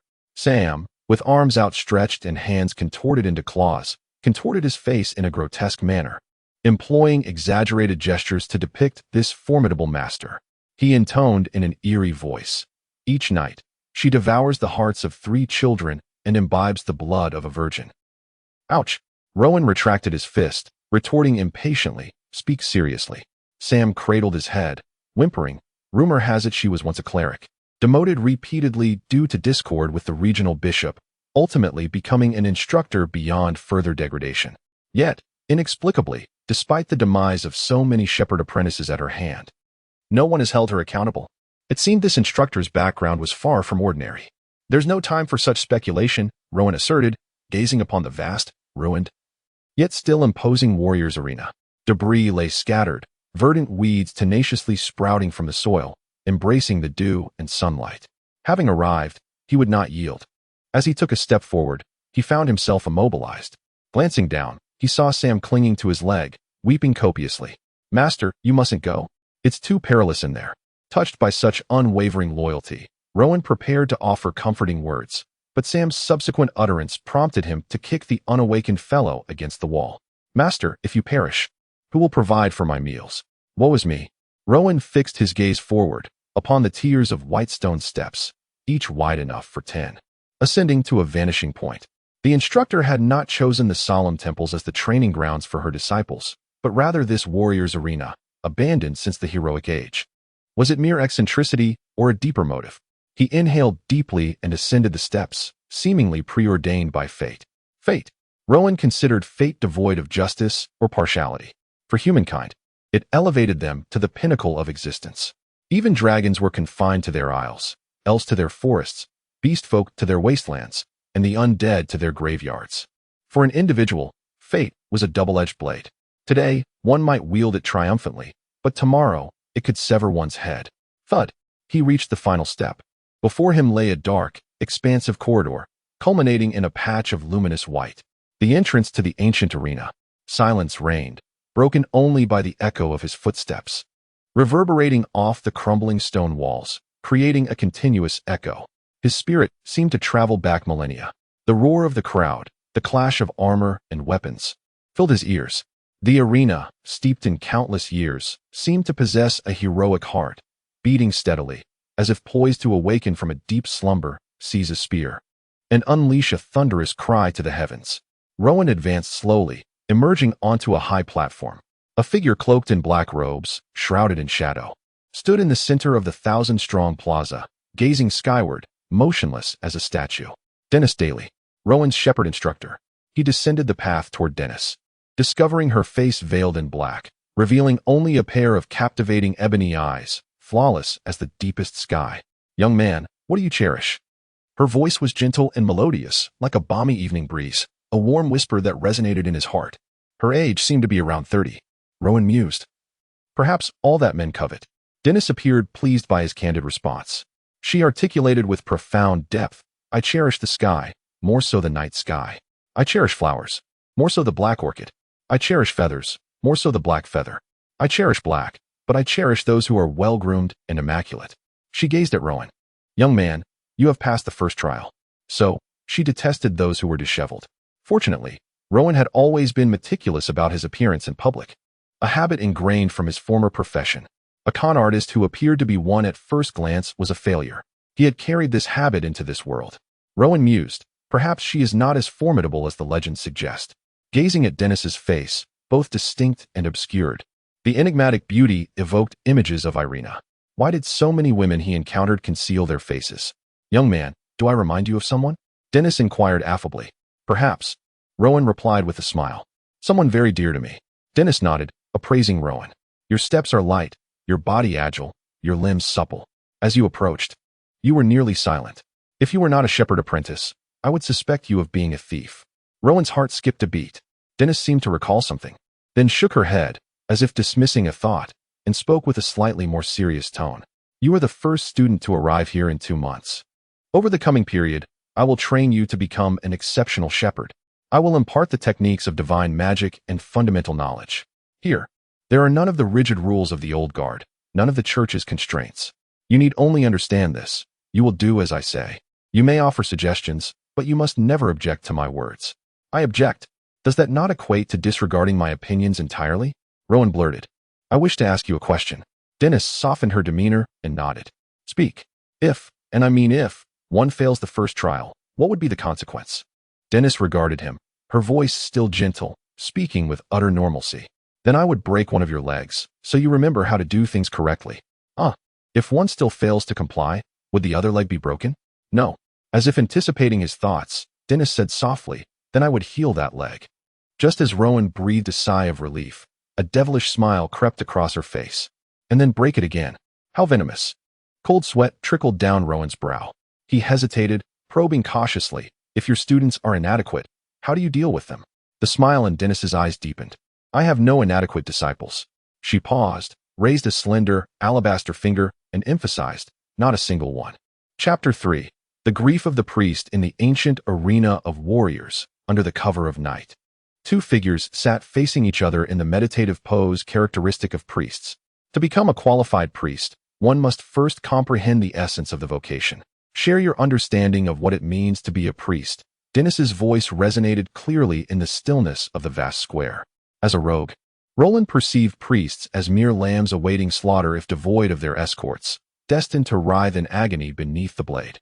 His disdain flickered briefly in his eyes. Yet the coldness of his demeanor and his refusal to comment spoke volumes about his perception of priests. Dennis seemed to intuit his subtle sentiments, nodding silently. Indeed, in contemporary views, priests and their escorts are seen as an inseparable entity, which directly fosters a prejudice against them. People believe that without their escorts, priests cannot secure victory in battle. This is your understanding, is it not? Roland shrugged, conceding, this is indeed my perspective. To me, a priest cannot be considered a standalone combat profession. To expect a priest to engage in battle is to forego their existence altogether. I would rather deploy the member of my party tasked with their protection into combat. Dennis scoffed. What you refer to as a priest can hardly be classified as such. They are merely participants in a collective offensive. This mode of attack and defense only serves to diminish their combat efficacy, significantly weakening the priest's inherent capabilities. Roland interjected. Isn't collective assault more advantageous for enhancing offensive and defensive capabilities?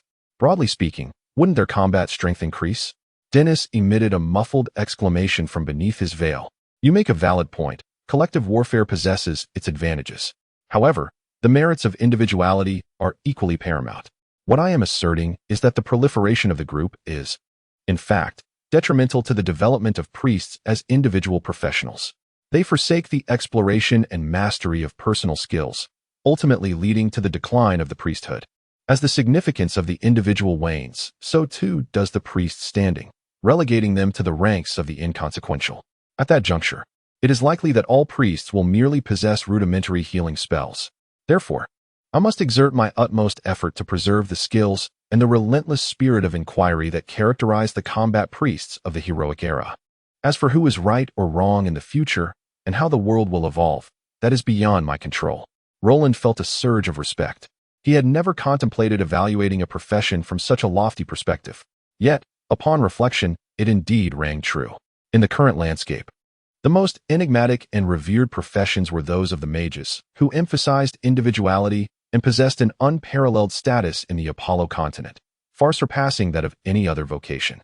Conversely, the rogue profession, though historically low in status due to its inherent nature, nonetheless emphasized individual capabilities due to its unique characteristics, thereby remaining competitive with mages and even being dubbed the terminators of magical professions.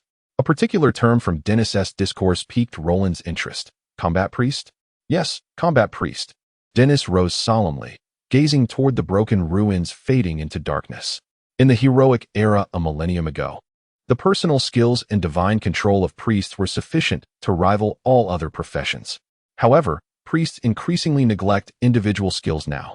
During the zenith of the Holy See, the role of paladins was merely nominally held by nobles. The true combat prowess resided in our combat priests. She lowered her head, emphasizing, all professions refer to those of the great heroic era. Roland gradually stood, grasping the essence of her words. The great heroic era was marked by an abundance of exceptional individuals, each possessing formidable strength, shaping the evolution of the continent and the development of all professions for millennia. It was humanity's most glorious epoch. From that point onwards, humanity truly became the sovereign of the Apollo continent. Dennis, with a serious demeanor, posed a question. When you encounter a solitary priest, how would you approach the attack? Roland's first instinct was to stealthily advance, swiftly severing the throat before retreating unscathed. It seemed almost too easy. However, in Dennis's presence, he could not voice such thoughts, but instead pondered carefully, stating, if I were a swordsman, I would seek to provoke their luminous shield, either retreating or defending, and then strike once the shield's duration expired. Dennis shook her head. That notion lacks originality and does not reflect your true intentions. Nevertheless, it remains the best strategy against contemporary priests. A satisfied expression crossed her face as she added, I noted that you mentioned ending their life rather than subduing them. Excellent. In battle, one must be ruthless and unyielding. Sympathy for the enemy is cruelty to oneself. She pointed a finger at Roland, her voice icy. However, I must inform you that if you encounter a solitary priest, it is prudent to ascertain their true combat strength.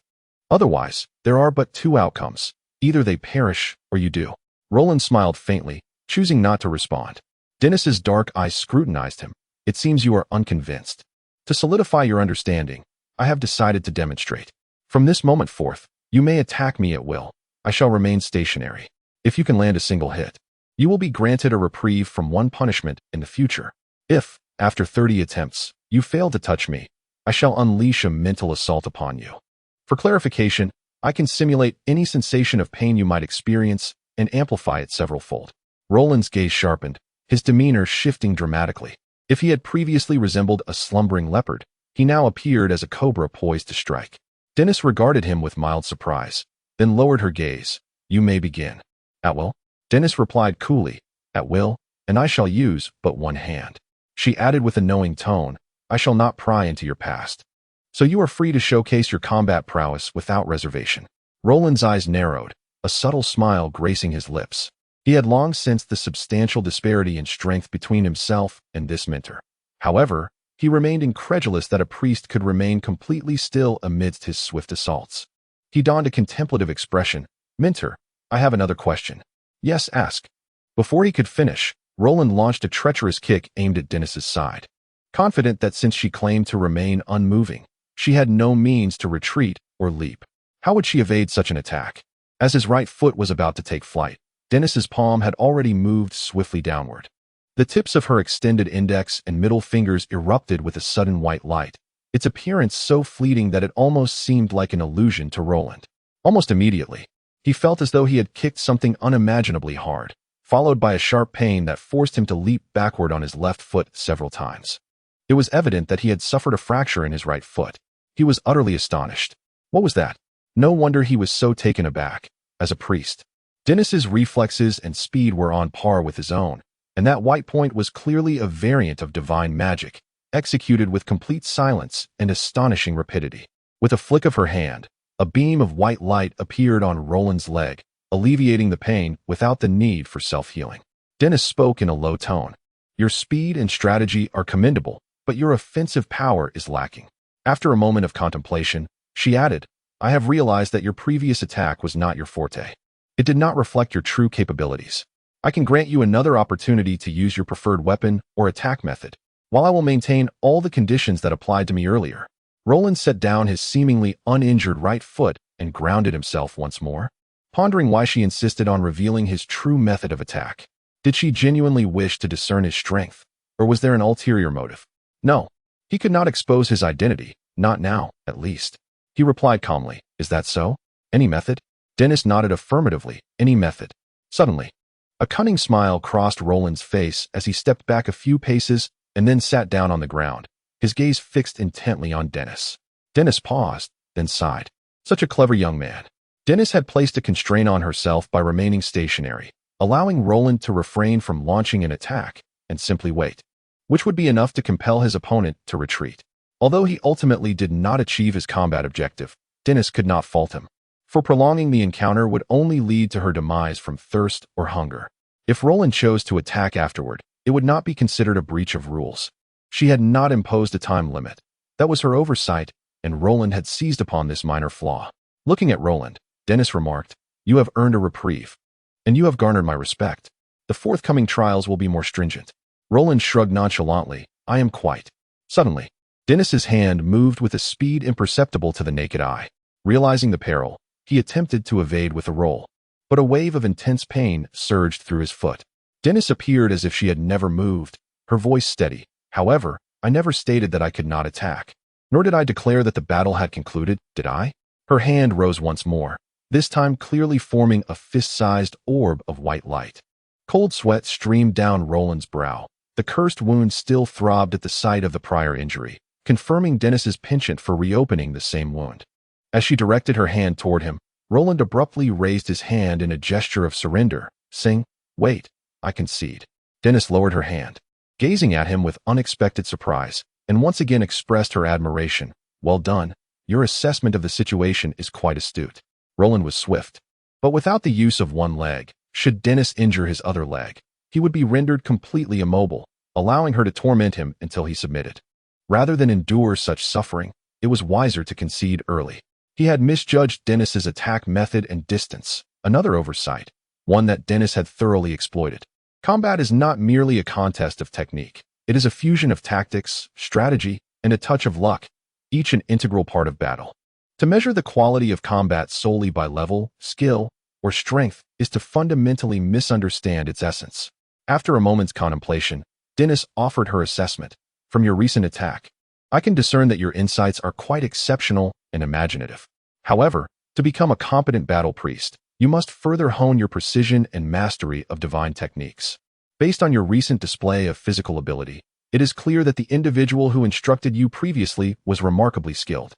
They did not mold you into a specific shape nor inundate you with techniques. Instead, they repeatedly instilled the fundamentals within you, granting you boundless potential for future development."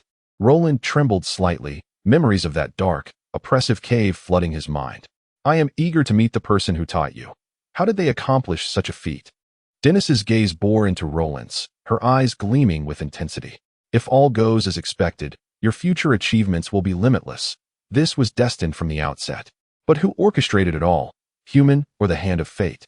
She fell into a moment of reflection, a wistful and melancholic expression gracing her features. "In my lifetime, I have only encountered two such individuals. Others, while undoubtedly strong, have flawed methods of teaching their disciples." Her eyes sparkled with excitement.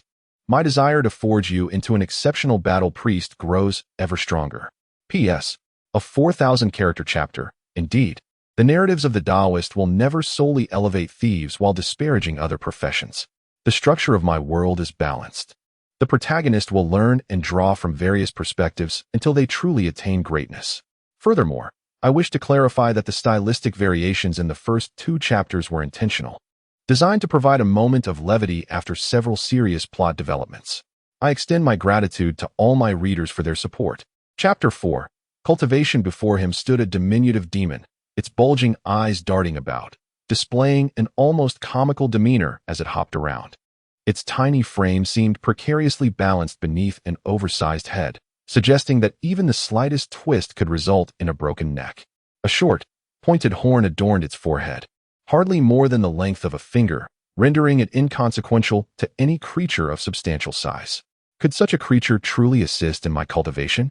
Luolan approached, devoid of any compassion, and kicked the little being, sending it tumbling. It emitted a pitiful whimper in response. Dennis, standing nearby, spoke with earnestness.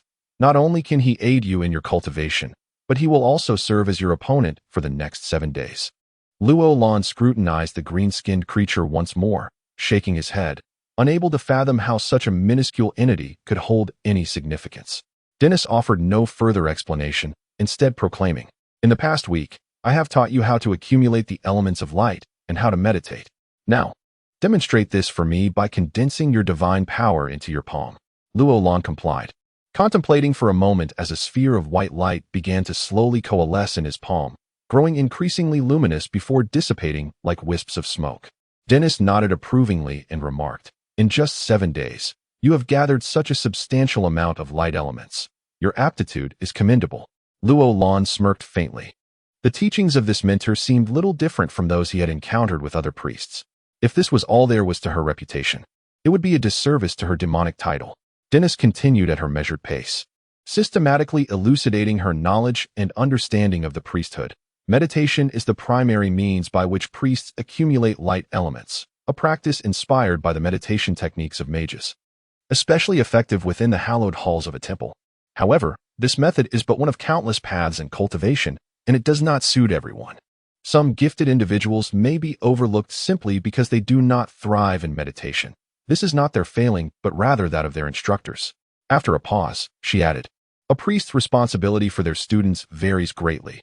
Yet, many instructors criticize the weaker disciples without reflecting on their own shortcomings, unaware that this is the most crucial aspect."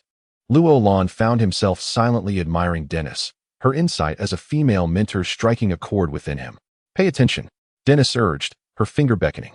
The little demon emitted a hissing sound, its eyes turning crimson as if it had encountered a mortal enemy, charging towards her with a shriek. With an elegant gesture, Dennis extended her hand, a burst of white light emanating from her palm, effortlessly deflecting the demon, which was sent flying 10 meters away with a whimper. "Did you observe that?" Dennis turned to Luo Lan. He focused intently on the demon as it sprang back to its feet. Its gaze towards Dennis now filled with fear and confusion. He replied solemnly, "I did." He vividly recalled how Dennis's light had shattered his own foot. Yet now it had merely repelled the demon without inflicting harm, a testament to her mastery of divine power. "Good," Dennis said, her tone grave. "Now, you shall attempt to replicate this, but remember, do not kill it.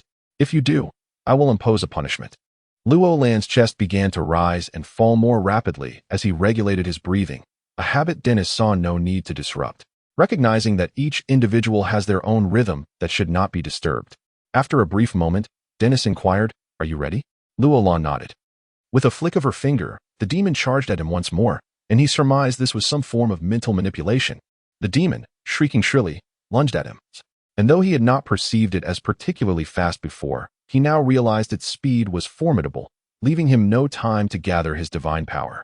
Reacting swiftly, he stepped back, allowing a faint glow to coalesce in his palm before he thrust his hand forward, striking the demon's oversized head. With a thud, the demon fell, dazed and disoriented. Dennis maintained her usual instructive tone. "You have shown adaptability, but your push came solely from your arm's strength, neglecting the application of divine power. You must refrain from aggressive actions. Thus, I will impose further restrictions. First, I will revoke your ability to move." With a gesture, 2 slender blue lines shot into Luo Lan's knees, rendering his legs numb and immobile, as though nailed to the ground. Such an attack was unprecedented for Luo Lan. How many secrets did Dennis harbor?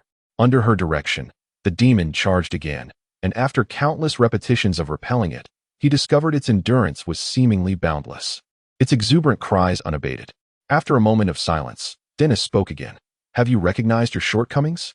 Indeed, your casting speed remains sluggish, and you continue to push it away with your palm, accumulating power only after the fact. Therefore, I shall place a painful curse upon your arm.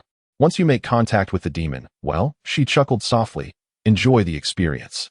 Luo Lan felt a jolt as if something had burrowed into his body, his vision blurring as the demon charged anew. Instinctively, he extended his hand, only to be struck by an excruciating pain, as if plunging his hand into boiling water and scrubbing it with a metal brush. Even his resilient spirit faltered, a muffled groan escaping his lips as beads of sweat trickled down his brow. Yet, he could not afford to lose focus.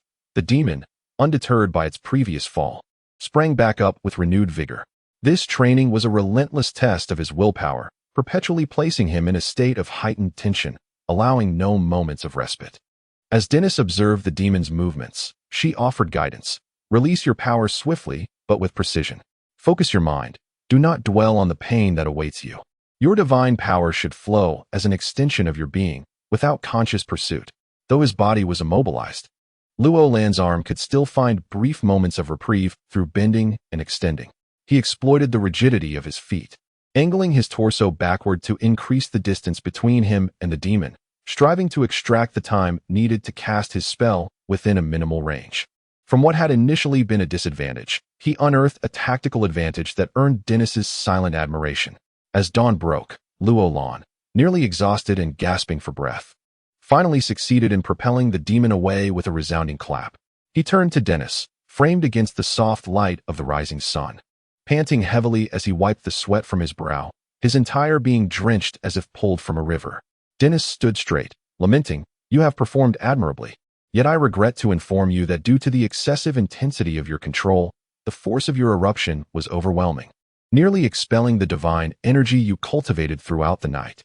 As a result, Luo Lan felt an unsettling premonition and turned sharply to behold the little demon lying motionless on the ground. Dennis sighed, "You must accept the consequence." Luo Lan, who had also collapsed in agony, longed to succumb to a deep slumber. However, the demon instructor, Dennis, seemed unsatisfied, issuing a new command. No rest. Envision yourself evading the pursuit of enemies in the jungle. Utilize the restorative techniques of a priest to enhance your body, repeatedly training until this divine skill becomes an instinctive reaction. On the second night that followed, Dennis procured another little demon. This time, Luo Lan found the task slightly easier. Yet he still endured excruciating pain to ensure the little demon's survival. Through this relentless stimulation and training, Luo Lan gradually improved his casting speed and control. By the fifth night, he was capable of propelling the little demon away without inflicting harm. Excellent. You have reached this level 2 days ahead of my expectations. Dennis's praise did not allow Luo Lan to relax. He sensed an unusual atmosphere that night.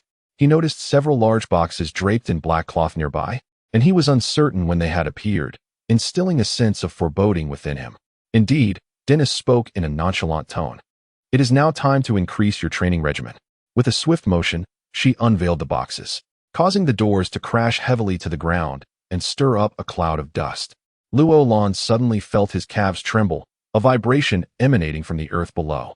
As the dust settled, the sight before him ignited a murderous rage. Hundreds of little demons surged forth from the boxes, howling as they lunged towards him. Chapter 5. The bloom of the black orchid. Only in darkness does light shine so brightly. The words of the sage Kia of Apollo continent. Another week has passed. As the howling winds swept through the arena, stirring up sand as usual, this place, unchanged for millennia, gained a touch of vitality with the sound of fluttering garments. As a priest, what do you believe your duty is? Dennis often guided her students with such inquiries. Roland raised his hand, clenched it into a fist, and smiled. Aren't you training me to be a battle priest? Then my duty, of course, is to fight. Dennis shook her head. A battle priest merely equips you with the ability to engage with other professions. When part of a team, healing and support remain your primary responsibilities. Roland questioned. How is that different from an ordinary priest? Dennis smiled gently. There is indeed a distinction. Roland felt a knot tighten in his chest whenever Dennis wore such a smile. He sensed that something was about to transpire. Just 7 days prior, she had summoned over 100 small demons of both sexes, forcing him to slay the males while rebounding the females. Any mistake would result in punishment. Such bizarre and severe training methods could only originate from this demon mentor. However, throughout those days of training, Roland had evidently noticed a rapid growth in his divine abilities. With each intensification of the mental penalties, he gradually realized that his mental fortitude seemed to be strengthening and refining, diminishing his fear of incantations and mental punishments. As his training deepened, he even felt an uncanny resemblance between his methods and skills and those of a rogue. As a priest, when others can only manage 2 individuals simultaneously, you must be capable of tending to 5, 10, or even more. When your companions fall, you still have the choice to engage in battle or tactically evade. Dennis looked intently at Roland and stated solemnly, only in this manner can one truly be called a battle priest. Roland sighed internally, realizing that Dennis was still striving to salvage the priest profession. Yet, he knew he would inevitably disappoint her, for he was a rogue. He preferred the stealthy strikes from the shadows, not the heavy armor that shielded him while observing others engage in combat, constantly wary of arrows shot from the front. Becoming the enemy's primary target. Each individual has their own style. Dennis gazed deeply into him and said, you may fulfill your duties in the manner you favor most. Her words seemed laden with meaning. Roland glanced at her, the eyes behind her veil as dark as gemstones, clear and bright, imbued with a wisdom that seemed to penetrate the complexities of the world. He nodded silently. Your divine abilities can now be freely controlled in strength, but this is limited to your own body. I must also teach you how to wield them correctly. Dennis extended her hand, and in it lay a flower, radiant and pure as jade, delicate and elegant, accompanied by a sprig of dew-kissed green leaves. A faint fragrance seemed to emanate from the flower's impending bloom. Such an exquisite flower, akin to a fair maiden, compelled Roland to gaze longer. This is the black orchid, Dennis softly explained. Roland inquired with surprise. But why is it white? As the flower swayed gently in her hand, Dennis replied, it blooms only in the night, lasting but a few fleeting minutes before releasing all the toxins it harbors, reverting to its original black hue. The crystalline white is entirely composed of toxins? What you must do is utilize your light divine abilities to make it bloom during the day. Dennis gently placed the black orchid into Roland's hands, cautioning, "Be wary of the toxins when it blooms. I will not save you. You must purify them yourself with the cleansing arts of a priest." Roland felt a chill run down his spine, reminding himself that his self-healing talent could not withstand the onslaught of toxins. He focused intently, preparing to cast his divine spell. But Dennis halted him. "Wait. In battle, no one grants you time to heal others slowly." Roland gradually lowered the flower. Dennis raised a soft, white hand, stating, "Throughout your casting of divine spells, I will continually attack you. You may evade or flee. If you allow the flower in your hand to bloom, you shall pass. If you fail, I shall impose 5 punishments." 5. Roland could scarcely believe his ears. Dennis smiled. "I remind you solemnly. This flower has a mere 10 minutes of viability once picked. It seems that 5 minutes have already elapsed." Without uttering a word, Roland abruptly turned and ran towards the arena's exit. Dennis, taken aback, remarked, "You wish to flee the arena? A commendable thought, but you shan't have the opportunity." With a flick of her hand, a beam of light shot forth. Yet, contrary to expectations, Roland did not collapse. Instead, a shimmering shield enveloped him, absorbing the attack. The priest's shield of light. It absorbs all instantaneous divine and magical damage. Usable only once per day for 10 seconds, and no spells may be cast during that time. Dennis was somewhat surprised. She had not anticipated Roland employing such a seemingly trivial tactic, yet it proved effective in the current scenario. "You cannot escape in 10 seconds, she coldly asserted. As she began to pursue, Roland had already leapt to the stone-raised platform leading to the spectators' area. Just as the light shield dissipated, he leapt down, vanishing from Dennis's view. Utilizing the environment to evade pursuit. But how long can you maintain this? Dennis calmly positioned herself atop the platform, observing the empty expanse below, unaware of Roland's whereabouts. She smiled serenely, focusing her energy and silently reciting a few incantations. Suddenly, her dark robe billowed, and transparent ripples emanated from her. Mental shock. This divine art is intended to disrupt spellcasting, possessing a vast range. Its weakness lies in the caster's immobility. Under such interference, wherever Roland hid, as long as he remained within her mental influence, he would be unable to concentrate on casting his light divine abilities, let alone causing the black orchid to bloom. Soon, footsteps echoed nearby, and Dennis smiled. Can't hold on any longer? Yet, to her astonishment, Roland had stealthily approached the arena's exit. Dennis smirked slightly, still attempting to flee. She raised her hand and unleashed 2 white orbs of light toward Roland's head and knee, but he leapt gracefully, evading the attack from below. He spun around, flashing a smile that startled Dennis. Indeed, a faint white radiance emerged from Roland's hands as he gently pressed toward the approaching light orbs. Upon contact, he was abruptly thrust backward, tumbling to the ground before disappearing into the passageway of the arena's exit. Watching his retreating figure, Dennis abruptly halted, gazing into the dark tunnel with a faint sigh. The sound of footsteps echoed distinctly in the arena. Luo Lan gradually emerged from the shadows of the corridor, a smile gracing his lips as he remarked, "You mentioned that it only blooms in the night. I believe the same applies in the absence of light, does it not?" He raised his hand, revealing a blossoming black orchid that trembled gently in the brisk wind sweeping through the passage, its enigmatic dark hue glistening as if it would shatter upon the slightest touch. Luo Lan had no intention of infusing vitality into the black orchid, for he understood that attempting to balance multiple concerns would only lead to failure. Instead, he cleverly created the illusion of fleeing, all the while maneuvering into this unlit corridor. He intended to exploit the orchid's inherent nature to coax it into bloom. Furthermore, once enveloped in darkness, he could employ the stealthy techniques of a thief without fear of being detected by Dennis. During this process, he also applied the sacred techniques that Dennis had imparted to him days prior, albeit this time, he himself became the subject of the magical expulsion. After a moment of silence, Dennis spoke. "Although you have passed this trial, my objective remains unfulfilled." She lifted her gaze, revealing a devilish grin. "I have decided to employ a more suitable approach tailored to your characteristics. Next time, you shall find yourself at a loss." A chilling breeze swept through the corridor, causing Luo Lan, drenched in sweat, to shudder involuntarily. P.S. A meal stretched a tad longer than anticipated.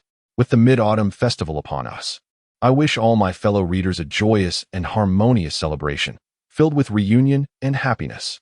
Additionally, I would like to recommend 2 books, The Great Harmony of Huaxia and The Radiant Magic of 10,000 Feet. Chapter 6, Purgatory, The Gladiatorial Arena of Warriors. Part 1, The Braggart Lacks Confidence. The sage of Apollo continent, Carrie's words. Dennis seemed to have forgotten her previous statements, and in the following days, she refrained from mentioning the matter again, aside from arranging some basic training for Roland. While Roland secretly felt fortunate, he also couldn't help but experience a tinge of disappointment. However, what is meant to come will inevitably arrive. The arena at night was as cold as water, imbued with a sense of desolation and solitude. After the grandeur of past years had faded, it felt as though nothing remained, save for the occasional howling of the wild wind echoing through the entrance. As was her custom, Dennis took this opportunity to instruct her disciple. In battle, you prefer to maneuver, exchanging space for time.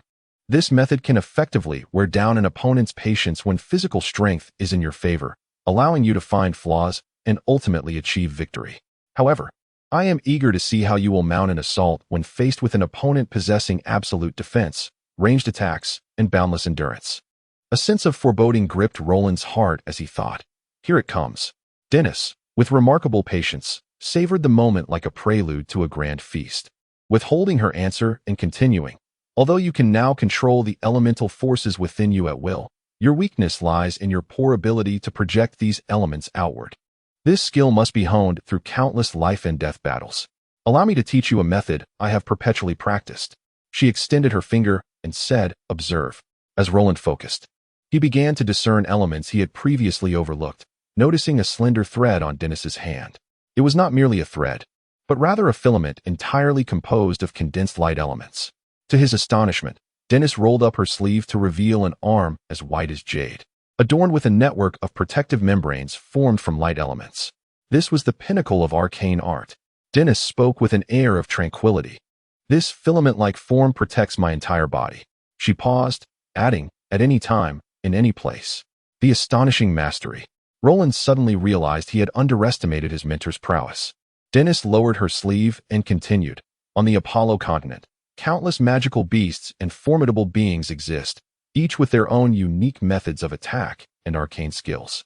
Theoretically, the number of combat styles is as vast as the number of people. However, in truth, there are only 2 essential techniques you must master. She raised 2 fingers, stating, one is an overwhelming attack that shatters all defenses of your enemies. The other is a flawless defense without vulnerabilities. Master these 2, refine them continuously, and then build upon them to develop additional skills. This is the ideal approach. As for those mages and knights pursuing sheer power or flamboyant techniques, they merely tread a path that limits their own development. Their achievements will forever fall short of those of true warriors. Roland felt as though a grand door had swung open before him, unleashing a torrent of previously unconsidered insights. Just as he began to savor the meaning of her words, Dennis walked towards the massive iron gate located on the southern side of the arena. She paused, turned, and declared, this is the warrior's arena. To hone your abilities, I have found you an opponent befitting this place. With a cacophonous creak, the towering iron gate slowly ascended.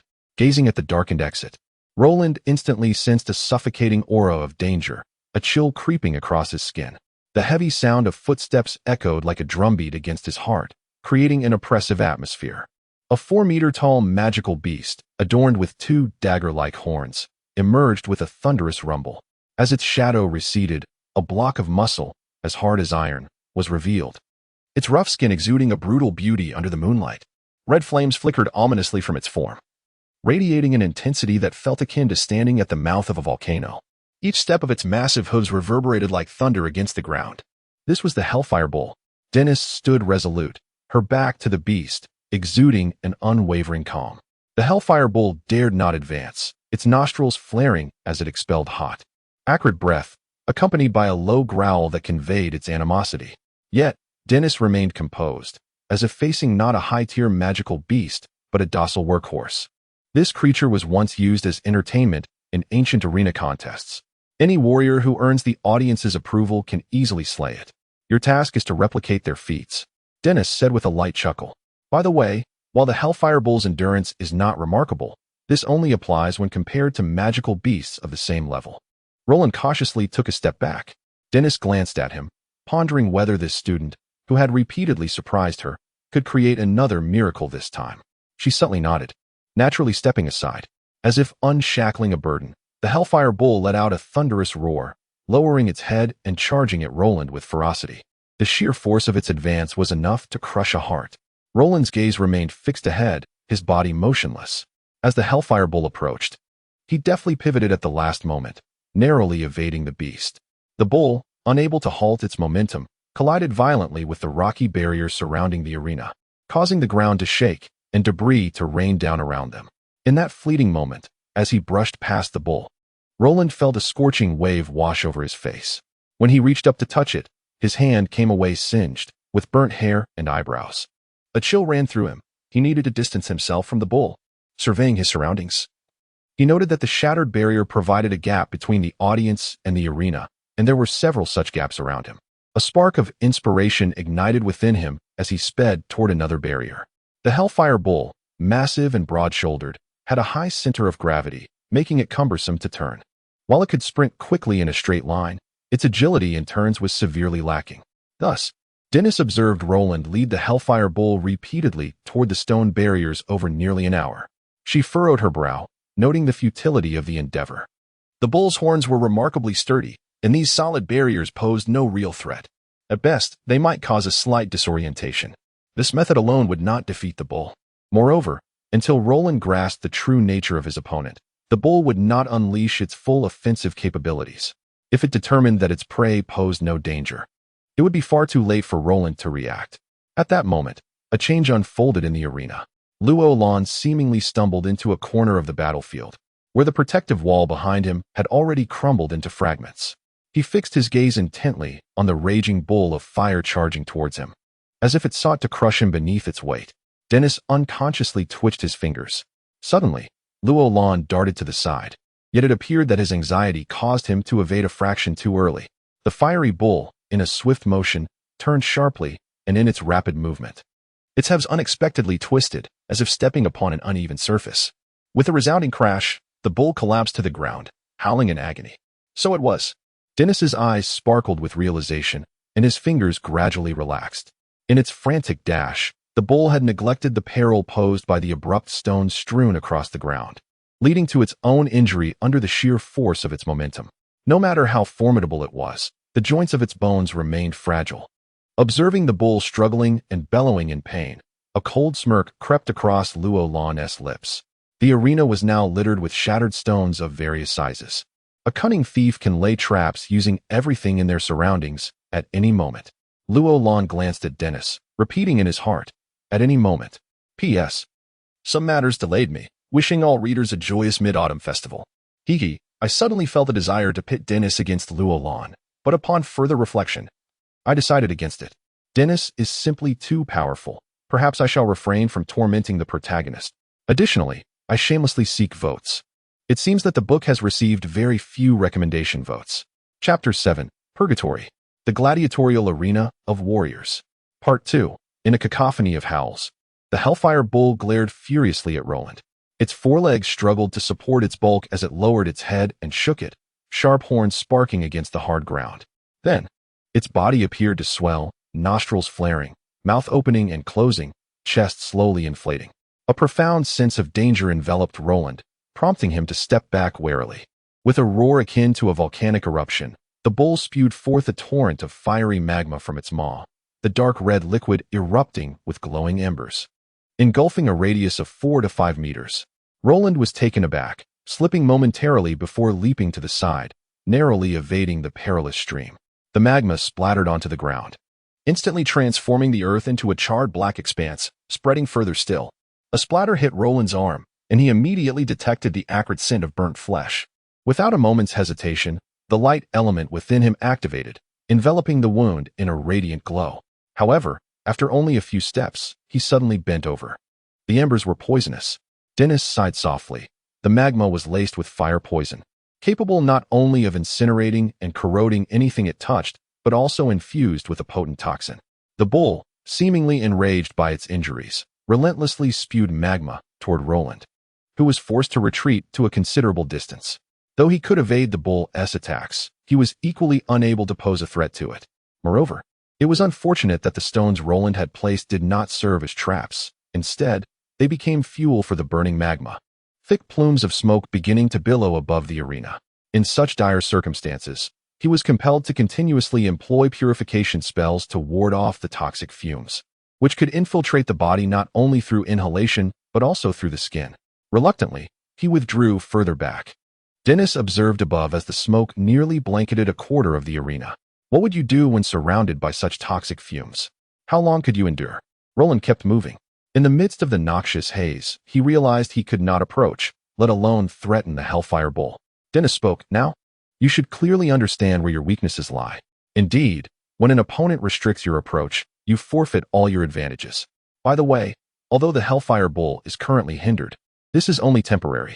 With such a beast's regenerative capabilities, in an environment thick with smoke and rising heat, it will fully recover in merely an hour. If by then you have not devised a strategy against it, you shall find no further opportunities." Roland shuddered. So the magma had this effect? Dennis continued to remind him. This assessment, due to the unique nature of your adversary, poses an imminent threat to your life. Therefore, I shall not impose any obstacles upon you. As long as you can slay it without leaving the arena, you may employ any means, tools, or methods at your disposal. Roland focused intently on the bull shrouded in smoke. Once it had been driven out of the range of the threat, it stood still, seemingly recuperating its injuries. The bull's body was formidable, its layers of scales rivaling a warrior's armor. Roland pondered his approach. To slay such a colossal creature, one must target its most vulnerable point. Yet, all of this hinged upon getting close. However, after several exchanges, Roland felt his stamina waning.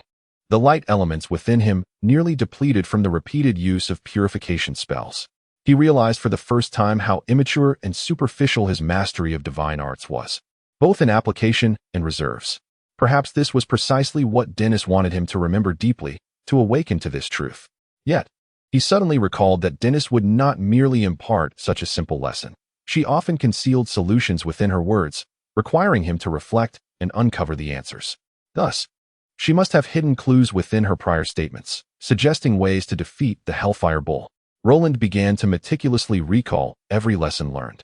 Every phrase Dennis had uttered playing back vividly in his remarkable memory. Moments later, without warning, he sprinted to the opposite side of the arena. Dennis remained silent, following him along the stands. She would not allow Roland to leave the arena under any circumstances. Roland dashed forward merely to seize his staff and priestly robe, withdrawing the stored light elements from the glowing blue magic crystal. Dennis had once stated that any tool could be utilized. After extracting the divine arts from the crystal, he wasted no time, pivoting and rushing toward the bull. What plan had he conceived? The ensuing scene caused Dennis to furrow her brow. Just as he was about to enter the bull's smoky domain, Roland leaped onto the spectator stand. Was he attempting to flee? "Get down," Dennis commanded coldly, her hand slicing through the air, sending a glowing orb the size of a head hurtling toward Roland's side. At the moment of imminent contact, he pivoted abruptly, clasping his hands tightly together, a dazzling light erupting from his fists. With a mighty shout, he expelled the glowing orb with the force of his core, staggering as he fell back into the arena. Dennis quickly noted that the orb he had hurled was aimed directly at the bull. A flash of movement, and Roland landed firmly, charging straight for the beast. Although lacking long-range attack methods, he could utilize everything at his disposal. Dennis shook her head. It was audacious of him to think of such an approach. Yet this series of attacks was merely the beginning. Roland plunged into the toxic fog, raising his priestly robe and spinning it vigorously, each swirl creating a trail of fiery meteorites that dispersed the smoke to either side. Dennis observed that the robe was imbued with a faint white glow. She silently approved. Indeed, since he had yet to master the ability to cast divine arts from a distance. Applying the spells to his soft garment and utilizing its properties to clear the poisonous smoke was the most rational and correct method. Roland fully harnessed everything he had learned. Meanwhile, the glowing orb sped toward the Hellfire Bull, striking it with a resounding thud, causing its massive head to tilt sideways. The opportunity was fleeting. Like an ancient warrior, Roland burst forth from the swirling flames, deftly slicing his wrist with his nails, unleashing a cascade of crimson droplets toward the bull's head. The bull instinctively shut its eyes, its head veering away. Roland's eyes widened. He clearly saw the bull's neck elongate, forming a pronounced arc, exposing its unprotected throat. As he surged forward, a brilliant light erupted from his fingertips. All the light elements within him coalesced into a crescent blade, radiating a dazzling brilliance. He draped the priestly robe over himself, rolling close to the ground and slipping beneath the bull's neck, the robe igniting with sparks as flames erupted forth, culminating in a resounding explosion. Time seemed to slow, everything transforming into slow motion. Roland recalled Dennis's words. To attack, one only needed that strike capable of piercing the enemy's defenses, while defense must be flawless. Regardless of how techniques may vary, these two principles were fundamentally sufficient. Even beings of immense power possess their most fatal weaknesses. Now is the time to strike. As he darted beneath the fiery bull's head, his blade gently sliced through the tender flesh of its throat, akin to a razor cleaving a meticulously sealed cardboard box. In an instant, Dennis watched as Roland vanished beneath the bull's imposing form, only to re-emerge from the opposite side. The bull emitted no sound, swaying momentarily before a steady stream of searing blood began to flow onto the ground, each drop rising in wisps of smoke. Observing Roland hastily retreating from the cloud of smoke, Dennis cautioned, "If you do not take this opportunity to finish it off, its wound will begin to clot." Roland halted, responding coolly, "Should I obstruct its windpipe as well?" Dennis paused, momentarily taken aback. That strike had not only severed the bull's veins, but had also torn through its trachea. Perhaps the creature possessed sufficient blood to flow, perhaps its wound might eventually heal, but what of its windpipe? As the bull staggered, it suddenly trembled, as if all strength and spirit had been siphoned from its body, slowly tipping to the side before crashing to the ground. Roland gazed at the fallen beast, and then turned to Dennis, stating, "This is not the true Hellfire Bull." Dennis replied coolly, "This bull is less than a century old, still in its juvenile stage. It lacks many skills that only adult bulls possess. You must understand, an adult bull near the hellish lava would rival cultivators of level 9 or above, and they would be adept in both magical and martial arts. Therefore, I do not have the luxury of time to pursue them." She turned away, not glancing back, declaring, "This is merely an assessment." Roland glanced at the shattered magic crystal, fully aware that it had originally contained no light elements. A faint smile graced his lips as he observed Dennis's solitary, upright silhouette. Chapter 8. In the name of divine slaughter. We worship the deities merely to gain more than others. The words of Jaya, a sage from the Apollo continent. A red magic crystal was embedded in the priest's staff. This gemstone, hailing from the hellish magical bull, surpassed the unknown water-type crystal in both quality and rank.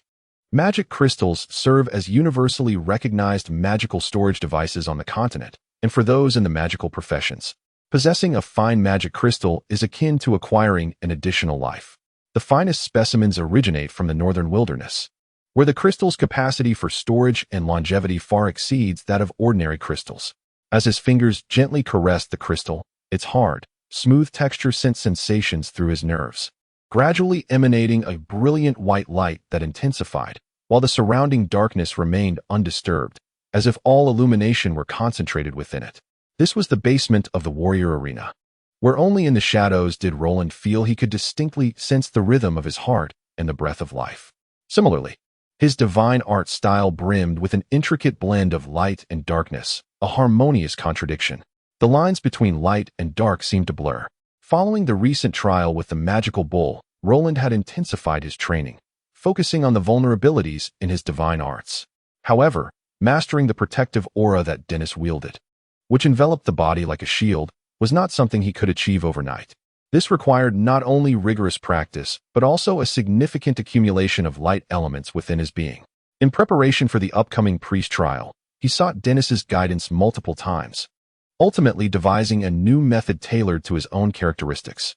He concentrated the light divine arts in his palm, forming a dagger-like brilliance, compressing and refining the light elements he had cultivated, maintaining this state. He was convinced that one day, this blade of light would rival the renowned anti-tin cold steel knife. Dennis had merely opened a door for him.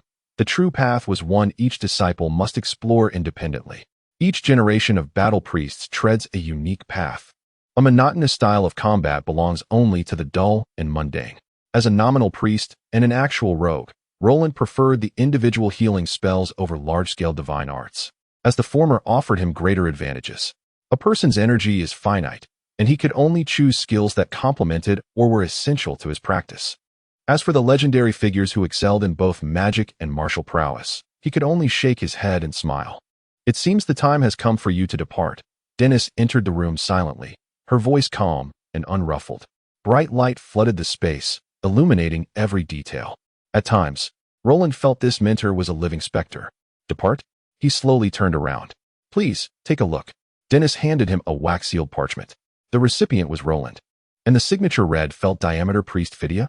Without hesitation, Roland opened it and briefly scanned its contents, looking up to say, "They are urging me to participate in the trial." Dennis nodded. "The trial begins in 3 days. Indeed, you should start preparing." Roland gently set down the parchment, pondering Timus's intentions. As the confidant of the mysterious figure, he had only encountered Timus once. Perhaps his message was a reflection of the mysterious one's wishes. The mysterious figure had courted him once, seemingly planning this from the very first day of their collaboration.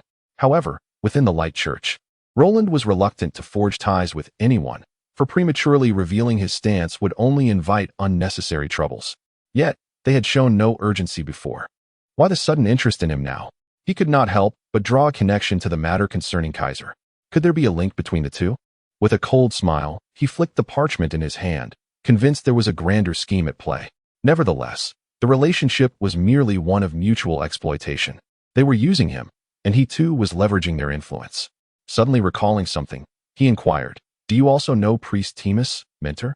Dennis's expression turned reflective as she replied, "I have met him a few times. He was merely a teenager then, a remarkable young man as the offspring of Cardinal Landon." For Dennis to describe him as remarkable indicated her high regard for Felt. Roland nodded thoughtfully. Dennis paused, then continued, "Among the younger generation in the church, aside from you, I believe he holds the greatest promise." She glanced at Roland. "He is likely to become the next cardinal. Perhaps you know how to choose wisely." Roland discerned the underlying message in her words. This mentor was not as quietly withdrawn as others perceived. She possessed numerous means of external communication. Otherwise, she would not have maintained such a distinct presence within the church over the years. Perhaps this was merely her strategy for navigating the tumult. She observed the church's every move with a keen eye, and if any disturbances arose, she would not remain passive. Thus, rather than being a mere judgment, this was her well-considered conclusion. "In the month we've spent together, I can candidly tell you that you are my most cherished disciple." Dennis produced an ancient box from somewhere and handed it to Roland. "This is a tome for the cultivation of dark priests, left to me by my mentor. It has become redundant by my side, so I gift it to you.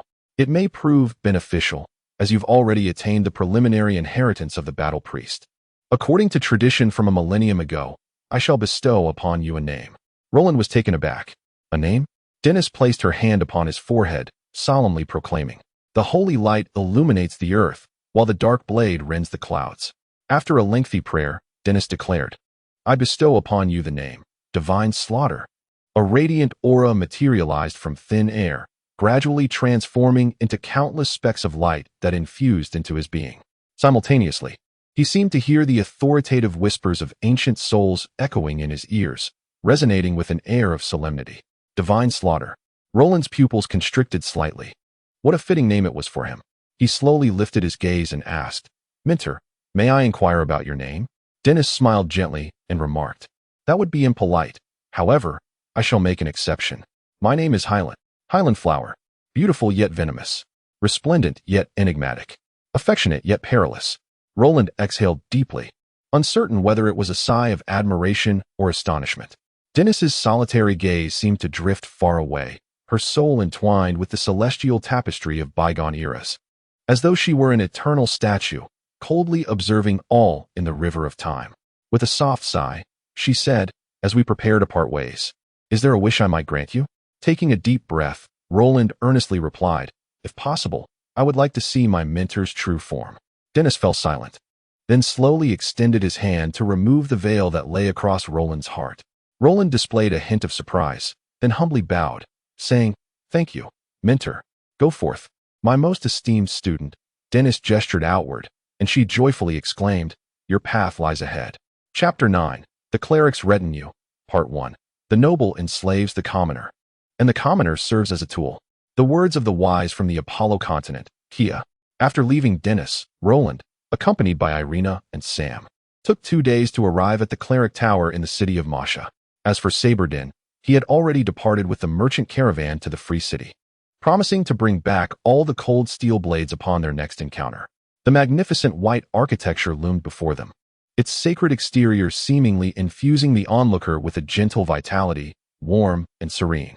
The slender, rounded white tower of the clerics rose high, with a golden cross adorned by fluttering blue ribbons dancing lightly in the breeze, soothing the wounds and souls of the world. The occasional sound of hymns emanating from within seemed to offer solace to the lost. "I apologize, sir, but according to regulations, you do not meet the requirements to enter the cleric tower," the deacon said with a look of regret. Roland gestured to the emblem on his chest. "Is there a problem?" "Cleric Landiston, please look here." The well-mannered deacon pointed to a bronze plaque. "Your identity has been confirmed, but the issue is that you have only 3 companions." Noticing Roland's meticulous examination of the plaque, the deacon added, "Allow me to clarify. According to the regulations of the cleric tower and the various dioceses, the initial trial participants must not exceed 15 retinue members, with a minimum requirement of 4 individuals. Specifically, 1 cleric must have 2 female prayer warriors and 1 male guardian. Frankly, I must say that every cleric I have encountered has sought to bring along as many attendants as possible. It is indeed rare to see someone like you." Roland immediately understood, just as Dennis had mentioned. The clerics had become one with their retinues, forming a concept that only a team of clerics exceeding a certain standard could achieve their rightful strength. In truth, Roland was alone. Sam and Irina were not relevant to this matter. However, he believed that a solution could be found. He subtly signaled to Sam, suggesting that there might be a way to negotiate. Sam quickly understood, gritting his teeth as he reluctantly produced a gold coin, placing it in the deacon's hand. The deacon was taken aback, hesitating for a moment before tightly clutching the coin, glancing around before saying, "Did your mentor not discuss these matters with you?" Roland cast him a sidelong glance. "She never speaks unnecessarily." The deacon faltered, awkwardly rubbing his hands, then pointed towards a tall building emerging at the corner to the west, saying, "Cleric Landiston, please look over there." Roland turned to see the Swordsman's Guild, where destitute swordsmen and knights from various regions awaited, hoping to be chosen by a wealthy cleric. "I see," Roland replied. He then turned back, saying, "But you mentioned needing 2 female prayer warriors. I assume you might have some information regarding that?" The deacon looked somewhat troubled as he regarded him. "Female prayer warriors are typically brought by the clerics from the diocese, such as your companion here." He gestured towards Irina, assuming the veiled figure was a prayer warrior.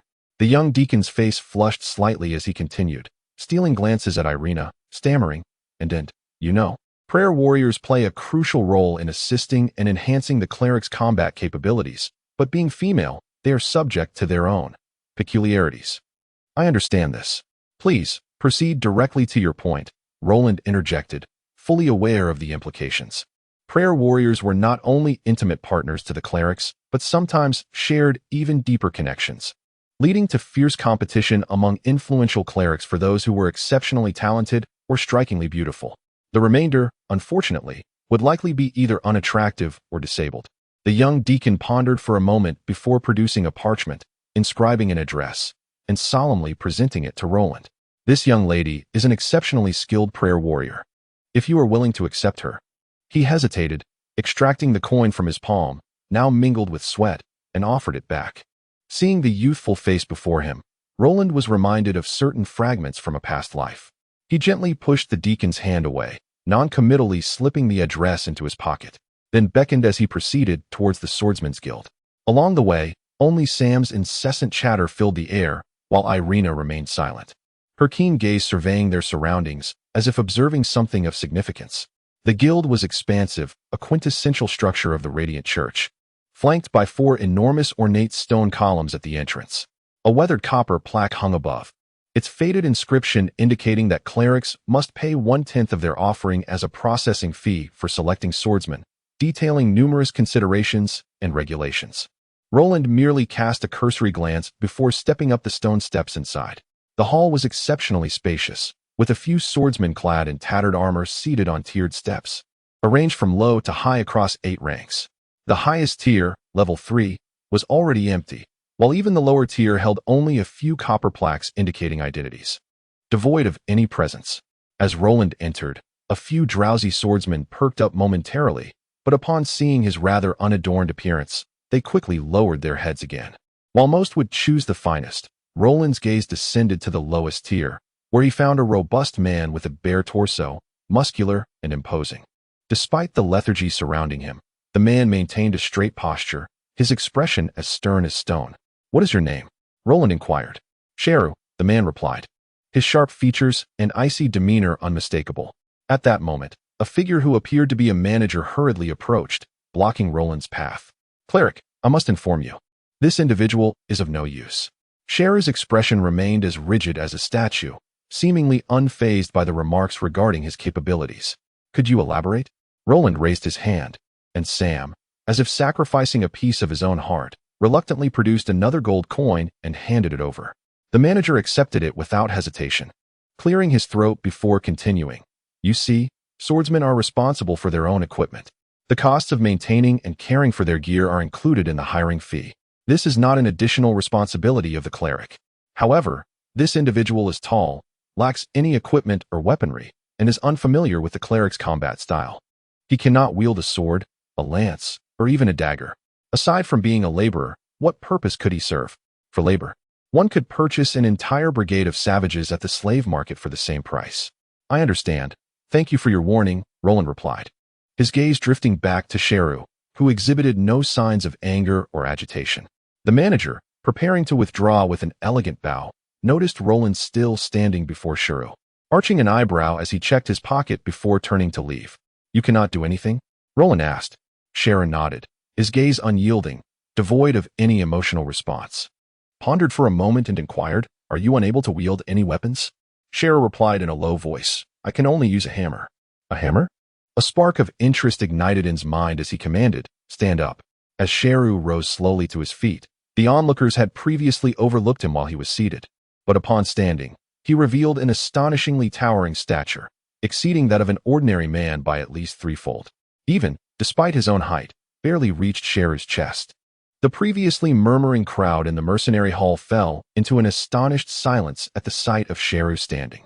A beam of light cascaded down upon his resolute forehead, illuminating his muscular physique, which seemed forged from steel, each muscle defined and pronounced, while his face bore the timeless, chiseled features of ancient rock, accentuated by the play of light.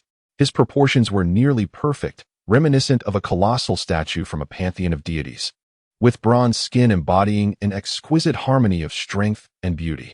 Every inch of him seemed to harbor an immense potential for explosive power and devastation.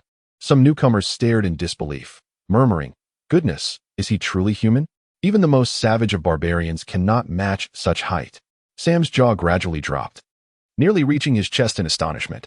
At that moment, comprehended why no one had chosen him, with such a formidable physique, adorned in heavy armor. Sheru could easily rival 5 armored swordsmen skilled in combat, and crafting weaponry suitable for his stature would pose a considerable challenge. To some, he appeared somewhat impractical. In a hushed tone, remarked, "You blind fools, this is the finest warrior in the world." The corners of Sheru's eyes twitched ever so slightly. With renewed conviction, proclaimed, "Sheru, do you wish to accompany me?" Sheru lowered his head and then slowly knelt, declaring solemnly, "I swear by the glory of my ancestors, I, Sheru, am willing to follow you until you no longer require my service." Chapter 10, The Priest's Attendant, Part 2. We pay the nobles with our wealth and provisions, yet all we receive in return is war. The words of the sage Qin from the Apollo continent. After delivering less than a silver coin's worth of tribute, Roland stepped out of the hiring hall and instructed Sam to take Shalu to a tailor to procure new garments, as his current attire was far too conspicuous for the streets. Reluctantly, Sam led Shalu away, and Roland unfurled the parchment, only to discover it was not inscribed with text, but rather a simple sketch. A triangular symbol denoted the characteristics of the dwelling of the prayer master, indicating that this young deacon held a considerable concern for the prayer master, as such detail would not have been rendered otherwise. As Roland rolled up the parchment, he turned to Irina, saying, "Let us proceed. I must find another prayer master." "Shouldn't it be 2? Irina feigned confusion, dismissing Sam, as if the mischievous sister had returned. Gazing at the exquisite figure before him, Roland cleared his throat and stated, "The other task shall fall to you, dear sister." Irina, surprised, retorted, "Are you not concerned that others might see through this?" With a serious demeanor, Roland replied, "Given your exceptional talent for disguise, I have no doubt you will succeed." Irina's enchanting eyes locked onto his, her long lashes fluttering like the wings of a dark moth, and she chuckled softly. "Brother, are you testing me?" Roland's pupils constricted slightly. "You have guessed correctly." Thus far, the skills she had exhibited were akin to those of a master of deception, yet he suspected she had deliberately revealed this to him. He had unwittingly set a verbal trap, only to have it uncovered. Moreover, during his training with Dennis, that elusive bluebird had inexplicably vanished from the skies. Roland pondered silently. She must have gone somewhere significant. Suddenly, Irina erupted into a fit of laughter, extending her delicate hand to seize the parchment from him. "Brother, we should find the next prayer master." As Roland observed her graceful retreat, his gaze was filled with wariness and intrigue. "Sister, what is your true intention?"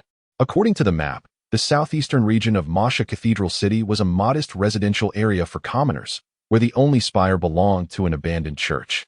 Roland was astonished to learn that the prayer master resided here. Following the decline of the combat priesthood, prayer masters gradually emerged as a supportive vocation for priests, a development ultimately spurred by the rise of mages. In the aftermath of the Age of Heroes, priests often took one or two low-level swordsmen to shield themselves from being swiftly slain by knights or other combat professions in close quarters.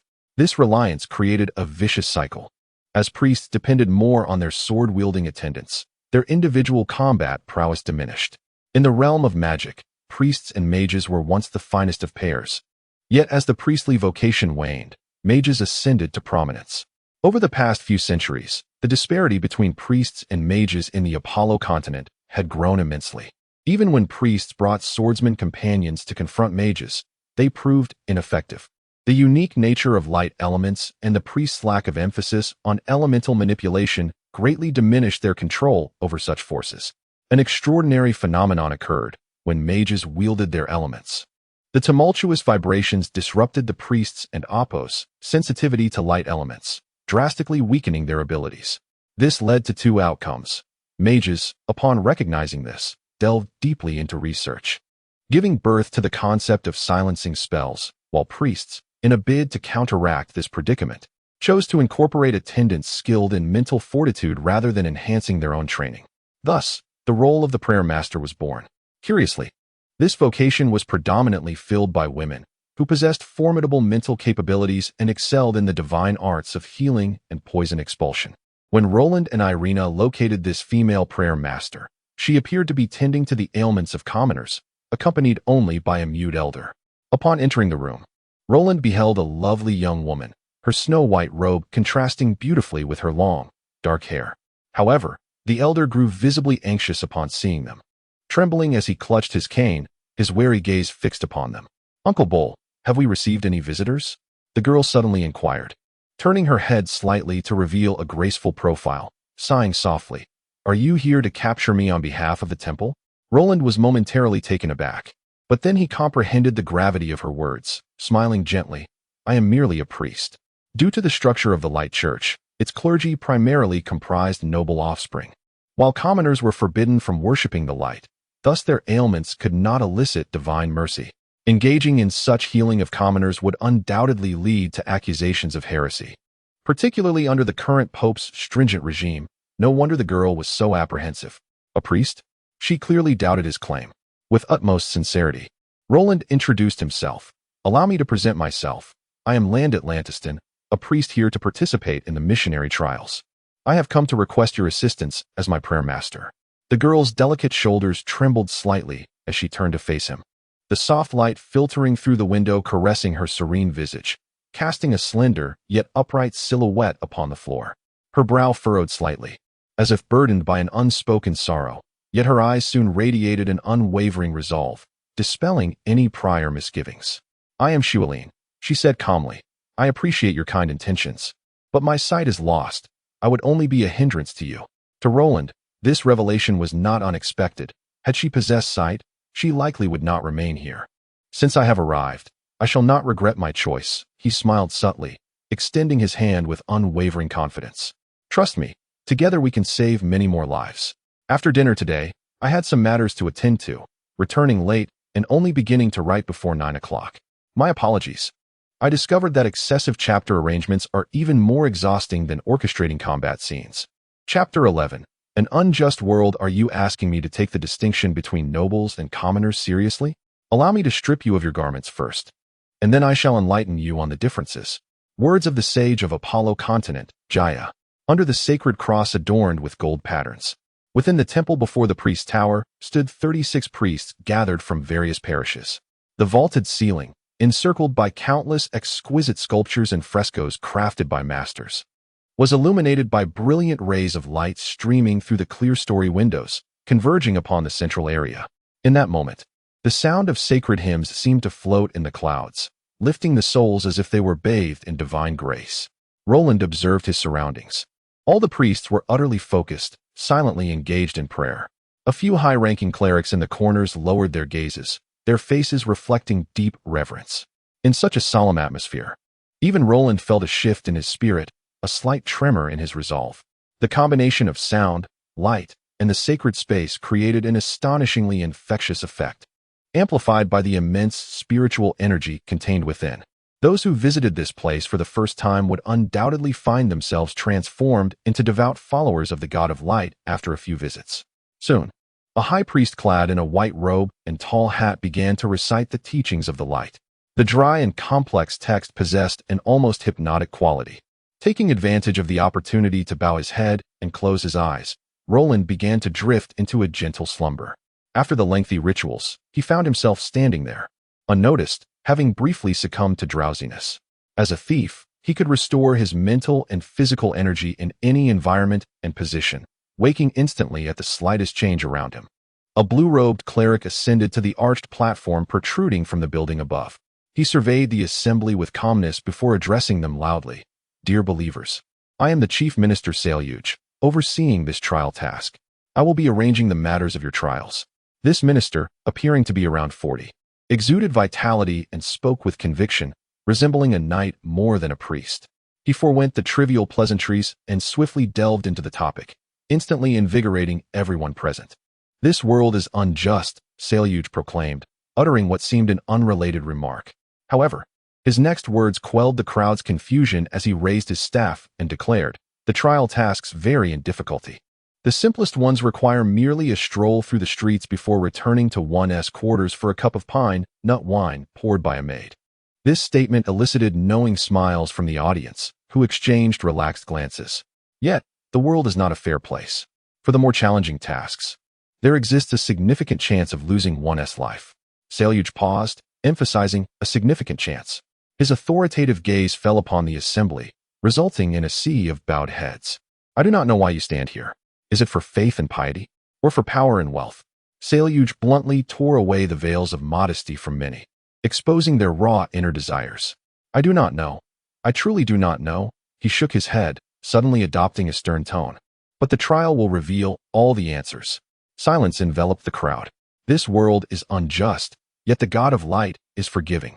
Selyuj's serious demeanor gradually relaxed as he intoned, only one will pass the trial. Although everyone was already aware of this outcome, it struck their hearts like a heavy drumbeat. Let us begin the drawing of lots. A series of boxes were brought forth, containing a total of 108 black scrolls, each encasing a record of tasks. The opportunity appeared equally distributed among all, theoretically providing each of the 36 participants with over a 30% chance. Each task was marked with its location, designated date, and the rewards upon completion. Do not underestimate these rewards. They may prove indispensable for your second trial. Selyuj smiled, adding, naturally, the more difficult the task, the greater the reward. On the surface, none could discern which tasks were arduous and which were simple. Indeed, the first to choose seemed to have a greater chance. Yet some believed that the later one selected, the better their chance might become. It appeared that fate alone would decide. Following a brief silence, the first individual scoffed and stepped out of line. Without hesitation, he retrieved a scroll, turning defiantly to face the assembly, waving it in triumph, and casting a haughty glance at Selyuj before departing without a backward glance. Roland noted that behind the cross on his back was a carnivorous flower, the emblem of the St. L parish, ranked among the top 5 in power, which explained his arrogance. With the first demonstration complete, the subsequent selections became considerably simpler. One by one, individuals approached, some eagerly unrolling their scrolls, their faces lighting up with delight, while Roland remained the last, standing still. When all had departed, he remained motionless. Salyuj did not leave either, watching with keen interest as the last priest pondered his choice. Roland silently approached, slowly extending his hand, causing Salyuj's eyes to narrow slightly. However, Roland's hand froze midair. He looked down with a smile and said, "You mentioned that the world is unjust." Salyuj remained silent, his eyes twitching slightly. Roland continued, "You also stated that the god of light is forgiving." A smile began to grace Salyuj's lips, his expression softening. Therefore, Roland suddenly raised his gaze. "I cannot help but wonder, under the benevolent light of the god of light, if you could indicate which of these tasks is simple and which is difficult?" Indeed, no one had stipulated that one could not inquire of the clerical minister regarding the difficulty of the scrolls. Salyuj erupted into laughter, saying, "Young man, if you are willing to heed my advice," he pointed, the third from the left. Roland's eyes fell upon the scroll, which appeared no different from the others. Was the task truly simple or difficult? He chuckled softly, approaching that scroll with composure, extracting it, and stepping forward. He then turned back to Salyuj and inquired, "I wonder, what if this scroll were to be taken?" With a profound smile, Salyuj replied, "That is impossible. I have stated, this world is unjust. I have attentively read the comments in the review section from all my dear readers. I sincerely appreciate your support and feedback. Furthermore, regarding the plot, I assure you that I will not let you down. Please continue to be patient. I have been contemplating this for a long time, and thus far, I have not deviated from the original outline and will not resort to clichés. As for the excessive plot details, writing battles is far more straightforward than that. Additionally, given the significance of the upcoming plot, to ensure quality, I will reorganize the outline. Therefore, I will only release one chapter today, with a return to 2 chapters tomorrow. Thank you for your support." Chapter 12. The Stone of Life. Roland did not hasten to open the task scroll. Instead, he returned to his temporary residence, a once desolate mansion on the outskirts of the city, which he had now rented. Upon pushing the door open, he was surprised to find Irina waiting for him. For the past few days, Irina had maintained a silent demeanor, but now she spoke with an unprecedented seriousness, saying, "Senior brother, I have something to discuss with you. Please come with me." She led the way, stepping out of the room. Observing her slightly anxious gait, Roland furrowed his brow gently. The two stood in the neglected courtyard behind the mansion, where wild grass and scattered bricks created a scene of decay. Irina turned to face him and said, "Senior brother, I want to show you something." She reached towards her ample bosom. Roland was taken aback. Could it be? His breath quickened as he began to entertain wild thoughts. In this desolate place, was something scandalous about to transpire? Who would have thought that his junior sister possessed such a penchant? "Senior brother, continue," she urged. As if tossing something his way, Roland instinctively reached out to grasp it. He brought the object, still warm and fragrant, to his eyes, bewildered. "What is this?" he inquired. Irina sighed softly and replied, "The Stone of Life." "The Stone of Life?" Roland's expression turned serious. How could he not have heard of this name? The Stone of Life was said to be a token left by the first pope of the Light Church in Masha. Every subsequent missionary or regional bishop would come here before assuming their position to receive the baptism of the Stone of Life, reputed to cleanse all sins. This stone symbolized the unique status of the Masha parish within the Light Church. He examined the object closely. It was a white, ring-shaped item with a hole in the center, smooth and delicate, capable of being strung on a chain for wearing. However, this item, Irina, observing his expression, clarified, "Yes, this is a counterfeit of the Stone of Life. However, aside from lacking the ability to heal wounds and bestow vitality, it is indistinguishable from the genuine Stone of Life in terms of weight, texture, and appearance." Roland chuckled, tossing the stone back into her hand. "Junior sister, if you have something to say, you may speak directly. I owe you a favor from before, and I will certainly help if I can." A flicker of sadness and concern appeared in Irina's beautiful eyes. "Senior brother, this matter is of great significance to our lives." Roland laughed, shrugging off her words. "Perhaps you are being a bit alarmist, junior sister." Irina cast him a glance before turning her gaze to the blue birds circling above, her expression one of confusion. "Senior brother, I have discovered the shadow warriors under our teacher." Even Roland, usually unfazed, felt a jolt of shock as he took a step back, exclaiming, "What? When did this happen?" Cold sweat broke out on his forehead. The shadow warriors were the eyes and ears of their teacher. Their appearance signified that their teacher was not far behind. Irina lowered her head and whispered, "It was when you entered the arena to cultivate. My blue lightning discovered their traces, so." She suddenly lifted her head to look at Roland, her eyes filled with immense hope. "Senior brother, we must prepare. I hope you can assist me, as it will also benefit you." Roland was momentarily stunned before quickly responding. Could this be related to the Stone of Life? Irina nodded, seemingly lost in thought as she slowly said, "Yes, 2 years ago when I was still studying under our teacher, he repeatedly mentioned this matter. He even went through the process of how to steal the Stone of Life with me. This item was crafted by him, but for some reason, after he sculpted it, he discarded it at the foot of the mountain, and I secretly retrieved it." A vivid image flashed in Roland's mind, a young girl, under the cover of darkness, searching furtively for an inconspicuous item amidst the rubble and overgrown grass at the mountain's base. He could not help but sigh softly. Irina stepped forward, raising her voice slightly, her expression urgent. "I believe our teacher must be very interested in this item. This is an excellent opportunity. If we manage to steal that gem, we will have leverage to negotiate with him in the future." Roland stared intently at Irina, calmly stating, "Junior sister, our teacher may have cared in the past, but he may not now." Irina's veil fluttered as she seemed to bite her lip. "But what if he does still care?" Roland pondered for a moment before finally nodding. "What should we do?" Irina's face broke into a smile, her eyes gazing deeply into Roland's, seemingly brimming with unspoken affection. Roland's gaze flickered. He always felt uncertain whether her actions stemmed from genuine emotion or mere pretense. "Senior brother, have you heard of the Namidi Triangle?" "The Namidi Triangle?" Roland nodded. "Of course, I have heard of it.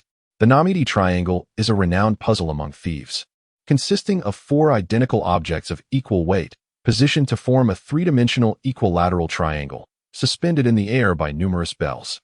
Any attempt to take one item would set off the bells, alerting the owner. The challenge lies in how to steal them without triggering the bells. This famous puzzle has been theorized by countless thieves, resulting in various peculiar solutions, yet none have been universally accepted as definitive. Ironically, the lack of a standard answer has fueled the enthusiasm of thieves, spawning numerous methods of resolution and establishing it as a classic puzzle. But why was Junior sister bringing up this puzzle? Irina explained, "The location of the Stone of Life is within the priest's White Tower. According to our teacher, the mechanisms of the White Tower were crafted by a master thief and 2 grand alchemists." Roland gasped, "Could it be?" Irina nodded. "Indeed. Their mechanisms were designed in the form of the Namidi Triangle." Roland furrowed his brow in contemplation. Irina produced 3 objects from her thief's ring, 3 stones, white, gray, and black, each the size of a fist. She indicated, "These represent mercy, perseverance, and fearlessness, and they together form the Namidi Triangle with the Stone of Life." Roland stroked his chin thoughtfully. "Are these also fakes?" Irina smiled slyly. "No, these are real." Roland was astonished. "Where did you obtain them?" Irina maintained her smile. "Senior brother, do you remember the priest's tower that was destroyed by the flood?" Now it made sense. Roland gazed deeply at his junior sister, realizing her sincere intentions. Aside from the priest's tower in Masha, the 3 trial stones symbolizing the spirit of the priest were merely mimicking the symbolic arrangement in the tower. These stones attracted each other like magnets. If even slightly disturbed or if their balance were disrupted, their configuration would collapse. As Irina explained, she began to arrange the stones on the ground. Roland observed as she positioned the 3 similarly shaped bricks into a triangular formation and quickly placed the trial stones atop them. "Senior brother, try placing your hand between any 2 stones." As Roland reached out, the 3 stones instinctively shifted, even rolling off the bricks that supported them and landing on the ground. Magnetism.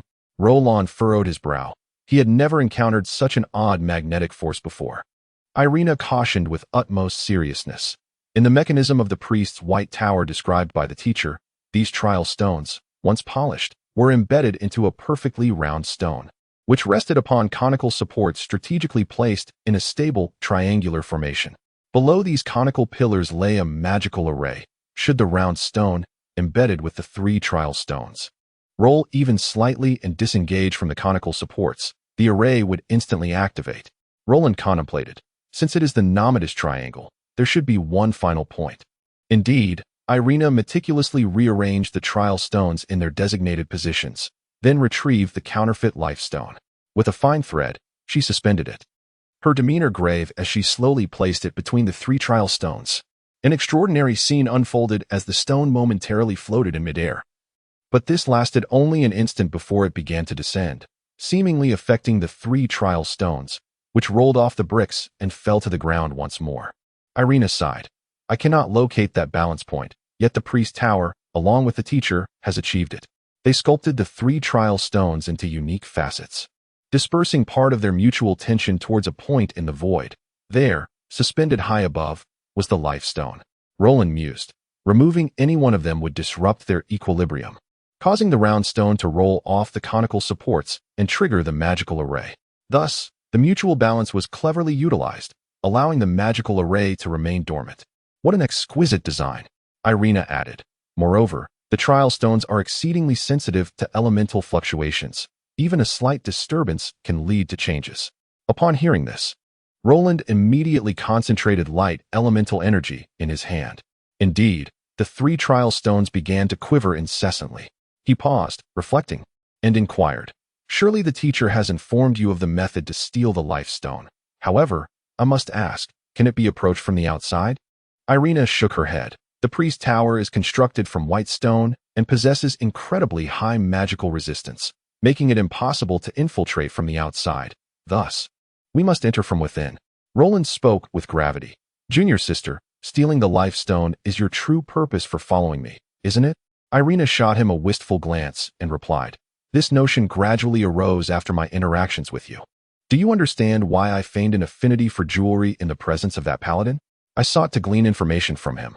As this was a task assigned by the teacher 2 years ago, I am unaware if new traps have been added since then. Therefore, we must enter once to observe closely before making any arrangements. Roland smiled deeply. So you wish to leverage my trial task for this opportunity? Irina extended her hand, clapping. Brother, you are truly astute.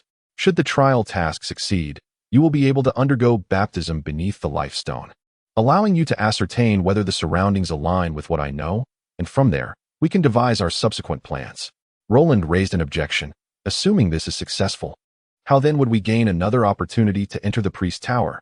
Irina replied softly, Rest assured, every bishop or missionary in the region is granted a singular chance in their lifetime to utilize the life stone to save another or themselves.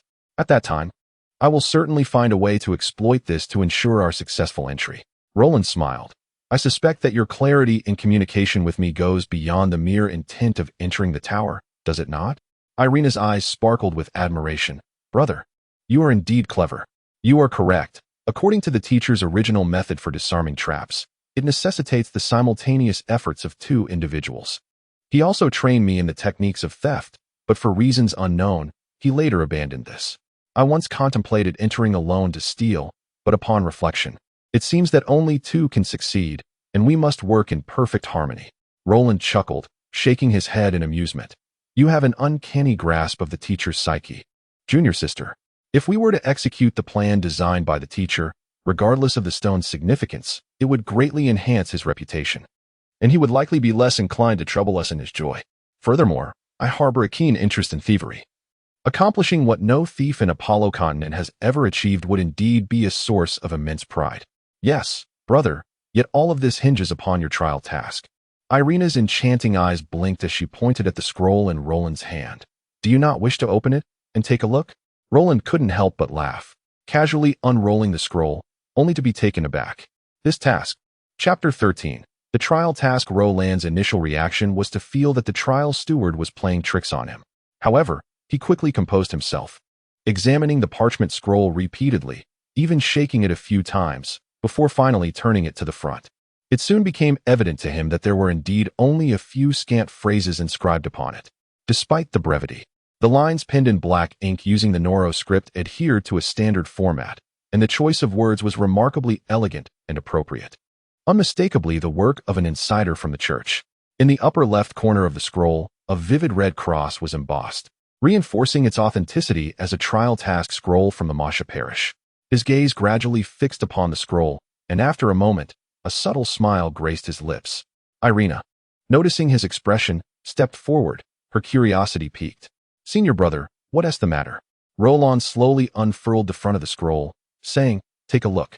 Irina took it into her hands and read it carefully, her brow furrowing in surprise. Is this really such a simple task?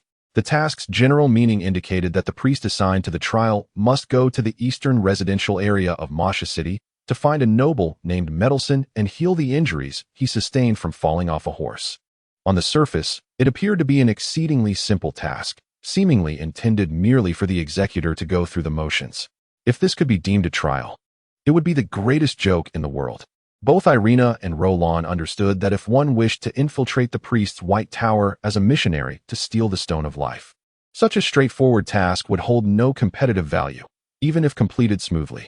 Only by accomplishing the most challenging tasks would one have a chance to pass the final test and gain the qualification for baptism. Irina scrutinized the scroll again and voiced her uncertainty, setting aside the content. This scroll looks unusual. Roland's eyes glinted as he responded, so you've noticed too. He pointed to the bottom of the parchment. Look at the edges of this scroll. Irina's lovely eyes widened as she observed. It appears to have been torn? Indeed, Roland nodded. The tearing is evident at the edge of the text. If someone wanted to conceal the tampering, they could have made the cut much neater. I am certain this was done deliberately, likely leaving us a clue. Irina questioned. But it could have been the result of someone being hasty? Roland shook his head with a smile. No. He pointed to a specific spot. You see, the last word of this sentence abruptly ends here. It was intentionally cut off at this point. A hurried action would not yield such precision. He took the scroll back from Irina and continued. Moreover, according to what the trial steward told me, the task scroll should specify the location, deadline, and rewards upon completion. Yet, this scroll lacks specific details regarding time and rewards, indicating there is more to this text. Additionally, it explicitly states that no attendants are allowed to assist in completing the task. Roland chuckled as he waved the scroll lightly.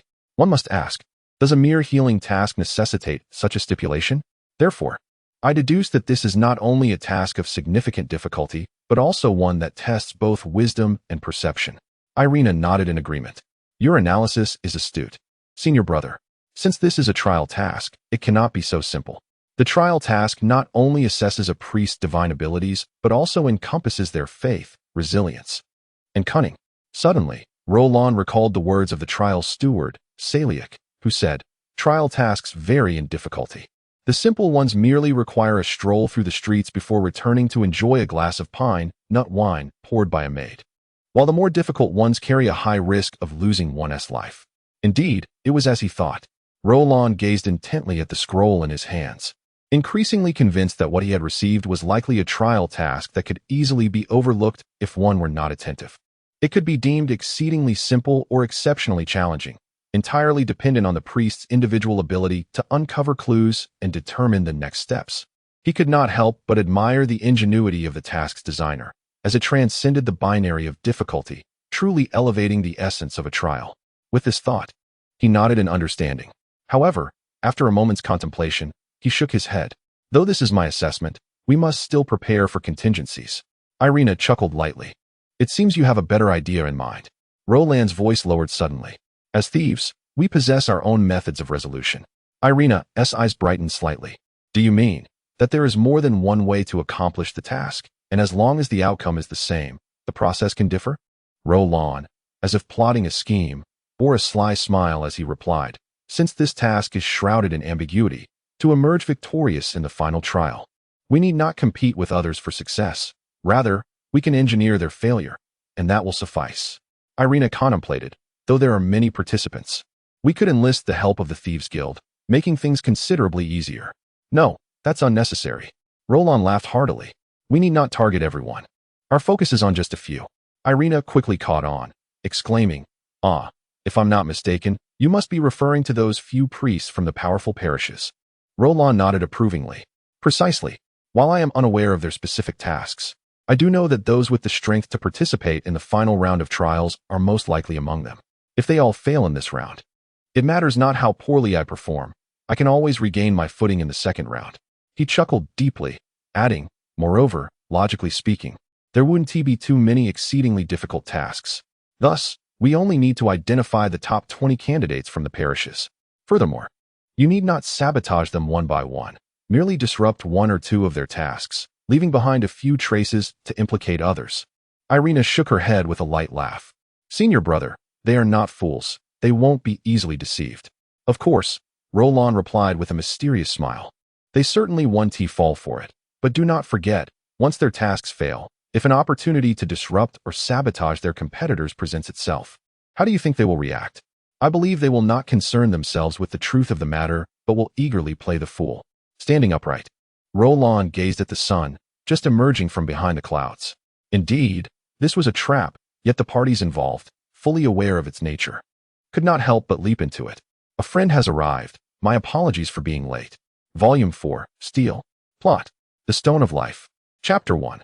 The continuation of the mission. Luolan patiently awaited the arrival of the mercenary squad for an entire afternoon. At last, he spotted them and made his way over, idly toying with a beautifully minted gold coin in his hand, the events of the previous day replaying vividly in his mind. Upon arriving at Baron Medelson's residence and tending to his injuries as instructed by the mission brief, he discovered that the Baron was quite a loquacious individual, incessantly recounting tales of his youthful exploits in the mercenary ranks. He also mentioned that a friend's son had recently formed a mercenary group named Thunderfire. As a token of gratitude, the Baron presented Luolan with a gold coin from the heroic era, a cherished item from his collection, lamenting that an old acquaintance from the mercenary guild shared a fondness for such coins. There was no discernible pretense in the Baroness' demeanor. A slight dip in confidence might lead one to reconsider their previous conclusions. Yet a discerning individual would recognize that there was a crucial keyword that could not be overlooked: mercenary. Moreover, the specific mention of a mercenary group's name could very well serve as a pivotal clue for the next step of the mission. Everything was fragmented, requiring Luolan to piece it together and untangle the complexities into a coherent path. This was a task of interconnected elements. To terminate here and directly seek the next trial mission from Salarug would likely signal the end of his journey. Luolan devoted the morning to thoroughly investigating the mercenary group, discovering that it comprised only 4 members, and curiously, they had recently encountered a significant obstacle while attempting to undertake an important mission. For a fortnight, the task had been suspended, neither claimed by anyone nor permitted for them to take. This peculiar situation immediately captured Luolan's attention.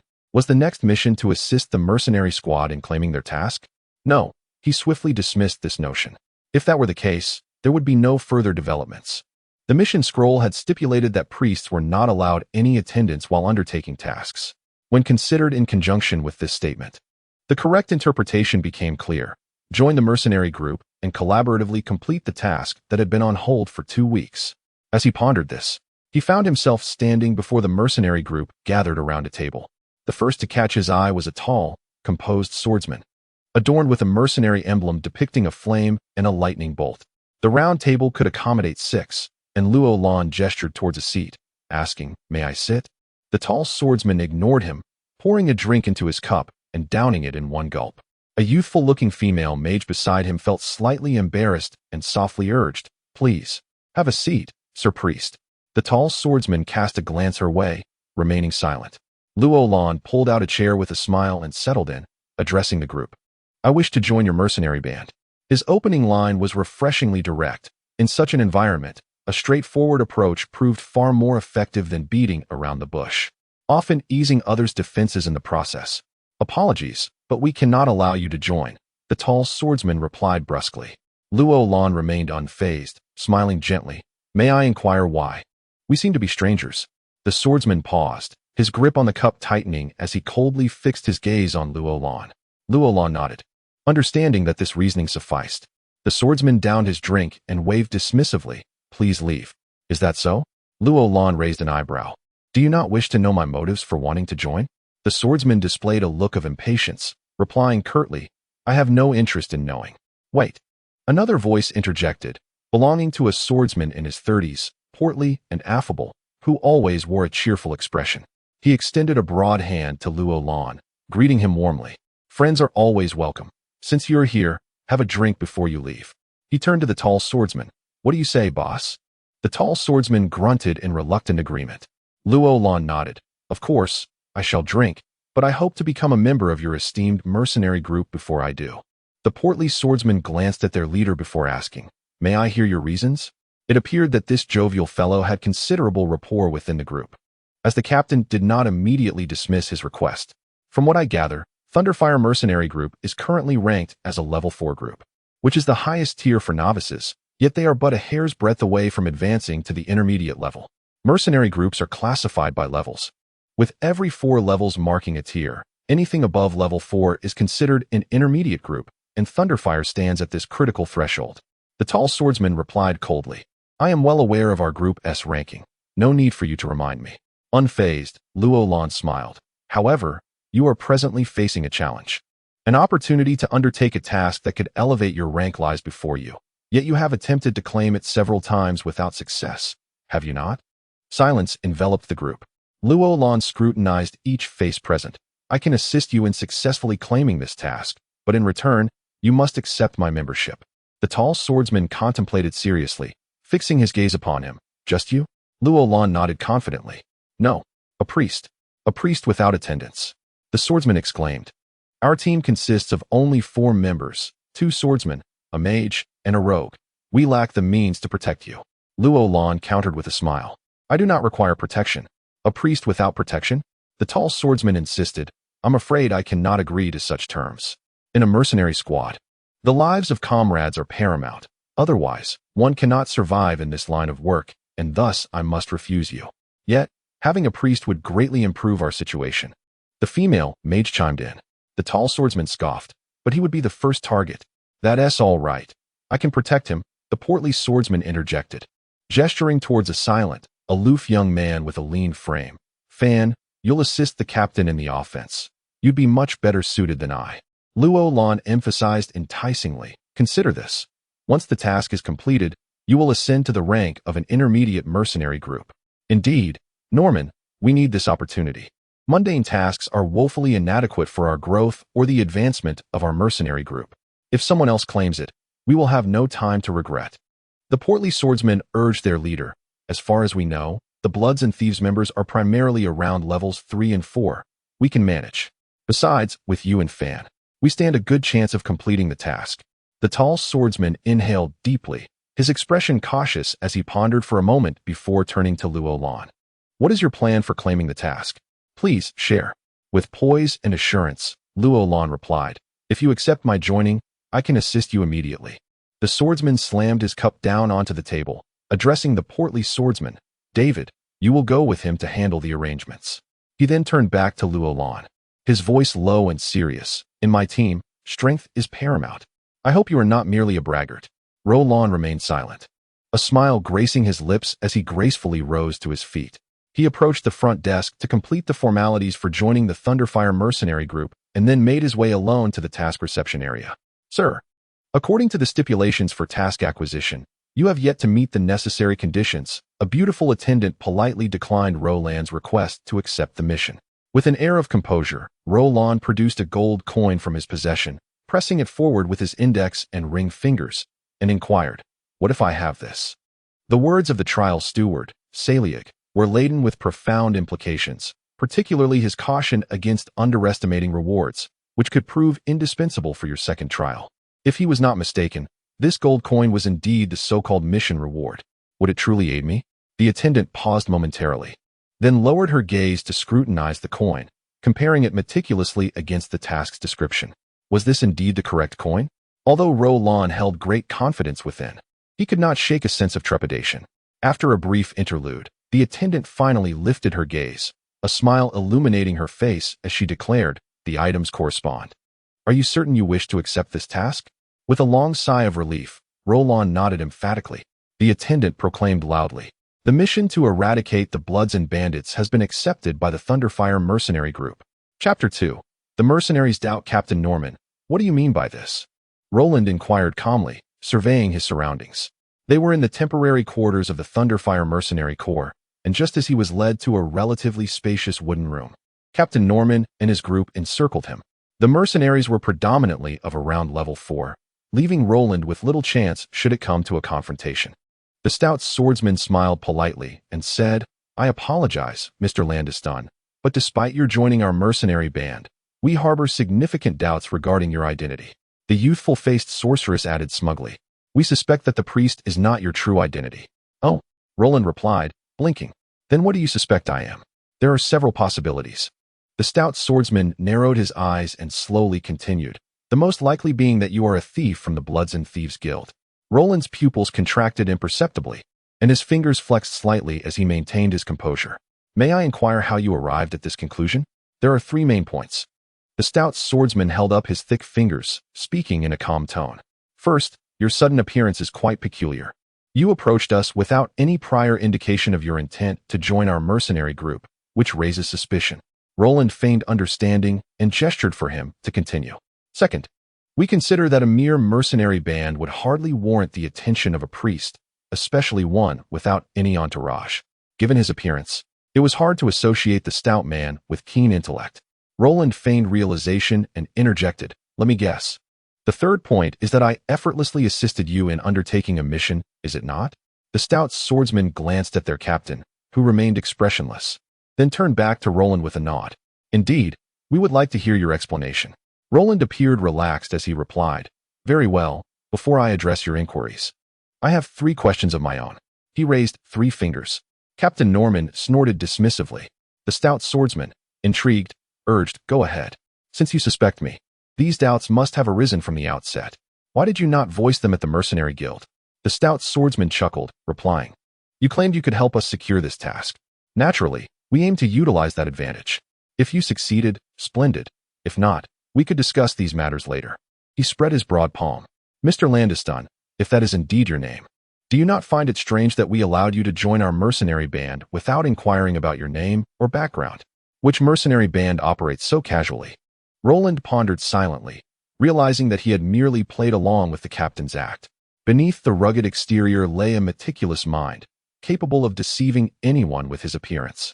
With his eyes glinting coldly, he asked softly, for my second question, if my explanation proves unsatisfactory, do you intend to kill me? His hands gradually moved towards his waist, ready to unleash his icy blade should they answer affirmatively. No. David shook his head. We merely harbor doubts.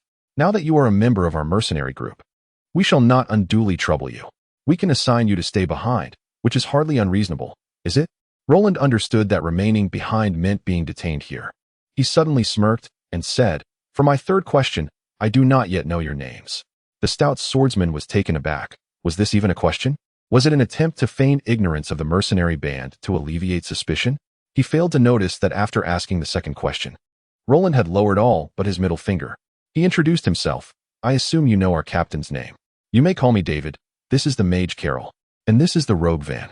Roland raised his middle finger towards each of them, saying, hello, David. Hello, Carol. Hello, Van. David was baffled, perceiving Roland's gesture as mockery, and frowned, saying, well, you've asked your questions. Shouldn't you now address our concerns? Roland replied nonchalantly, regarding these 3 questions. I believe I only need to prove my identity without elaborating further. David and Captain Norman exchanged glances and nodded in agreement. Roland pointed to himself, saying, gentlemen, my priestly insignia and robe are genuine. David shook his head. We are aware that such items can be acquired in the black market, and one could very well kill the true owner to impersonate them. Roland fell silent, realizing he could not verify his identity at the priest's tower, as most there did not know him. After a moment of contemplation, he suddenly said, there is someone who can vouch for my identity. David laughed. Only one person? Who might that be? The priest Millie from the Capens parish and her brother Kaiser. David stepped outside and returned half an hour later, nodding to everyone as he entered. Indeed, those 2 exist. They met with the bishop a month ago and currently reside at the home of Marquis Nondier in the Noble District. So their identities should be unquestionable. Roland exhaled in relief, saying, are you at ease now? David shook his head. No. You must speak with them briefly before we can be reassured. Roland replied, very well, that is not an issue. David spoke solemnly. The Bloods and Thieves Guild is an insidious organization. We have expended considerable effort to gather clues about them. Your sudden appearance has necessitated our caution. Roland shrugged. A little caution is always wise. They escorted Roland out of the room and into a fully enclosed carriage, with Van and David flanking him closely. The carriage bumped along its path. Approximately half an hour later, the road smoothed out as they approached a lavish estate, its front adorned with a neatly manicured green lawn. David's eyes sparkled with determination as he commanded, charge right in. It appeared he had planned this all along, ensuring Roland would not have the opportunity for a private meeting, instead seeking to draw out the principal party. The carriage rolled onto the lawn before the estate. A commotion erupted from within, and a group rushed out. Led by a priestly-clad young lady followed closely by a well-dressed, unremarkable rotund man. Roland grimaced. Your actions will surely anger this young lady. David chuckled. No worries. Do you not know her? You may speak with her now, but remember, we are right behind you. Roland turned to him and replied, I am always mindful of that. David's eyes flickered as he urged, Go on. Mr. Landeston, is that you? The young lady exclaimed in astonishment as Roland emerged from the carriage. Roland smiled warmly. Millie, I merely wish to surprise you. Observing her astonished expression, he shrugged. It seems I have succeeded. Millie suddenly burst into laughter, saying, You always bring something novel.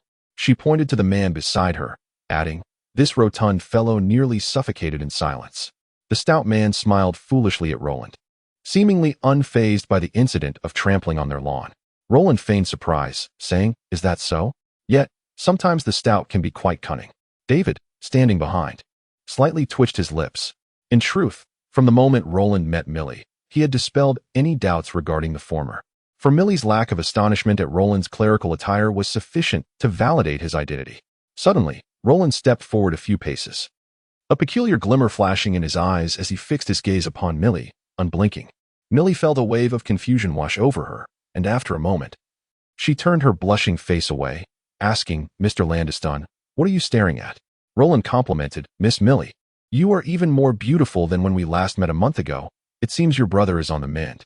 Yes, my brother has received treatment, Millie replied, her words trailing off, hinting at something unsaid. Roland engaged her in light conversation for a few moments longer before bidding her farewell amidst her reluctant gaze. The group returned to the car. Roland, maintaining a composed demeanor, remarked, There should be no issues now, right? David squinted, replying, We can say that your identity is no longer in question.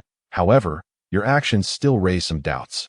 Nevertheless, this does not impede our ability to complete the mission together, as clerics are indeed quite rare.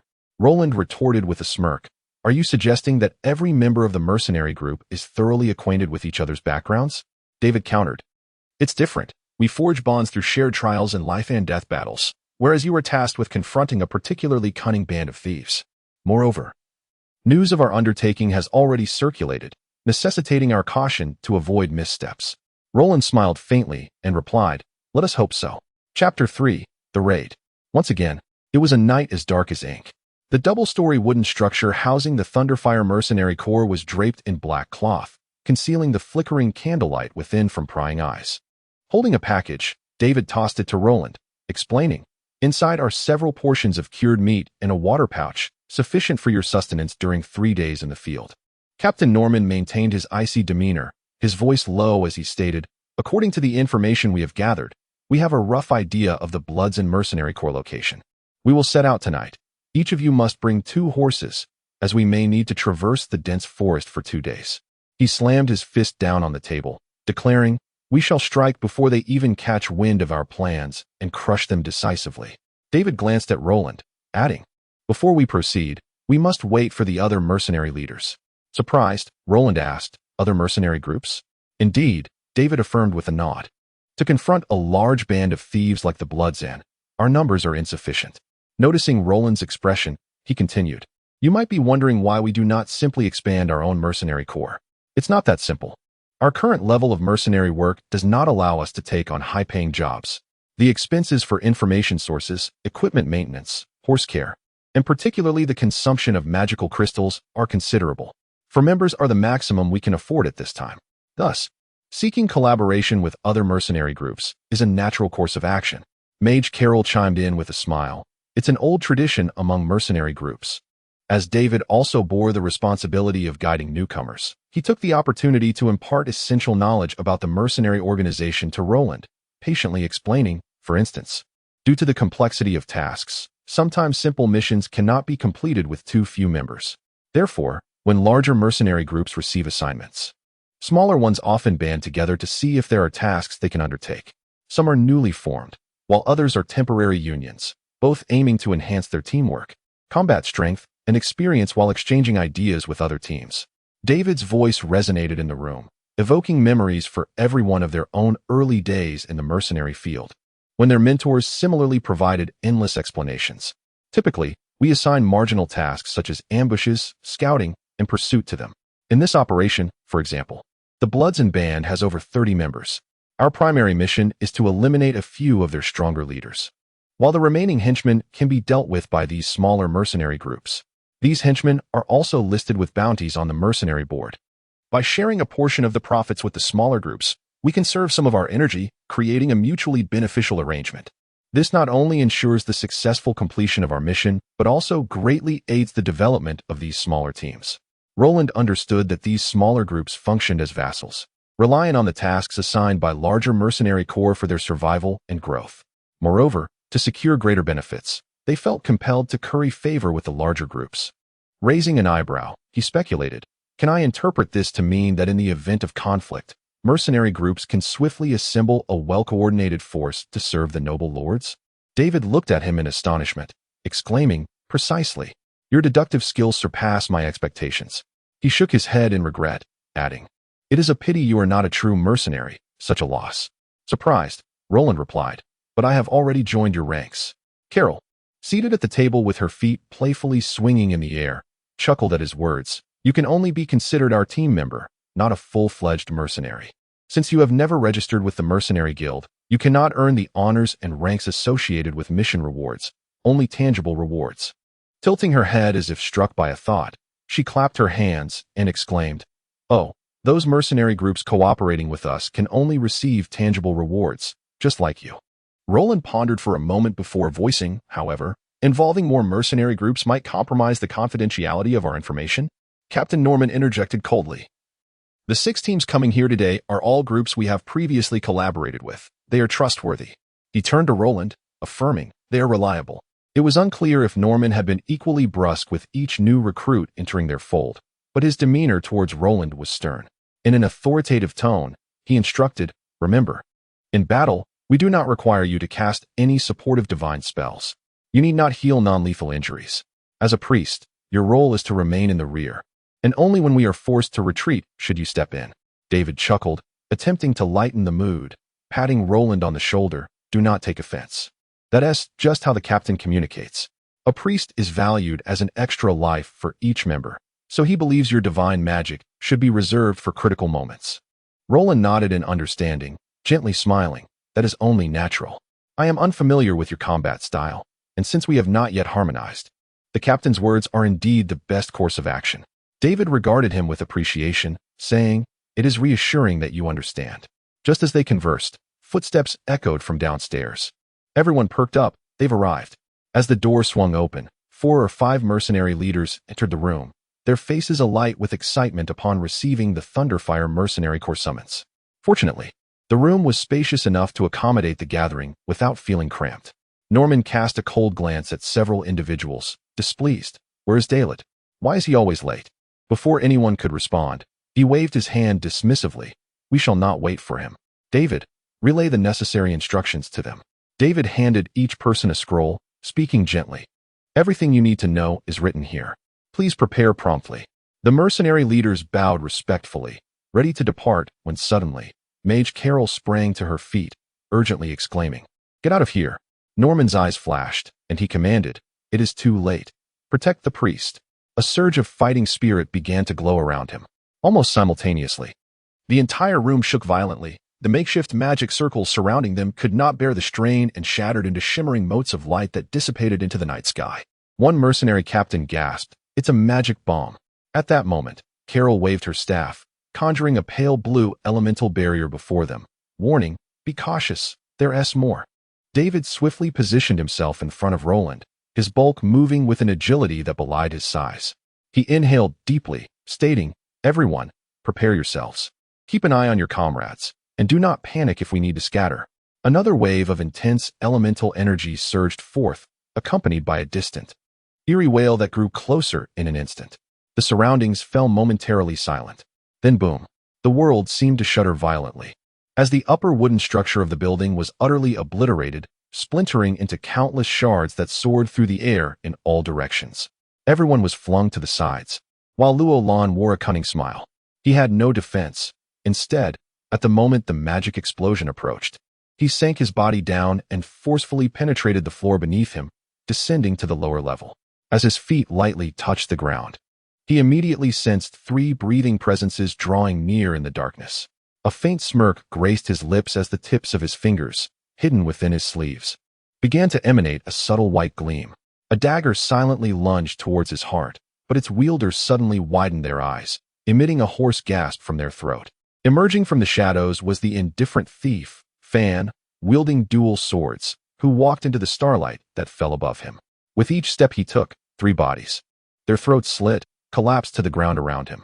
Dual swords? Luo Lan's eyes narrowed slightly. Within the Thunderfire mercenary corps, this quiet Fan had led many to believe he possessed the weakest strength. Little did they know he was renowned as the most formidable assassin among the 3 categories of thieves. Observing Luo Lan in his white priestess robe, a hint of disdain flickered in Fan's eyes. Intriguing, a glimmer of light flashed in Luo Lan's gaze, and a subtle smile curved at the corners of his lips. Chapter 4.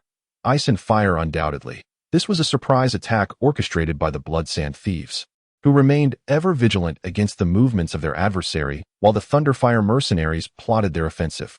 Both sides seemed to be synchronized in their strategy, preparing to launch an unexpected assault to dismantle the other. However, this time, the thieves exhibited a sharper, more instinctive response. Almost immediately after the Thunderfire mercenaries received their mission, the thieves decisively struck. Their timing was impeccable, favoring the thieves on this dark, fateful night. At this moment, it seemed the Thunderfire mercenaries had lost all advantage. The question of how the thieves had discovered their position had become irrelevant. The explosive spells, though not particularly powerful, possessed a unique characteristic that could strike stable objects, sending them hurtling far away. In the first wave of attack, nearly all members of the Thunderfire mercenaries were scattered, unsure of their comrades' fates. Only 2 individuals appeared to have been inexplicably drawn together by an unseen force. "Are you not going to meet up with the captain?" Van asked expressionlessly, observing Roland. Just as Roland assumed he was mute, Van spoke in a metallic, resonant tone, "Protect the priest." Roland opened his mouth to reply, but before he could utter a word, a violent shockwave erupted around them, causing the wooden walls to creak ominously. An elder's voice rang out. "Are you a student of Landor?" Upon receiving an affirmative response, his voice rose further. "I am the mage Carbonilla. I have come today merely to confront Landor's student and fulfill an unfinished duel. After this matter is settled, I shall take my leave. Should anyone else interfere, I shall consider it a challenge." Though this man was evidently summoned by the thieves as an ally, his declaration transformed the encounter into a duel between mages, a sacred declaration of war, protected by the Mage Association. If the opposing party agreed to engage, any assistance would be seen as a provocation against the Mage Association. Carol's voice joined the fray, her seemingly delicate demeanor now radiating unwavering resolve. Straining to elevate her tender voice, she declared, "As a student of Landor, I accept your challenge. Captain, David, Van, and Reverend Landiston, please do not interfere." Roland sighed inwardly. Challenged in the name of his mentor, Carol would surely rise to the occasion. Yet, a more worldly individual could easily have found an excuse to evade, delay, or outright refuse, all while leaving the challenger seething with frustration. After all, Carbonilla's urgent declaration of intent suggested he was acutely aware of his reputation. Roland suddenly recalled that the Thunderfire mercenaries had lost the first round due to their unanticipated assault by the thieves. The principal reason lay in the mercenaries' overconfidence, bolstered by having a mage among them. Indeed, in such circumstances, the thieves' most prudent strategy would have been to skirmish and eliminate the mage before launching a full assault. However, now that the opposing side had their own mage, this advantage had been entirely nullified and even reversed. The Bloodsand thieves must have been well prepared, even amidst unforeseen developments. Their leader, Bloodsand, undoubtedly had an escape plan. Even if they could not vanquish everyone that night, they would likely retreat unscathed. The ensuing events would be unpredictable, complicating their mission further. As Roland contemplated these matters, he stepped forward, but Van promptly blocked his path, his demeanor cold and unyielding, his body straight as a spear. Tightly gripping his sword as if poised to strike the moment Roland ventured outside. Roland sighed and gestured outward. "Look over there." Van remained motionless, his gaze unwavering. "There appears to be a mercenary captain who looks gravely injured. I merely wish to assist him." However, reasoning with someone so obstinate often proved futile. Van said nothing, standing resolutely like a nail driven into wood. Roland, resigned, turned away, casting a cold glance. What should he do? Eliminate him? No, the situation was too uncertain. It would be better to wait. He slowly sat down, beginning to regulate his breathing. Van's eyes remained fixed on Roland, his ears attuned to the disturbances outside. At that moment, the two mages stood face to face. Carbonilla tentatively unleashed a fireball spell, the searing flames creating a dull thud in the air, its heat palpable even from a distance.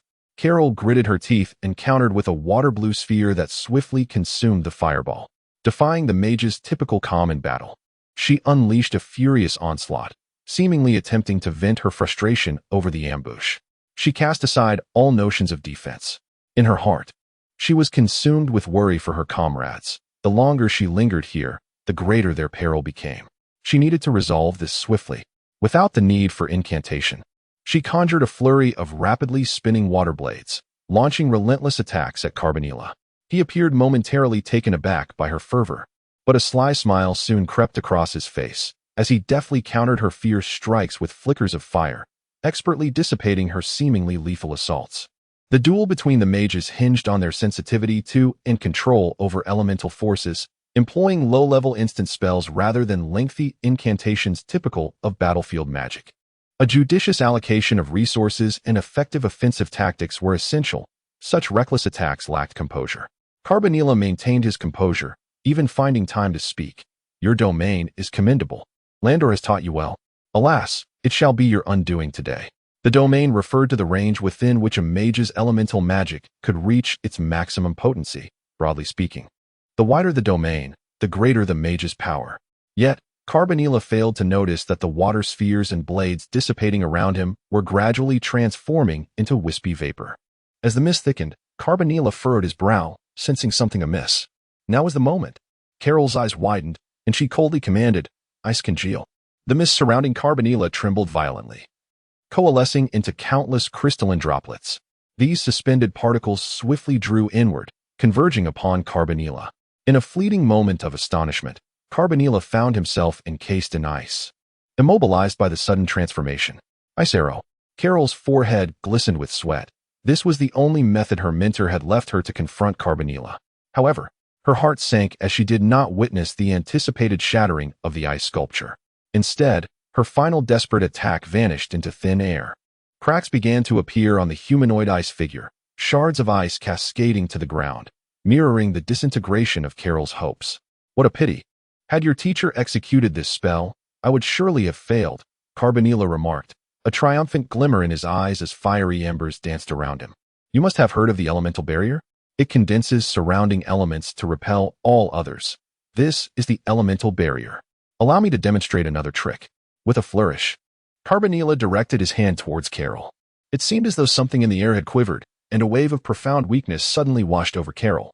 As if all the water elements had abandoned her in an instant, leaving her devoid of any sensation.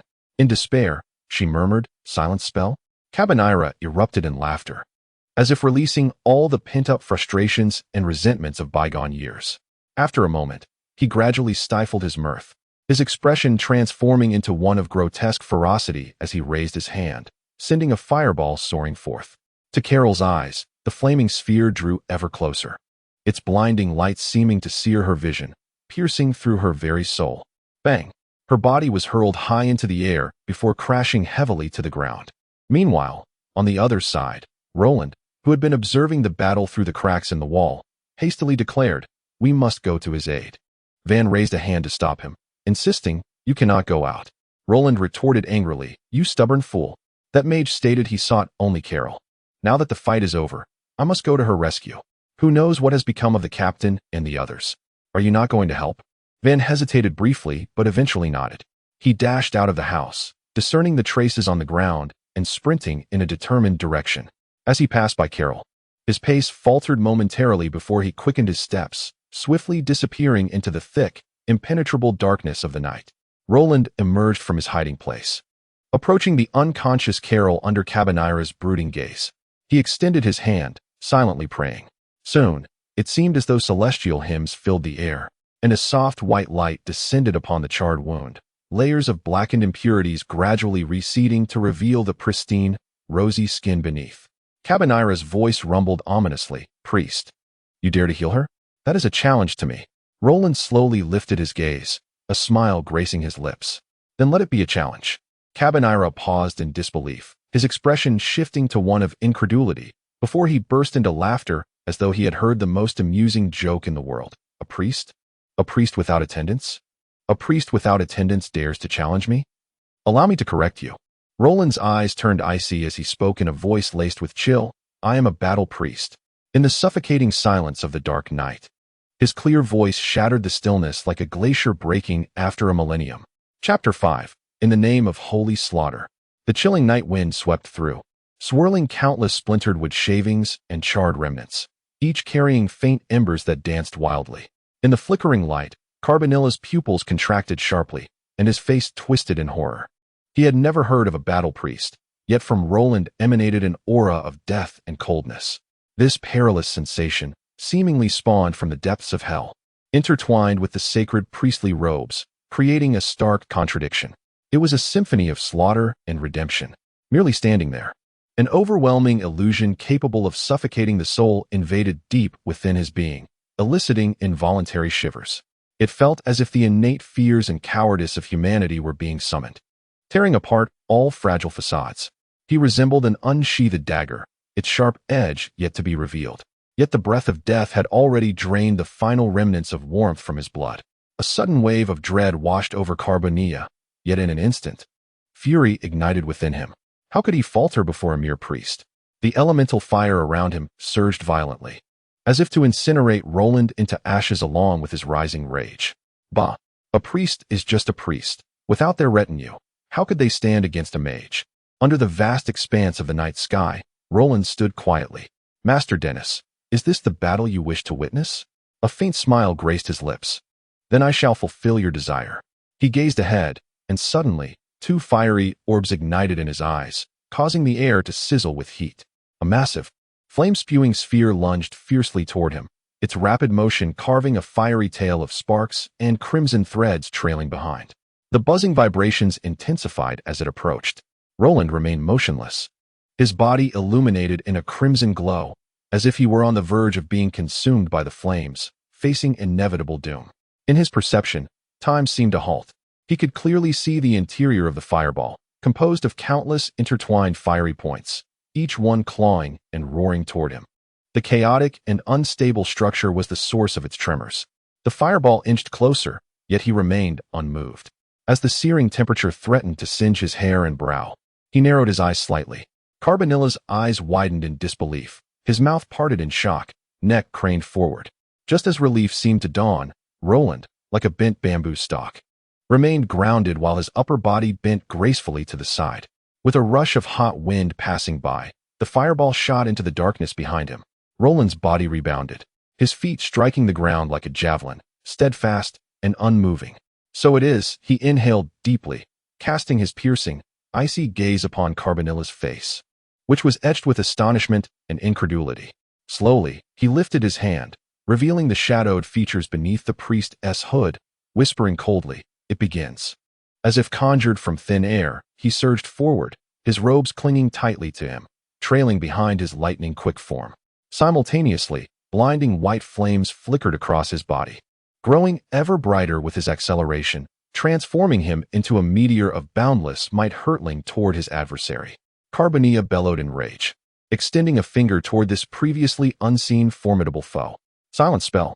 Isolate all elements beyond my control from my opponent." Immediately, he uttered an obscure incantation, and as his arm extended outward, a colossal fireball surged toward Roland.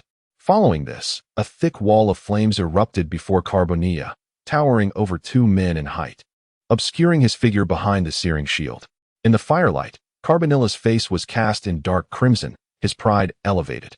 It was as though an unseen force restrained him. The air quivered violently, and the radiance enveloping Roland flickered as if doused in icy water, momentarily dimming into nothingness. Yet it was not over. As the massive fireball neared Roland, it suddenly split into 3, engulfing the front, center, and left in flames. No escape. A cruel smile crept across Carbonilla's face. Nevertheless, Roland's advancing figure showed no sign of hesitation or doubt. With a swift motion, his right hand drew inward as if to extract a dagger, leaning forward and charging straight into the center fireball, his speed creating a narrow angle with the ground. His expression remained hidden beneath the hood, revealing only a slight, cruel curve of his lips. The fireball approached. In a sudden motion, his outstretched right hand swung outward. Bang! He astonishingly swatted the fireball away. A brilliant flash of fire sped off to the distance with even greater velocity. Impossible. Carbonilla's expression twisted in disbelief as he tore at his collar and roared. Ignoring the fireballs approaching from either side, Roland accelerated suddenly, lightly tapping the ground a few times, using the tremendous inertia to leap high, hurling himself toward the ravenous inferno. Behind him, two fireballs collided with a thunderous boom, igniting a myriad of sparks in the air. He soared through the firewall, flames cascading over his hood and priestly robes, where a thin layer of luminous elements clung, gently repelling and isolating the roaring flames, which flowed as calmly as water amidst the raging inferno. The silence spell only severed his connection with the external light elements, but it could not hinder the elements circulating within him. In Carbonilla's horrified gaze, Roland first plunged headfirst into the dense firewall, then fell silent. Just as a hint of triumph flickered across Carbonilla's face. Boom! Countless sparks erupted, scattering in all directions as Roland's devilish silhouette descended from above. One elbow raised high, the front of his bent arm coalescing into a blade of white light. Years of battle honed Carbonilla's reflexes in this life and death moment. He prepared to summon the fire elements within him for a final confrontation. But suddenly, his vitality faltered, and he recalled that his aged body had yet to recover from the immense mana depletion incurred while battling Carol. In that instant, he heard his soul let out a weary sigh beside him, watching as the devilish figure loomed larger in his sight until the shadow completely enveloped him. With this strike, Roland deftly waved his hand through the air, flashing past Carbonilla, then paused a few steps ahead, slowly turning to declare coldly, "In the name of holy slaughter." Boom! The fireball he had swatted away collided with the decaying wooden structure, igniting a skyward eruption of crimson flames. Additionally, I kindly request your support. Chapter 6, Sword Against Sword, Part 1. A drop of blood rolled along the blade's tip before plummeting to the ground, its thick, metallic scent rousing the restless magic ants within the underbrush. Norman hefted his great sword upon his shoulder, extending his hand to push aside a tree branch he had previously shattered, and advanced toward the glimmering light ahead. Trailing cautiously behind him was the vigilant and rotund David, their path littered with several bodies shrouded in black cloth, their shapes rendered unrecognizable. After being scattered by the magic explosion, the mercenary team largely dispersed, with Norman and David finding themselves ensconced in the nearby thicket. In the darkness, they were incessantly harried by a band of thieves, gradually being lured to this very spot. The distant echoes of explosions reverberated behind them, punctuated sporadically by the clash of ice and fire. David cast a worried glance in that direction, yet they could not intervene in the mage duel unfolding there. It seemed Norman sensed David's unspoken thoughts, his back still turned as he declared, "David, we must place our trust in Carol." David nodded slowly. Their only chance of surviving this crisis lay in locating and vanquishing Bloodsin. However, Bloodsin had undoubtedly prepared meticulously for this encounter. Did they truly possess a chance of victory? The trees before the temple ruins had been felled, revealing a clearing. The few torches flickering against the crumbling stone walls cast an ominous pall over David's heart. He hesitated, glancing ahead. "Captain, that could be a trap." Norman's expression hardened as he replied resolutely, "We have no retreat. In the darkness, we cannot hope to find them." He turned to David, steadiness radiating from his gaze. "We cannot falter even a single step." Indeed, David silently assented. They had no options left. A broad hand rested upon David's shoulder, and as he looked up, Norman's calm eyes met his. "Cast aside all distractions. No one shall impede our path." Infected by that unwavering conviction, David's gaze gradually transformed into one of fearlessness. He glanced at Norman and, gripping the hilt of his sword, struck it against his chest with a resounding declaration, "Thunderfire." Norman nodded and echoed, striking his own chest with a fist, proclaiming, "Thunderfire." The two stood resolute in the clearing. Moments later, leaves rustled ominously around them as a dozen tall figures emerged from the depths of the forest, encircling them. Each clad in rudimentary leather armor, they wielded hammers and axes. their hostile gazes fixed upon the duo.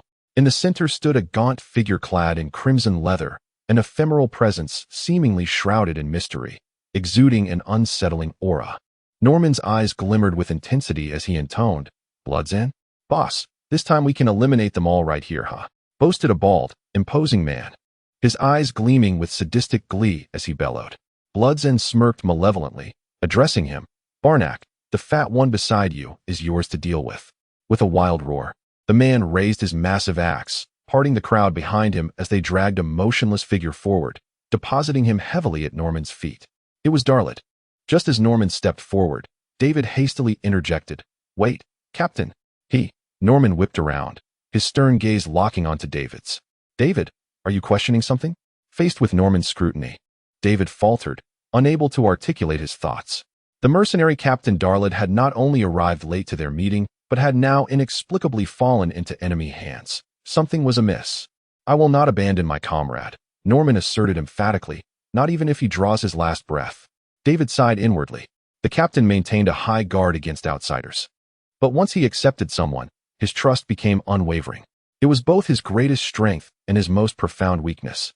David took a cautious step back, casting his gaze downward as he gripped his sword tighter. With the cold stares of their adversaries upon him, Norman knelt to lift Darlet, whose face was smeared with blood. Coughing violently, he grasped Norman's arm and gasped, "Captain, I." In the shadows, his hand crept toward his waist. Suddenly, a flash of cold steel glinted, and Darlet let out a pained scream as a severed arm flew away, still clutching a needle gleaming with a ghastly green hue. "Traitor!" David exclaimed sharply. "Oh, have I been discovered?" Bloodsin remarked nonchalantly, as if merely watching a play that bore no consequence to him. Anger ignited in Norman's eyes, yet as he prepared to act, a sudden pain shot through his foot. A metal spike erupted from the ground, extending into claw-like appendages that ensnared and pinned him to the earth. Bloodsin cackled. "This place is riddled with such traps. Tread carefully, or you may find yourself impaled." David retorted coldly, "Captain Bloodsin, this is a childish trick. There can only be one such device here. Otherwise, why place Darlet in that position? You are merely using him to lure our captain into your trap, am I wrong?" As if the ruse had been unveiled, a glint of malice flashed in Bloodsin's eyes. He scoffed, then mockingly addressed Norman, "Captain Norman, you are a charge-forward swordsman. If you cannot move, how much of your power can you wield?" Charge-forward swordsmen rely on their robust armor, indomitable presence, and explosive physicality to shatter any frontal assault. Yet once immobilized, most of their skills become inaccessible. With a dismissive wave, Bloodsin beckoned his comrades closer. Back to back, David and Norman braced themselves, their fighting spirits surging forth, emanating an aura of intimidation. As swords clashed amid the flickering torchlight, waves of attacks surged toward the duo like an unrelenting tide. David soon realized that these thieves were surprisingly well trained. They did not display the recklessness one might expect. Instead, they alternated their assaults, allowing two members to rest after each wave before the next pair surged forth. Bloodsin stood by coldly, poised to strike at any moment. They were systematically wearing down the mercenary team, and when the latter's stamina waned, defeat would become inevitable. David's heart sank. If Carol and the others did not arrive soon, was the Thunderfire Mercenary Corps destined to perish here today? Just as despair began to creep in, a shadow darted past him, and he felt a sharp pain in his shoulder and knee, collapsing to the ground as heavy hammers and axes descended mercilessly. In that dire moment, Norman roared, seizing his sword and severing the spike that had ensnared his foot. With a powerful thrust, he propelled himself forward, a sudden surge of indomitable energy erupting from him, igniting the fighting spirit within. Like a meteor streaking across the sky, he barreled through, causing a cacophony of explosions as several unsuspecting thieves were sent hurtling backwards, blood spilling from their lips.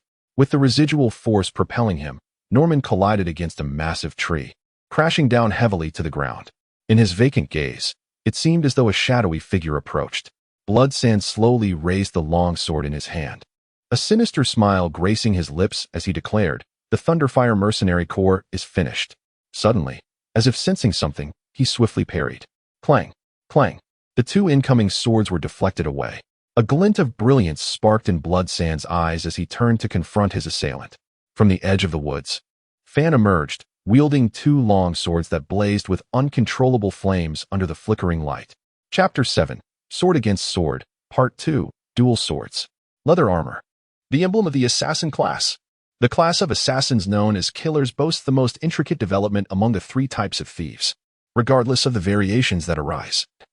The dual blades remain their distinctive style, as the very nature of thieves dictates that they seldom adhere to conventional methods. This has led many assassins to innovate with their swords, employing serrated blades, broad and narrow swords in tandem, extending daggers, and even transforming sword hilts into unique weapons.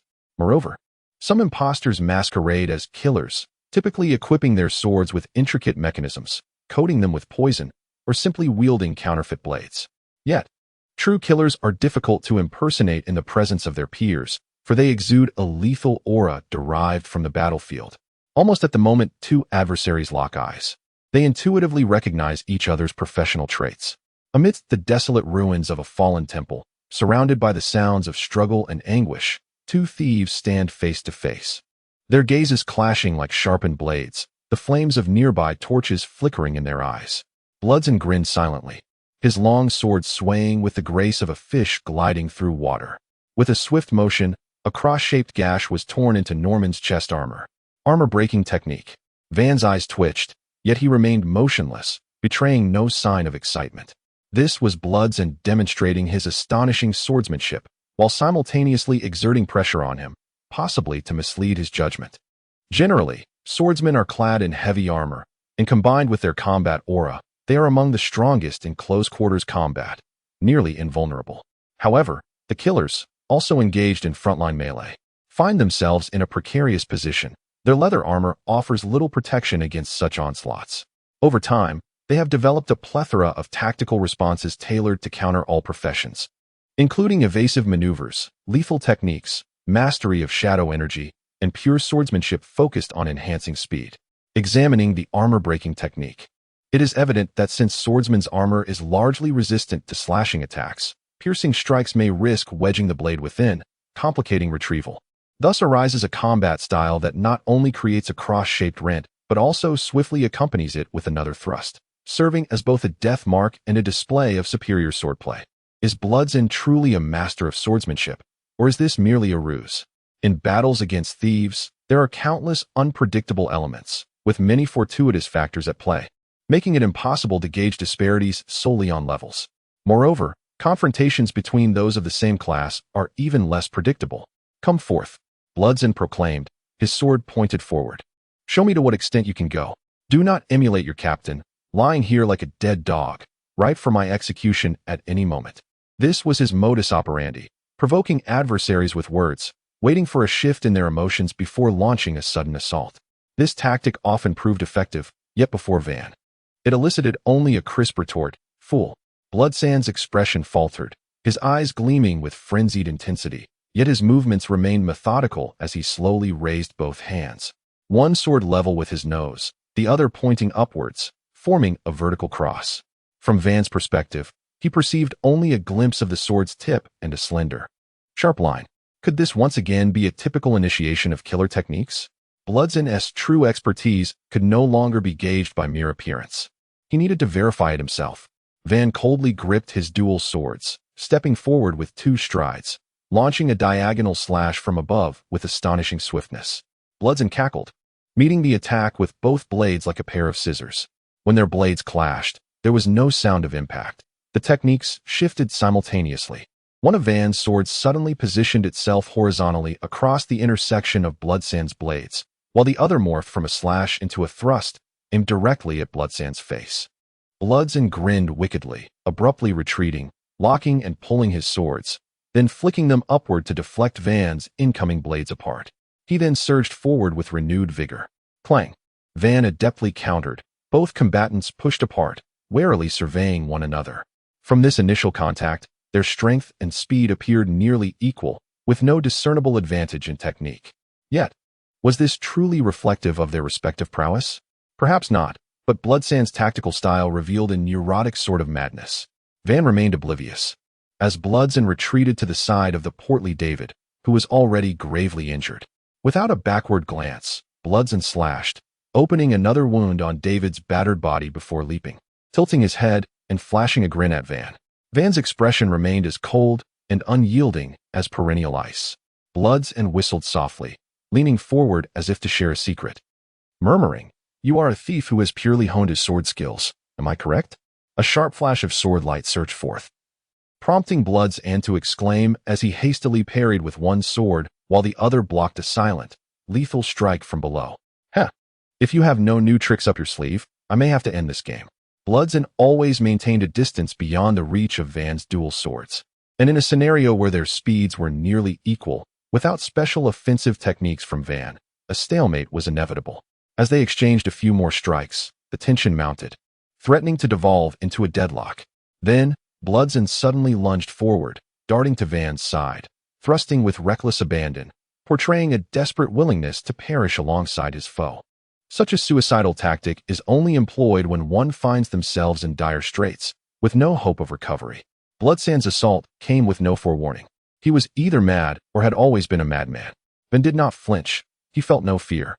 His gaze remained steadfast, and his dual swords pressed forward without faltering, as if he had transcended the concepts of life and death, both for others and himself. Bloodsand's pupils constricted in alarm, and he let out a shriek, his form suddenly flickering as he vanished and appeared behind Van. Shadow technique. This was an advanced skill in shadow energy mastery. He had indeed concealed his true abilities. Yet, at the very moment Bloodson aimed to stab with both swords, an icy brilliance flashed, and Van's blades pierced through Bloodsand's head and neck first. Van's voice resonated with clarity. "I have trained in sword speed." Beyond his voice, there was an eerie silence. Moments later, however, Van's previously frozen face betrayed a hint of fluctuation, his eye twitching slightly. Bloodsand's head, pierced by the long swords, began to blur and dissipate.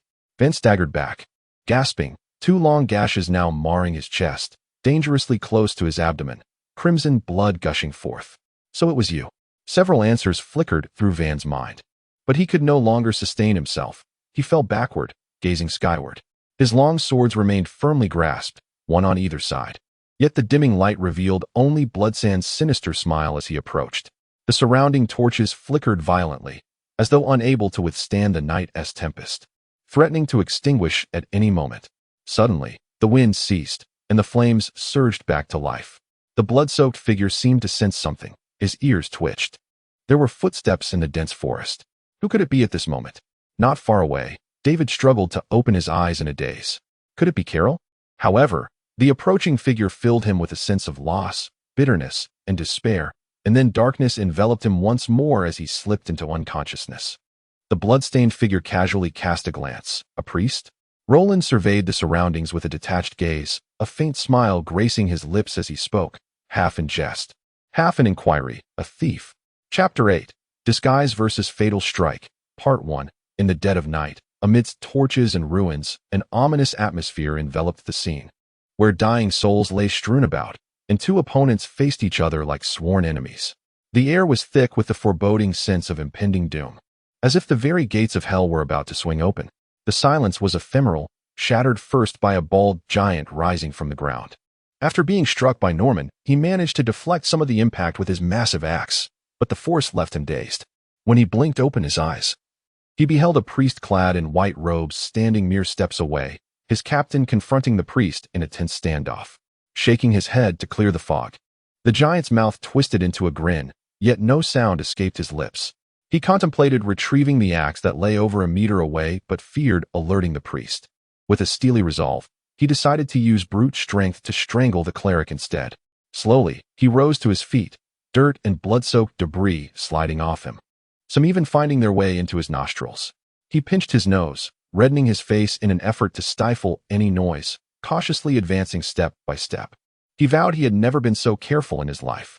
He was close now, just a step away. With a sudden roar, he lunged forward, arms outstretched to seize the priest by the shoulders. A sickening sound echoed as something was pierced. The bald giant stared in disbelief at the fountain of blood erupting from his chest, his legs buckling beneath him as he knelt to the ground. Roland, nonchalantly wiping the dagger he had drawn on the giant's throat until no trace of blood remained, nodded in satisfaction. He gently pushed the giant's head, and with a thud, he collapsed, blood pooling rapidly around him. He clapped the dagger against his palm, raising his gaze to Bloodshaw, and said, "The crawling vermin around us have been eliminated." I believe we should hasten to comprehend the situation. I have tasks to report back.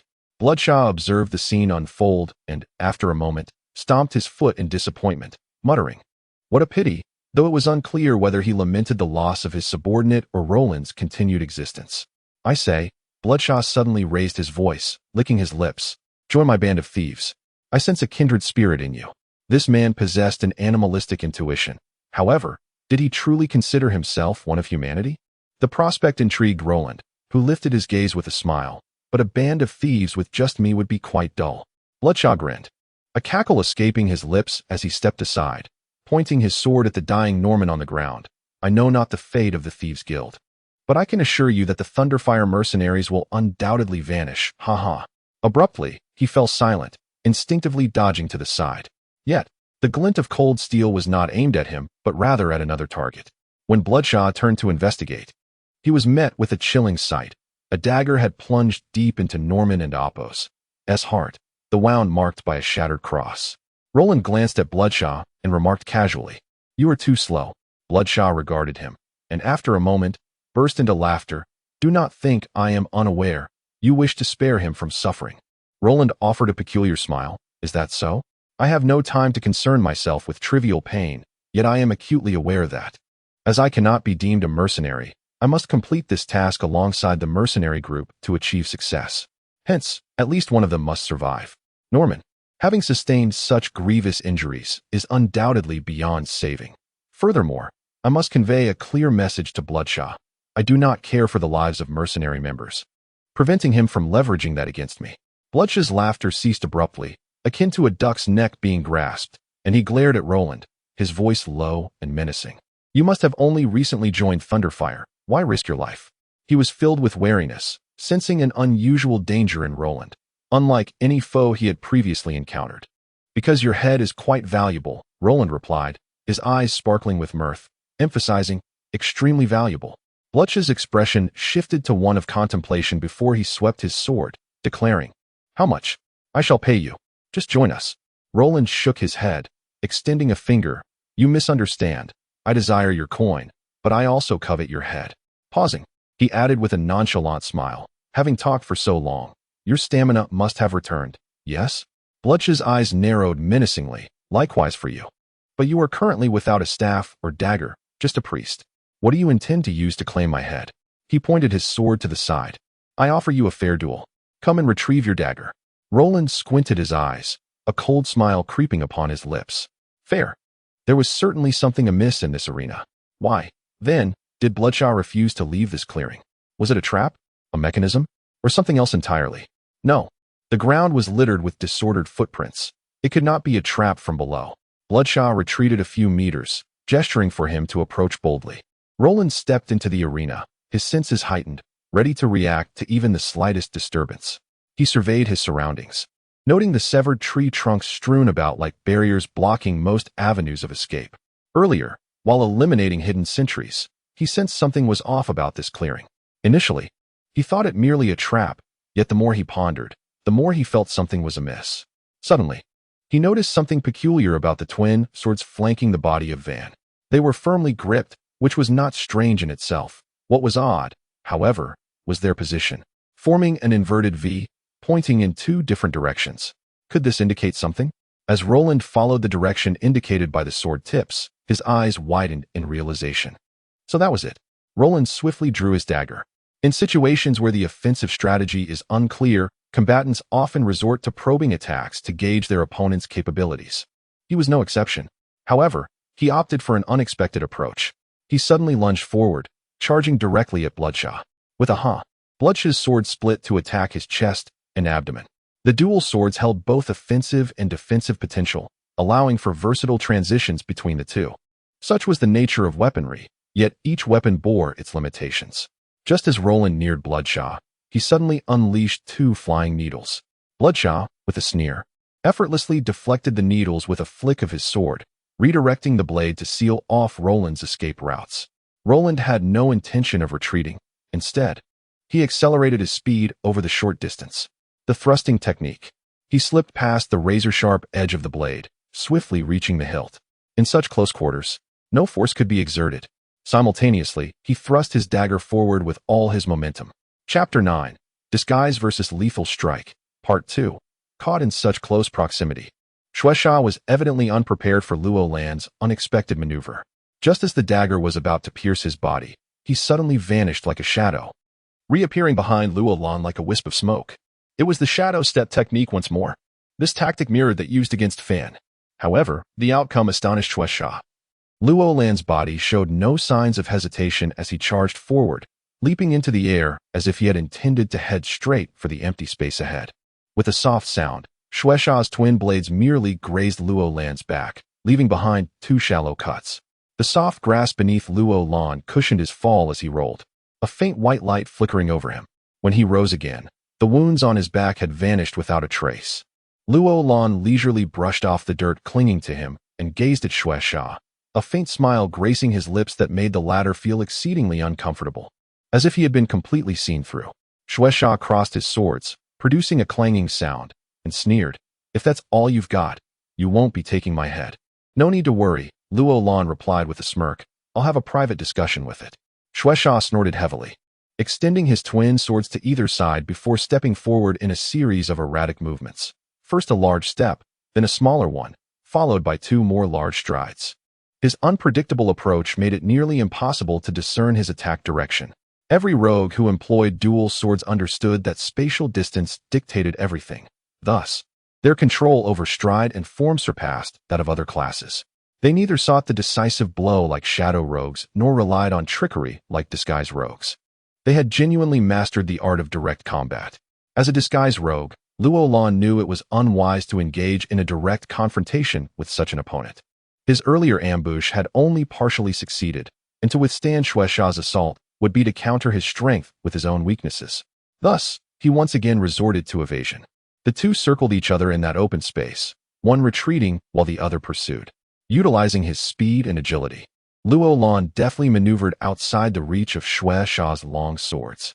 Each time Shueisha lunged to attack, Luo Lan would precisely tap the opponent's blade with his own before retreating a few steps to regain distance. Though Shueisha's swords had range, they soon became a burden in motion. The weight of the swords and the rapid changes in direction limited him, leading to greater fatigue compared to Luo Lan. Moreover, he realized a troubling fact. A priest with rogue-like agility, when not expending divine energy, would never tire. This slow, grinding style of combat infuriated Shueisha, causing him to feel increasingly flustered. Just as he resolved to launch a lethal strike, suddenly, Luo Lan halted, pivoting swiftly into Shueisha's web of blades. In an instant, they were once again within breathable distance. Shueisha sensed the sharp wind and chill emanating from the dagger, but he grinned menacingly, and his form vanished from before Luo Lan. The next moment, he reappeared behind Luo Lan to the left. The twin blades rose high before swiftly descending. Almost simultaneously, Luo Lan's right hand thrust the dagger from beneath his left arm, striking at an angle that was both treacherous and lethal. If both continued their attacks unchanged, it would result in mutual destruction. Shueisha's smile turned savage. Luo Lan remained expressionless. With a soft sound, an astonishing scene unfolded. Shueisha's twin swords passed through Luo Lan's form like mere phantoms, falling harmlessly to the ground. Meanwhile, Luo Lan maintained his stabbing posture, his hood blown back by the wind, revealing his face, as his dagger appeared to be embedded in thin air. Yet, from the vanishing tip of the dagger, blood began to trickle forth. The point of the dagger gradually shifted from transparent to semi-solid, and slowly transformed into a person. Shueisha clutched his chest tightly, gasping out, "Why?" At that moment, another version of Shueisha, positioned beside Luo Lan, began to blur, gradually dissipating into the air like smoke. Luo Lan sighed. "It seems I missed the mark. Otherwise, you should have been silent by now." "Why?" Shueisha repeated laboriously, his eyes wide with disbelief as he fixated on Luo Lan, desperate for an explanation. "Curious to know?" Luo Lan revealed a devilish smile reminiscent of Dennis, pointing to the side. "He provided me with the answer." Shueisha stiffly turned his neck, straining to see where Luo Lan indicated. There lay Fan's fallen form. After staring for a moment, Shueisha's eyes widened in realization. Though Fan was down, the direction indicated by the two swords pointed directly toward the flickering torches, an indication that, while seemingly trivial to others, was of profound significance to a rogue. Luo Lan shook his head, speaking with admiration. The placement of those torches is truly ingenious. It's no wonder you insisted on battling here, utilizing the interplay of light and shadow to create a decoy while your true self lurked behind for an attack. It is indeed a brilliant strategy. He paused, smiling mysteriously. Would you like to know how I could find you so accurately? Shueisha emitted a guttural sound. His eyes filled with urgency and desperation. Luo Lan smiled knowingly, extending 3 fingers. While I have discerned your trick, I remain uncertain of your specific attack method. In such a case, there are generally 3 possibilities. 1. You use shadow energy to simulate another version of yourself while hiding behind. 2. You create a duplicate in the same position as your true self. Or 3. You can only employ this technique for a brief moment, typically revealing your true form. Based on my deductions, the third possibility appears most likely. My reasoning rests upon 2 points. First, you were compelled to dodge my attack during our frontal clash. And second, the high-level skill of shadow division requires years of dedication, even for a rogue of the 7 stars caliber. Moreover, you left your decoy behind me, clearly to divert my attention while your true self retreated to another direction. Now, the crucial question remains. Where has your true self moved? To the left or the right? Luo Lan articulated his deductions in detail, lamenting only that he had not immediately resolved Shueisha with his final strike. Every step preceding that moment had been flawlessly executed. In fact, it was rather simple. Initially, when I tested your attack style, those 2 sword wounds were intentionally inflicted by you. Your shadow was clearly behind me, yet the wounds were entirely on my back, which speaks volumes. Furthermore, while I rolled forward, you did not immediately pursue, leading me to conclude that after employing that technique, you would experience a momentary pause. This is natural, as some lethal techniques, despite their power, often leave gaps in execution, causing many rogues to abandon their use. Luo Lan paused, shrugging at Shueisha. It appears you are quite confident in this maneuver. He displayed a contemplative expression and remarked, of course, mastering these skills alone is not enough to seal your fate. However, I have noticed that you tend to rotate to the left when employing this technique, and your left-hand sword wields significantly more force than your right. Thus, I am inclined to conclude that you are left-handed. Yet, even so, I cannot guarantee that your silhouette will consistently shift towards the left. Therefore, I employed a subtle ruse to observe your feet. Luo Lan gestured towards the ground below. Bloodsand's gaze shifted downward, revealing a faint glow clinging to his feet. Firefly powder? Indeed, it is the firefly powder obtained from the shadow. It adheres to warm bodies, and as long as there is heat, it will continue to emit light. I realized that using this against you was the most effective course of action. Luo Lan lifted his head, gazing into the infinite night sky, and said, your shadow technique boasts remarkable speed, making it challenging to discern your true form in such a brief span. However, once tainted by this powder, even if your true self were to move to the right, it would be impossible to evade my grasp. Slowly lowering his head, Luo Lan smiled coldly and declared, you may commence your journey. Suddenly, Bloodsand erupted into laughter. Disregarding the foul, blood-stained saliva that dribbled from his lips as he strained to speak, you cannot escape. They will come for you. They? Luo Lan's expression shifted.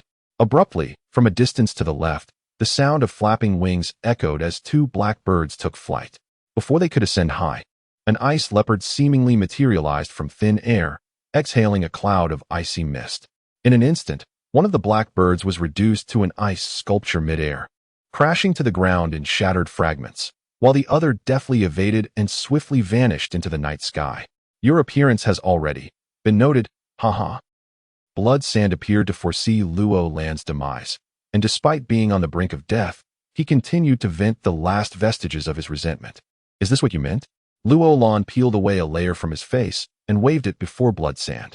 It was a disguised mask, the visage belonging to Solon, whom Luo Lan had previously slain.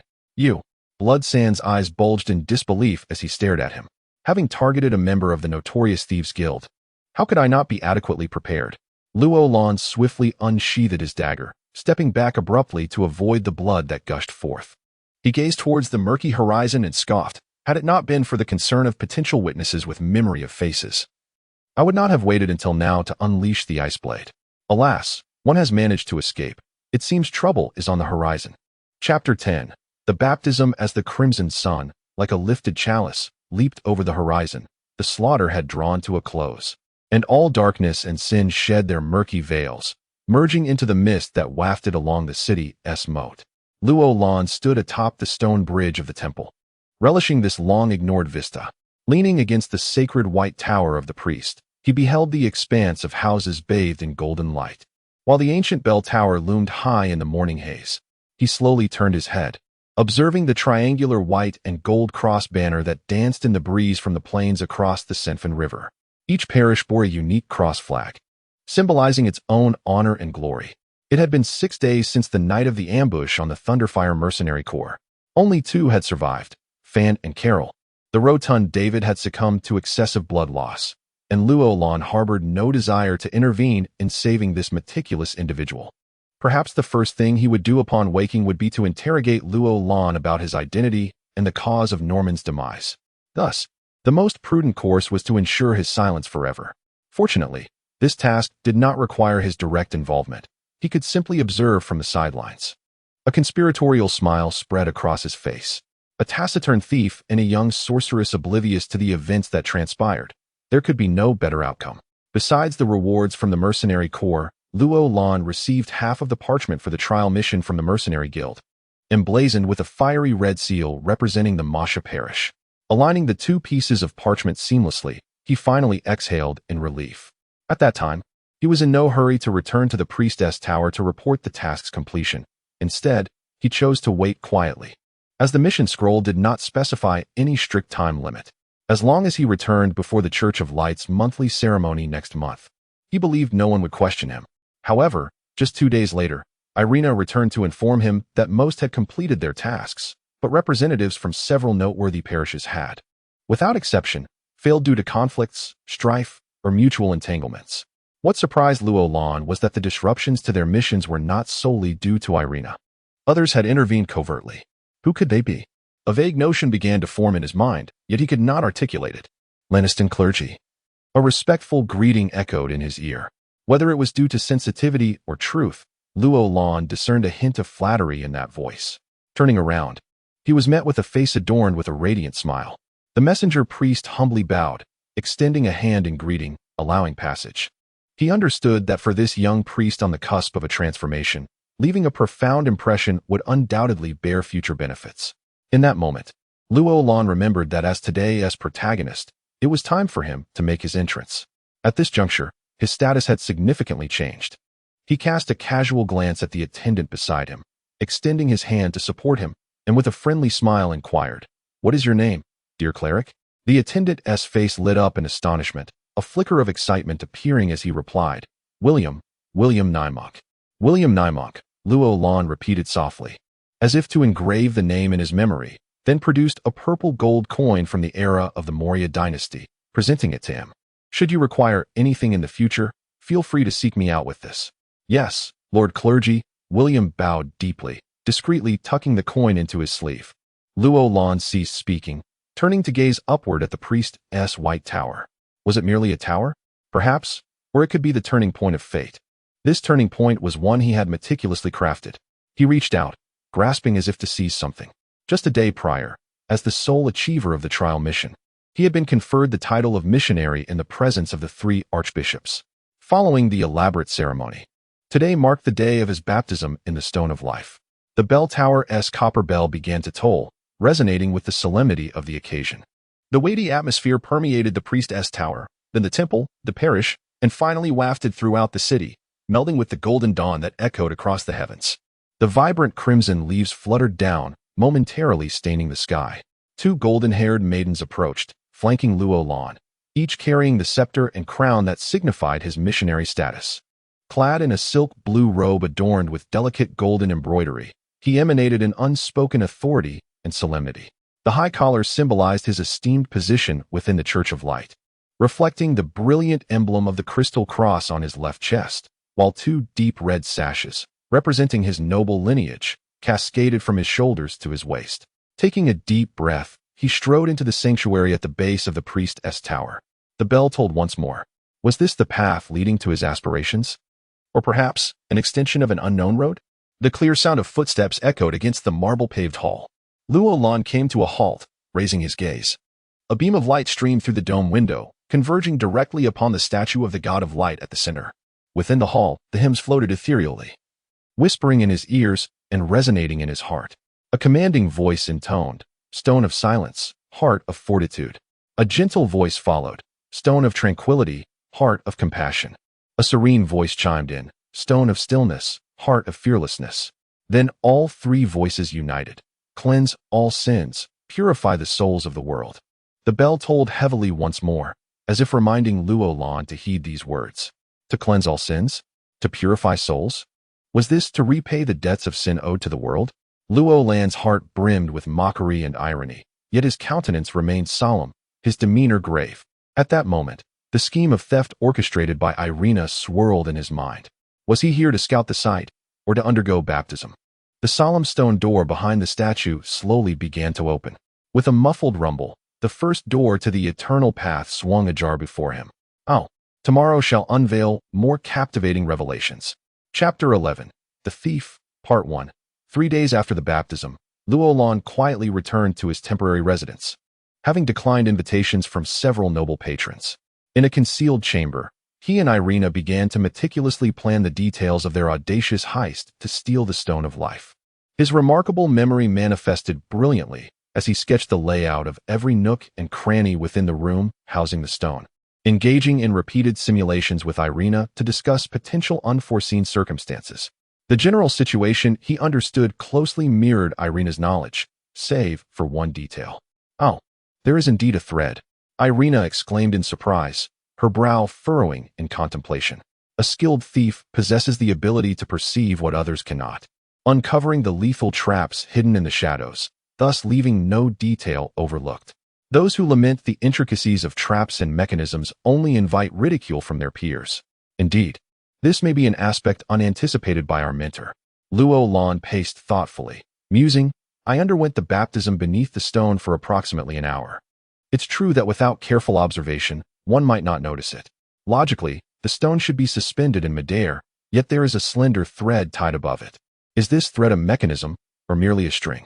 Irina, chin resting on her hand, pondered carefully. "No magical fluctuations can exist near the stone. Do you recall how we were unable to set up a simulated magic array? That's because the triangle formed by the stone and the 3 trial stones only has a fleeting balance point. Therefore, I believe that thread was used to assist in finding that balance at the time." Luo Lan nodded repeatedly, agreeing, "Your reasoning is sound, and there's a significant probability to it. However, this remains mere conjecture. We cannot prove it, and if we err..." Irina waved her hand lightly, interrupting him. "Brother, we cannot calculate every aspect to perfection. There are variables and surprises. That is the thrill of being a thief, and it is the very reason for our existence." "You make a valid point," Luo Lan replied, rising to his feet. He approached the window, then turned to face Irina, declaring, "There is over a 60% chance of success." He exhaled slowly. "That is already a commendable probability." Irina's eyes sparkled with excitement. "If we factor in the cooperation between you and me, we could add at least another 20% to that chance." 8%? Luo Lan chuckled. "Are you perhaps overestimating our capabilities?" It was no wonder he laughed, for 8% was a colloquial term among thieves when asked about their confidence in completing a task. Claiming an 8% assurance implied absolute success, without error. Irina beamed. "Brother, do you lack confidence?" Luo Lan burst into hearty laughter, and after a moment, he regained his composure, fixing Irina with an intense gaze. "Since you are so confident, I shall accompany you to the end." Irina smiled gently. "In that case, we must act swiftly. If the 3 chief bishops suddenly summon you away, or if the church assigns you a task, it may become difficult to return here." Luo Lan nodded silently, gesturing for Irina to share her plan for entering the priest's tower. Irina fell silent, finally sighing softly. "Brother, if I were to die, would you be pleased?" Luo Lan straightened in shock, exclaiming, "What do you mean, sister?" Irina shook her head, then silently retrieved a peculiar dagger from her side. The dagger's tip was a long, twisted spike, while the back appeared indistinguishable from a regular dagger, complete with a blood groove. Irina delicately traced her fingers along its surface. "Since I have nominally become your oracle and fiancé, if I were to suffer a grievous injury beyond the reach of divine magic, and you needed to use the Stone of Life to save me, that should serve as a reasonable excuse, no?" Luo Lan was taken aback, then gazed at her earnestly. "Sister, you must consider this carefully. Your idea, while clever, faces a significant hurdle. The door to the baptism chamber in the White Tower requires all 3 bishops to open it simultaneously. I cannot guarantee they would do so for my sake. If you ask me for a probability." He paused, then spoke deliberately, "At most, 3%. They will open the door for you," Irina asserted, her eyes radiating unshakable conviction. "You are the only preacher in the past 5 years. Every diocese will seek to court you. Such a favorable opportunity for them. Without requiring significant effort, I believe they will surely agree." Luo Lan chuckled self-deprecatingly, shaking his head. "The risks are substantial." He raised his gaze, looking solemnly at Irina. "You are gambling with your life." "Gambling with my life?" Irina suddenly smiled sadly, slowly extending her hand. Under Luo Lan's astonished gaze, she gradually drew back her veil, revealing an extraordinary visage. The blemishes and scars once marring her cheek had vanished, replaced by flawless, radiant skin that took one's breath away. Her features were exquisitely perfect, sculpted as though by the most skilled of artisans. Yet this statue was flesh and blood, infused with the myriad emotions of the world. With just a glance, one could feel an intoxicating allure. Irina's self-pitying smile quickened Luo Lan's heartbeat. She bit her lower lip and said, "Brother, should you lose the chance to save a life with the stone, I owe you a debt of gratitude. If the opportunity arises, I will surely repay you." With that, she suddenly raised the dagger and thrust it forcefully towards her chest. Luo Lan's heart tightened. He moved his lips but did not intervene. Irina parted her lips, as if to speak, but ultimately remained silent, collapsing softly onto the bed, her beautiful eyes closing, as if she had lost consciousness. Luo Lan stared at the wound for a moment, seemingly lost in thought. He understood that while the dagger appeared to pierce her heart, it actually passed through a gap beside it. Yet, if anyone were to attack Irina now or disturb the dagger's position, it would truly signify the end of her life. Irina lay as though in slumber, her tranquil beauty still possessing an arresting charm. After a moment, as the crimson blood began to flow, drop by drop, onto the floor, Luo Lan resolved himself, standing up to gently replace her veil, cradling her as one would a beloved, and slowly making his way outside. A profound chill rolled along the road with the sound of the carriage wheels as Luo Lan drove, his eyes shimmering with an enigmatic light as he hurried towards the residence of the diocesan bishop. This night was a night of the waning moon. Chapter 12. The Thief, Part 2. Luo Lan grasped the hilt of the dagger, exercising utmost caution as he slowly raised his elbow and withdrew it. Then, with a sudden surge of strength, he pulled it out with a hiss. The dagger, still glistening with traces of blood, emerged with a soft sound. Irina let out a gentle hum. Her eyelashes fluttered slightly before she opened her eyes. She turned her head to survey her surroundings and realized she was leaning against a sturdy white stone wall, a refreshing chill spreading across her back. Her view was obstructed by Luo Lan, who was crouched before her, gazing at her with a serene expression, the soft light behind him diffusing like silken threads. Irina revealed a sweet smile and reached out her delicate hand to rest on Luo Lan's arm. In a soft voice, she said, "Senior brother, thank you for saving my life." Luo Lan smiled deeply, choosing silence. He shifted his body aside, glancing up at the slanted ceiling. In that instant, a vibrant and life-affirming light danced like a clear spring in the haze, resembling an illusion crafted by the gods, permeating the soul and captivating the eyes. Under the delicately textured white stone dome, fragmented moonlight spilled in from the crystalline vault above, gently soothing all wounds. Tiny white specks of light began to rise from the 3 trial stones, gradually merging with the moonlight. A mysterious white ringed stone hung high at the center of it all, seemingly rooted in the same essence as the ethereal and profound starry sky outside, basking in all the moonlight and dreamlike reverence. Irina's beautiful eyes were entranced, softly whispering something, although she had imagined this place countless times in her mind. The emotional impact of witnessing it for the first time today was overwhelming. Luo Lan sighed, recalling his own reaction upon first seeing this scene. He could only imagine the fervent prayers of those clergy deeply influenced by the teachings of the light upon arriving here, their hearts utterly devoid of distractions, purifying the soul, cleansing sins. Luo Lan raised an eyebrow, a hint of mockery crossing his features.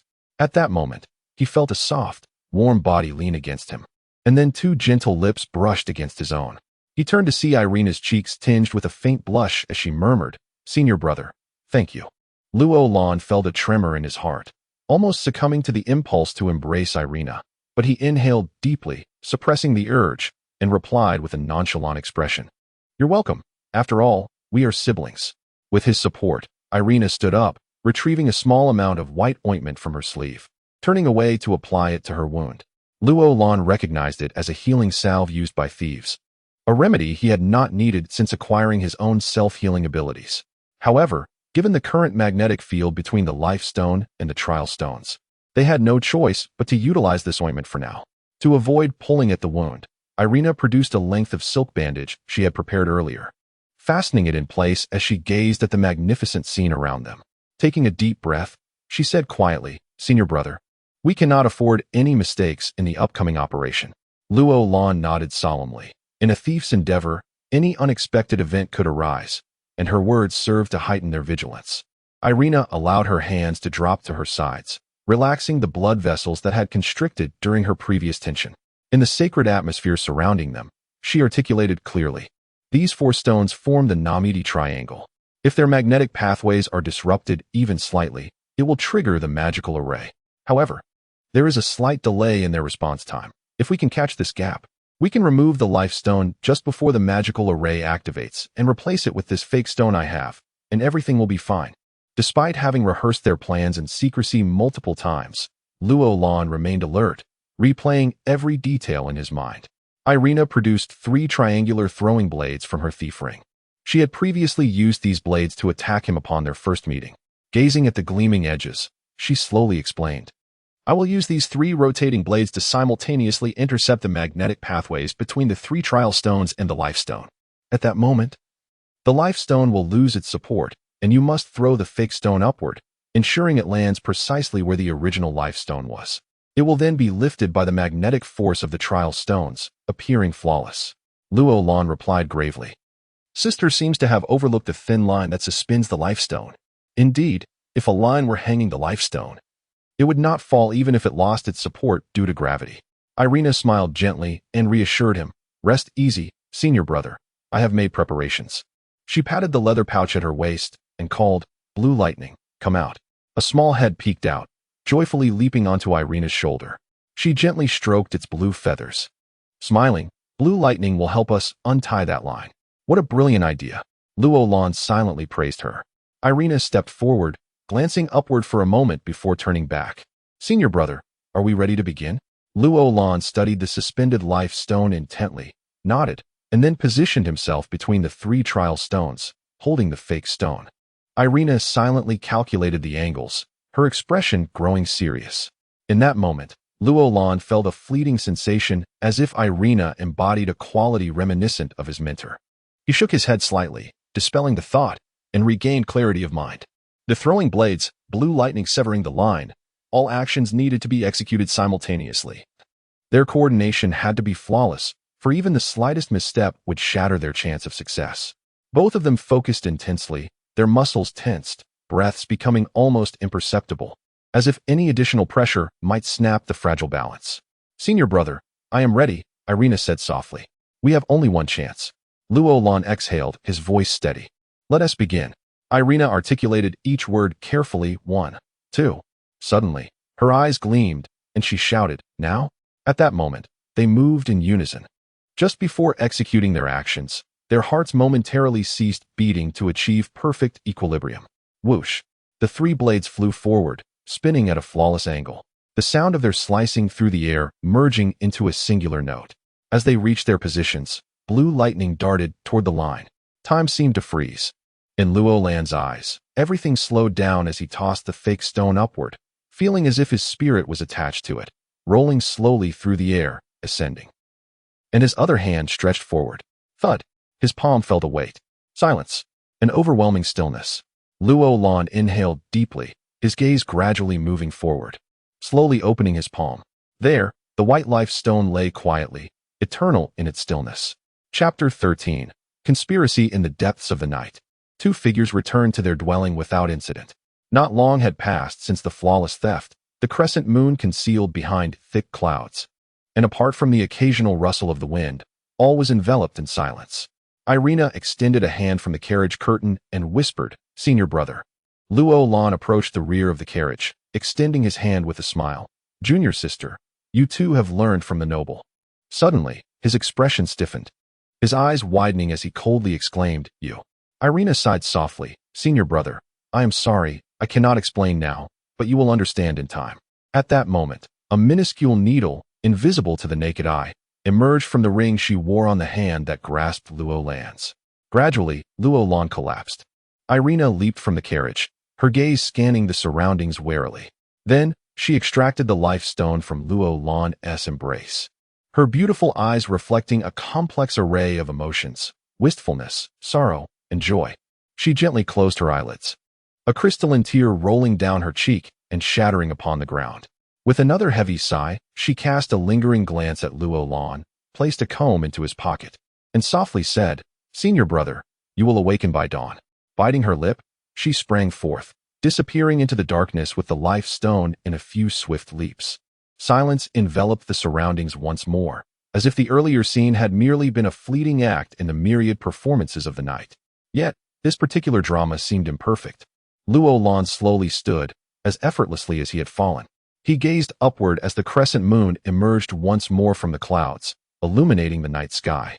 He stood in stillness for a moment before turning to enter the house, pushing open door after door as if unraveling a series of enigmas. He entered a kitchen, approached the wall, and retrieved an object from the crevice of the wooden panel. A strange smile spread across his face as he held the life stone in his hand. Irina could never have imagined that he had stolen this very stone on the day he received the baptism, and that what they had taken tonight was merely a counterfeit Luo Lan had left behind 3 days prior. In truth, the life stone was the true purpose of Luo Lan's visit to the Masha diocese. This intricate scheme began when Luo Lan and Irina joined the merchant caravan. They serendipitously encountered priest Millie and paladin Kaiser within the convoy. Through his interactions with Millie, Luo Lan learned they intended to participate in the priestly trials and had close ties with Domin, one of the 3 archbishops of Masha. He also inadvertently discovered that the paladin possessed a skill that could preserve life at the last moment, though the specifics remained unknown. At that moment, a bold and daring plan began to form in his mind. He resolved to assassinate Kaiser.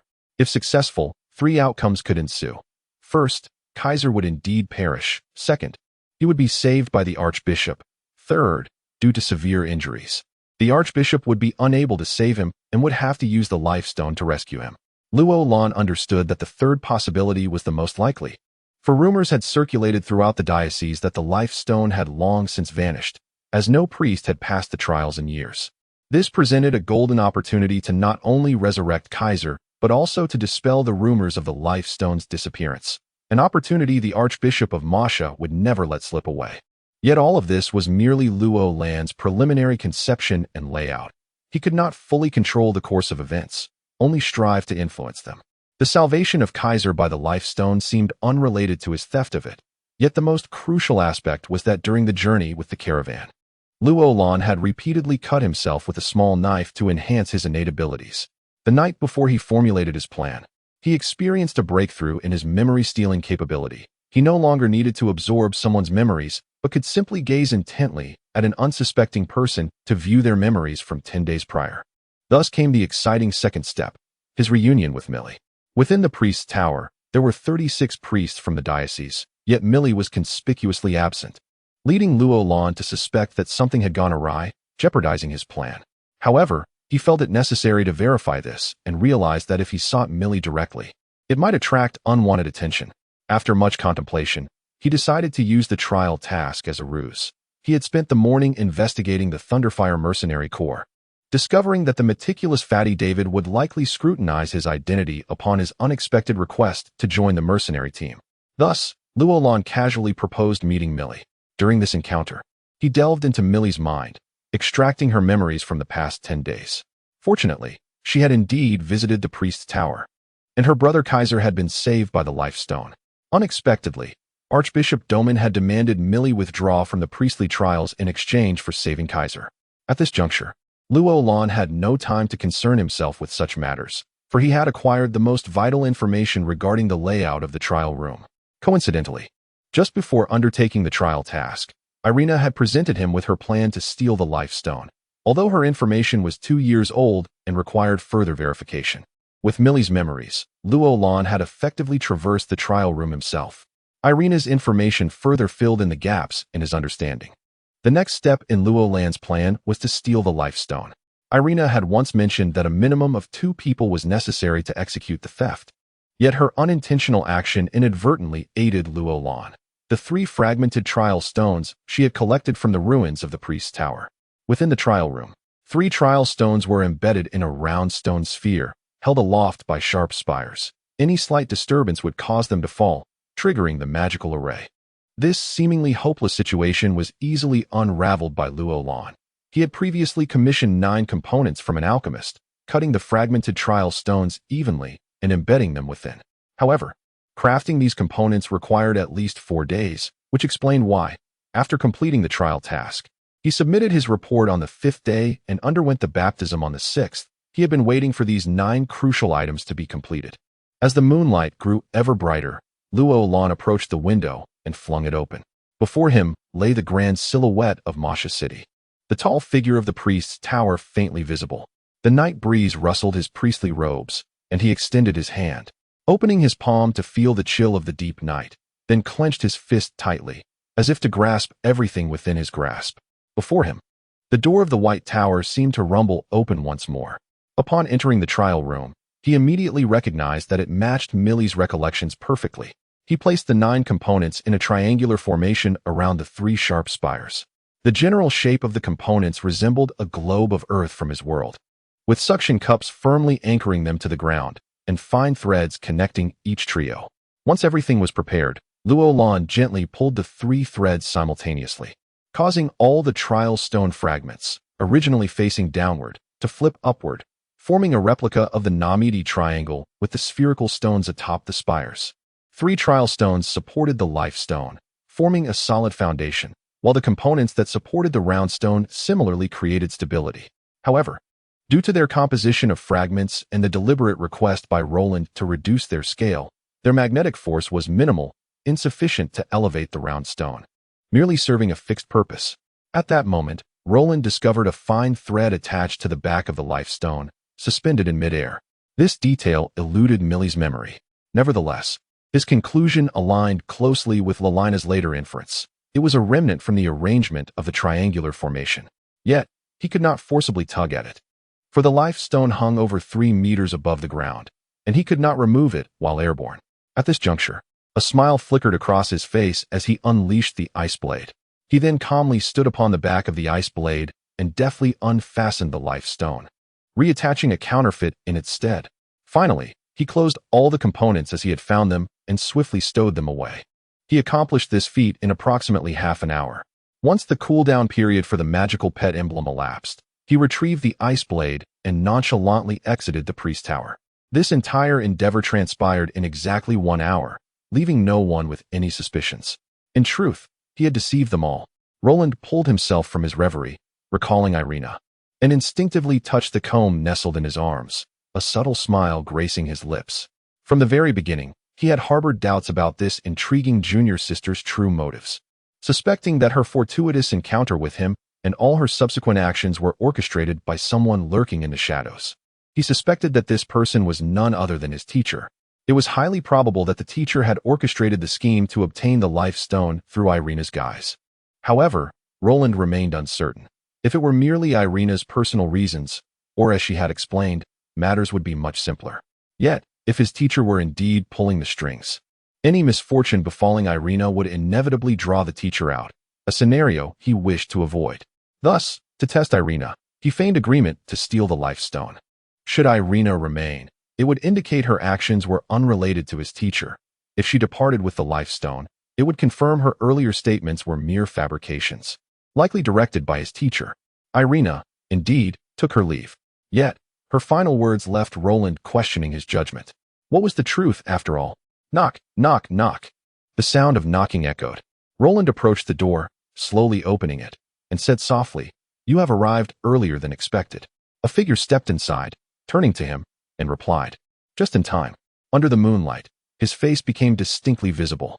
He was none other than the confidant of the mysterious individual with whom Roland had first collaborated to pilfer the treasures of the Landestun family, the priest Timos. Timos glanced out the window before speaking slowly. "Have you secured the item?" Roland chuckled lightly, responding, "On that day?" When you inquired what I would steal upon becoming a priest, I answered that I would take what a priest ought to steal. Today, I have fulfilled that promise. This is the second magical bone. He extended his hand, the life stone shimmering in his grasp. Timos observed it closely. Noting its shape identical to the bone chain the mysterious figure had detached from the necklace gifted to Roland. Roland smiled. Of course it is the same, otherwise. What counterfeit could I have used to replace the genuine life stone during the theft? At that time, the replica Irina possessed was not in my hands. Timos nodded slightly, accepting the life stone and tucking it into his garments. Roland smiled. I trust you will uphold your promise. Timos regarded him with an expressionless gaze, stating, the master has never forgotten his commitments. Your successful ascension to priesthood was indeed facilitated by our support. Roland offered a faint smile. Of course. I am well aware that a priest with no foundational background could never attain such a position without substantial backing. I merely wish to remind you of the forthcoming matters. Timos replied gravely. The master has long made arrangements for you, including the prior dissemination of rumors regarding the theft of the life stone across various dioceses, which was also orchestrated by us. Roland nodded, expressing admiration. This is what I most respect about the master. He preemptively silenced the Masha diocese, ensuring that even if they later discovered the life stone had been stolen, they would be compelled to vehemently deny it, as it would serve as a collective excuse against them. Timos displayed a hint of a smile, speaking softly. It seems our collaboration has been quite enjoyable. Roland grinned, responding, our partnership has merely begun. Regarding the deeper reasons behind Roland's desire to study priesthood, there were indeed more intricate motivations. However, I have addressed the superficial inquiries, and there will be further explanations regarding Irina's matters later. For now, I shall take my leave for a while. Have you all noticed that the title of this volume purposefully places conspiracy between theft and the life stone, as that is the crux of the matter? Additionally, I must mention that the original title of this book is The Magical Bone Puzzle. Given today's developments, I must prepare for the next volume, The War of Thieves. I shall organize the clues and, if time permits, release another chapter today. If not, I shall default to tomorrow. A friendly recommendation, The Great Harmony of Huaxia. Lastly, I kindly request your votes. Volume 5, The War of Thieves, Chapter 1, City of Sin, The Grand Rift of Longduo. The City of Sin, a metropolis partially constructed beneath the earth, serves not merely as the headquarters of a nefarious band of thieves, but rather as a sanctuary and gathering place for the denizens of the underworld. Alongside two other vast subterranean cities, it stands as a testament to the ingenuity of human brigands. At this particular twilight hour, the sky was rent by a streak of crimson-hued clouds, with darkness striving to mend the breach of light. Flickering flames of debauchery ignited one by one, as the seeds of wickedness took root in the hearts filled with temptation and desire, discarding the mask of morality, stripping away the garments of dignity to unveil the so-called original sin of mankind. If one were to bestow an apt name upon this place, it would undoubtedly be the Underground Eden. Hark! The intelligence officer of the Thieves' Guild hurriedly traversed the Hunter's district, clutching a stack of parchment scrolls as he made his way to the Grand Steward's office. Due to his loyalty and competence, he had been hastily promoted to one of the 15 intelligence officers within mere months, yet he lacked the wealth to afford a carriage and a flying slave. The thought of a flying slave made him glance upward, where several voluptuous harpies were transporting a few corpulent human merchants toward the west, clearly en route to the Black Shark Arena. Reluctantly, he retracted his envious gaze, his heart igniting at the prospect of possibly acquiring such a female flying slave in a few months, prompting him to quicken his pace and take a shortcut through the pleasure district. The air was already suffused with intoxicating music, stimulating the secretion of certain hormones within the body. He could sense the fiery gazes surrounding him, the air thick with the scent of alluring perfumes, which left him in a daze, producing an inexplicable side effect that lingered for quite some time, accompanied by faint whispers of moans entwining around his ears. A few graceful figures approached, but upon inadvertently catching a glimpse of the dark emblem emblazoned across Hark's chest, their expressions shifted to one of fear, and they scattered in trepidation. It was a shadowy insignia depicting a twisted face howling towards the heavens, its sharp fangs gleaming even in the dim light, reflecting a thirst for bloodshed. After navigating several streets, Hark finally beheld the Grand Steward's mansion at the corner. He had often found it perplexing why such a powerful figure would choose to build his residence in such an unremarkable location, which also appeared quite unsightly. The answer to this conundrum would only reveal itself years later when he would occupy that very position. Upon entering and announcing the secret code, Hark found the 30-something Grand Steward, Brahms, partaking in his evening meal. Upon noticing Hark's arrival, Brahms set down his knife, casually wiped his mouth with his sleeve, and inquired, "Have you brought it?" Hark stifled a chuckle at Brahms's lack of formality and respectfully presented the parchment scrolls with both hands. Brahms frowned, pursing his lips as he remarked, "Hark, how many times must I reiterate that I have no need for such formalities?" He muttered something under his breath before becoming engrossed in the contents of the scroll. Arching an eyebrow as he read, "A division leader has defected? How intriguing. This hasn't occurred in decades." His gaze dropped, and after reading further, he extracted the second and third scrolls, exclaiming in surprise upon reaching the third, "Our leader in the Masha church has been killed?" Hark's face fell as he bowed his head. "Yes, my lord. I believe this is a matter of urgency. Our guild has struggled to infiltrate the vicinity of the Church of Light, and now—" Before he could finish, he was interrupted by Brahms's abrupt interjection. "Good riddance." Brahms sneered, casting aside the scroll. "For 5 years, Bloodsand has made no progress near the Masha church, resorting to the same old tactics of robbery. If it weren't for the fact that he is the nephew of that old coot from the Black Shark Arena, I would have dealt with him long ago." Hark felt a chill run down his spine, fully aware that once Brahms was provoked, even the 3 city lords would merely turn a blind eye. Brahms continued, tapping his fingers rhythmically against the table, his tone growing stern. "Our guild possesses the majority of intelligence from the southern seas to the countries bordering the Madoros Mountains. Yet, the other 2 guilds are equally formidable. If our division continues to harbor these scoundrels, how can we ever compete with them? How can we maintain the balance of power on the continent?" His agitation escalated, culminating in a forceful slam of the parchment onto the table. Hark jumped, cold sweat beading on his forehead as he stammered, There's still one more matter." Brahms shot him a glance, impatience evident in his demeanor. "Is it that dark elf from the Medes family again?" Hark nodded fervently. Yes. She wishes to enlist our support in their assault against the Mohammedan family." Brahms scoffed. "The City of Sin has always maintained a neutral stance, refraining from siding with either party." He gestured vaguely. "The underworld is a peculiar realm where one can find beauties of every race, indulge in culinary delights and accommodations unattainable elsewhere, lavishly spend gold on anything one desires, and even wager on the victor during conflicts between nations. However, all of this hinges upon the stance of the underground city. I trust you comprehend this, Hark." "But no buts," Brahms bellowed. Observing Hark's pale visage as he staggered back a few steps, Brahms found it somewhat amusing. He reached out to pat Hark's shoulder. Softening his tone, "Hark, one must not be too merciful or soft-hearted in this line of work. Remember, strength is paramount, both for individuals and for the City of Sin." After a moment of contemplation, Brahms thrust the 3 scrolls into Hark's hands, stating, "If that dark elf seeks our assistance, let her manage the situation accordingly before returning to me." Hark gaped at the Grand Steward, incredulous at the casualness of his response. "Isn't this a bit trivial?" "What?" Brahms spun around, noticing Hark's immobility. "Do you have an issue?" Hark pointed at the scrolls in his grasp, stammering, "But these are 3 different matters." "What different matters?" "This is clearly one issue," Brahms retorted impatiently, snatching the scrolls from Hark's hands and pointing to the text. "Starting with the mission from the Landestun family castle. Execution members dead, liaison and surveillance members missing, division leader defected. Now look at this one, the perimeter thief, Solon, has vanished, and the final one, the Bloodsand Thieves Guild, has been obliterated, with the prime suspect potentially being Solon. Now examine the dates of these events and connect the dots. Do you not see the pattern?" Hark hesitated, shrinking back. "It seems this is roughly the time required to traverse between the 2 locations." Brahms's eyes gleamed with realization. "Then it's quite evident. This is the work of an individual or an organization." With just a cursory glance, he had deduced the underlying connections. If Roland were present, he would surely marvel at Brahms's keen insight. Brahms turned away, waving his hand dismissively, sighing, "We should send that enchanting dark elf away soon. Her presence is almost making me weak.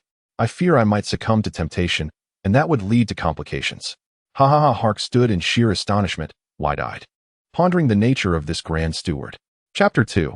The Ambush. According to the regulations of the Masha Diocese, clergy members seeking promotion to the rank of missionary must undergo training in regions rife with religious disputes, a process that may take anywhere from 3 months to a year.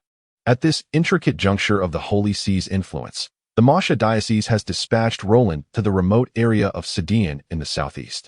Although this territory remains under the jurisdiction of the Holy See, the presence of polytheistic factions is equally formidable, often leading to small-scale skirmishes.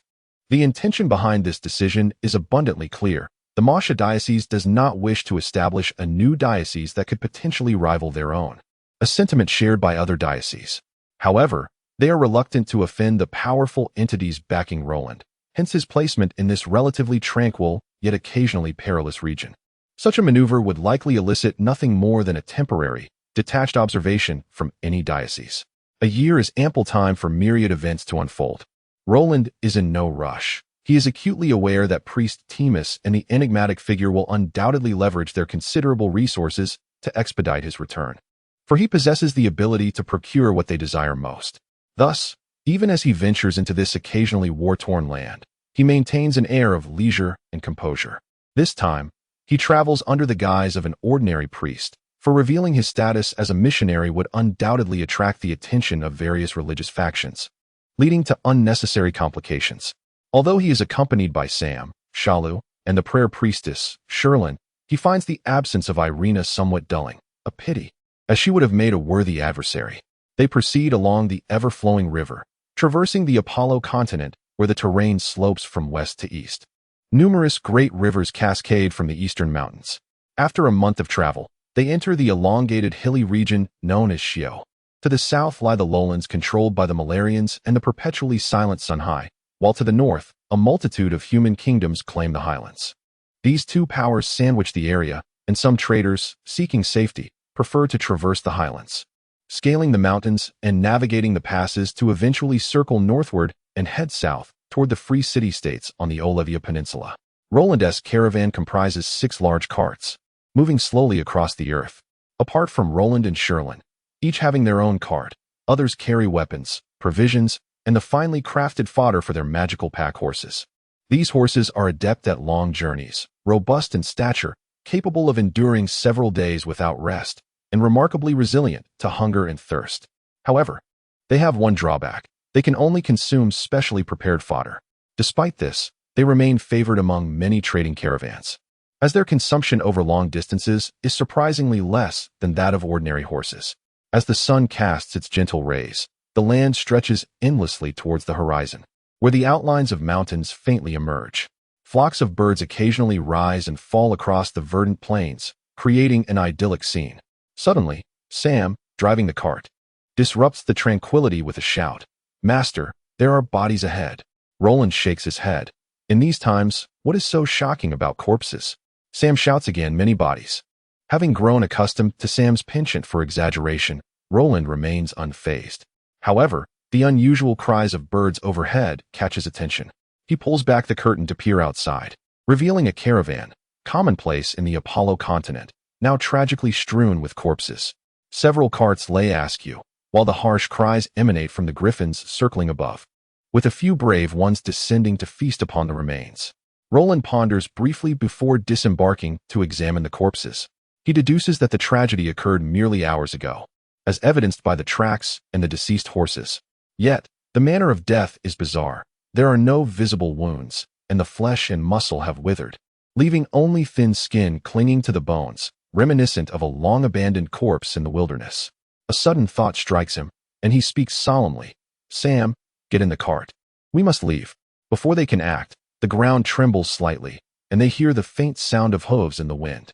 Shalu, his eyes gleaming, stands resolutely before Roland, wielding the iron hammer crafted specifically for him. The hoofbeats grow clearer, revealing a cavalry force of approximately 100. Amidst the wind, voices faintly call out, "They are over there." Furrowing his brow, Roland realizes they have inadvertently stumbled into a predicament. From behind the undulating hills, a line of disciplined light cavalry emerges, armed with long spears and round shields. At the center, a woman adorned in steel shoulder and shin guards, her fiery red hair billowing prominently, stands out. Roland is taken aback. The thunderous sound of their galloping hooves belies the fact that a woman leads them. The knights survey them coldly, and upon observing the scattered corpses, their expressions turn to one of sorrow and fury. One night, unable to contain himself, reins in his horse, which whinnies thunderously as he charges toward Roland and his companions. Enveloped in a swirling aura of azure energy, an imposing sight indeed. The woman shouts a command to halt, but he disregards her, barreling forward. Roland notes the knight's aura appears somewhat flawed. While such energy can enhance strength and resilience, those who master it tend to be more restrained. Nevertheless, this ostentatious display is surely intimidating on the battlefield. Given the unfriendliness of their approach, conflict seems unavoidable. Roland calls out calmly, "Shalu." Over the past 2 months, Roland has employed 12 blacksmiths to forge Shalu's armor, expending over 500 gold coins to create an impressive set of heavy armor, intricately inscribed with alchemical magic arrays to lessen its weight. Nonetheless, Shalu currently dons only a set of magically resistant leather armor inscribed with basic wards, which suffices for the moment. As the night closes in, he is startled to see Shalu brandishing an enormous iron hammer, swinging it with formidable force. The shadow it casts nearly engulfs him, and the immense pressure renders him momentarily blinded. He deftly pulls on the reins, narrowly evading the strike as the ground erupts in a spray of mud and debris. The knight glances back at the massive crater created by the blow, drenched in cold sweat. While still recovering from the shock, Shalu effortlessly raises the hammer again, sending a gust of wind that causes Roland's cloak to flutter. The knight finds himself in a precarious position, his spear feeling like a mere needle against the vastness of Shalu's weapon. Outmatched and enraged, he shouts in frustration. In the distance, the cavalry appeared to sense that something was amiss. With shouts and the crack of whips resonating in the air, they swiftly descended the slope, encircling Roland and his companions in a fan-shaped formation. The red-haired knight, her gaze shifting sharply, immediately recognized Roland's figure and his striking white priestly robes. Her eyes sparkled with interest as she urged her red steed forward, seemingly intent on joining her fellow knight in an assault against Shalu. However, halfway through her charge, she unexpectedly veered towards Roland instead. In the next moment, her lance was poised against his throat. For the first time, she exclaimed loudly, "Halt!" Yet before she could finish her sentence, she felt the world spin around her and suddenly found herself ensconced in someone's embrace, a chilling dagger pressed against her alabaster neck. Then, she heard a voice laced with sarcasm whispering in her ear, "Are you trying to say to stop?" Chapter 3. The ambush of the bloodworm people. Bailey never anticipated that a frail priest could so easily extricate himself from her grasp, turning the tables and taking her captive instead, leaving her filled with frustration and regret. Her intention had merely been to apprehend the priest to clarify the misunderstanding, for she could discern that the attack on the caravan was not perpetrated by this small group. Just as uncertainty clouded her thoughts, the figure pressing a dagger against her side whispered urgently in her ear, "Call your people back. There are things beneath." Startled, Bailey's expression shifted, and in a moment of panic, she called out loudly, "Moza, stop. It wasn't them. We must leave." As her words escaped her lips, Roland inwardly cursed his miscalculation. He swiftly shoved Bailey aside, his movements fluid and eerie, and shouted, "Shalu, be wary of the ground."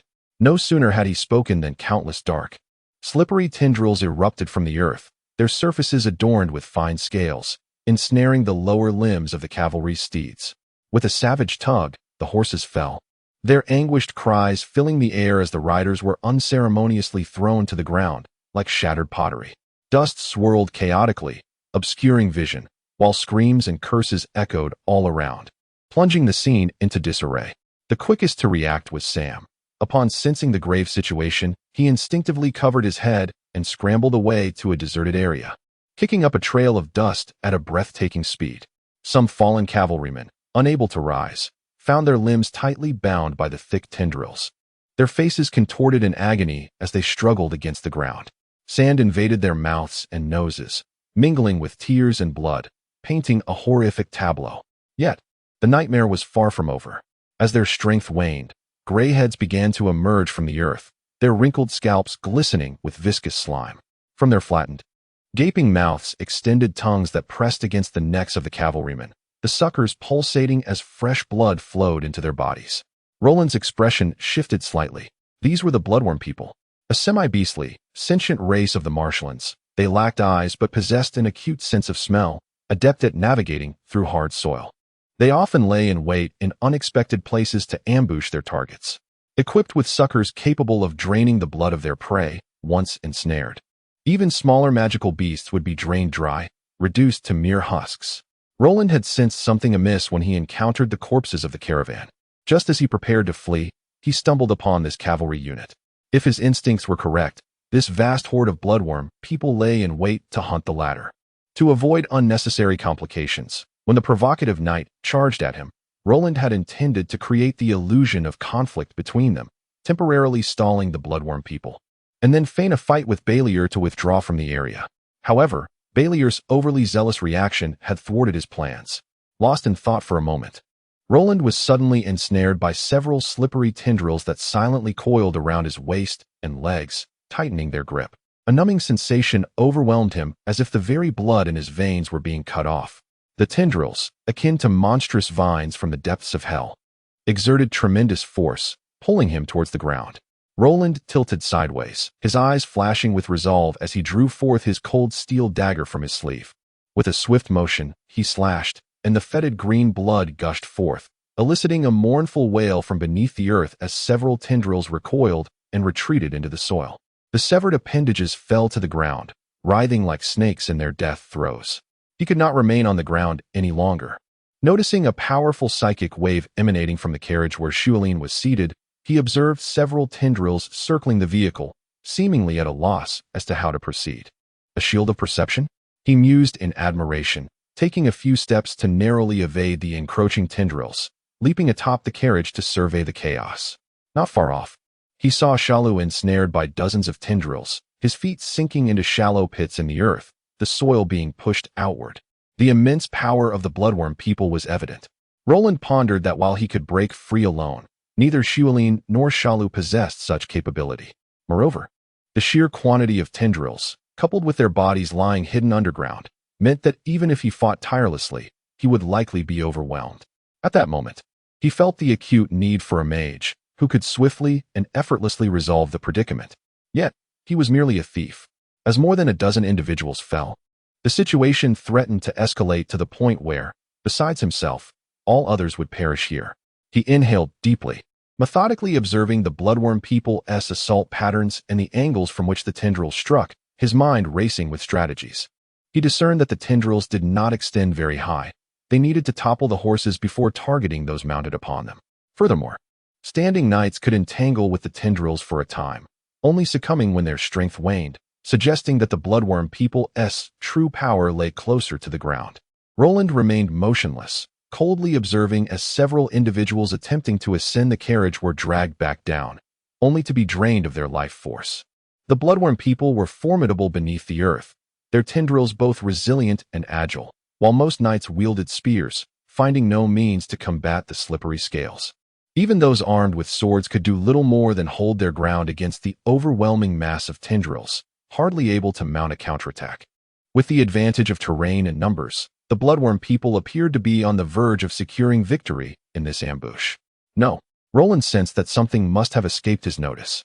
The carriage beneath him jolted violently, and the surrounding tendrils seemed to sense something amiss, converging towards him. Shualin's psychic shield would not hold much longer. Perception? Wait. Roland suddenly realized that he had overlooked a crucial detail. The bloodworm people attacked simultaneously. This indicated they had unified command. Roland's pupils dilated as he abruptly turned his head towards a previously overlooked area. Amidst the chaos, one particular tendril stood upright, not participating in the assault, instead swaying from side to side as if surveying the battlefield. In its slow movement, all the tendrils bursting forth from the ground formed a half-circle around it, often coordinating their efforts to systematically eliminate the knights wielding swords. A spark ignited in Roland's eyes. That tendril's master was the mastermind behind the actions of all the bloodworm people. If he could eliminate it, the bloodworm people would lose their command. The carriage beneath him shook violently once more. Time was of the essence. Roland leaped from the carriage, his feet barely touching the ground as he sprang atop the corpses of fallen knights, his steely gaze piercing through the obscuring dust as he focused on that singular tendril. After several swift strides, evading the encroaching tendrils, he launched himself forward, his dagger poised to strike in midair. With a wet sound, a foul liquid erupted as an enraged, guttural roar filled his ears. Just as he had surmised, the owner of that tendril was the leader of the bloodworm people, responsible for their perception and assault. The instant it was wounded, the coordination among the tendrils descended into chaos, some even tangling with one another. As the beleaguered by Lyre and her companions felt a sudden alleviation of the oppressive pressure upon them, their spirits surged with renewed vigor.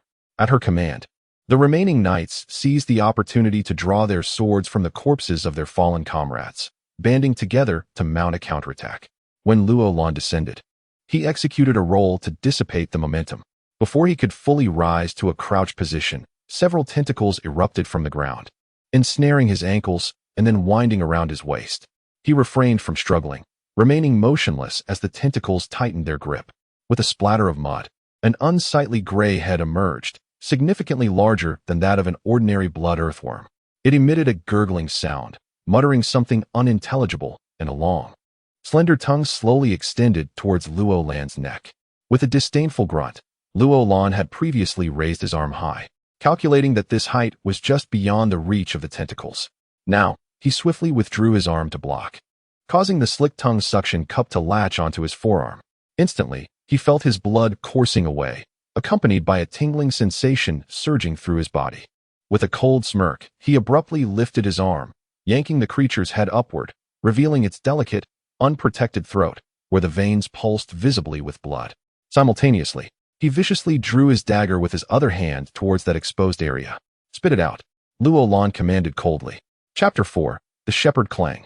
Beliar sheathed her sword, her heaving chest betraying her intense breaths as she gazed at the blood mingled with the earth beneath her feet. Each step felt viscous, and with a soft sigh, she realized that of the 108 knights, only 32 remained alive, herself included. This was a fortunate outcome, as the bloodworms had retreated prematurely after losing their commander. Had they not done so, she shuddered at the thought, unwilling to envision the dire consequences that could have ensued. Her eyes drifted towards the priest who had slain the leader of the bloodworms, her heart trembling at the sight. One of his arms hung limply, the flesh below the elbow merely a thin layer of skin draped over bone. Yet, he maintained an air of calm composure, as if nothing had transpired, busily inspecting the lifeless body of a bloodworm, seemingly absorbed in some unknown task.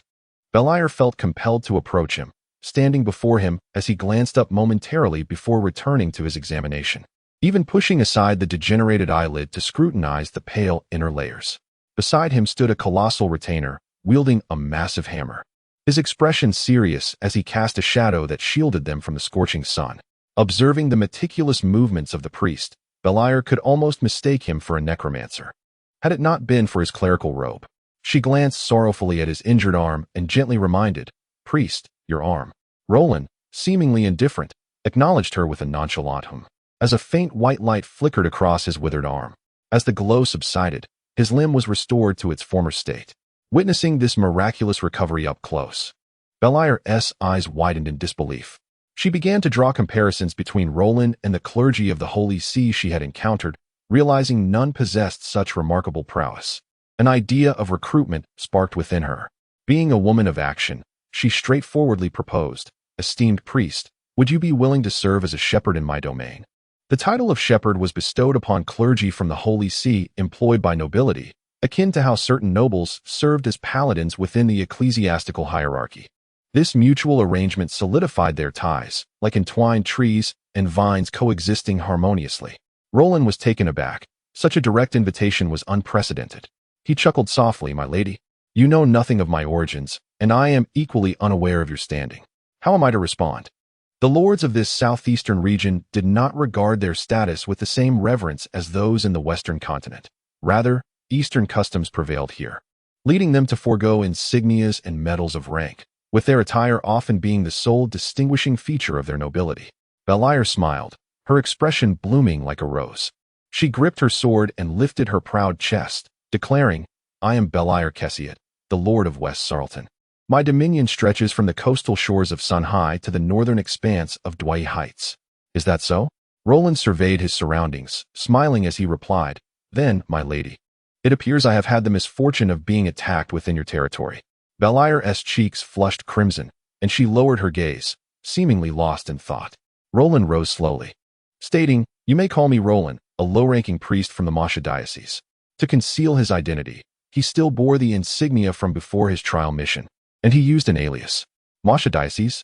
Beliar was about to speak when a desperate wail interrupted her. Master. Sam rushed over, tears streaming down his face as he clutched Roland's legs, exclaiming, Master, I'm so relieved to see you safe. Roland, expressionless, interjected, Sam. I require a moment of privacy with Lady Kessiet. Do not allow anyone to disturb us. Before Sam could comprehend, he felt his collar tighten, and Roland effortlessly lifted him away. Sam's face fell, and he protested, Master, I am loyal to you. I didn't run away. Please believe me. Beliar found amusement in the scene, turning to Roland earnestly. Priest Roland, I sincerely invite you to serve as my shepherd. Without your intervention, none of us would have escaped today. She paused, then added with surprise, By the way, your skills are quite impressive for a priest. Roland shook his head with a smile, merely rudimentary combat skills. Before I became a priest, I aspired to be a swordsman. He did not deny his martial prowess, but subtly revealed a glimpse of his past, cleverly steering Beliar's thoughts in that direction. He felt an ominous premonition regarding the motives behind his seemingly arbitrary placement in the Sedaean region by the Holy See. Given the circumstances, he considered it prudent to embed himself within a faction and observe any potential actions the Masha diocese might take against him, before gradually deciding his future course. Beliar appeared to be a straightforward leader, making her an ideal target for him. However, he knew he must not concede too easily. An effortless agreement might lead her to underestimate him, much like the delicate dance of budding romance. The anticipation of the courtship phase was paramount to yielding a more delectable fruit. After a moment of deliberation, Roland smiled noncommittally. I would be honored to visit your domain. Splendid. Beliar's joy was unrestrained as she clapped her hands, exclaiming, Summon. At that moment, the rapid pounding of hooves approached from afar, capturing everyone's attention. As the rider drew near, several knights who had been resting rose, their faces reflecting tension and confusion. The rider was a young knight, pale and drenched in sweat. Upon spotting Beliar, he charged towards her without hesitation, dismounting and sprinting to her side. Just as he opened his mouth to speak, he cast a wary glance at Roland and whispered to Beliar, My lady, I have urgent news to report. Beliar's expression tightened, yet she gestured for him to continue. This is Roland, the newly appointed shepherd. Speak freely, there is no need for discretion. Roland raised an eyebrow, surprised by the young lady's forthrightness.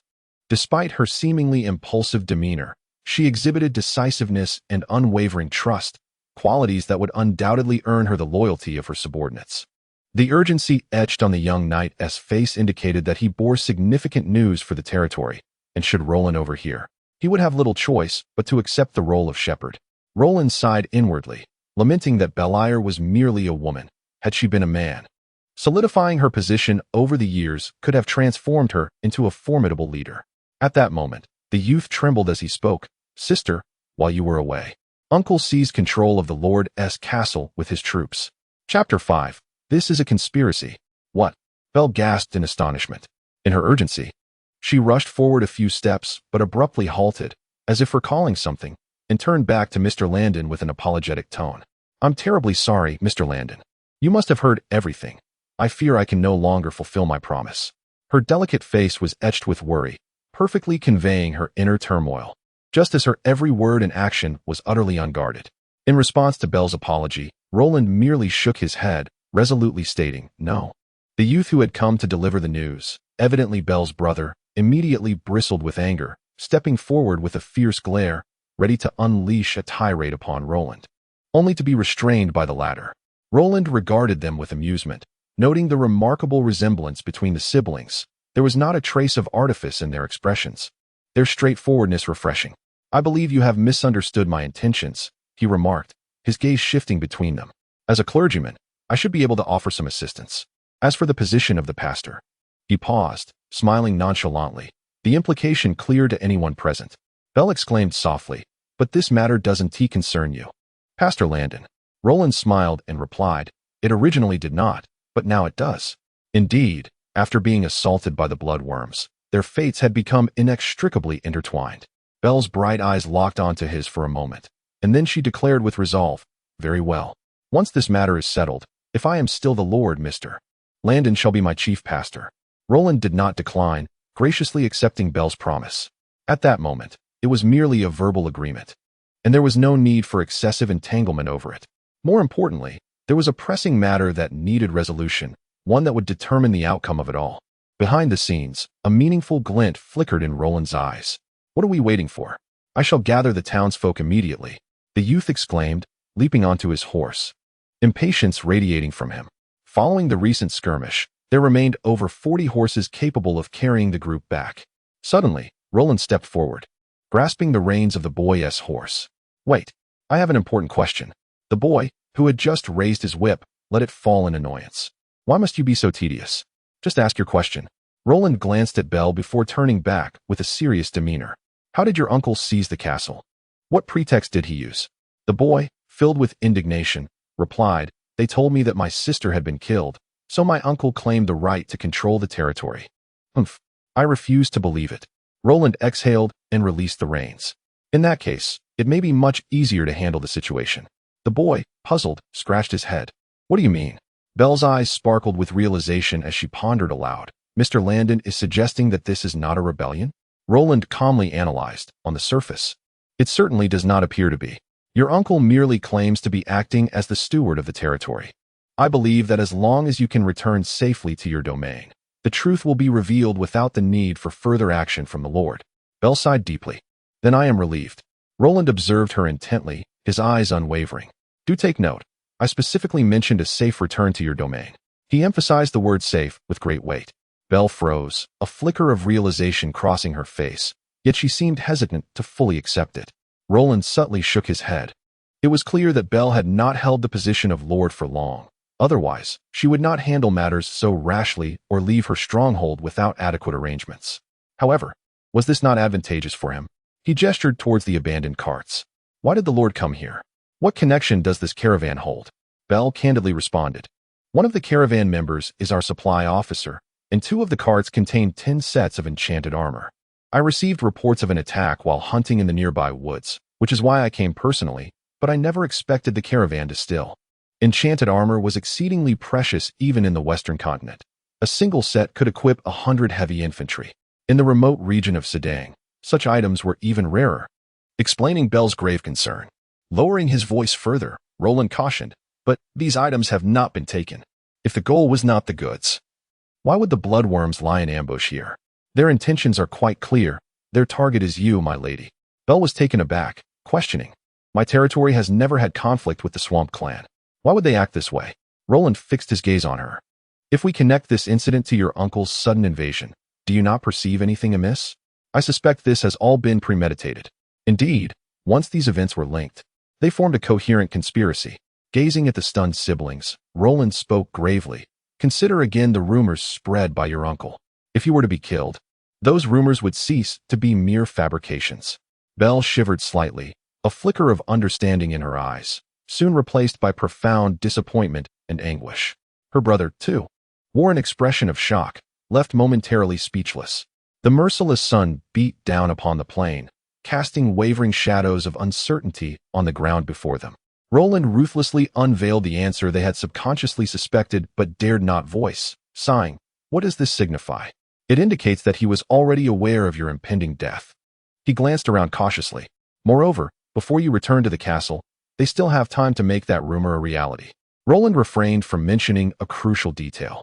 The bloodworms had not suffered significant casualties, and if directed, one could not dismiss the possibility of further actions from those orchestrating behind the scenes. Belle looked at Roland, astonished by his calm demeanor and perceptive insight, yet feeling somewhat lost and helpless. "What should we do next?" she asked anxiously. Roland paced in place for a moment, then lifted his head. "How many routes lead to the castle? How long would the quickest take?" Without hesitation, Belle replied, "There is only one main road, which takes 2 days. But I know some shortcuts. The fastest route would allow us to reach the castle in just 1 day." "Very well," Roland nodded. "We shall split into 2 groups.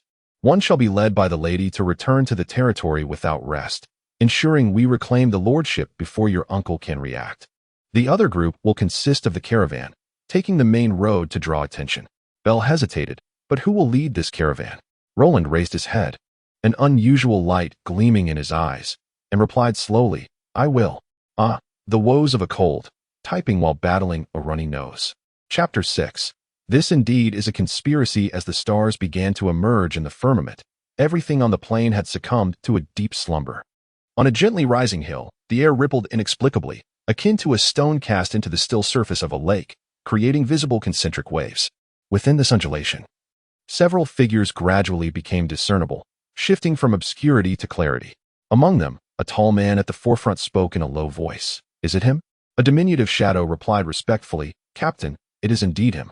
The tall man gazed towards a nearby area where several campfires flickered, surrounded by a dozen vehicles encircling mounds of earth that concealed buried corpses, with a few scattered tents nearby. The marks of a fierce battle from the day remained vividly apparent. "Prepare to act," commanded the tall man, surveying his four subordinates, whose spirits were lifted by his words. After days of stealthy tracking, they had gleaned a substantial understanding of their target's true strength. It was time to strike. The tall man focused once more on the scene below. The guild's dossier had indicated that this individual was a priest, withholding further details. He understood that this was a consequence of the assassination protection clause, when one party sought to hire the Thieves Guild to eliminate a target who had previously paid for protection. Transparency regarding that individual's information was severely restricted. All details regarding abilities, habits, and preferences were left to the hired thieves to uncover. However, none of this was of particular importance now. They were fortunate to witness a performance that required no further investigation on their part. The fierce battle from earlier loomed vividly in their minds. In such life-and-death situations, preserving one's strength was nearly impossible. The target was, at best, a low-tier swordsman masquerading as a priest. Though quick-witted and responsive, the tall man found this to be reasonable. If the adversary were merely mediocre, what merit would there be in expending a fortune to eliminate him? Yet, this was where the target's journey would end. Under the cover of night, his team would execute their ambush with ease and then retreat unhurriedly. To ensure a cautious approach, the tall man left one person on the perimeter while he, accompanied by two subordinates, split into three directions towards the confirmed vehicles. Their movements in the darkness were not only swift but also silent, as graceful as a cat. As they neared the caravan, their forms began to blur and then solidify, seamlessly merging with the atmosphere. The flames in the central campfire crackled intermittently, casting sparks as if to warn of imminent danger. Yet this feeble proclamation was destined to go unnoticed.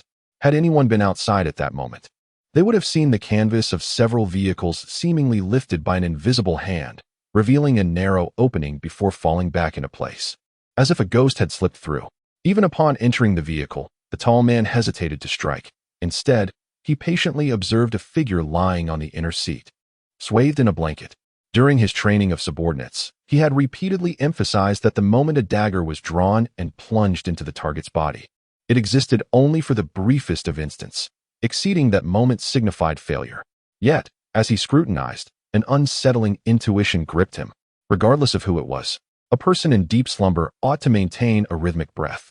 However, since his arrival, the figure had remained utterly still, devoid of any sound. Years of instinct warned him that something was amiss. Nevertheless, he did not retreat immediately. Instead, he stepped closer and violently yanked away the blanket. A grotesque corpse of a bloodworm lay sprawled upon the seat. Simultaneously, he heard a blood-curdling scream from his subordinate. In that moment, he remained composed, attentively listening.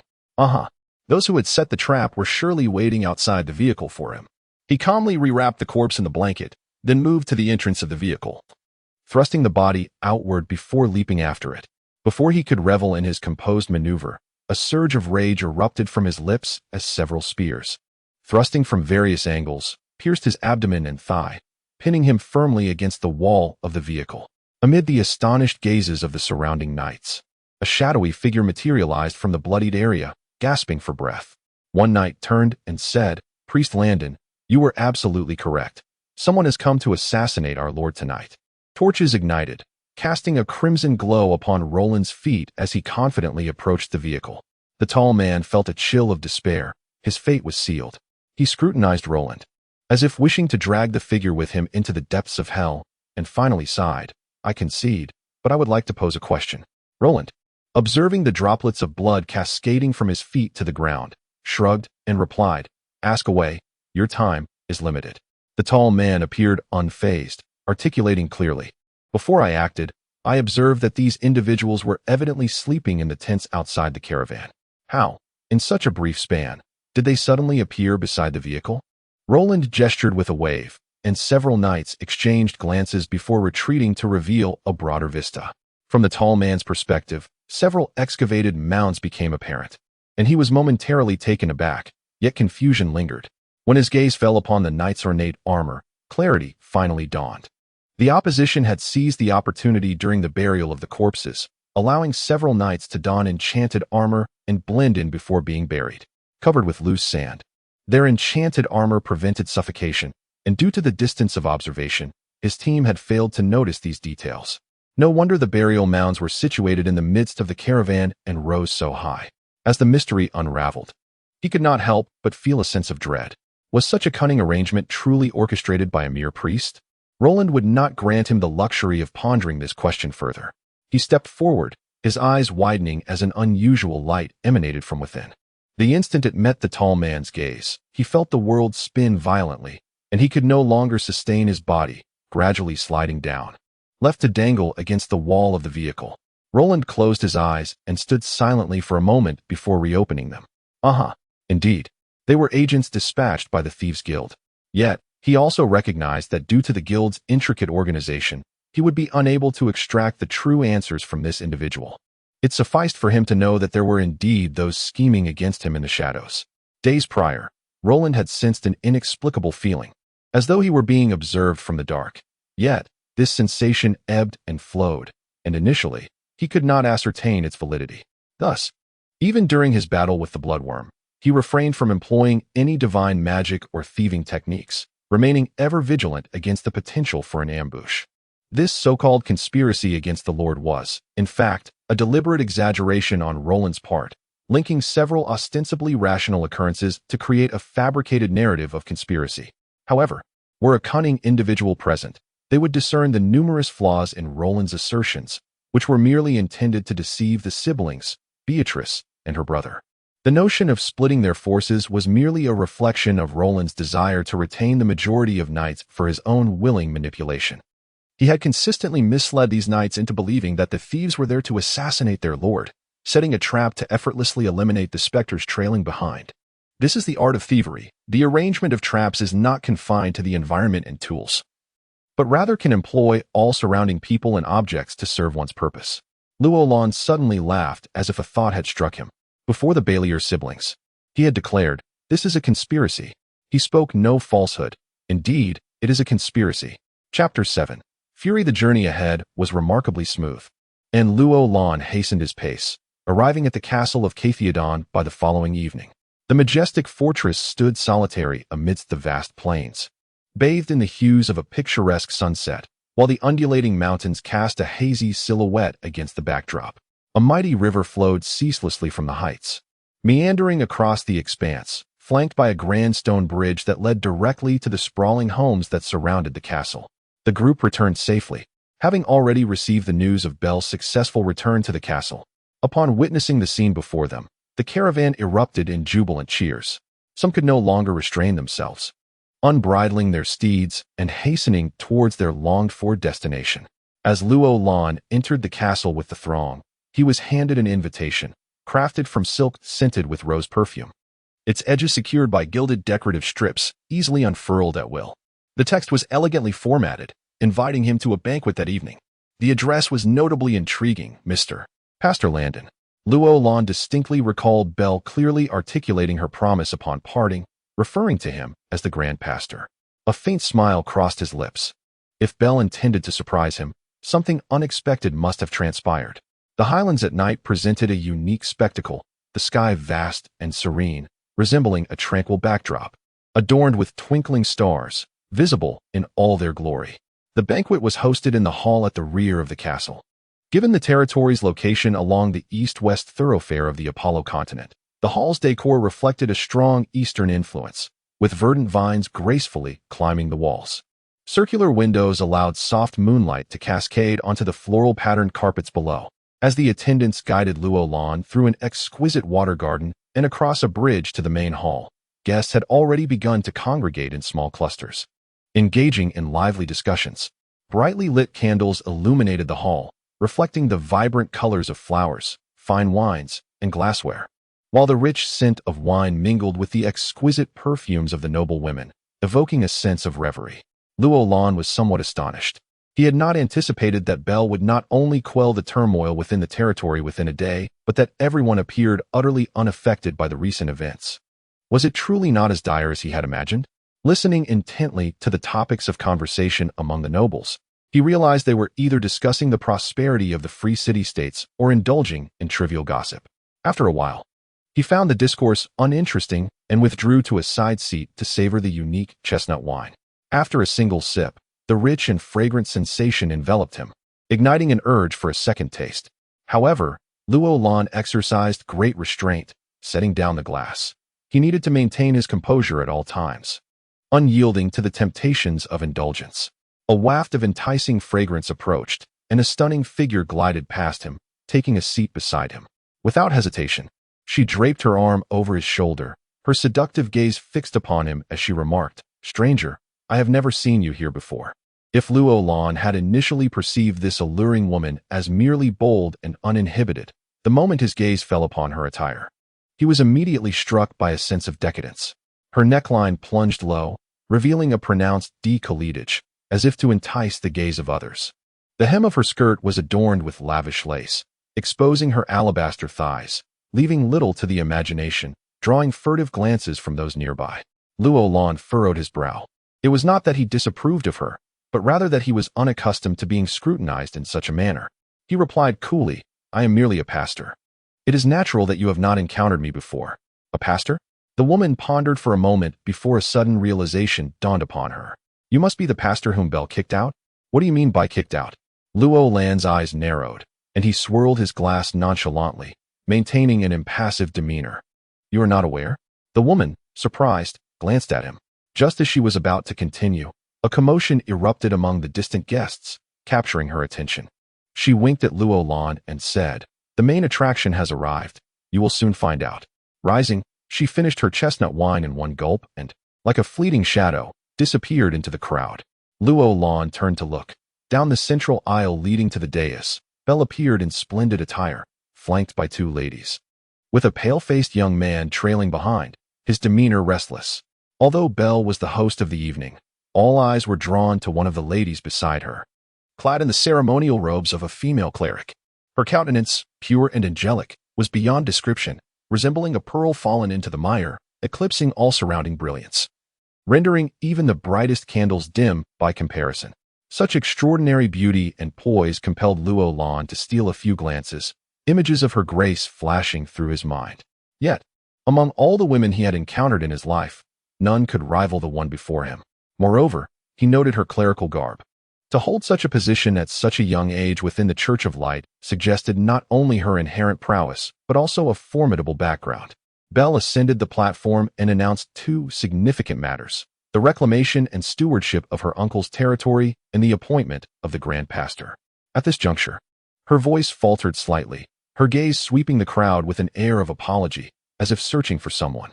Luo Lan stepped aside, concealing himself behind the throng. Belle seemed to sigh softly, a fleeting look of disappointment crossing her face, before taking a red crystal scepter from an attendant's hand. Raising her voice, she declared, "I invite Pastor Momoan from the Adriatic Diocese to become the Grand Pastor of the Cathiodon family." With a gesture, she beckoned the pale young man beside her, who approached with a smile, bowing in a noble manner to accept the scepter, raising it high without a hint of modesty. The hall erupted in applause. Luo Lan raised an eyebrow, his gaze inadvertently falling upon the young man's hands, and he was suddenly struck with disbelief. At that moment, a surge of murderous intent filled his chest, his eyes gleaming with a chilling light that could freeze those in his path. Such an unrestrained aura immediately drew the attention of some in the hall. The cleric, seemingly sensing something, turned her face slightly towards Luo Lan. Yet all she met was his calm and composed expression. Her gaze flitted over his hands, trembling with suppressed emotion, before returning to its previous focus. Unbeknownst to anyone, though Luo Lan's demeanor remained tranquil, his fingers trembled uncontrollably due to the intensity of his feelings. At that moment, the female cleric appeared to inquire about Luo Lan's identity from another woman nearby. The latter cast a disdainful glance at Luo Lan's pastoral robes, her voice clear and cutting as it reached his ears. "What a low-ranking pastor from some obscure corner.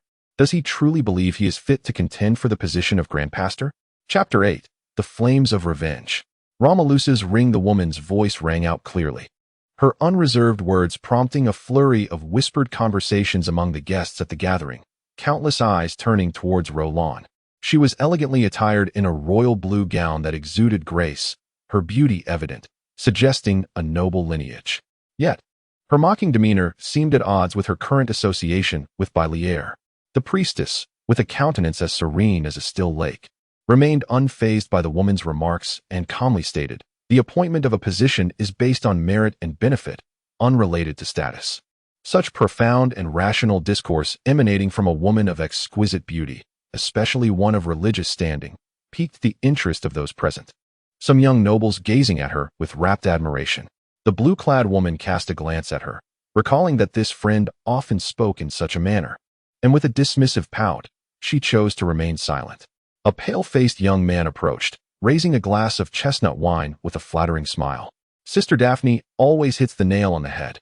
Come, everyone, let us toast to her." The crowd echoed his sentiment, raising their glasses in unison. Amidst this distraction, Roland found himself slipping away from the spotlight, forgotten in a shadowy corner. In that cold, desolate corner, the words that might humiliate or anger an ordinary person had no effect on him. Instead, his focus was drawn to another matter entirely. His gaze was fixed on the young man's hand, a chill rising from within him, only to be suppressed again, revealing the turmoil within. It was a ring he knew all too well, a unique artifact. It was crafted entirely from bone, with two sharp protrusions adorning its surface. He wished fervently that he was mistaken, yet the unmistakable characteristics left no room for doubt. Lowering his head, when Roland lifted it again, his expression had turned unervingly calm, his hand regaining its usual steadiness. He picked up a bottle of chestnut wine, watching as the crimson liquid flowed in a thin stream into a transparent glass, nearly overflowing. Just as a nearby female guest was about to warn him, he deftly maneuvered his wrist, preventing a single drop from spilling. The glass was perfectly filled, the liquid bulging slightly at the rim, as if it could spill over with the addition of just one more drop. The blood-red liquid mirrored the chilling glint in Roland's eyes. In the next moment, he raised the glass and strode towards the pale-faced youth, who was surrounded by a throng of admirers. His complexion flushed, whether from excitement or too much drink was uncertain. Roland's other hand instinctively moved to the dagger at his waist, his eyes narrowing. "Mr. Bluedun." A sudden call startled him, causing him to retract his hand and turn slowly. A young boy stood before him. It was Bielier's younger brother. Roland's expression remained impassive as he inquired, "Mr. Kessiaton, what guidance do you have for me?" The boy's face reddened, indignation evident as he replied, "I do not agree with my sister's actions. They are quite unfair to you," he declared petulantly. "Call me Hal?" The name Kessiaton has been disgraced. Regardless of the setting, the boy's straightforwardness was unwavering. The surrounding guests turned their heads at his voice, only to quickly lose interest upon realizing he was just a boy. Roland smiled gently, saying, "Fairness does not exist in this world. Moreover, the priestess made a valid point. The appointment of a position is based on merit and benefit, and your sister, as a lord, has her reasons." But the boy, Hal, still could not comprehend. Feeling as if he were the victim, he retorted, "Doesn't a monarch's promise hold more weight than all this?" Hal's words struck a chord within Roland's previously clouded mind, prompting a sudden clarity as he pondered the underlying truths. How had Bielier managed to enter the castle that day? How had she reclaimed her lordship? The appearance of her entourage, and even the appointment of the high priest, must have hidden connections or reasons behind them. If even a lord had to compromise and make choices against their will, then the origins of her entourage must be far from ordinary. Had he impulsively chosen to eliminate that individual just now, it would have been a reckless act, uncharacteristic of a skilled thief. The clues that had once seemed disjointed in his mind began to align, and he reassessed himself, realizing how impulsive he had been. In recent years, he had seldom been swayed by emotions. "Thank you, Hal." Roland placed a hand on the boy's shoulder, offering a reassuring pat. The boy looked puzzled, his head lowered in embarrassment as he murmured, "But I haven't been able to help you. I feel ashamed." "No." Roland shook his head. "You have done much already." He then changed the subject, asking, "Can you tell me about these individuals?" "They?" Hal turned to indicate. "The one in blue is called Janet. She's said to belong to the Mage Association. The skinny one is High Priest Mo Muen." Roland recalled the name, casting another glance at the ring. Indeed, he would never forget it. How scoffed. What high priest? He's just Janet's cousin, an unappreciated priest. I've heard he is also Daphne's senior. I see. Roland nodded thoughtfully. They must have played a role in this turmoil, or perhaps there were deeper reasons for their alliance based on mutual interests. The Mage Association. Roland's hand brushed against the hard edge of his dagger. It was an immensely powerful force, and few could stand against it now. Roland found Hao's black and white view of the world refreshing, yet he was reluctant to delve deeper into the discussion. After exchanging a few more words, he clutched his wine glass and approached Mo Muen, determined to uncover a truth. High Priest Mo Muen, I raise my glass to you. Roland beamed as he gently clinked his glass against the others, ensuring not a single drop spilled. Perhaps due to the multitude of sycophants present that evening, Mo Muen did not scrutinize the identity of the man before him, and, tilting his head back, downed the wine in one gulp. Impressive capacity for drink. Roland's eyes narrowed coldly as he too emptied his glass, seemingly casually pointing to the ring on Mo Muen's hand. Your ring, High Priest, is quite unique. It must have a fascinating history. You're quite perceptive, Mo Muen, now slightly inebriated, boasted. This ring was seized from a slain thief by my mentor. Did you know? That thief was quite skilled. My mentor lamented over his demise, saying that had he lived another 10 years, he could have become a master thief. He swayed slightly, raising his glass to those nearby, boasting, humph, yet he met the same fate at my mentor's hands. Roland felt as though he had been struck with a hammer, his mind ringing with a singular thought. Romulus is dead? No, that cannot be. Despite having mentally prepared himself for this moment, his fingers trembled once more. He incessantly reminded himself to remain calm and composed, as vivid scenes flickered before his mind like a projector in a darkened room. In those images, a young man in his late 20s nonchalantly stood before Luolan, shielding him from the swift, venomous whip that lashed out, leaving behind gaping wounds like open mouths. Beneath the waterfall, he tirelessly corrected the flaws in his movements, repeatedly refining his distorted techniques. In the shade of the trees, he spoke passionately of beauty and fine wine, recounting the intriguing tales of the continent. In the depths of the jungle, he dispatched a demon tiger that had pounced upon him, winking with a playful jest, "Junior brother, tonight we feast on tiger meat." At that time, his body was merely that of a 16-year-old boy. His remarkable martial prowess had earned the admiration of his master. How could he possibly perish? Yet the ring, firmly encircling the finger of the man before him, pierced Luolan's gaze with its painful reminder. It signified the harsh truth of the situation. This was an item Romerless never parted with, an accessory he had never removed. He had once joked, "Junior brother, if you ever see it adorning another's hand, do not seek me out, for by then I shall be dead, thoroughly dead. Perhaps even my corpse will have decayed." Ha ha. Decayed? Luolan's head hung low in sorrow, but in an instant, after the tempest of grief and fury receded, a fire of vengeance ignited within his chest. Too blazing.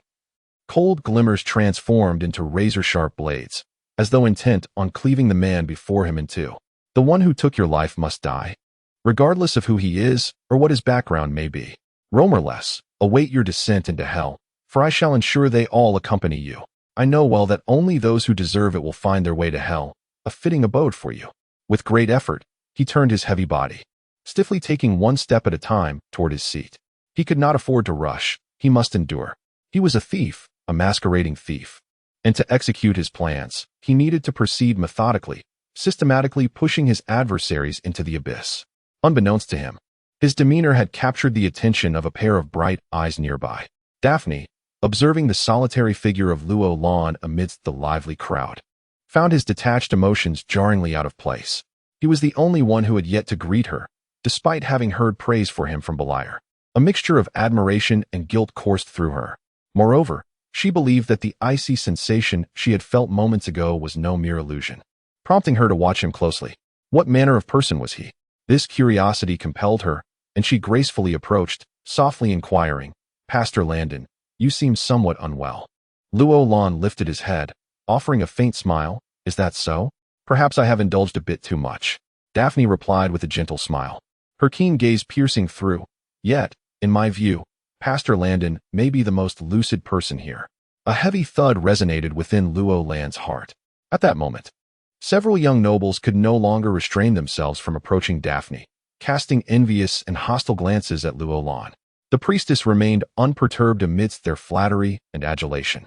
Responding with mere polite smiles or courteous remarks, her crystalline eyes radiating an air of detachment, neither inviting nor overly familiar. She was a woman of strong convictions, shaped by her environment. What circumstances had molded her into the person she was today? Surely, her mentor must have played a significant role in her development. Suddenly, a thought struck Luo Lan. Was she not a disciple of Imo Moen? The flames of vengeance had not extinguished. They lay buried deep within Luo Lan's heart, sprouting into a vine of retribution. As he greedily admired Daphne's flawless profile, he coldly lifted the deep red goblet to his lips. A cruel and malicious scheme began to take root in his mind. Moreover, it promised to be quite the challenge. Chapter 9. The coming of Luo Lan took a sip of chestnut wine, and by the time he set down his cup, the plan had fully formed. The one responsible for the death of Ramels was none other than Daphne's mentor. Thus, it was reasonable to assume that his disciple had ascended to the status of a priest, suggesting that his own identity was equally remarkable. The challenge lay in how to approach such an individual. Even though he had achieved a relatively high standing within the Church of Light, this dilemma remained unresolved. Therefore, there was only one path left to pursue. If he could position himself as someone close to Daphne, then all would fall into place. Roland scrutinized Daphne's ethereal aura and beauty, and a sense of insidious ambition began to creep into his heart. If he could win Daphne's affection, the cacophony around him was filled with lavish praise directed at her, yet her gentle smile seemed to filter out all the mundane flattery. Though she may have relished such compliments, the monotony and lack of originality must have dulled her senses. Roland frowned slightly. Daphne was not as easily deceived as Millie. She had undoubtedly encountered countless suitors throughout her life, and unless he presented himself as extraordinary, he would struggle to capture her attention or stir feelings of affection. He poured himself another glass, watching the crimson liquid ripple within, lost in contemplation. The plan was rife with intricacies that required refinement. Yet he possessed the patience to understand that dismantling a formidable foe was not an endeavor to be rushed. As long as time permitted, he would rather invest countless steps in orchestrating a prelude than act hastily. He understood that to achieve a goal, one must relinquish other things: energy, time, even life. Roland gradually rose to his feet, casting a glance at Daphne before making his way toward the terrace outside the banquet hall. A refreshing breeze caressed his face as he stepped onto the terrace, which jutted out from the hall in a graceful semicircle. Elegant white columns supported its structure, while a trellis adorned with flowering vines wove an air of romance. Yet, a profound chill lingered in Roland's heart. A faint fragrance wafted beside him. Daphne had indeed grasped his intent and extricated herself from the entanglements of the noble youths. Roland turned his face, observing as Daphne rested her hand on the stone railing, gazing into the boundless horizon. Her side profile, perfectly proportioned, was silhouetted against the night sky, exuding a divine purity. Her golden hair danced lightly in the evening breeze. In that moment, Roland found himself momentarily entranced, inwardly questioning whether his pursuit of her was truly motivated by a desire for vengeance against Ramels. Daphne spoke softly. "Why do I always sense a chill in the presence of Pastor Landon?" Roland felt a slight tremor. Was she probing him? Or did she possess a unique spiritual acuity that allowed her to discern something? He smiled gently and replied, "That must surely be due to my abrupt fall from the position of High Pastor, leaving me with an unsettling feeling." Daphne's lips curled into a smile, her radiant expression rendering the nearby flowers pale in comparison. "If Pastor Landon had not mentioned it, I might have thought the same. Yet now that you have spoken, I find myself believing you truly do not care much for that position." Roland shrugged. "My dear priestess, you once said that appointments are merely based on reason and benefit." He spread his hands, continuing, "I believe that even if I were to cling to this position, it would be unstable. A pastor without a foundation and lacking any backing cannot stand firm. Their fate rests solely in the hands of the sovereign. Moreover, I initially sought to utilize Beliar, and now that my goal has been achieved, I no longer regard this position with any significance." Daphne fixed her gaze intently upon him. "May I inquire, Pastor Landon, what brings you to the Sedang region?" Roland met her gaze with composure. "If I were to say it was merely for experience, would you believe me, priestess?" Daphne stared at him for a moment, perceiving only a candid heart devoid of impurities. Yet beneath that surface lay shadows and coldness, cleverly concealed. She nodded and turned her gaze toward the distance, calmly stating, "I believe you." Roland inwardly exhaled, a cold sweat beating on his back.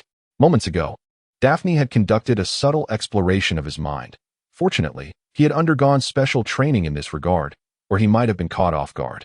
He pondered the situation. Daphne's wariness seemed formidable. How could he breach this mental fortress? Following her gaze, he beheld the tranquil night sky.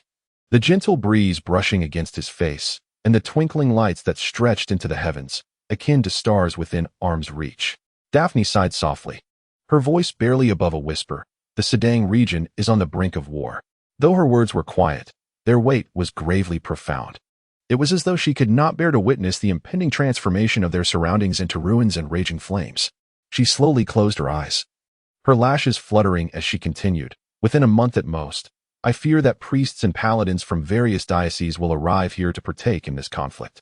Roland's eyes flickered. What manner of enemy could provoke such concern from the church? He mused aloud. The marsh folk?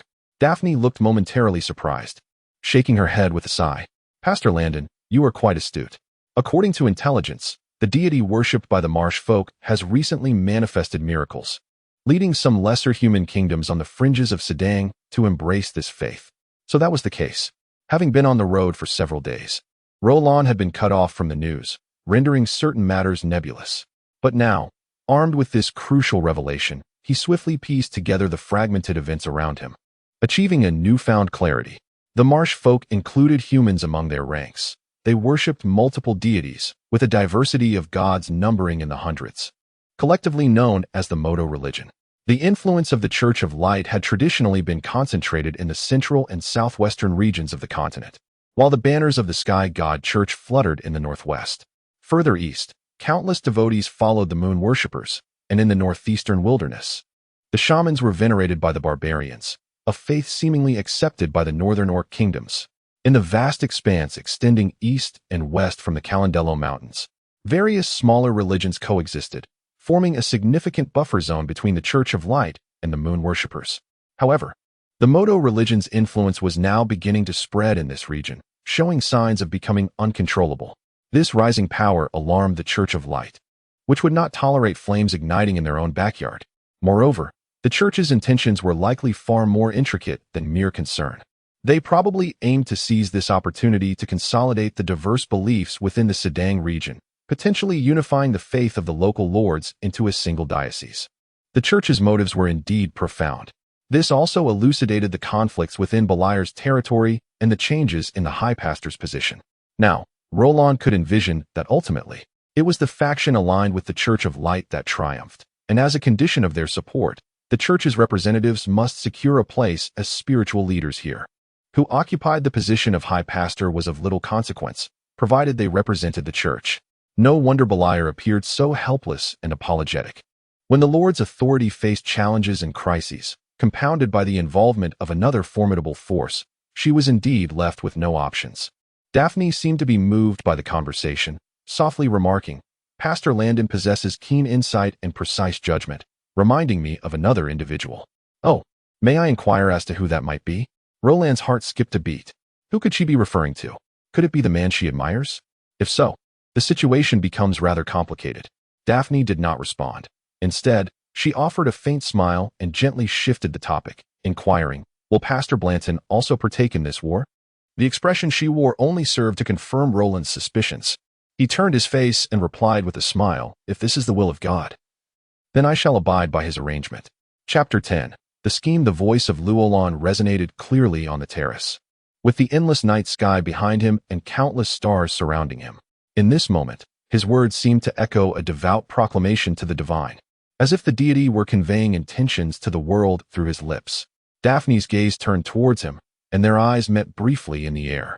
In Luolan's crystalline eyes, devoid of any impurities, he discerned no hint of tumult, while Daphne, in turn, could not glean any of his true intentions from his calm demeanor. Luolan pondered silently. After a few exchanges, it appeared that their distance had not diminished significantly. How, then, could he bridge that gap? At that instant, Luolan's eyes glinted as he suddenly lunged towards Daphne, wrapping his arms tightly around her waist and forcefully pressing her down towards the ground. Even as they tumbled, Daphne's expression remained serene and composed, devoid of any tremor, though Luolan caught a fleeting glimpse of anger behind her beautiful eyes. His lips moved, his expression grave. Daphne, slightly taken aback, seemed to let out a soft sigh, allowing Luolan to pin her down. In that moment, they were intimately close, yet their gazes held no softness, only vigilance and calmness. Suddenly, a sharp arrow embedded itself in the floral ornamentation of the terrace's protective wall, its shaft buried halfway, the fletching quivering incessantly, revealing its astonishing penetrative power. Luolan mouthed the words, "Assassin." At that moment, the lights in the hall extinguished one after another in rapid succession, and a cacophony of panic and curses erupted from within, mingled with the sounds of hurried footsteps, overturned furniture, and shattered glassware, punctuated by women's screams, creating utter chaos. Dark-clad figures leapt down from above the hall. In the dim moonlight, one could vaguely see slender ropes suspending them from above. They stood on the open circular windows, mercilessly unleashing slaughter and death upon those inside, with their exquisite short bows. Waves of elemental energy and fighting spirit surged within the hall, indicating that some skilled combatants had begun to retaliate. However, those in dark clothing merely fired a single arrow before vaulting through the window into the hall, and soon, agonizing cries began to echo. Luolan sighed inwardly. The hall was filled with many guests, and although the knights attending the banquet possessed considerable power, the obscured environment prevented them from unleashing their formidable fighting spirit for fear of harming others. Furthermore, their lack of protective armor made them easy targets, leading them to become the first to be dispatched to meet the deity of light. The night was heavy, and the hall resonated with the sounds of death, while beneath him lay the exquisite form of a captivating woman. This sensation thrilled Luolan immensely. Yet, he did not linger, promptly rolling off and glancing back at Daphne, whispering, "Don't move." He then called out towards the outside and dashed into the hall, instantly attracting several shadows that followed closely behind him. At that moment, the guards outside were hastening to arrive. For those unskilled in close combat, the wisest choice was to seek a place they remembered as safe and remain there without taking any actions, for only then could they avoid becoming immediate targets of the assassins. Luolan's actions were undoubtedly suicidal. However, from another perspective, they were sacrifices made for Daphne's protection.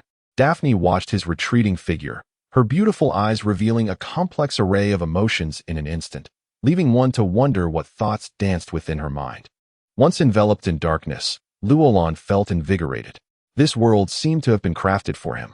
He could hardly contain his gratitude towards the divine for presenting such an exquisite opportunity, allowing him to leave an indelible mark on Daphne's heart, whether profound or subtle.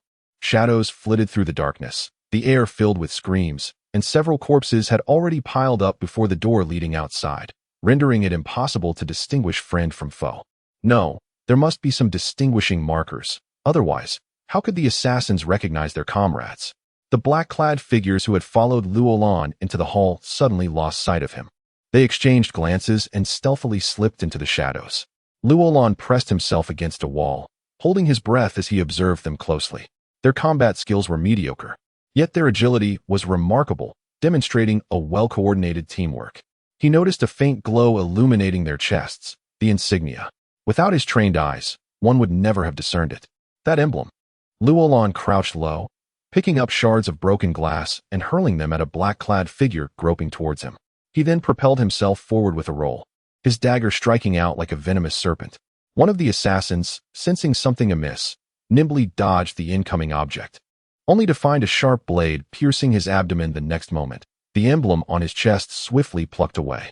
The efficiency of Luolan's actions left the assassin in a state of disbelief, thinking perhaps his own comrade had mistaken him for the enemy. Indeed, his companions were beginning to misidentify each other. After securing the emblem for himself, Luolan seamlessly approached and dispatched several more black-clad figures, delighting in the thrill of the hunt, and swiftly removed their insignias, passing them on to those lurking in the shadows who dared not make a sound. To avoid revealing his identity, Luolan intentionally targeted non-lethal areas, sparing vital spots like the throat or heart, causing the surviving assassins to wail in agony, further intensifying the chaos. Luolan mused that when the guards arrived, those who survived should be immensely grateful to him. If they expressed their gratitude in front of Daphne, it would be even more perfect. The darkness did not linger for long. With the sound of synchronized footsteps entering the hall, torches began to illuminate the surroundings once more.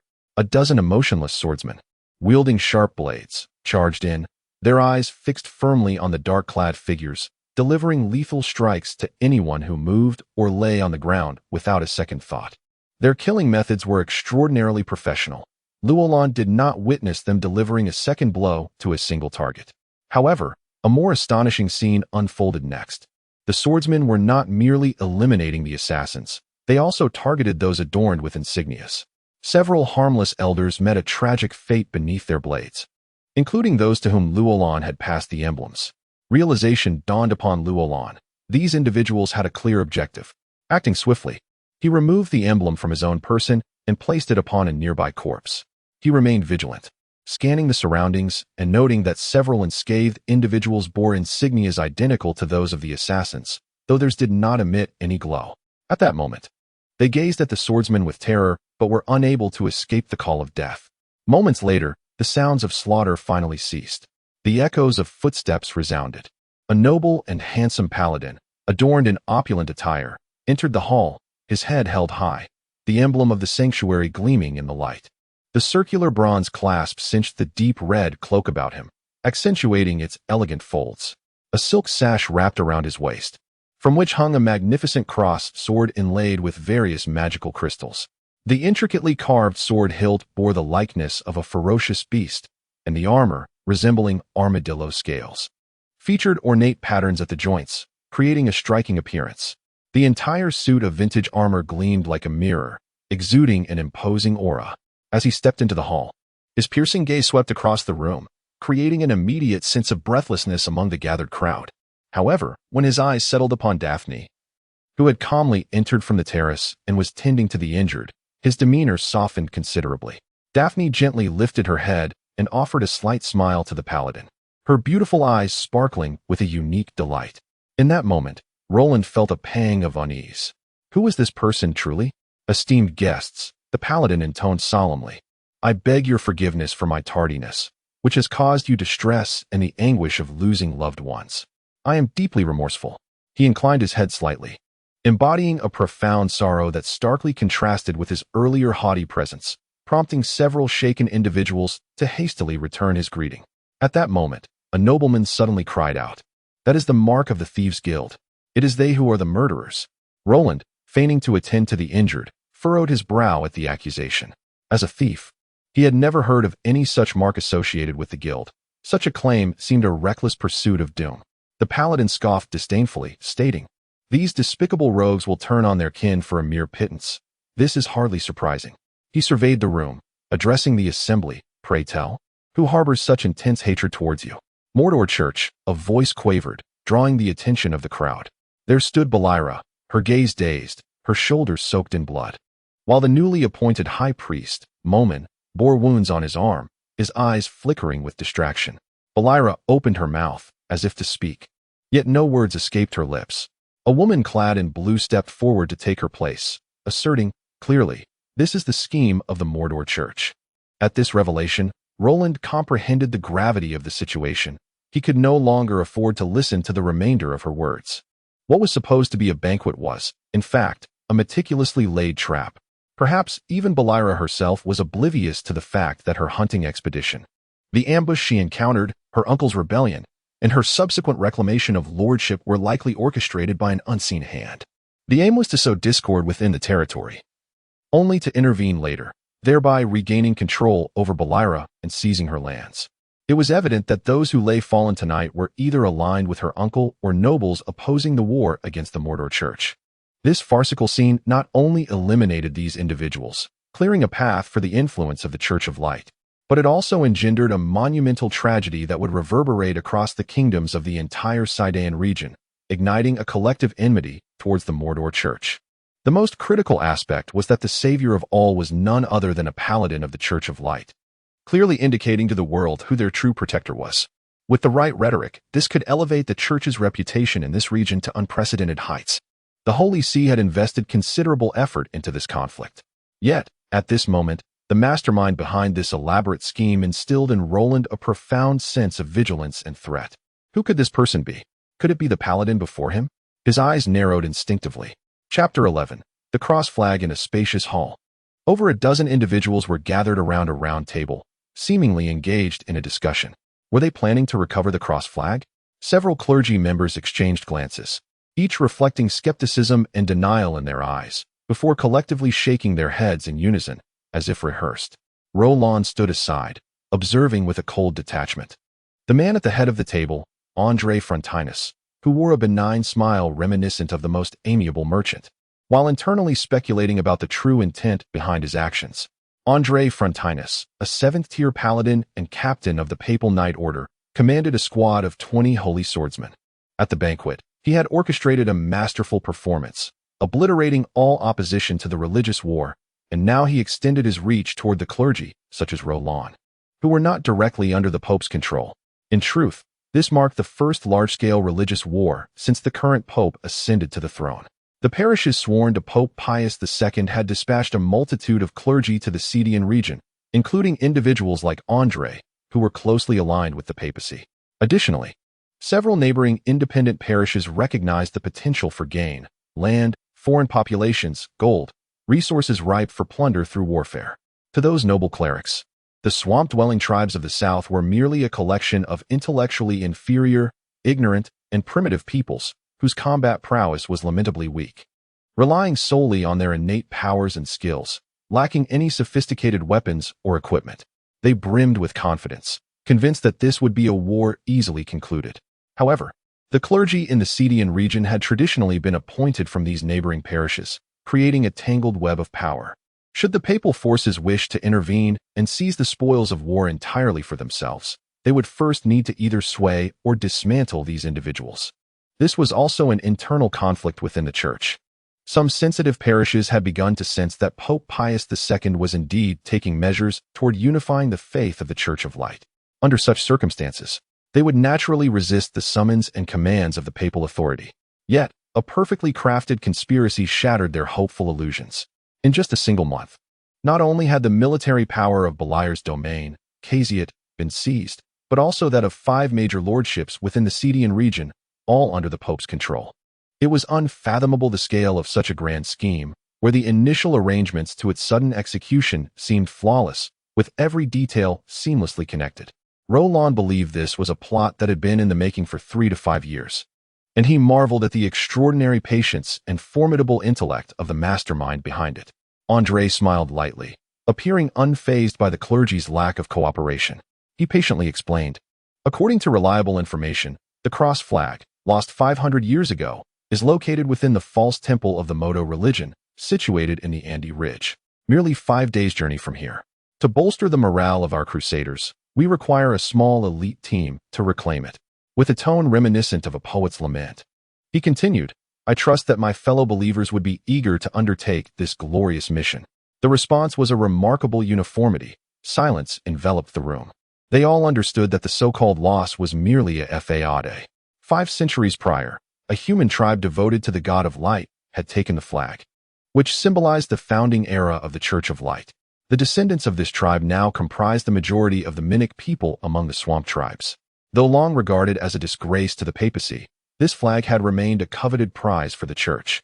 However, due to internal strife within the papacy over the past century, it had gradually been forgotten.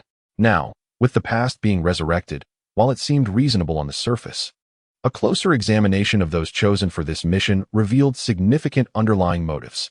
The candidates heading to the Andes Ridge were predominantly the original clergy and officials from the Scythian region. The intentions of the papacy were unmistakable. The journey would not be as tranquil as they claimed. André placed his hands on the table, pressing his palms together in a display of sincerity, smiling as he remarked, "The temple is guarded only by some withered sentinels of the Modo religion. These tribes, who fear the light god's powers, should not pose a significant challenge." An elderly clergyman finally spoke up, "To my knowledge, that is the temple of the god Amondoc, which translates to the horned serpent god in the language of the swamp tribes." A cold smile spread across the lips of the others. The horned serpent god was one of the 5 principal deities of the Modo religion, and the temple's guardians would undoubtedly be formidable. André shrugged, maintaining a calm demeanor. "What you speak of was true 200 years ago. Now, due to the gradual encroachment of human forces, the swamp tribes have been pushed back to the edges of their territories, and the temple no longer lies within their heartland. The guardians are not as strong." He smiled again, adding, It appears that Pastor Deli is quite knowledgeable about this region. Individuals like you, who are familiar with the terrain and the Modo religion, are precisely what we need." Old Pastor Deli huffed, but remained silent. A few others, however, could not restrain themselves from interjecting, voicing their objections, yet their arguments were feeble. After all, André represented the Pope and stood on solid moral ground. André's demeanor was neither hot nor cold. Compared to the overt assertiveness he had displayed at the banquet, he now resembled an exceptionally absorbent sponge, effortlessly absorbing any criticism and diffusing it with poise. This adaptable nature, so evident in a single individual, compelled Roland to categorize him as a primary target of concern. Roland shook his head. Such discussions seemed futile for all present. Save himself, were nominally under the jurisdiction of the papacy. They were afforded only two paths: either comply with the papal commands and arrangements or relinquish their positions and return to their original parishes. Yet, these individuals had invested many years here, acquiring land and servants in the Cedian region, and were unwilling to depart. Roland could withdraw at any moment, but that would contradict his plan to get closer to Daphne. Moreover, he was not one to hastily draw conclusions. He preferred to observe patiently until he had sufficient assurance before making a decision. However, the discussion in the hall gradually devolved into an argument, with more and more clergy expressing their dissent toward André, adopting a resolute attitude of rejection. André displayed an expression of astonishment, as if genuinely surprised. In a bewildered tone, he exclaimed, "For loyalty, for faith, should we not be willing to sacrifice everything for the God of light?" A clergyman replied bluntly, "I am a servant of the God of light, not yours." André chuckled softly, his tone softening. "The great Pope is the servant of God. We are merely servants of the Pope." The clergyman's face twisted in disdain, clearly unimpressed by André's reasoning. André nodded with a smile, muttering to himself, "Indeed." Suddenly, he drew the sword sheathed at his waist, and an icy chill swept through the hall. Clang! André smoothly returned the sword to its sheath. No one had clearly seen his movement. Even Roland only perceived a fleeting shadow of the blade. The clergyman staggered momentarily before collapsing backward, his head rolling away and coming to rest in a corner, having collided with the wall, turning to face the crowd, his eyes still reflecting the derision and mockery he had held in life. The scene left those surrounding it utterly astounded, chills racing down their spines as expressions of sheer terror etched across their faces. "Oh," Ander waved his hand, a look of resignation upon his countenance, stating, "I had anticipated that the God of Light would intervene." He gently placed the sword he held upon the circular table, looking sincerely and candidly at everyone in the hall, and softly inquired, "Is there anyone else here who serves the God of Light?" Chapter 12. Countermeasures. The team tasked with seizing the cross flag was composed of 15 clerics. To avoid drawing attention due to their numbers, they dispersed into 5 small groups of 3, traversing the highland paths, circumventing desolate forests and lakes, before turning towards Andy Ridge. Roland, too, joined one such group, if he wished to avoid a confrontation with Ander or to abandon his plan against Daphne. He had no choice but to comply with this arrangement for the time being. Among his companions was an elderly cleric named Pola, with a shock of white hair, who, despite his age, exhibited an astonishing vitality. Along with 3 swordsmen responsible for close combat, he surprisingly brought along 4 enchanting female prayer leaders, each possessing a captivating grace. As night fell, the old cleric's tent would resonate with their discordant voices, yet by morning, he remained vigorous and spirited, earning the admiration of those around him. The other cleric, Fortily, was approximately 40 years old, tall and lean, with piercing eyes and a calm demeanor. His entourage was simpler, consisting of 2 composed female prayer leaders and a heavily armored swordsman. They seemed acutely aware of the treacherous road ahead and maintained a somber silence throughout their journey. In contrast, Roland traveled alone, devoid of any entourage, which astonished his companions. However, being seasoned individuals, they refrained from mentioning it to him. Essentially, Roland was a solitary rogue and a battle cleric. He required no retinue, as additional company would only prove burdensome. The ambush by the bloodworm had demonstrated this well. Yet, he had to adhere to certain superficial etiquette and regulations to avoid undue attention and unnecessary suspicion. For this mission concerning the cross flag, he had resolved to retreat at the first sign of danger. Thus he no longer cared about attracting attention and chose to proceed alone. The trio encountered little resistance along their way, and by the 3rd night, they reached a region of undulating forests. As the campfire blazed anew, the old cleric Pola gazed contemplatively at the seemingly endless expanse of towering broadleaf trees. Despite his lack of discretion in personal matters, he possessed an intimate familiarity with the terrain. Due to his age and extensive experience, he had naturally assumed the role of leader among the three, skillfully managing their travel, meals, and rest. He spoke slowly. Beyond this forest lies Andy Ridge. The stillness of the surroundings rendered his words particularly clear. Fortily and Roland exchanged glances, both understanding the implications of his statement. Should any unforeseen events occur, that would likely transpire within the next 2 days. Whether the threat originated from the swamp tribes or the human realm, they were bound to confront the impending peril. Pola did not meet their gaze but instead produced a cloth to polish his staff, speaking nonchalantly. My friends, having accepted this mission, it seems we cannot turn back. Fortily replied with a hint of resignation. I would prefer to retreat, yet moving forward may grant us a few more days of life. If we fail to retrieve the cross flag, anger would seize this opportunity to eliminate us. They found themselves with no other options. Roland wholeheartedly concurred. If the assassins from the Thieves' Guild were merely pawns in the church's scheme, then Anger was undoubtedly one of the informed parties. He doubted that such an opportunity to eradicate rivals would be overlooked by this individual. The simplest method would be to inadvertently leak this information to the swamp tribes, leading to an easily predictable outcome.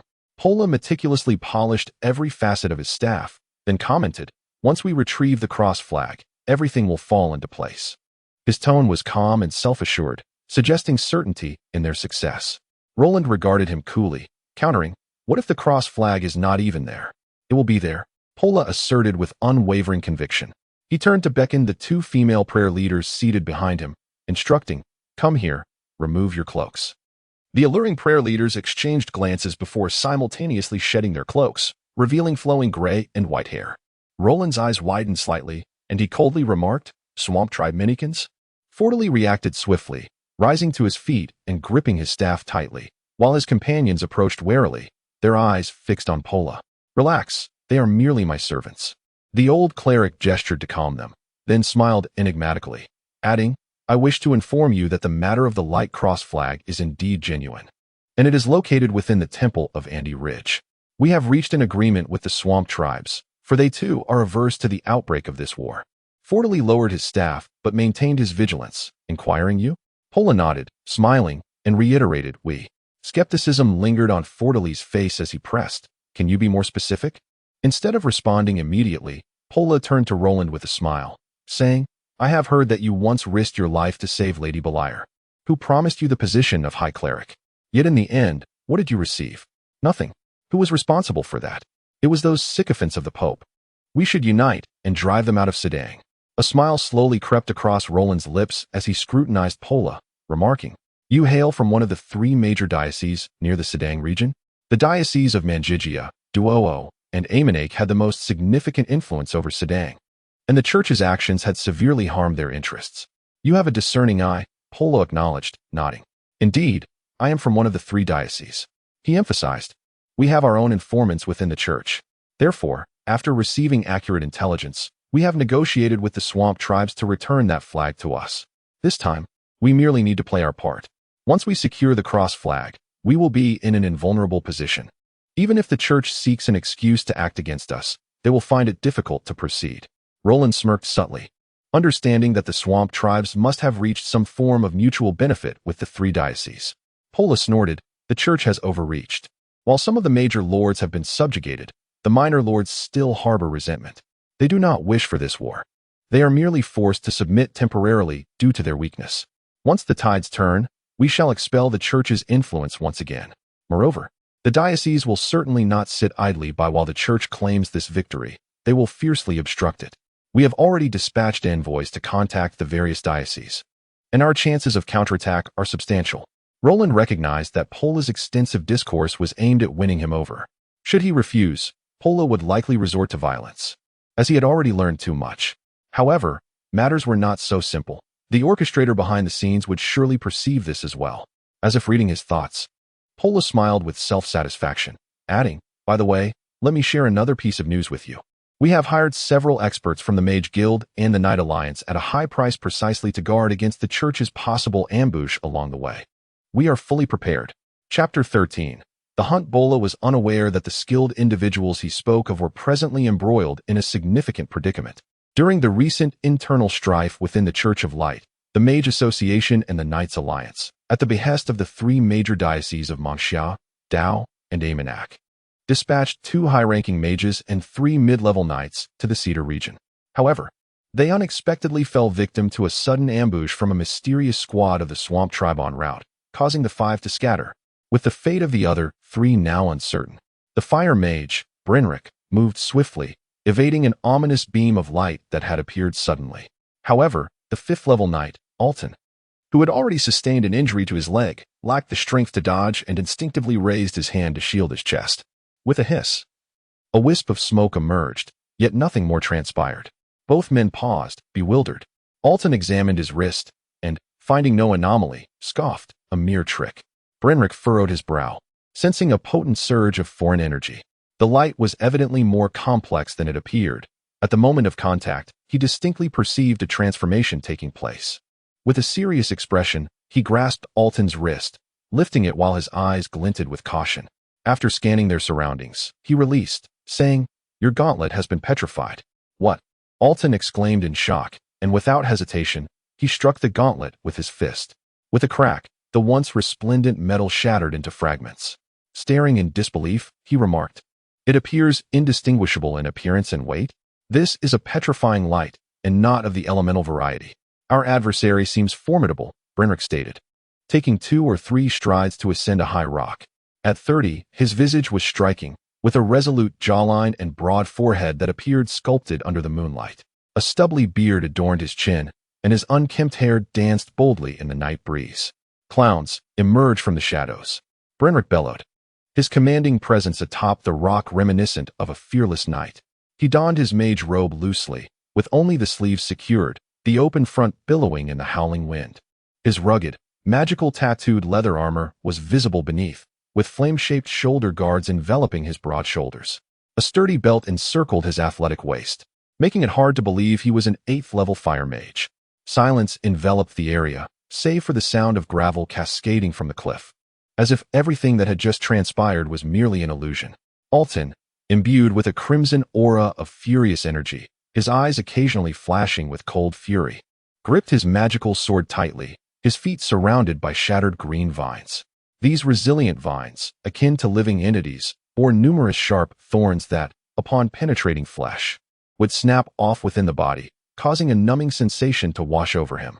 He staggered but quickly steadied himself with the sword, coughing violently. A mage clad in a water-blue robe staggered into view from around a nearby rock face, clutching his chest as blood dripped through his fingers. "Is it Bingham?" Brynric's expression shifted dramatically as he leaped from the rock, rushing to support the fallen mage. "Bingham, what happened?" Before he could finish, a sudden roar erupted from him as he stumbled back, clutching a short sword embedded in his chest. Gritting his teeth, he inhaled deeply, forcefully extracting the dagger, declaring, absolute iron, a rare metallic substance, when in contact with the blood of elemental users, drastically diminishes their sensitivity to elemental forces for a brief period. Yet, it is exceedingly rare, almost impossible to find among the great nations of the continent." Suddenly, Bingham erupted into a peculiar laugh, deftly sidestepping Alton's furious strike and retreating a few meters away. His features began to blur before morphing into a flat, featureless bald figure. With a dissonant chuckle, he proclaimed, "Humans, remember my name. I am Kaga, a disciple of the god Isos of the Modo sect. Isos, the deity of change and deception in Modo sect lore."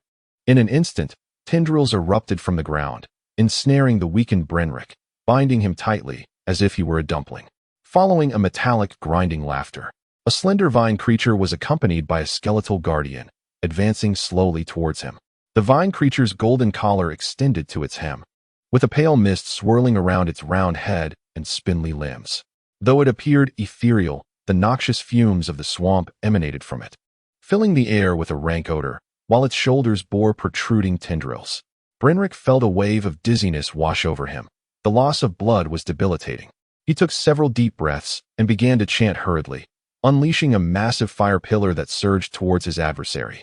The vine creature screeched and darted behind the skeletal guardian, whose bear-like bulk absorbed the brunt of the fiery onslaught. With a thunderous crash, The skeletal guardian's chest was punctured, revealing smoldering embers within, while clouds of ashen smoke swirled around it. Yet, the guardian seemed unfazed, as its chest gradually filled with newly formed woody muscle. The vine creature, unperturbed, chuckled. Gray's body can continuously regenerate. Unless you use fire elements, you cannot harm him. Brenrick felt a heavy weight settle in his heart. At that moment, a beam of petrifying light shot toward his head.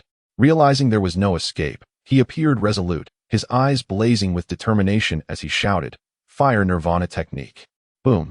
Flames erupted around him, illuminating the darkness and emitting a piercing shriek. The intense heat forced everyone nearby to recoil. The flames not only engulfed everything surrounding Brenrick, but also consumed his very being, leaving only a continually burning sphere of fire when the light faded. Knight Alton let out a mournful cry, desperately slicing through the encroaching vines. He had barely taken 2 steps when a sudden numbness seized his legs, causing him to collapse. The vine creature hissed, boasting, "The toxin in my living vines can incapacitate even a high-level magical beast, let alone a mere human like you." In a matter of moments, Alton felt his eyelids grow heavy, struggling to keep his eyes open as he glanced forward. With the vine creature brandishing its gnarled staff, tendrils continued to sprout, relentlessly pushing through the crevices of the rock. Soon after, a boulder, 3 to 4 meters in diameter, tumbled down the slope toward Alton. With a mighty shout, he raised his sword horizontally, unleashing a surge of boiling red energy that shattered the rock into fragments, sending debris scattering in all directions. The vine creature gaped in astonishment. "You still possess such strength despite being afflicted by my toxin? These humans truly cannot be underestimated. Yago, let us conclude this swiftly. We must hasten to the temple and cannot afford to linger here." A stunning woman had appeared beside them, her long blue hair cascading like a waterfall to her ankles, clad in daringly revealing attire, her eyes glinting with a bewitching allure. The vine demon laughed boisterously. You have arrived sooner than expected. Have the 2 knights been dealt with?" The blue-haired woman ignored him, stepping forward to gaze coldly upon the knight still struggling in his death throes. Alton's mind was clouded, yet he clutched his sword, unwilling to relinquish it. The woman halted 10 paces away, her fingers extended towards him, as she began to silently chant. As her melodious voice spread through the air, Alton felt something within him dance in rhythm with her incantation. It was as though he had returned to the womb, enveloped in warmth, reluctant to move. Gradually, his will faded, and he sank into an abyss of eternal slumber. As the dreamlike melody faded, the world returned to the howling wind.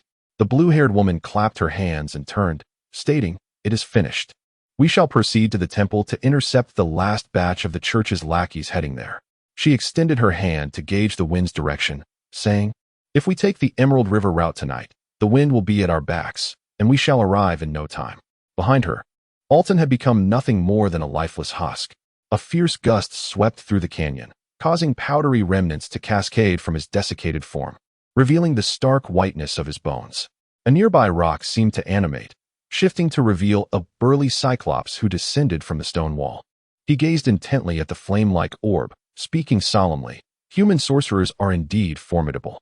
Had Kaga not transformed to shield me, that water mage would have claimed my life. This elemental orb contains the essence of the fire mage's lifelong mastery." He appeared to grapple with a perplexing realization, muttering, "Why do I sense that he is not yet dead?" The blue-haired woman pouted, "Boss, how shall we deal with this?" The Cyclops turned to the vine demon, commanding, "Sasa, use your charm pouch to contain it. Once our hunt concludes, we shall return it to the high priest." Chapter 14. The Pastor's Luminous Prison. In the distance, the hazy azure mountains emerged from the morning mist, their outlines blurred yet distinct. A glance revealed dark forests mirrored in the nearby smooth, crystal-clear lake, where rugged stones naturally dotted the shoreline, adorned with slippery green moss.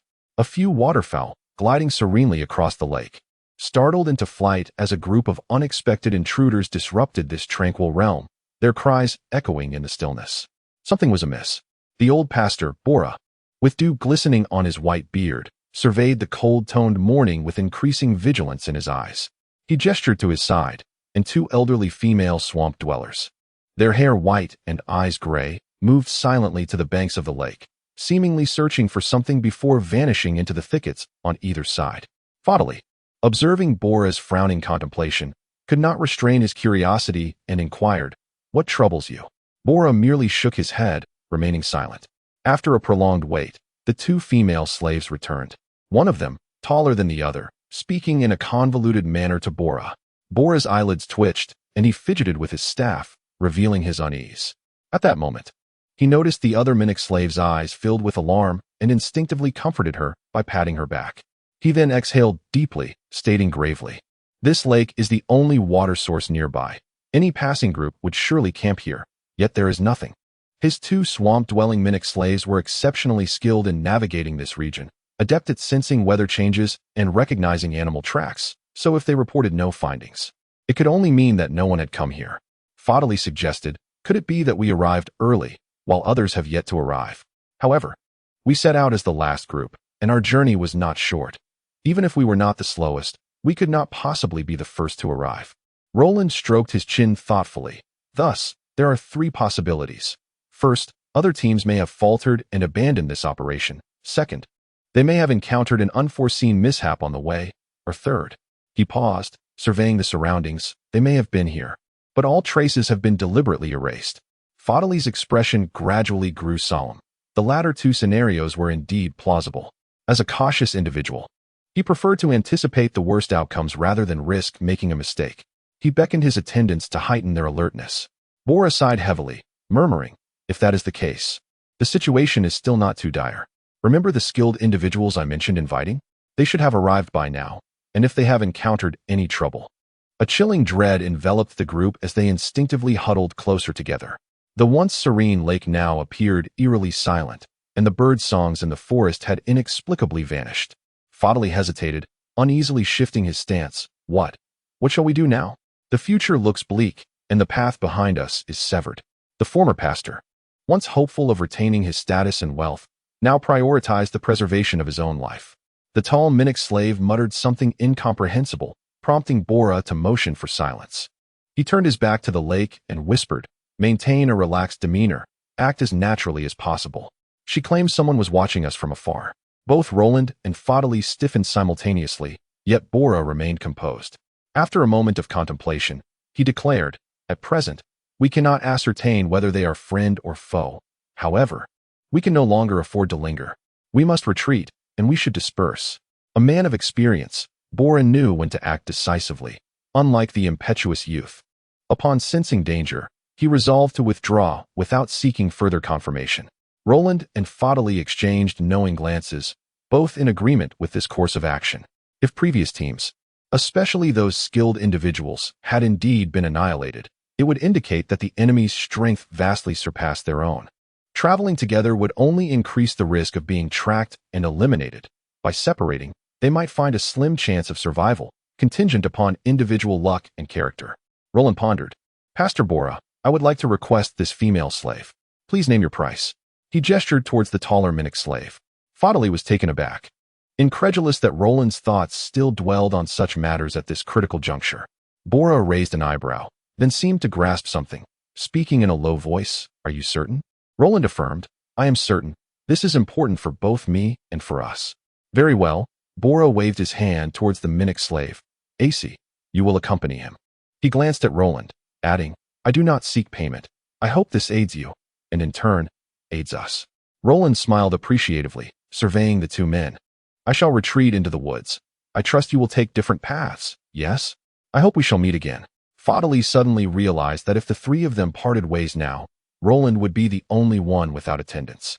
The enemy would likely target him first. Conversely, the longer Roland could hold out, the better the chances for Fodley and Bora, enhancing their hope of escape. Thus, having a familiar Minic slave to navigate the terrain would prove crucial. "Go," Bora instructed. "You proceed first. We will follow later, so they will not suspect anything." Roland smiled faintly, wrapping his arms around the waist of the Minic slave, feigning excitement as he swept her off her feet and dashed into the forest. Bora, rather than being angered, silently commended his cleverness.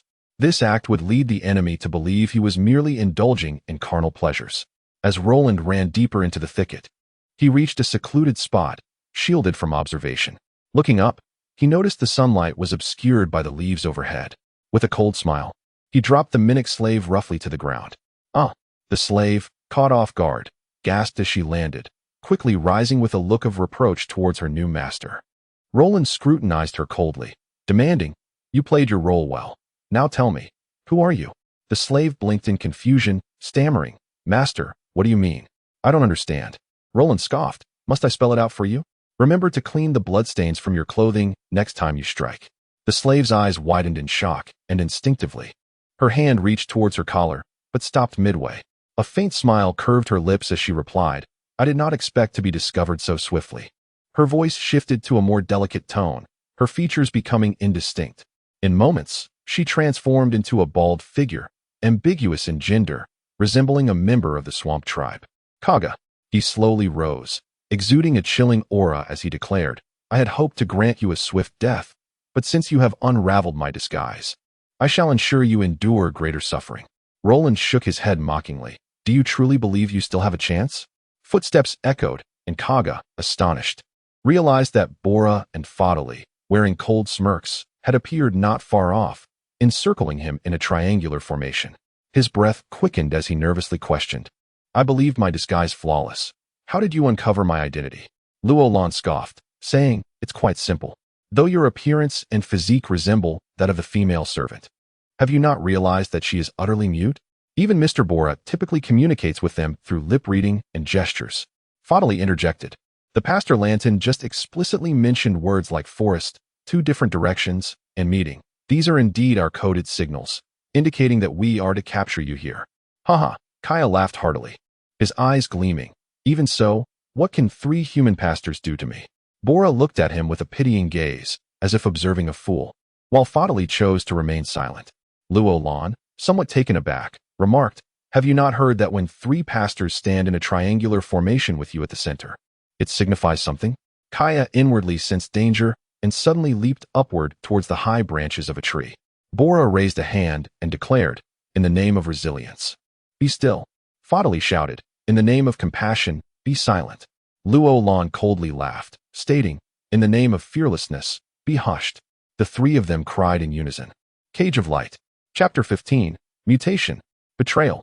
An incomprehensibly intricate elemental array emerged beneath the feet of Luo Lan and his 2 companions, suffusing the triangular space they occupied with a rich brilliance of light elements.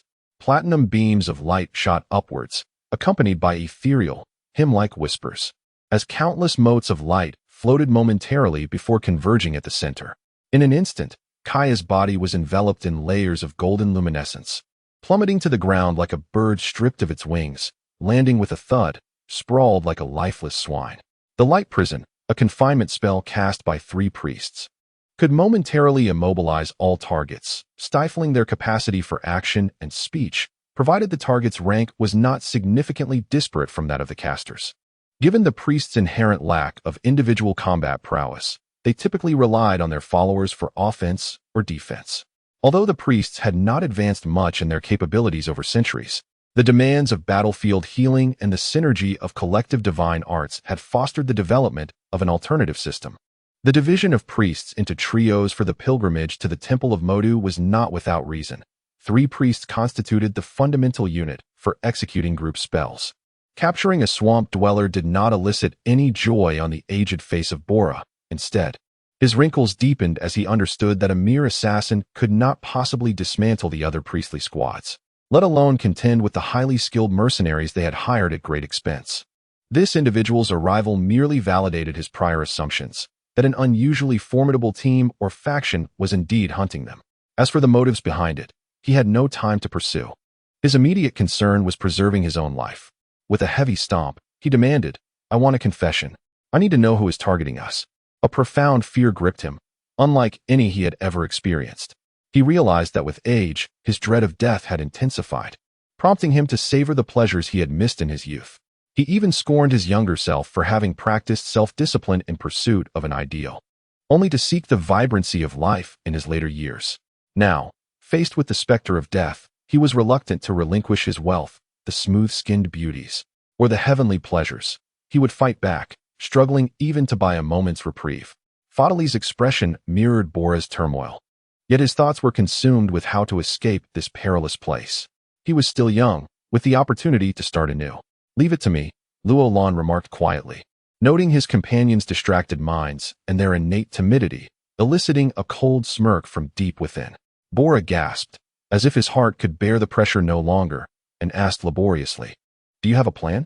Meeting their gazes, Luo Lan replied nonchalantly, "Before I became a priest, I often interrogated prisoners on my father's estate. I know how to make someone talk. However, the scene may be rather gruesome, which I suspect you would find distasteful. I believe there might be watchers by the lake.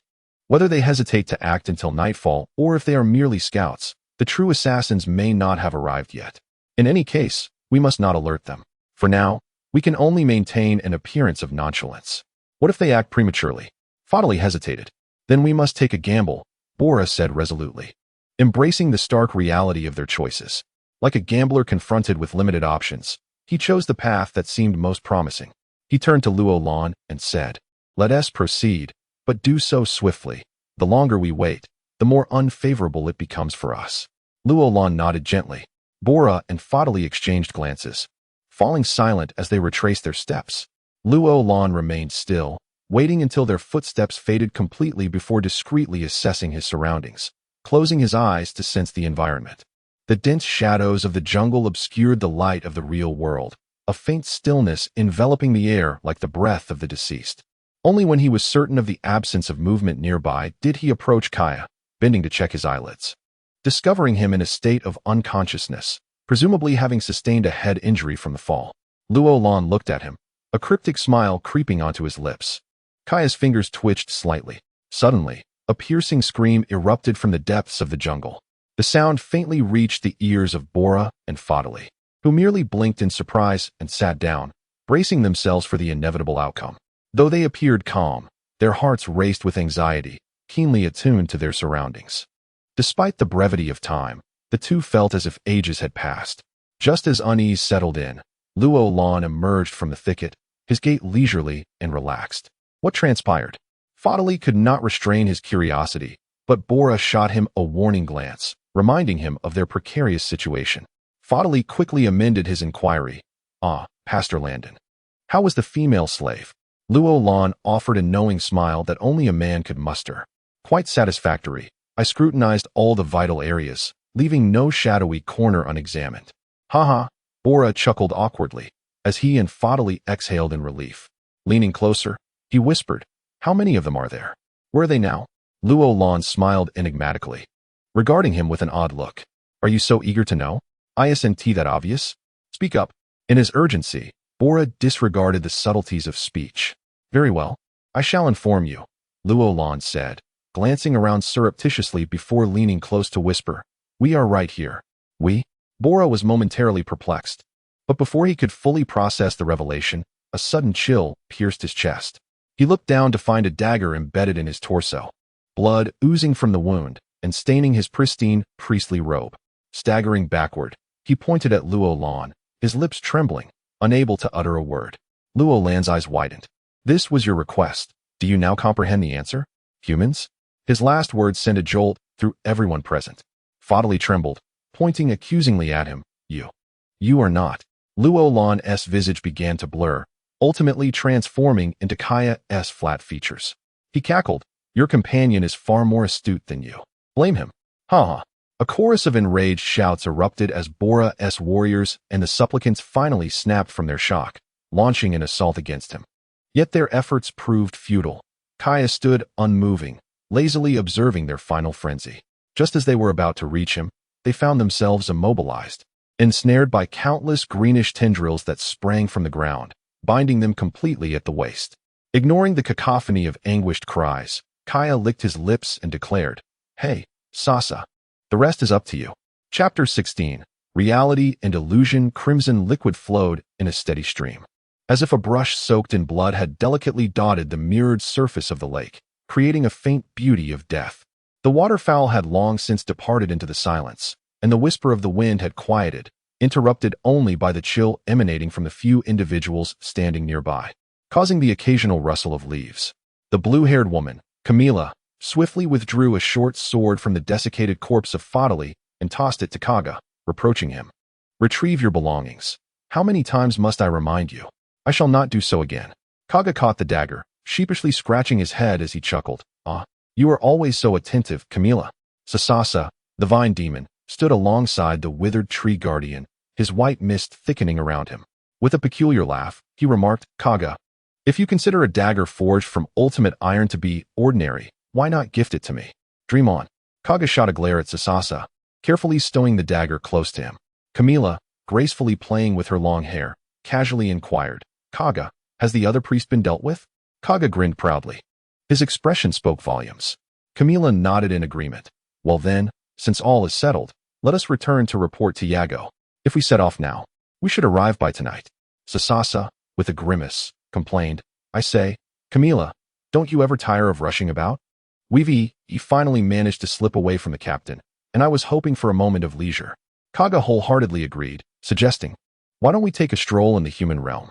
We could pretend to be hunting prey and delay our return by a few days. I doubt the captain would mind. Sasasa let out a quirky laugh, bouncing in place. What a splendid idea. Camila immediately dismissed the suggestion with a huff, declaring, not a chance. As long as I am here, I shall not permit it. Sasasa and Apos' already diminutive form seemed to shrink even further, his head drooping like a frostbitten eggplant. Disappointment etched across his face. Camila, I discovered something intriguing on that priest. Perhaps you might know what it is, Kaga said, casting a meaningful glance at Sasasa. Camila's interest was piqued. Oh, is that so? After a moment's contemplation, she nodded. Then let us take a look. Sasasa quickly grasped Kaga's intent, yawning. You both go ahead. I'm so tired. I'll take a nap first. Camila huffed again, approaching Sasasa to tap his green head twice, saying, You are not to go anywhere. If I return to find you missing, I shall skin you to adorn my jar. Understood, understood, Sasasa replied, cradling his head. A woeful expression on his face, though his eyes were clearly darting around. As soon as he saw Camila and Kaga venture into the thicket, he sprang up, climbing onto the shoulder of the withered tree guardian, urging, Gray, let us hurry. The tree guardian responded in a low voice, If you leave, Camila will skin you when she finds you. Sasasa, unconcerned, retorted, Then we shall simply venture far away, so she cannot find us. Kaga has kindly provided me an opportunity. I owe him a significant favor. Quick, or we shall miss our chance. The tree guardian ceased his protests, grumbling in agreement as he began to stride in another direction. The scenery blurred past as Kaga and Camila navigated through the forest, the leaves casting intricate shadows in the dappled light, resembling a chaotic chessboard of intertwining pieces, perpetually entangled and unresolved. Ahead, Kaga pointed, saying, Look there. Camila raised her gaze to see a long-dead priest lying face down in the dirt beneath a tree, surrounded by congealed blood. She wrinkled her nose in irritation, remarking, This corpse is of no use to me after so long. No. Kaga shook his head, a mysterious smile gracing his lips. You will find it quite interesting. Take a closer look. Is that so? Camila replied, skepticism in her eyes as she approached the body, circling it before kneeling to flip it over. Upon revealing the face, her eyes widened in shock. This person was. Suddenly, a dagger pierced her back. She shuddered but did not collapse. Instead, she turned slowly, her voice calm. So it is true. You are not Kaga. How did you manage this? Kaga's visage began to blur, before gradually sharpening into the features of Roland. Roland displayed no joy. Rather, his expression was grave, for the dagger in his hand had failed to pierce flesh. Camila's form twisted abruptly, transforming into a blue liquid that gradually became transparent, her features and garments merging until she splashed onto the ground like a spilled pool of water. A series of cold laughs echoed from behind. Roland turned slowly to confront 5 identical Camilas. He sighed, raising an eyebrow, and remarked, How did you uncover this? One of the Camilas sneered. Though I don't know your methods, I must admit your impersonation is convincing, but that's all it is. Another interjected, You should blame your dagger skills. You struck precisely at the heart, without a hint of deviation. Kaga never manages such accuracy. Yet another Camila, perched on a protruding branch, added, And you may not know, but Kaga is naturally left-handed. Everything he does is with his left hand. However, you not only used your right hand to stab, but also caught the dagger with your right when I tossed it to you. How could I not be suspicious? Roland nodded in realization. Despite having absorbed Kaga's talents and memories, the ingrained habits were difficult to emulate. Such oversights could lead to fatal consequences. Yet, with time pressing upon him, and the knowledge that 3 other members of the swamp tribe were nearby, he had little opportunity to study Kaga's characteristics thoroughly. Moreover, the power he had absorbed was now flawed, constrained by significant limitations. It could only be used once within a month and for no more than 3 hours, if exposed. He would revert to his original form immediately. Drawing forth a gleaming dagger, he flicked it, producing a melodic chime, and gazed at the 5 blue-haired beauties before him, smiling. Since it has come to this, let us have a face-to-face contest. Chapter 17. The Water Demon Camilla, Part 1. The crisp sound of the blade resonated, stirring the taut nerves and filling the air with palpable tension. To Roland's eyes, the 5 Camillas were indistinguishable in both form and demeanor, their blue hair swirling with a sinister grace, resembling 5 burning blue flames. Through Kaya's memories, he learned that the leader of this swamp tribe team was a one-eyed man named Yago, comprising a total of 5 individuals, each hailing from distinct swamp tribes. They were selected from their kin and, after undergoing a special ritual of the Modo faith, were endowed with divine abilities. Within these tribes, only 1 in 1,000 might become a favored child of the gods. The deity revered by Camilla was the goddess Nimnissa of the Modo faith, understood among the swamp tribes as the goddess of dreams and lakes. Thus, Camilla's talents likely lay in illusions and water manipulation. Based on Roland's earlier confrontation with one of the Camillas, it was probable that among the 5 before him, only one was her true form, while the others were mere illusions crafted from water elements. Furthermore, from her previous victims, it was evident that she could completely drain the moisture from an enemy's body through incantations, rendering them into mere husks. Such a terrifying power was nearly impossible to guard against. However, the higher the power, the more stringent the conditions for its use. Therefore, it would be challenging for Camilla to fulfill those conditions amidst fierce combat. Typically, in such a scenario, Roland would take the initiative to strike. Yet, he chose instead to wear a sly smile and cautiously retreat a few steps before suddenly leaping into the woods, quickly vanishing among the dense foliage. The Camillas shared a mocking laugh, with one exclaiming, "Fleeing? Hiding? That is futile. I have locked onto your source of power." Another Camilla gradually formed 2 water spears in her hands and hurled them toward a seemingly uninhabited area. Water splashed everywhere, creating a cascade of frothy white waves in the air. Clang! The 2 water spears shattered in midair, scattering into countless droplets, revealing Roland's silhouette, knife in hand. Roland frowned slightly. The texture and force of the water spears upon contact with his dagger were alarmingly akin to real weapons. The swirling blue water elements within had condensed to a tangible state, similar to the dagger he had formed from light elements. Such highly concentrated elemental force could pierce through any unprotected flesh, leaving only the option of evasion if one's elemental defense was inferior. Yet, this was not the most alarming aspect. What astounded him was that his shadow technique could be effortlessly penetrated by her. How was she able to accomplish this? What exactly was this source of power? Perhaps Kaya's memories held the answers, but he had no time to ponder further, for the 5 Camillas were charging at him with their weapons drawn. Their movements were perfectly synchronized, displaying a remarkable level of coordination that belied a single controlling force. Facing the fierce onslaught, Roland moved swiftly, dodging a spear thrusting at his feet. Before he could regain his footing, a long sword shimmering with blue light swung towards his left waist. Clang! His dagger was deftly positioned at his side, narrowly deflecting the blow. A rush of wind signaled another attack. A battle axe swung toward his shoulder. The Camilla bore a cold expression, her beautiful eyes glinting with murderous intent. Roland swiftly evaded, bending backward at a sharp angle, feeling the icy axe blade graze past his nose, the chilling air penetrating to his very bones. Just as he was recovering his strength, 2 water spears shot toward his knees from a great distance. At that moment, he found himself lacking the strength to dodge.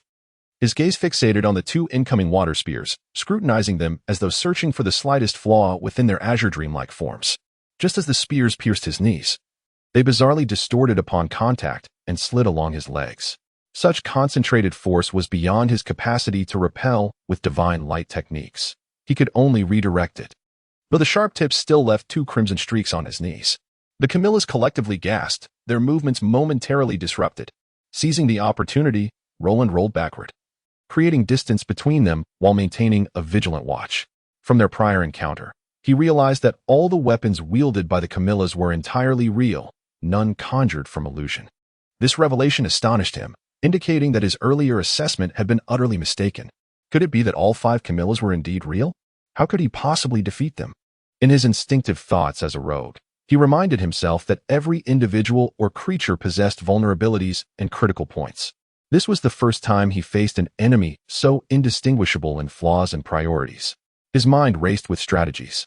In the mythology of the Modo faith, Nimnasa was depicted as a 6-headed water demon, one that had been slain by a hero, its soul redeemed by the Modo god, ultimately becoming one of the 5 guardian deities. In that legend, the hero had severed each head, nearly losing his life in the process, but succeeded in vanquishing the water demon. Wait a moment, 6 heads? A spark of realization flickered in Roland's mind, including the Camilla form he had previously shattered. That made 6. Could it be that these 5 were merely parts of Camilla herself? This implied that he would need to defeat them all to eliminate Camilla, rather than searching for a singular entity. This revelation flashed through his thoughts like a lightning bolt. Roland slowly rose to his feet, his aura sharpening considerably. A cold smile graced his lips. What had just transpired was merely a warm-up. The 5 Camillas seemed to sense a shift, exchanging uneasy glances.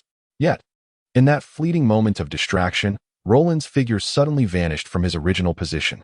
In the next instant, he appeared beside a Camilla wielding a spear, his dagger poised at her side in an instant, his wrist twisting with agility. Before her form could dissipate, Roland surged through, slicing through the shattered water with lightning speed, his dagger swiftly cutting the throat of a second Camilla. A water sword swooped down from the side, but Roland's kick struck her chin with devastating force, shattering her head and sending a flurry of water splashes into the air. The furthest Camilla, poised to throw her spear, raised her hand just in time to be pierced by 2 flying needles that shot through her eyes, exiting from the back of her skull. She collapsed like a marionette with its strings severed. Simultaneously, Roland's dagger parried a slashing sword, and with a sudden burst of white light from his other hand, he accelerated forward, deftly slicing through the side of the last Camilla with a swift motion. Thud! He stood firm. The Camilla's expression froze before she shattered like a porcelain vase, transforming into droplets of deep blue water that fell and shattered upon hitting the ground, scattering in sparkling fragments. The entire sequence flowed seamlessly, showcasing the rogue's speed and surprise to perfection, devoid of any superfluous movement. Roland took several heavy breaths, but sensed an ominous presence. Slowly, he turned his head, his pupils involuntarily contracting. There, once again, stood 5 Camillas, reconstituted and ready to fight. Chapter 18. The Water Demon Camilla, Part 2. The 5 Camilla figures erupted in a chorus of mocking laughter. Ignorant human. My source of power has become one with my very being. You cannot defeat me. However, before she could finish her sentence, a dagger hurled from Luo Lan's hand, piercing through the chest of one Camilla and embedding itself into the tree behind her with a resounding clang. To his astonishment, as this Camilla shattered, another intact figure rose from beneath the feet of the remaining ones. She elegantly stroked her flowing blue hair and cast an ominous smile at Luo Lan, saying, "You should let me absorb your source of power willingly." Source of power? What could this force possibly be? In every perilous situation, Luo Lan had never yielded, yet this time he felt truly bereft of options. It seemed that no matter how many times he dismantled her, he could never achieve a definitive victory. Was there truly no way forward? No. Unless she was a deity of legend, every creature must possess inherent flaws and vulnerabilities. Nothing in this world is perfect. The more advanced the being or the more skilled the individual, the better they can conceal and mitigate their weaknesses. Luo Lan refocused his gaze, convinced that there must be some weakness he had yet to uncover. The absorption Camilla referred to must be that terrifying ability to drain life from her victims. Suddenly, he recalled that during her earlier feeding, she had manifested in a singular form. Without warning, a water spear soared toward Luo Lan, expanding rapidly in his sight. Yet he made no attempt to evade it. With a piercing sound, the spear penetrated him, sending him crashing to the ground. Luo Lan appeared to abandon his assault on Camilla, surrendering to fate's design. Had he truly given up? Camilla approached him step by step, scrutinizing him as if assessing whether this prey had lost its will to resist. Within Luo Lan's seemingly lifeless body, his mind raced relentlessly. Camilla would only reveal her true form when absorbing water sources. Before him, the 5 Camilla figures gradually disintegrated, and when they reformed, she wore a self-satisfied smile. According to legend, the water demon possessed 6 heads. This final head would only become evident when the 5 merged into one corporeal form. Camilla stood like a proud goddess, gazing down at Luo Lan, declaring, "Human, I am the favored child of the divine. Creatures as lowly as you are fit only to be my sustenance." She raised her arms, beginning to chant loudly. Luo Lan's eyes appeared devoid of life, yet beneath the surface lay boundless vitality and a calmly beating heart. Camilla possessed the ability to absorb the water elements within a human body, yet she had never employed this power against him, suggesting inherent limitations. From her previous uses of this ability, all her victims, including herself, remained immobilized. Therefore, when she began her incantation, it was the moment she exposed her vulnerability. Now, a ferocious roar erupted from behind Camilla, and a torrent of icy mist surged forth, abruptly freezing her haughty expression. Her voice abruptly ceased. Ice blades howled as they circled around the now encased Camilla, gliding toward Luo Lan. Lying on the ground, Luo Lan chuckled deeply, and as he gradually rose, the gaping wound in his abdomen healed at a visible pace, allowing him to stand nonchalantly. He regarded Camilla, now trapped within an icy coffin, his eyes shimmering with mockery. "Who is it you just called a lowly creature?" Camilla, ensnared in ice, seemed unfazed by her predicament, her eyes filled with derision. Luo Lan smiled faintly. "Are you not wishing for me to shatter this solid ice so you may coalesce into a new form once more?" He slowly straightened his posture, deliberately fixing his gaze upon her, before softly stating, "Have you heard of the priest's blood technique?" His words dripped with an icy chill, colder than the pristine ice encasing her. The nearby ice blades let out a low growl, a thin mist of frost swirling in the air, intensifying the atmosphere of dread. As Luo Lan's emotionless gaze fell upon Camilla, she seemed to sense something amiss, revealing a flicker of unease. Luo Lan retrieved the tome from his spatial ring, enveloped in dark mist. This was the dark priest's manual gifted to him by Dennis. The priest's blood technique was fundamentally opposed to the principles of healing, focusing solely on how to absorb the strength within others to enhance oneself. These skills were conceived by the early dark priests of the church, who believed they honored the shadow of the divine. Due to their treacherous nature and their discord with the church's outward appearance of light, these skills were gradually outlawed and locked away. For centuries, the only intact dark priest manuscript likely resided in Luo Lan's possession. As he flipped through the pages, intricate symbols and diagrams emerged into the world once more. Upon halting his movement, a blood-red skull appeared, surrounded by countless runes and incantations. His gaze sharpened. While the chosen incantation held immense power, it depended on the immobilization of the target to succeed, thus imposing significant constraints. With a slight grunt, he pressed his hand upon the page inscribed with runes and began to recite the incantation. Darkness descends upon the earth, sealing the heavenly gaze from mankind. In the name of the divine shadow. His eyes gradually transformed into a crimson hue, reminiscent of a blazing sun amidst a frozen landscape. As his voice grew louder, the brilliant radiance seemed capable of melting all. Each word he pronounced resonated with purpose, the bitterly intricate incantation floating into the air, as countless withered branches and fallen leaves swirled around him. The entire world quivered, growing increasingly frigid. Camilla's expression shifted from disdain to shock, gradually morphing into terror as she felt the source of her power within begin to surge outward as if boiling. A faint purplish-black mist coiled around Luo Lan, spiraling outward in eerie fashion. As the lengthy incantation fluctuated, everything around him began to tremble. There was no darkness, no light, only an overwhelming aura of dread. At last, Luo Lan completed the final syllable, pointing forward and intoning, "In the name of darkness, the blood of the priest bestows its kiss." Camilla's eyes widened in sheer horror as the icy prison emitted a silent, anguished wail, wisps of blue vapor drifting slowly from the solid ice, gathering in increasing numbers before being drawn into Luo Lan's being. A warm current coursed through him, eventually reaching his heart, flowing with each resolute beat throughout his body. A refreshing sensation akin to nourishing rain upon parched earth. The silent wailing finally ceased. Within the icy sarcophagus lay a half-skeletal figure with resplendent blue hair, imprisoned in pallid confinement. With a cold smirk, Luo Lan firmly closed the ancient tome. Chapter 19. Faith at the Temple of Modu. Towering, arching trunks supported the rock walls, which were entwined with verdant vines, as a dim light cascaded through the narrow gorge, illuminating the eagle-claw-like arms of the Modu deity. A mysterious and somber atmosphere enveloped the scarred, massive rock columns that bore the weight of the entire canyon sanctuary. Hundreds of various deities stood in their respective caverns, cold and desolate, gazing downwards, while a stone sculpture of a colossal serpent with a single horn stood at the valley's entrance, basking in the sole beam of light.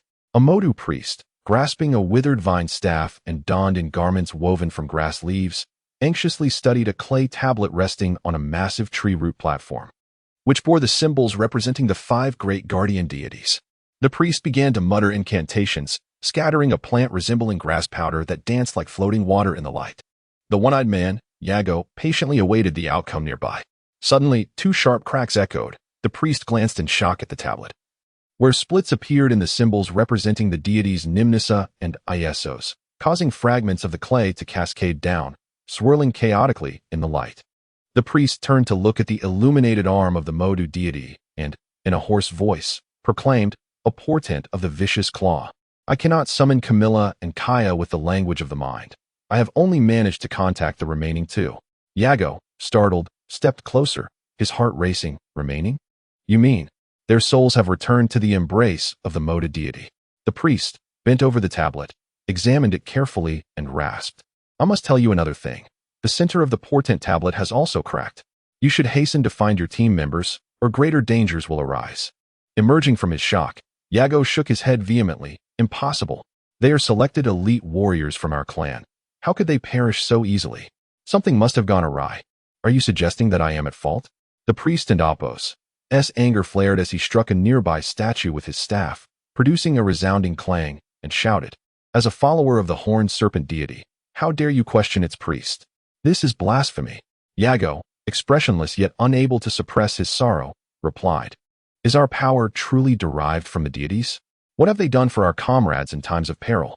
The priest trembled violently with rage, pointing his staff at Yago and bellowing, you shall face the wrath of the deities, mark my words. Yago remained silent, resolutely turning away from the agitated priest and striding towards the temple's grand entrance, where a faint light awaited him. As dawn broke, Roland slowly awakened from his meditation.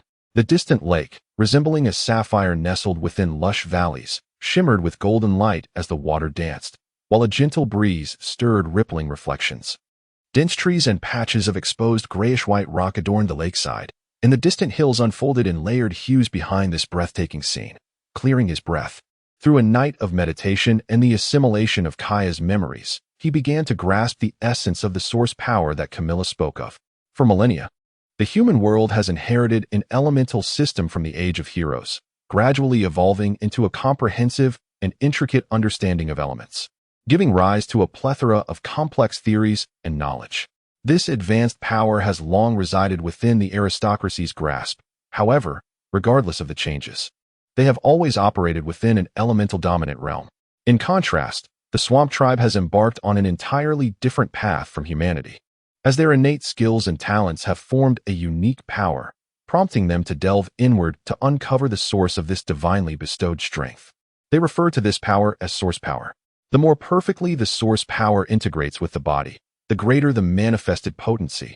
Yet, in terms of practical application and mastery, it remains quite rudimentary compared to the human elemental system.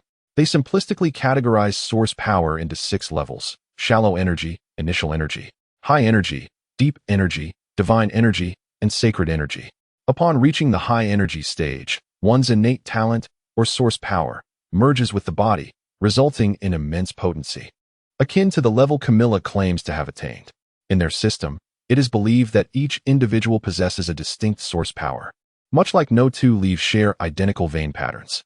Once they perceive fluctuations from a source power of lower rank, they can locate that individual without relying on sight. Although Roland was easily found by Camilla, he discovered that when utilizing another's talent, even she could not discern its authenticity solely through fluctuations, requiring additional means to verify. Furthermore, Roland was astonished to realize that the civilization of the swamp tribe, long regarded by the human world as barbaric and primitive, was far from such. They possessed vast territories and countless lakes and islands, stretching from the Sedang region to the endless sea, with several large islands rivaling first-rate continental nations. Engaging in trade with coastal tribes, they had amassed sufficient strength to confront the human realm. Ironically, Their reluctance to encroach upon human territories stemmed from the conservative tendencies of the elder councils formed by various tribal leaders, who believed that conflicts with humanity should be avoided. The swamp tribe should develop eastward along their controlled coastline, engaging in trade with free city-states and the Eastern world. It was not until the powerful Modu religion showcased divine miracles that marginalized tribes, long dwelling in the forests and mountains, united under the pretext of denouncing heretics, preparing to wage war for territory and riches against humanity. With numerous affluent tribes supplying these impoverished factions with weapons and equipment, the outcome of the impending battle remained uncertain. Roland rose slowly against the radiant dawn, as the icy blade beside him let out a low growl, its rumbling echoing through the valley. He was about to face two inseparable swamp dwellers, both nearing the high-energy stage. The vine-shaper Sasa, a follower of the deity Nabuna, the god of vines and poison mist, possessed the ability to control vines and toxins. The withered guardian Gray, a devotee of the deity Qin, the god of vitality and decay, commanded the powers of prosperity and decay. To contend with these formidable adversaries, whose abilities rivaled Camilla's, he needed to devise a comprehensive plan and preparation. Little did he know, the events that were about to unfold would far exceed his expectations. Chapter 20. Enemy tracks. The vine sorcerer Sasa was enveloped in despondency. He had initially intended to enjoy himself in the realm of humans, but after merely a day's journey, he received a mental summons from the temple that compelled him to return. Reluctantly, he obeyed. Yet, even as he advanced, his desires remained unattainable. The region of Qian was preparing to wage war against the swamp tribe, and upon the issuance of the mobilization order, countless farmers, civilians, and artisans hastily armed themselves with rudimentary weapons to partake in this holy war, with some women even dragged to the battlefield for logistical support. As a result, many areas were left deserted, save for the elderly and children. The once thriving market, where the Minic people of the swamp tribe sold beast hides and yams while bearing hunting bows, now lay barren, littered with discarded debris. Ominous clouds loomed in the sky, and the river's waters appeared dark enough to freeze the very soul. However, the previously tranquil surface of the water rippled as Sasa and Gray passed by, as if an unseen creature beneath the river stirred its hands. Sasa gasped, his focus sharpening, and exclaimed, "The soul mirrors language?" He hastily recited a series of brief incantations. The river before him seemed to pull away, forming a still circular surface that began to flicker with silent images. Shocked, Sasa observed Camilla. In the vision, Kaga lay on the ground while Camilla fought against a figure clad in priestly robes. As the scenes unfolded, it culminated in Camilla being encased in a block of solid ice, its crystalline surface radiating a blinding light. The priest, enshrouded in dark purple mist, had a book floating half a foot from his hand, its parchment adorned with intricate and arcane symbols, accompanied by a majestic ice leopard with platinum fur. The priest appeared to chant a spell, and as he pointed at Camilla, a terrifying transformation occurred. Her once whole body swiftly morphed into a desiccated half-skeleton, her hollow eyes weakly gazing at Sasa and Gray by the riverbank. Sasa's mouth fell agape, unable to utter a word for a prolonged moment. Gray maintained his usual impassive demeanor, muttering, "She is dead." Sasa trembled, a glimmer of despair flickering in his eyes. Even the swirling mist around him diminished. Gray's implication of death transcended the ordinary notion of mortality in the teachings of the Modo faith. A believer's soul could return to the embrace of the deity after the physical body perished. When the Modo deity descended upon the earth, they would be resurrected once more. Yet, employing the soul mirror's language demanded a sacrifice of one's own soul, signifying that she would never have the chance to be revived. Camilla, willing to sacrifice her soul, sought to convey the message of her demise, her hatred for Roland reaching an unparalleled intensity, a true manifestation of restless spirit. Sasa eventually regained his composure, but he swiftly cast aside his sorrow, as a newfound realization dawned upon him that he would no longer be bound in his actions, nor would anyone seek to skin him alive. Reflecting on this, he pondered whether Camilla's death might not be a fortuitous event after all. As for Kaga, that fledgling was hardly worthy of his concern. Moments later, he found himself distressed, cradling his head in thought.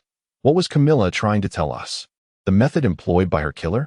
No, she aimed to warn us that this person still desired our demise. Gray, is there something I have overlooked? After a brief silence, Gray solemnly replied, "She wants us to avenge her." Avenge? Oh, indeed. Sasa slapped his forehead, only to be engulfed in confusion once more. But why should we seek vengeance for her? She is dead, after all. After a moment's pause, Gray spoke, but that person has already arrived. How do you know? Sasa inquired, his curiosity piqued, as he unabashedly scanned the distance, seemingly unperturbed by the situation, exclaiming, Where? Where? Gray initially remained silent before slowly stating, A beast's presence appeared nearby moments ago, but then it vanished abruptly. The fluctuations of its primal force were far more intense than those of a human. Yet I could not sense the presence of that individual. I do not possess Camilla's extraordinary perception. The white-iced leopard? Sasa's eyes darted, suddenly appearing and then disappearing. Aha! It must be that fellow. What shall we do? Should we confront him? Yet from the mirror's vision, he is not only capable of concealing himself within the woods, but possesses an unusual elemental ability, which would be greatly disadvantageous for us. Calm and unhurried, Gray turned his body towards a specific direction, declaring, Then we shall venture to a place where he cannot hide. On a vegetation-clad high slope, parting the sparse branches, Roland coldly observed the diminutive figures of the two in his line of sight. 2 days had elapsed since he had slain Camilla. He had tracked the two swamp dwellers and shadowed their movements, scrutinizing their actions and habits, seeking the most opportune moment and location to strike.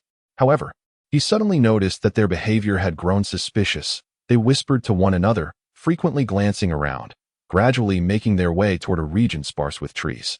He lifted his gaze forward, and in that direction lay a rocky cliff.